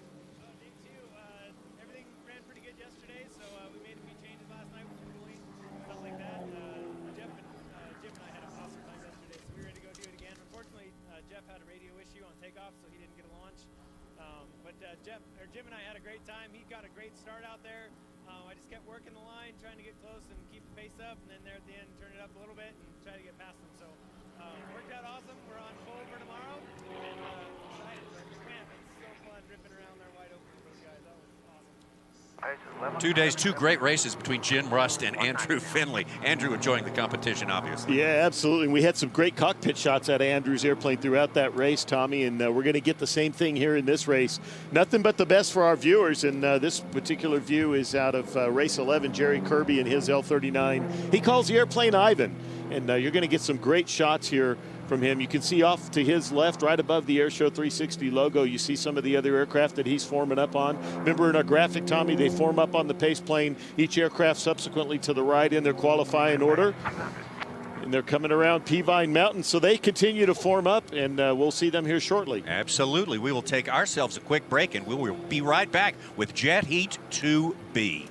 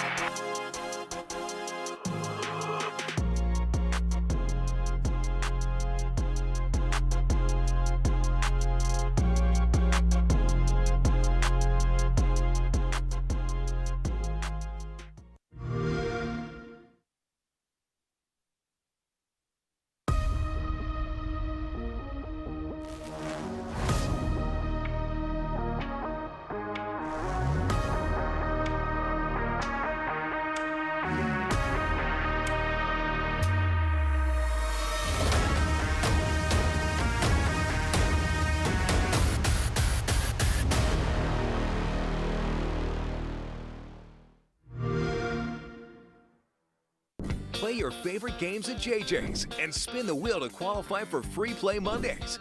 Don't forget to check out JJ's Locker Room. Book your very own private football party. Make your bets at the William Hill Sportsbook. JJ's Sports and Spirits, where friends come for fun. Play at JJ's Sports and Spirits and you can win cash and free play. JJ's Sports and Spirits. Make your bets at the William Hill Sportsbook. JJ's Sports and Spirits, where friends come for fun.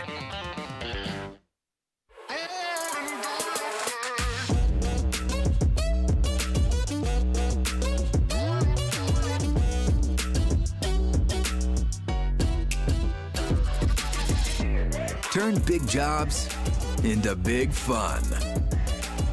With hardworking blowers from Stihl. Not sold at Lowe's or the Home Depot. Real Stihl. Find yours at over 10,000 local Stihl dealers. National Championship air races, we are awaiting the start. It's Jet Heat 2B. Let's talk about Jet Heat 1B. That took place yesterday. Dave Sterling was a top qualifier. Race number 8. L39 there, off to a great start. Yeah, absolutely, and it was a good race with he and Mike Steiger out of Cypress, Texas in race 555. Here you see some great footage here on the screen. Really exciting race. That was the end yesterday. We also had Jerry Kirby jive with us yesterday in race 11. We had some great cockpit shots there. You see his finish.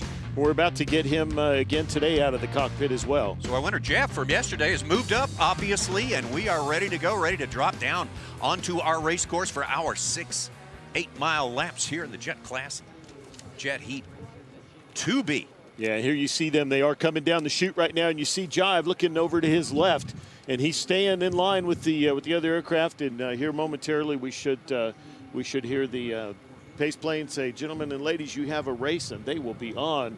And there they come. They're on the course. We're in the race. And remember, Tommy, they've got to stay in their respective lanes. They can accelerate out in front of each other, but they got to get to that guide pylon down there, and that's where they can make the first left turn. And whoever's in front can make the left turn and go. Normally, it's your pole position aircraft. In this case, Mike Steiger in race 255 has the lead as he starts to turn there in the red, white, and blue. It is underway for our leader. Takes that pole position and tries to hang on to that for 6 laps that will go so quickly. Yeah, and you see race 54, Jeff Turney in the yellow airplane in second, and he is sliding right in behind. We've got a pretty good battle shaping up across the race course, but everybody's getting up to speed now as they head around, come down the Valley of Speed. This is the fastest part of our race course, Tommy, where the wings are level. We have a great shot from our pylon cam. Let's listen to him go by here.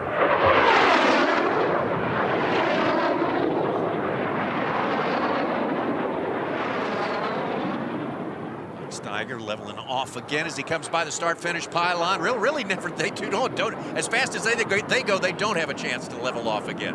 Mike Steiger, the veteran from Texas, a former gold medal winner here in American Spirit, and he is doing exactly what you're supposed to do if you're going to draw up the perfect race. Start with the lead, pole position, and then stretch it out just a little bit with each passing lap. That's the plan anyway. Yeah, absolutely. Here's a great shot of our leader from our other pylon cam up on the other end of the race course as they head to the farthest north section of the course, up around pylons 4, 5, and 6.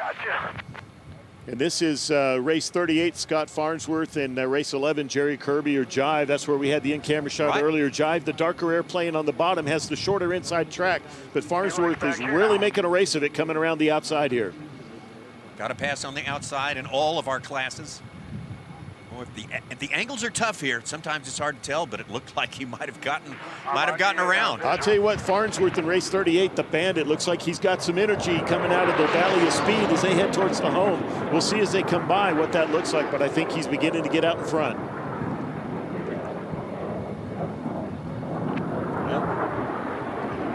And I was wrong. Yeah. Look at that inside track held. Jive in race 11, Jerry Kirby still holding that position and as they go around. So they'll continue to jockey that position. That's really good. We return back to our leader here on the front, Mike Steiger in Phoenix, race 555, as he comes around, headed back up around race pylon number 4.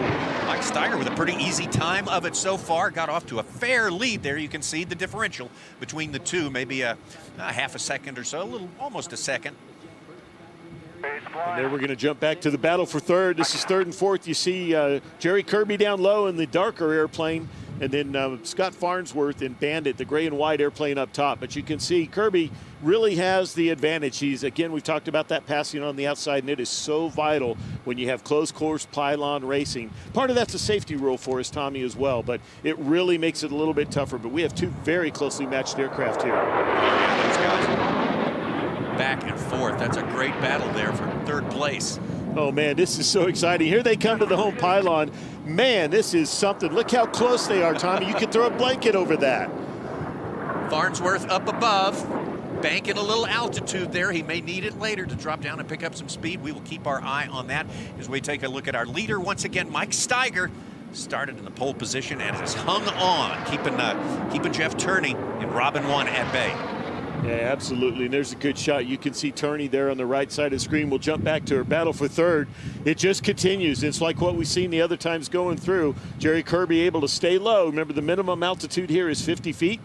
When they make their way down through the Valley of Speed here momentarily and come towards the final couple pylons of 7, 8, and 9, they end up with a altitude restriction on top of 250 feet. So they have lateral boundaries, stay outside the pylons, can't go lower than 50, can't go above 250 feet, and they're going to go almost 500 miles an hour and pass each other. Think about that. That is amazing. Sometimes 50 feet above the desert floor. It's just, it takes your breath away. And look how close this is coming around that pylon. That is spectacular, Tommy.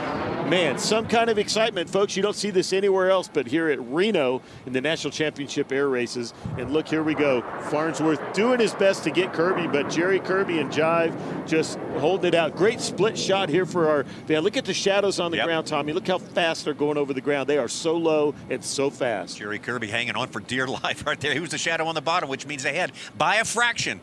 Ahead of Scott Farnsworth. Yeah, and as they went around that corner and the sun angle changed, those shadows kept changing places on the ground. Fortunately, they're not as close, but man, I'll tell you what, look at that shot. They are right next to each other right here. Neck and neck, Tommy. That's what you come out here to see. Reno Stead Airport and this iconic sporting event right there. Look at the sagebrush passing by quickly. 2 football fields a minute, that's what they're approaching. Absolutely, and that cockpit view is the lower aircraft on your right half of your screen, the darker Jerry Kirby, race 11, and that's what it looks like out of his cockpit. Off to his right, if you can see it, that's exactly where Farnsworth is. This is the battle for third, ladies and gentlemen, and it is a battle. Coming around this final pylons, we are rolling right here. We are in our flight flag lap. Our leader has passed the home pylon, so one lap to go. There he is right there, Mike Steiger in race 555, Tommy. Yeah, we are not trying to slight our leader here. We've been concentrating on that tight race for third place, but Mike Steiger just absolutely keeping that differential between himself and Jeff Turney and just doing it by the numbers. And he's got to do now is take it home for one more lap. Absolutely. Those two have stayed about the same distance, and not too far behind them is this amazing battle for third. We'll see what happens. We'll see if Farnsworth has been holding something back in the tank to put on the last little bit here. They are coming around pylons 4, 5, and 6 here. They are going to head southbound in the Valley of Speed. Scott might have done it there. It looks like he had something. We'll see if he can hold it around the corner. It looks like he's finally dropped down in front. We'll get the sun off of the in-cockpit cam. We'll take a real good look here. Hey, hats off to Mike Steiger. A perfect race right there, and he will take the top spot, the champion. Jet Heat 2B, unofficially Mike Steiger. Second place, Jeff Turney. Here's our battle. Here we go, the battle forward. Battle for third right now. Farnsworth did get in front, race 38. He's officially in third. He got around Jerry Kirby, and here they come to the home stretch, and he's beginning to stretch it out here. So he did have a little something in the tank there, and they both were just lapping Charlie Camilleri in race 19 in blue ice as they came across the finish there. Coming in 5th for Charlie Camilleri. Yeah, absolutely. Man, that was some kind of exciting race. You know, I mean, apologies to Mike Steiger. I mean, he knows how good his race was there. He did exactly what he was supposed to do by the numbers. And some great racing, head-to-head, hard-nosed racing there by Jerry Kirby and Scott Farnsworth. Absolutely. So as you see in the cockpit here with Jerry Kirby and the L39 Ivan, let's take a look back at the start here. And you can see there goes our leader. And then our second place in Jeff Turney. Jeff Turney ran a heck of a race. He was just behind Steiger most of the way, but the folks behind him didn't catch him either. He did a great job this whole race. Absolutely, he did. It's just that Mike Steiger just let it eat right from the start there at the ultimate moment, and that served him well throughout the rest. And but look how close. Yeah, this is where the action was the whole race. These two all race long, Tommy, they were within a couple wingtips of each other. It was a battle. Jerry Kirby did an amazing job holding that inside line, but as we got towards the end of the race there on that last lap, Scott Farnsworth in race 38 had a little something extra in the tank, and here you can see him coming by him right there towards the end, and at the end he wins by a couple airplane lengths. Great race all the way around. Here's the finish with our leader. Look how close that Jeff Turney got. He actually worked his way up. He closed a little bit right at the very end. He kind of saved the best for last there, but wasn't quite enough to run down Mike Steiger. Yeah, what a great race. We ended up with 5 aircraft in this race, and man, Jet Heat 2B really delivered. We got way more than our money's worth today, Tommy. I'll tell you what, nowhere else but here at Reno. Such excitement. The Jets never failed to entertain us royally here, and man, oh man, we can't wait for the next one. That'll be coming up tomorrow. As our coverage continues here from the Stihl National Championship Air Races, Reno, Tahoe. We're going to have more of that tomorrow, a little bit of wind that you see in the flag there. And there's your unofficial finish order right there. Steiger race 55 in first place. Jeff Turney 54 in second. Farnsworth beating out Jerry Kirby, race 38 over race 11th. And Charlie Camilleri coming in 5th place, race 19.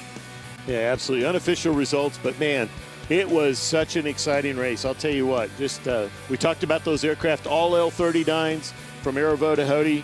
They were very well matched, and man, what a race. I just can't say it enough, Tommy. I mean, just such excitement, and it was just amazing, amazing stuff. We're so excited. We talked about them being the fastest class here at the fastest motorsport on the planet. And we got more to come. Oh, it's not over yet. Oh my gosh, we got the whole weekend ahead of us here.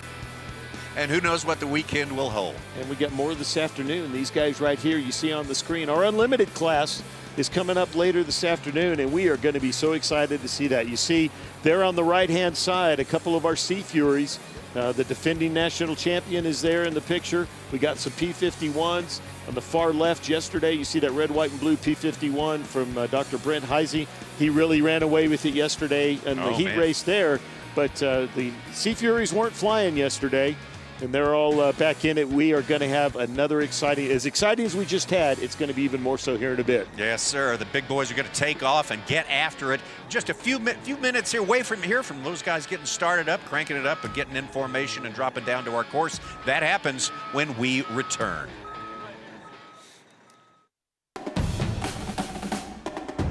What do you do after you're the #1 selling brand of gas-powered handheld outdoor power equipment in America? You start making more equipment right here in America.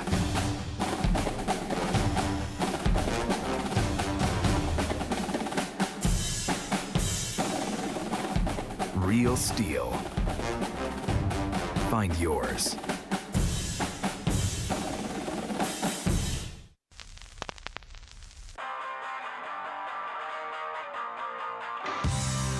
Converging where America's largest alpine lake collides with the biggest little city in the world, you will find them. Rebels, rule breakers, risk takers, mavericks. They're all working it for the same reason, to make it. And in a place like Reno, Tahoe, a collision of contrasts, you can make it big, make it loud, make it beautiful, or make it unbelievable. Make it whatever you want. Just make it happen.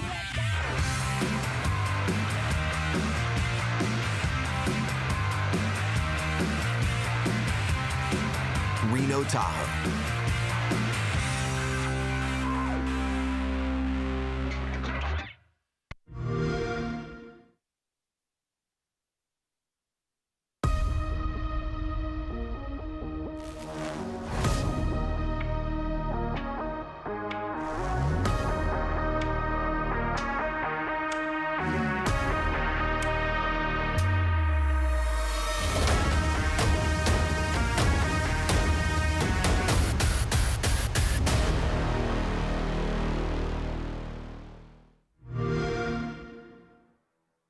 Play your favorite games at JJ's and spin the wheel to qualify for Free Play Mondays.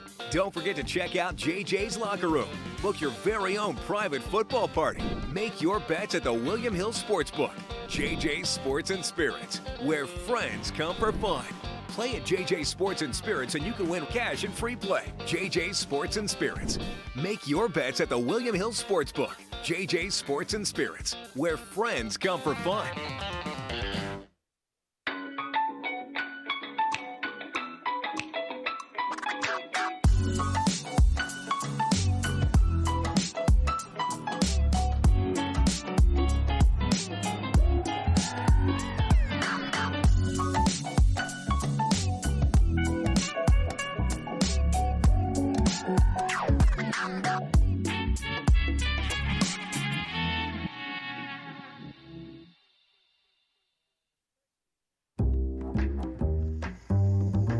Come on over to my place. Hey you, we're having a party. We'll be swinging, dancing and singing. Baby, come on over tonight. Yeah. Come on over to my place. Hey you, we're having a party. We'll be swinging, dancing and singing.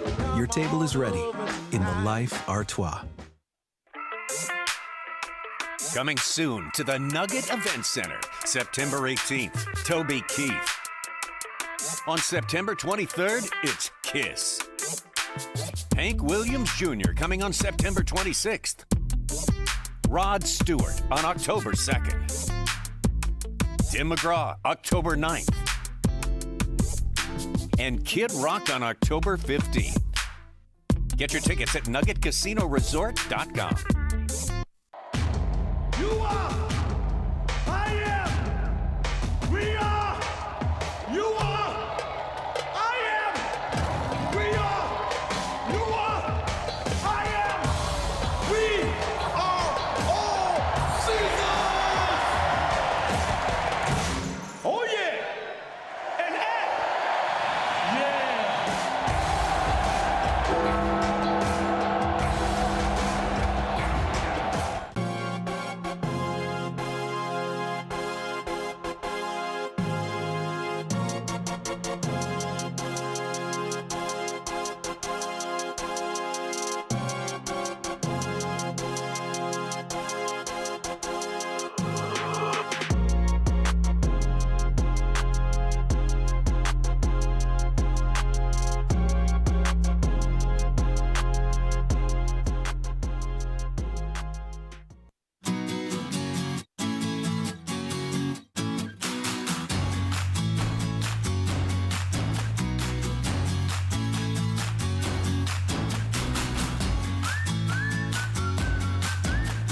Turn hard-working days into happy nights.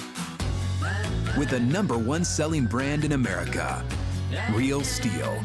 Find yours at over 10,000 local Stihl dealers.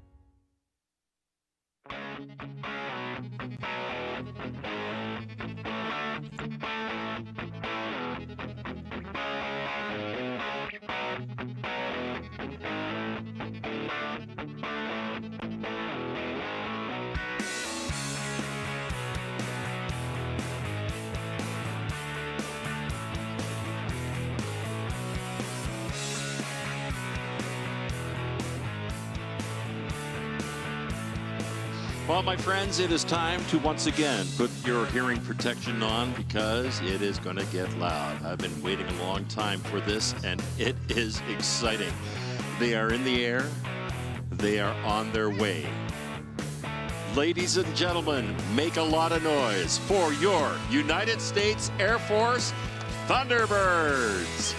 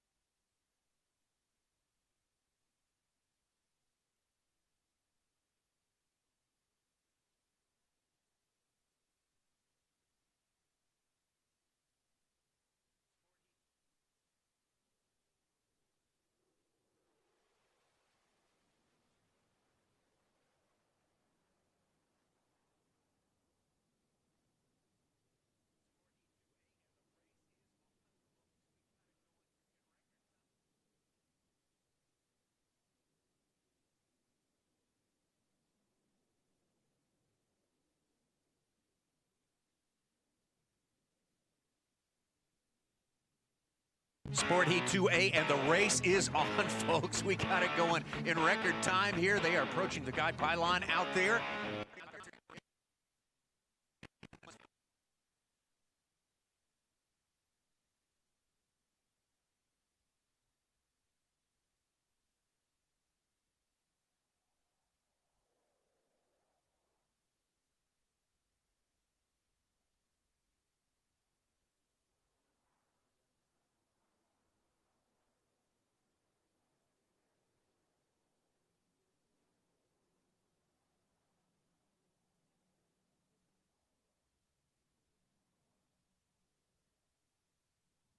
Sport Heat 2A, and the race is on, folks. We got it going in record time here. They are approaching the guide pylon out there. And once they pass that, we are racing here. Right there, Jim Rust, race 24. Out to the lead right now. He had the pole position. The spot you want to be in, the spot he wants to stay in for the remainder of these 6 laps. Yeah, absolutely, Tommy. And a great shot of Jim Rust there, and you can see up and to our right as the viewers look at the screen. At race 30, Andrew Findlay beginning to pull up on him, keep him in his sights, and they're heading their way around the backside of the course. Remember, they fly our larger course, and they're going to do 6 laps here. And there's a great shot coming down the Valley of Speed from the desert. So listen to those turbocharged motors going by. You can see Andrew Findlay in race 30 is beginning to roll down. There's our leader, race 24, Jim Rust, as he turns it up the home stretch past the home pylon. Jim Rust qualified at 386 miles an hour in race 1A. This is race 2A, the gold class of the sport class. And you remember yesterday, Tommy, we showed Andrew Findlay making that pass right at the end. Their 2 qualification speeds were 1/10 of a mile an hour apart going into this heat. That's about as good a chalk matchup as you can possibly have. Let's see how it plays out. Already into lap number 2 of our 6. Absolutely. You can see it's playing out exactly as we saw yesterday, where Jim Rust is taking advantage of that pole position. He's got the shorter route around the course, and Andrew, as he's sizing him up and trying to run him down, when he gets there, he's going to have to pass him on the outside. So he's got the longer way around. So he does have his work cut out for him, as we saw those 2 aircraft matched almost exactly at the same speed. And we're seeing that play out here again today. The difference today is we do have a front just went through. We've got some gusty winds out of the northwest, so we didn't have that yesterday. So that makes our downwind and upwind legs a little bit different, but it ought to average out, and the 2 aircraft seem to be very closely matched. Andrew Findlay staying up high and very, very close behind Jim Rust. Great race. Andrew yesterday had to outduel Jeff Lavelle, one of his longtime rivals, in order to get into 2nd place. Jeff Lavelle scheduled to start in this race, but did not start at the last minute. Yeah, absolutely. And we'll talk more about Jeff here in just a minute. But there's another great shot from inside the cockpit of race 30, and then here he is coming through the junipers nice and low. Let's listen to him go by. Then as the shot picked up the leader, you can see the leader is right with the 2 of them. There's a great shot of how close this is. And it looks like it's a long ways away, Tommy, but I'm telling you, this is close racing. You know, closed course pylon racing doesn't happen anywhere else in the world but here at Reno. And here is a great example where you see race 30 and Findlay coming around the outside of race 24, Rust. Coming down the Valley of Speed, this is absolutely awesome racing right here. Again, Findlay didn't get to focus his complete attention on running down Jim Rust until the last lap. He's got about 4 more laps, or 3.5 more laps to think about it right now. You know, every time they come by in front of the home pylon here, Tommy, I'm noticing that Andrew is beginning to inch up on him. He's getting more and more off his right wing of Rust. And so in that shot there, just out of camera on the right half of the screen is Jim Rust and the lead, but he's not very far ahead now. They pretty much are wingtip to wingtip as they're going around. And again, Findlay's taking that longer course because he has to pass on the outside. So we'll see how it plays out here. But again, this is a great battle for the lead here in Heat 2A. These guys have had about that same differential for 90% of this race so far. Real cat and mouse, real chess game going on out there. Absolutely. You know, they're flying our larger 8-mile course, and there's 9 total pylons that they're going to zip around every time, and they have that minimum altitude of 50 feet. And as they get close to the home pylon, maximum of 250 feet. And you see that squishing those two aircraft together. And there you can see Andrew looking to his left. That's where he's looking at the leader and trying to figure out when can I actually get enough speed to get around him. And those two aircraft are just neck and neck all the way around. Coming around here, passing right past our start-finish pylon, and just absolutely there, you couldn't get a paper clip between them as far as frontward backward goes. Yeah, absolutely. Coming down the home stretch where they were going straight, it looked like Finley had just a little bit, maybe the length of his spinner was out in front maybe, but then they get into the turn and Rust again has the shorter course. Now they're beginning to catch some lap traffic here. You should see that here in just a second. Out in front of Rust is an aircraft that he just had to climb to go around, and now that gave Finley an opportunity because Rust had to make that jog. Finley was able to keep his momentum up, and I believe Finley is getting in front of him down the back stretch. We're going to see that right there, but Rust still has the inside track. They are talking on the radio, and Rust will tell Finley when he's clear and he can come down. Been enjoying that great shot from inside the cockpit with Andrew Findlay there, and it looks like you mentioned the wind earlier. It's a little bumpier out there today than it was yesterday. It's a different set of conditions. Right, and right on cue, as we just talked about the radio fans, you just heard it right there. That was Jim Rust telling Findlay, you got it. Findlay now has the lead, and he's dropped down in front, and Rust is going to do his best to return the favor and run him down. White flag, white flag. Final lap, and here we go. Advantage Andrew Findlay. Boy, Tommy, you couldn't have scripted this any better. This is absolutely exciting. Closed course pylon racing. Andrew Findlay in the Stihl Race 30 Lancer Super Legacy. I mean, it took him all race to get to this very last lap, to get in front. He finally led, crossing the start-finish line for the very last lap. Now let's see if Jim Rust can return the favor here as they're making their way around the farthest north part of the course. Great shot of race 24 there as he's coming around. You can hear those supercharged, turbocharged engines, but there's a good shot. You see Andrew Findlay on the left out in front, Tommy. Yeah, he's gaining a little bit of differential from him. Jim Rust won the matchup yesterday. Andrew looking to get a little back today. Absolutely. Wind starting to gust a little bit more as they're finishing the last lap here. Coming through the Valley of Speed, Tommy, so this is going to be the fastest part of the course for both of these top finishers, and we're going to watch them come around the last two pylons here, head for home, and we should see a checkered flag. Let's see if race 24 can possibly make a move. Andrew Findlay dropping down from that altitude he's held throughout the entirety of this race, picking up all the speed that's available to him. He'll level off and pass the start-finish line and take the checkered flag. And unofficially, Andrew Findlay, race 30. 1 moment. Lancer Super Legacy, the winner here in Sport Heat 2A. Yeah, and you talk about closed course racing, Tommy. We saw an absolute spectacle right there. And as they came across the start-finish line, they were both passing race 151, Matthias Hyde. And so that's where lap traffic comes into play. Here's another finisher right here in race 2. That's Vince Walker and Moto Mio finishing his race, pulling up, and he's followed closely by I believe it's race 15, Vicky Benzing there behind him. Right. Great shot here on camera. You see Andrew Findlay. He's up high, circling around to land now. Another great in-camera shot from our friends at Stihl. And take a look back at this race. That was a good one. It was these two, 1 and 2, the top qualifiers, never out of sight of one another. They wouldn't leave each other alone. Yeah, absolutely. Tommy, you commented early on that Jim Rust had the pole, and he used that to his full advantage. And here, for a good 2/3 of the race, you see him down low, right at the minimum altitude, his engine just screaming, and he is hugging those pylons, and he's taking that shorter course, and that worked for him for a large part of the race. And then here in a minute, we will see that lap traffic did come into play today, Tommy. Sure did, yeah. The rules require that the faster aircraft has to pass on the outside. And when Jim Rust had to adjust slightly to pass a slower aircraft, that gave Andrew Findlay the opportunity to keep that momentum going. Like you said, he stayed high, and man, it was something special to see. He did finally get in front and makes his way around. Here you see him in the last couple laps. There's a great camera shot as he's catching Rust there. Look at that, right beside his helmet. That's cool. how close it is, ladies and gentlemen. Think about 400 or almost 400 miles an hour at 50 feet over the desert. This is awesome stuff. There's our checkered flag, Tommy, right there.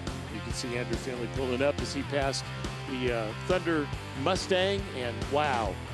It doesn't get any better. No. That is so exciting. You know, the best part of it, those two will play the rubber match possibly tomorrow. Yeah, absolutely. And don't forget, there's some other folks out there. We talked earlier about Jeff Lavelle in race 39. He taxied out with these folks and had some sort of an issue, mechanical or otherwise, we're not sure. But he did taxi back before the race happened. Now, Jeff Lavelle and Andrew Findlay have a years-long rivalry. Lavelle being a six-time national champion, and Findlay our defending champion, but he's a two-time. Two most recent, yeah. Right? So here's our unofficial results here, Tommy. Get those up for you in just a second. Andrew Findlay, of course, your unofficial winner. It's all unofficial until the race authorities get through with looking at every bit of that race and checking and double checking. But Andrew Findlay, a great move toward a gold medal here in the gold medal class, Sport Heat 2A. We are far from done with our racing here today, Rob. Yeah, absolutely. As the sport class begins to recover to the runway, there's our results there, Tommy. Findlay, race 30. Rustin. Okay, there he is at race 24. Well, that was our...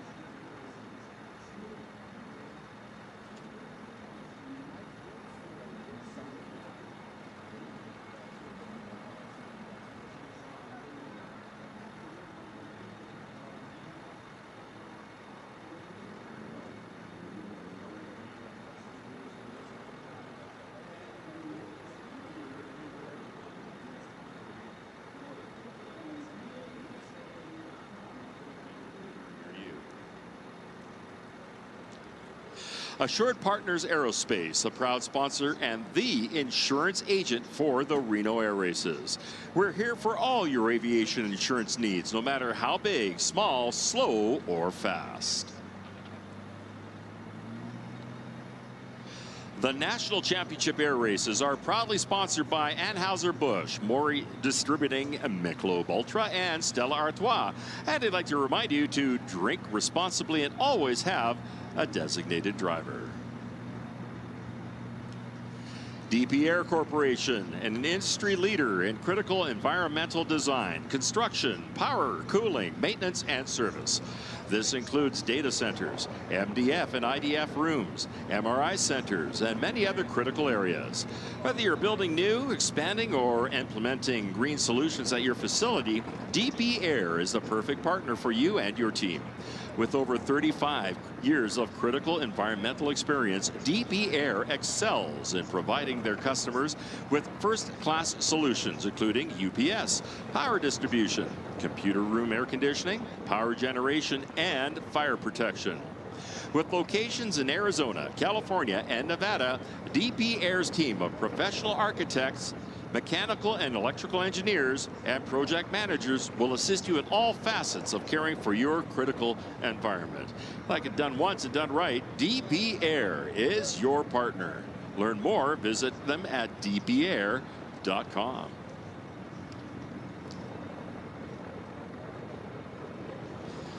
The Peppermill, Reno's premier AAA four-diamond resort, has been named one of the top 10 best casinos in the nation by USA Today's 10 Best. Tickle your taste buds in 10 award-winning restaurants. Unwind and indulge at the 3-story Spa Toscana, featuring an indoor caldarium and a sun deck. You can sip your favorite cocktail, enjoy live music, or party until the sun comes up at 15 bars and lounges, including Edge Nightclub. So much to do at Peppermill Resort Spa Casino.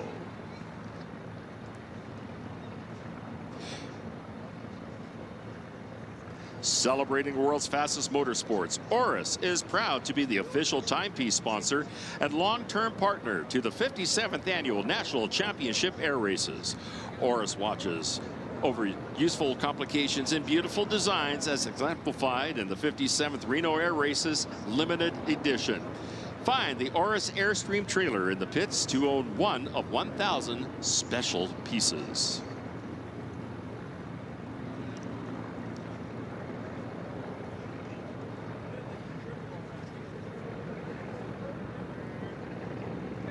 The Sunborn Companies and Centennial Airport are proud supporters of the Reno Air Races. As one of the top general aviation airports in the country, Centennial Airport is located in the heart of the Denver Tech Center. Danny Clisham, it is unlimited time. All right. You want to have some fun? Just listen. Jay will cut the music. You listen to the sound of radial engines and V12 inline engines.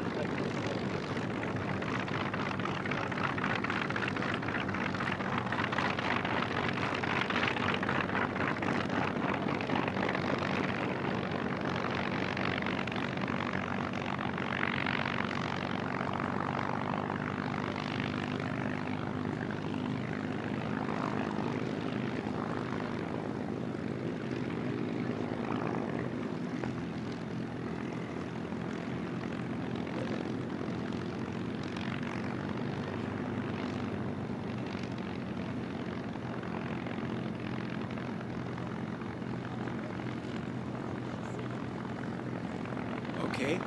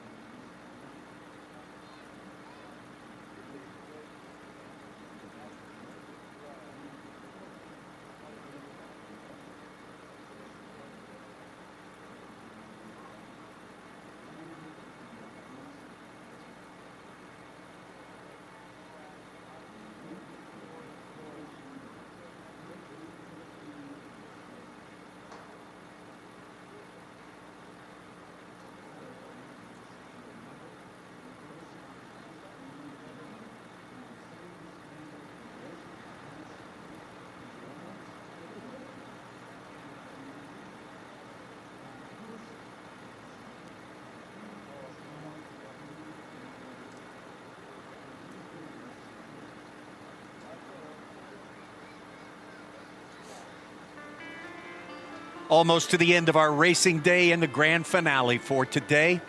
For 57 years, the Stihl National Championship air races have been going on out here, and throughout those 57 years, most of the time, this has been the marquee class, the unlimited class.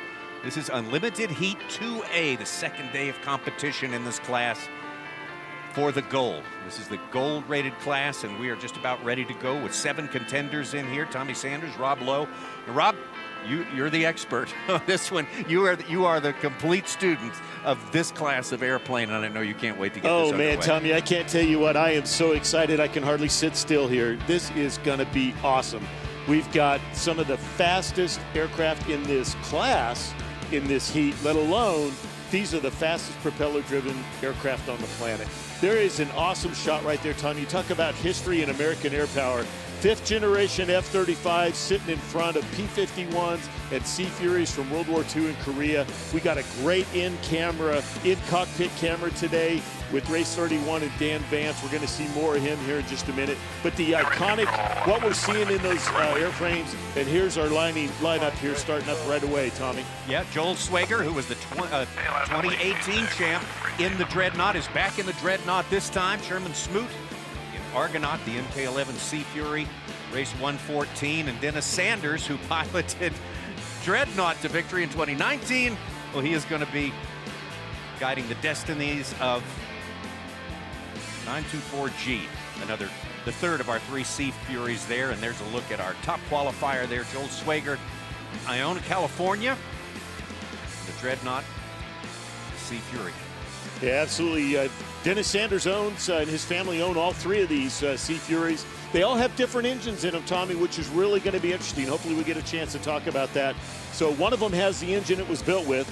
Another one has a Pratt & Whitney in it, and the third one has a different Pratt & Whitney in it. The cylinders range from 18 to 28. It's just all over the map. But we've got defending national champion airplanes that you see there with the red stripe and the Dreadnought, like you said. And this is going to be so exciting. Let alone, we have Steve Hinton in our Planes of Fame pace plane. It's a T-33 jet because these airplanes are so fast, we got to have a jet for the pace plane. Steve Hinton himself is a 7-time national champion, ranging from 2009 to 2016. The only year he didn't get it was in 2015 when Robert Hoot Gibson, the former astronaut, won it in Strega. Steve Hinton won all of his in Strega and Voodoo. So, I mean, look at that lineup, Tommy. It is going to be something. These are the class that only has 2 rules. Piston-powered, propeller-driven. They can use superchargers, blowers, turbos, exotic fuels, ADI, which is anti-detonation, water injection. They've got it all. They're super heavily modified aircraft. They come out of World War II in a Korean. They're going to cover 2 football fields per second at 400 miles an hour. It's 13 pylons on our largest course. We'll talk about that here in just a minute. 14 racers in this class overall, mostly dominated by P-51s. There's 10 of them. There's the 3 Hawker Sea Furies that you see here today, and there's 1 Bell P-63 King Cobra in the class. But this class today, this is the Gold Heat 2A. It is going to be awesome, Tommy. All the superstars in there, including the pace plane, all the subplots you just mentioned there, all the background stories. I don't see how we can lose on this one. Absolutely. You see Brent Heisey there on the far right, red, white, and blue Miss America. Yesterday in Heat 1A, he ran away with it, as you recall. And he got out front, and he stayed out front. But the Sea Furies weren't flying yesterday in that heat, so I think it's going to be a little bit different today. There you see Steve Hinton in the pace plane take the runway. He'll depart. And then the P-51s and the Sea Furies will depart in qualifying order, just about as you introduced them just a minute ago. And let's talk just a little bit about those Sea Fury engines, if we can, Tommy, as we're watching them line up here. So the Dreadnought, the silver one there with the red stripe, Joel Swager in that today, our top qualifier. That aircraft has the Pratt & Whitney 4360, 28 cylinders in 4 rows in the front of that aircraft. Right behind him in 114 is Sherman Smoot, and he's in the Argonaut. That has the Pratt & Whitney 2800, which is an amazing, dependable aircraft, and engine that's been in a lot of other aircraft. And then behind that, we're going to see Dennis Sanders, our defending national champion, and there we're going to get a great look at Joel Swager and Dreadnought.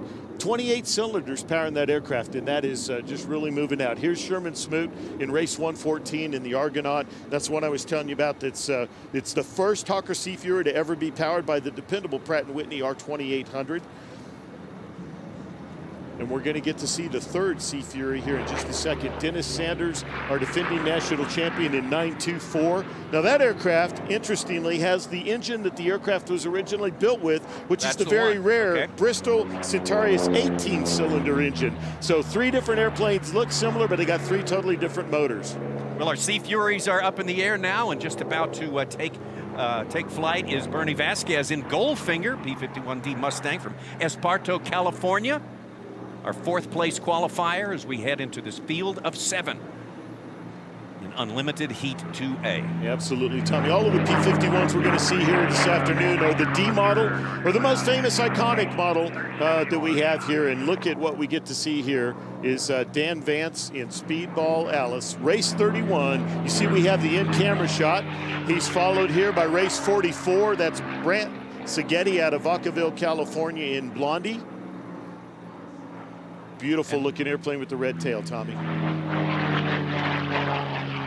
Put you in mind of our top qualifier. Of course, that would be race 8, 2 planes that look like that. And there's Brett Heisey. Interesting story. You mentioned this. He had not qualified as of yesterday, so he raced in the B class in order to qualify and easily advanced from the B class on the basis of a runaway victory there. Yeah, absolutely. You see some great foil tape there on Miss America. All the panels covered up. Make them go faster. They're looking for those micronauts. And when we get going here in just a minute, they're going to depart, form up on the pace plane, and they're going to fly our largest and fastest course, the 8-mile course. They'll do 6 laps at speeds exceeding 500 miles an hour. This truly is the fastest propeller-driven planes in the world. It's an air start. Tommy, you saw them depart in qualifying order. They're going to circle Peavine Mountain and form up on the pace plane. They'll be line abreast, and they'll come down the chute here in just a little bit. And then when the pace plane sees that they're all in line and they're all hooked up, he will tell them, ladies and gentlemen, you have a race. Here's a great graphic you can see out of the cockpit. That's right at that point. Previous year, you can see their dreadnought right there. You see the pace plane pull up. At that point, they have to stay in their lane when the pace plane pulls up. You see it here on our graphic with the red pace plane. The rest of the racers stay in their respective lane, but they can race out in front of each other if they're fast enough, and they get to the guide pylon where they can turn left. So, Tommy, let's go back and look at what we saw yesterday. Yeah, yesterday was a great race. Of course, the top qualifier was race number 2. Mark Moody in the Spam can. Robbie Patterson in race 3 right behind, race 81 right behind him, put on a great race as well. Yeah, those two dueled it out. But actually, the big action, and everybody missed it, I have to say, was at the start of that race when Dr. Brent Heisey, qualifying in this one, in the Miss America, race 11, just jumped ahead of everyone. I mean, he cut the line and went right in there. Exactly. And, Tommy, you mentioned that he hadn't qualified before. So even in that race yesterday, he was in the very last position or the farthest to the outside. And by the time he got to the guide pylon, he was so far in front of everybody. He turned in front, took the lead, and never gave it up. He ran wire to wire virtually from that first guide pylon until he won the race. It was a great deal, but there was a lot of competition back in the field yesterday, as you see here. Yesterday it was side by side. I mean, my heart was pounding yesterday when we had this race. So close. Such a great race, such a great contest for second place. Wee Willie, race 81, and Spam Can, race 0. I mean, these guys were neck and neck most of the time. And there you heard the sound of those wonderful P-51s passing over our pylon camera with those Packard-built licensed Merlin engines, 12-cylinder. There's just nothing like it, and you're going to hear that here in spades in just a few minutes, Tommy. Between those 3 different types of engines in the Sea Furies and beautiful competitive action here in the P-51D models, there you saw those 2 finish. I'm telling you, that was a photo finish of no compare yesterday, and I expect the same thing here in a few minutes, Tommy. We have been treated to a lot of that in the course of our first 2 and a partial day of racing here, so it's been a wonderful way to get back in the swing of things after 2 years for the Stihl National Championship Air Races. And as you say, man, the sound and the fury is what is the sort of the trademark of this class right here. The unlimited class has always really brought out the big crowds, and it's always the big wrap-up, the grand finale to the racing here. But we're a long way from the final, the gold medal grand finale, but this is another important step in getting there. Absolutely. Here's a great cockpit view out of Speedball Alice and Dan Vance.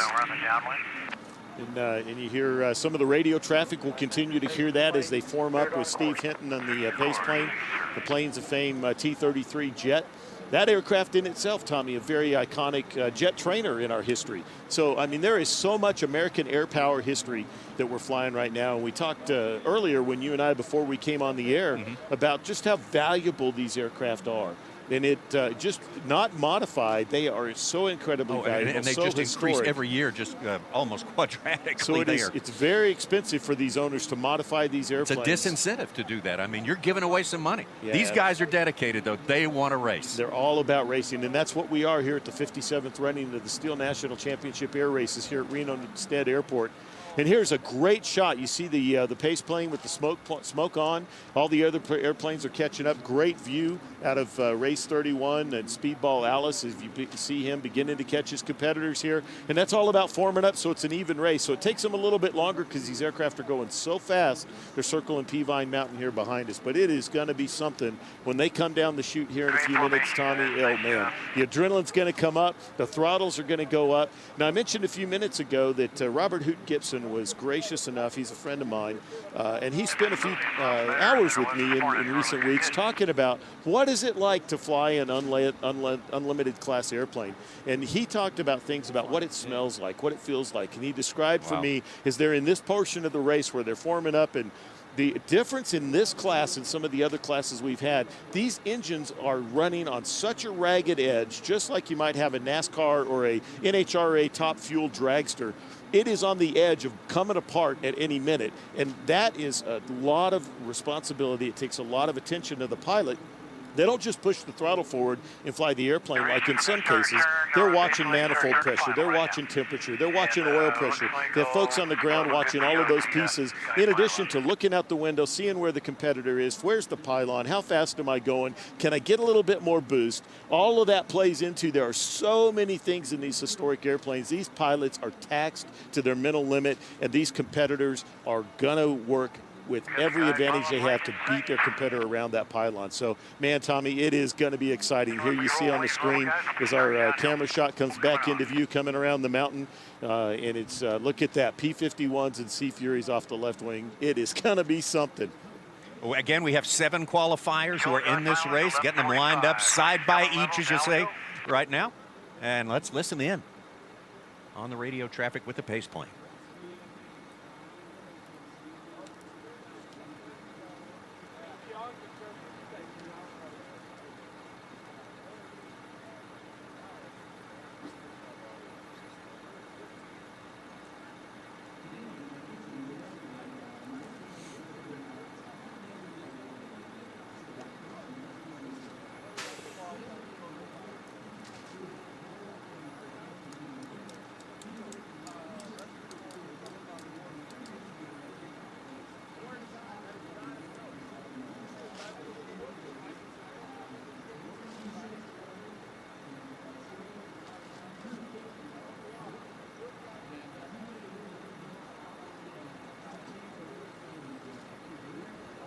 Gentlemen, you look good. Gentlemen, you got a race.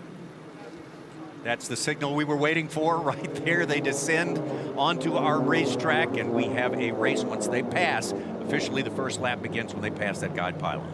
Absolutely, and you can see out the view here, far to the left, you see Dreadnought in race 8. He's the pole position, and he's got that inside track, and you see him headed for that guide pylon. It is going to be something. Tommy, here during this race, we've also got cameras out near some of the pylons. Here's one here. Let's listen to these amazing engines.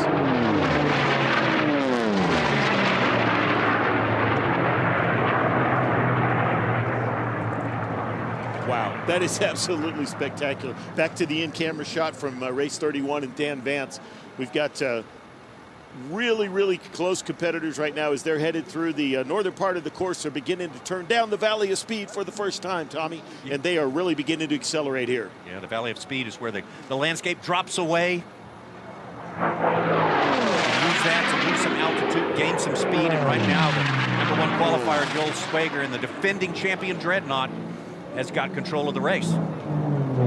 Absolutely, Tom. You see him there, our leader coming by the home pylon. But look who's in second place. Just like yesterday, race 11, Brent Heisey's already made it to second, and he is rolling right up there. So this is going to be something. We expected that Brent was going to have some competition today, and he is doing his best to chase down the defending national championship aircraft, Dreadnought. And that is Brent Heisey coming from the number 7 spot, the bottom spot in the qualifying right there. So that is a bold move, as you say, just as he did yesterday. Yeah, he came up from that outside position yesterday, accelerated around the guide pylon, did it again today, but the difference is Joel Swiger's using Dreadnought. He's got that fired up and rolling as he turns back into the Valley of Speed here. We're going to get to see him come right at our pylon cam here in just a minute. Great view here. It's the smoke has cleared out some this afternoon for us, Tommy, which is just fantastic. It is a Chamber of Commerce day for unlimited air racing.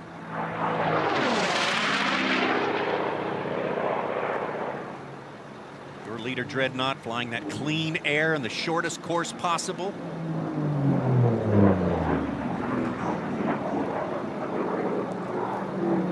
Brent Heisey in pursuit. Tommy, that was such a great comparison there. Here you see race 114, that's Sherman Smoot in Argonaut. And then right behind him is Dennis Sanders in race 924. Back to our leader, Dreadnought, Joel Swiger, race 8. Well into his 3rd lap. Man, this is going by so quickly.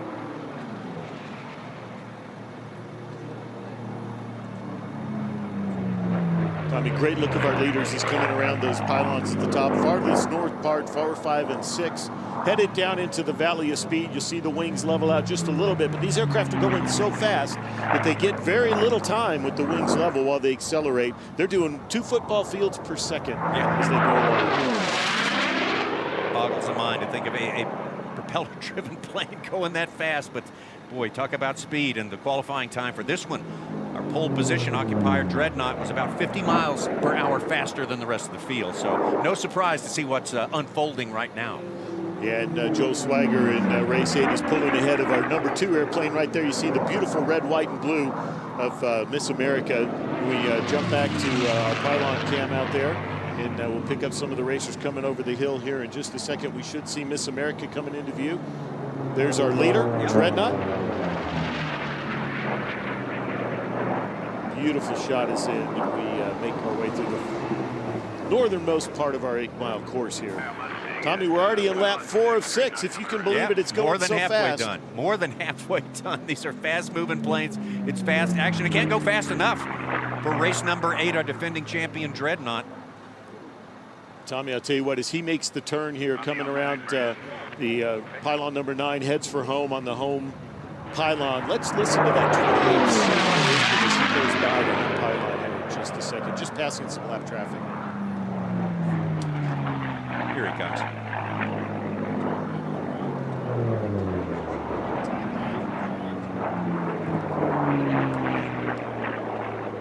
In the cockpit again with Dan Vance, race 31. Look how fast the desert floor flies by. Tommy, what a fantastic split screen shot here for our viewers. Look at that. We've got the leader down in the bottom right, but we also have the in-camera shot from Dan Vance in race 31. Get a really good idea. The minimum altitude here coming around those final pylons is 50 feet. The top of that pylon, there's a big white can. It's at 50 feet, and that way our viewers can tell that the pilot is looking out using his helmet, doesn't go below that can. He knows he's above the minimum altitude. Race 8, race 11, race 114, that's Smoot. Dennis Sanders, race 924. That's our top 4 right now. Let's get back to our leader. Number 1 qualifier and really moving out. Putting some distance between himself and the crowd, Joel Swiger. Yeah, beautiful as he comes out of the Valley of Speed, turns up the home stretch. Look at that airplane, just a spectacular Hawker Sea Fury. White flag as he heads into the final, 6th and final lap in unlimited heat 2-way. Tommy, I got to tell you, that 28-cylinder engine as it goes by and that pitch changes with the prop just really stirs your insides. It is something to see and hear. Continues to open up an ever-expanding lead. This one's all about number 8, the Dreadnought. There he comes around farther north part of the course. Circles up to the pylons 4, 5, and 6. Makes his way around. He'll be descending into the Valley of Speed. You see him passing some lack traffic there in Goldfinger. And here he's going to accelerate. As you said earlier, the terrain drops away. this is where Joel Swiger's really going to put this thing to the test and really accelerate away on the last third of his final lap here, Tommy. Wings level for a brief moment there, a short interval. Final counterclockwise turn as he heads for the start-finish line. Get ready for it. Limited Heat 2A is won by this the defending champion, Dreadnought Joel Swiger. Absolutely. That airplane was just spectacular. Here we jump back to our in-camera shot with race 31 and Dan Vance. Another Sea Fury headed through the northernmost part of the course. Great second screen shot. Second place going to look like Dr. Brent Heisey. That just transpired in front of our start-finish line. We try to bring it home here with Dan Vance. Yeah, Speedball Alice giving us a great view of what it feels like to go over 475 miles an hour around this course here in the desert at the 57th running of the Stihl National Championship Air Races. Tommy, this is awesome. See the shadow on the ground? Yeah, spectacular. The shadow's moving on out there.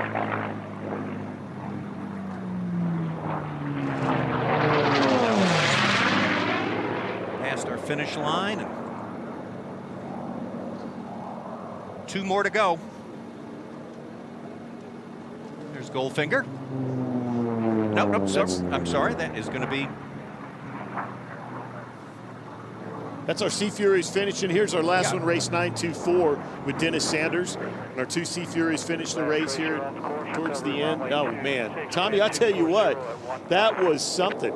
Those just hearing those different motors between the P-51s and the Sea Furies, and Sea Furies with 3 different motors. You're not going to see that anywhere else, Tommy, but right here on this live coverage. That's what makes it a one-of-a-kind event. So great to have this one back after a couple of years of absence. And that is our finale for the day, the Unlimited Heat 2A. And the defending champion serving notice, Dreadnought Joel Swiger in race 8. Absolutely perfect. As they drop down, we'll take you back to the start of this race. To the far left there, the pole position, Joel Swiger. Yeah, you see Joel Swiger extending his lead out to the right. What that camera shot didn't show you is you see here in the back is Brent Heisey in race 11 is coming from that far outside line, and he ends up being in second place before they get to the 4th and 5th pylon, Tommy. I mean, he came out of nowhere again, just like yesterday. Great shot here of Argonaut and Joel Swiger as he comes around by the home pylon. He is out front. He never relinquished it. He just continued to accelerate away. Let's listen to the engine go by here. Dreadnought going by. A little bit muted on the replay, but just a spectacular shot of that Hawker Sea Fury as he comes around with the 28-cylinder engine. I mean, he just showed it exactly what it's got. It's going to get nothing but better all weekend, Tommy, as we go into Saturday and Sunday. These races will get tighter and tighter. The aircraft will get faster and faster. It is just going to be something for excitement. Here's our unofficial results. Yeah, running those lines perfectly. Ran it pretty tight to the pylons, too.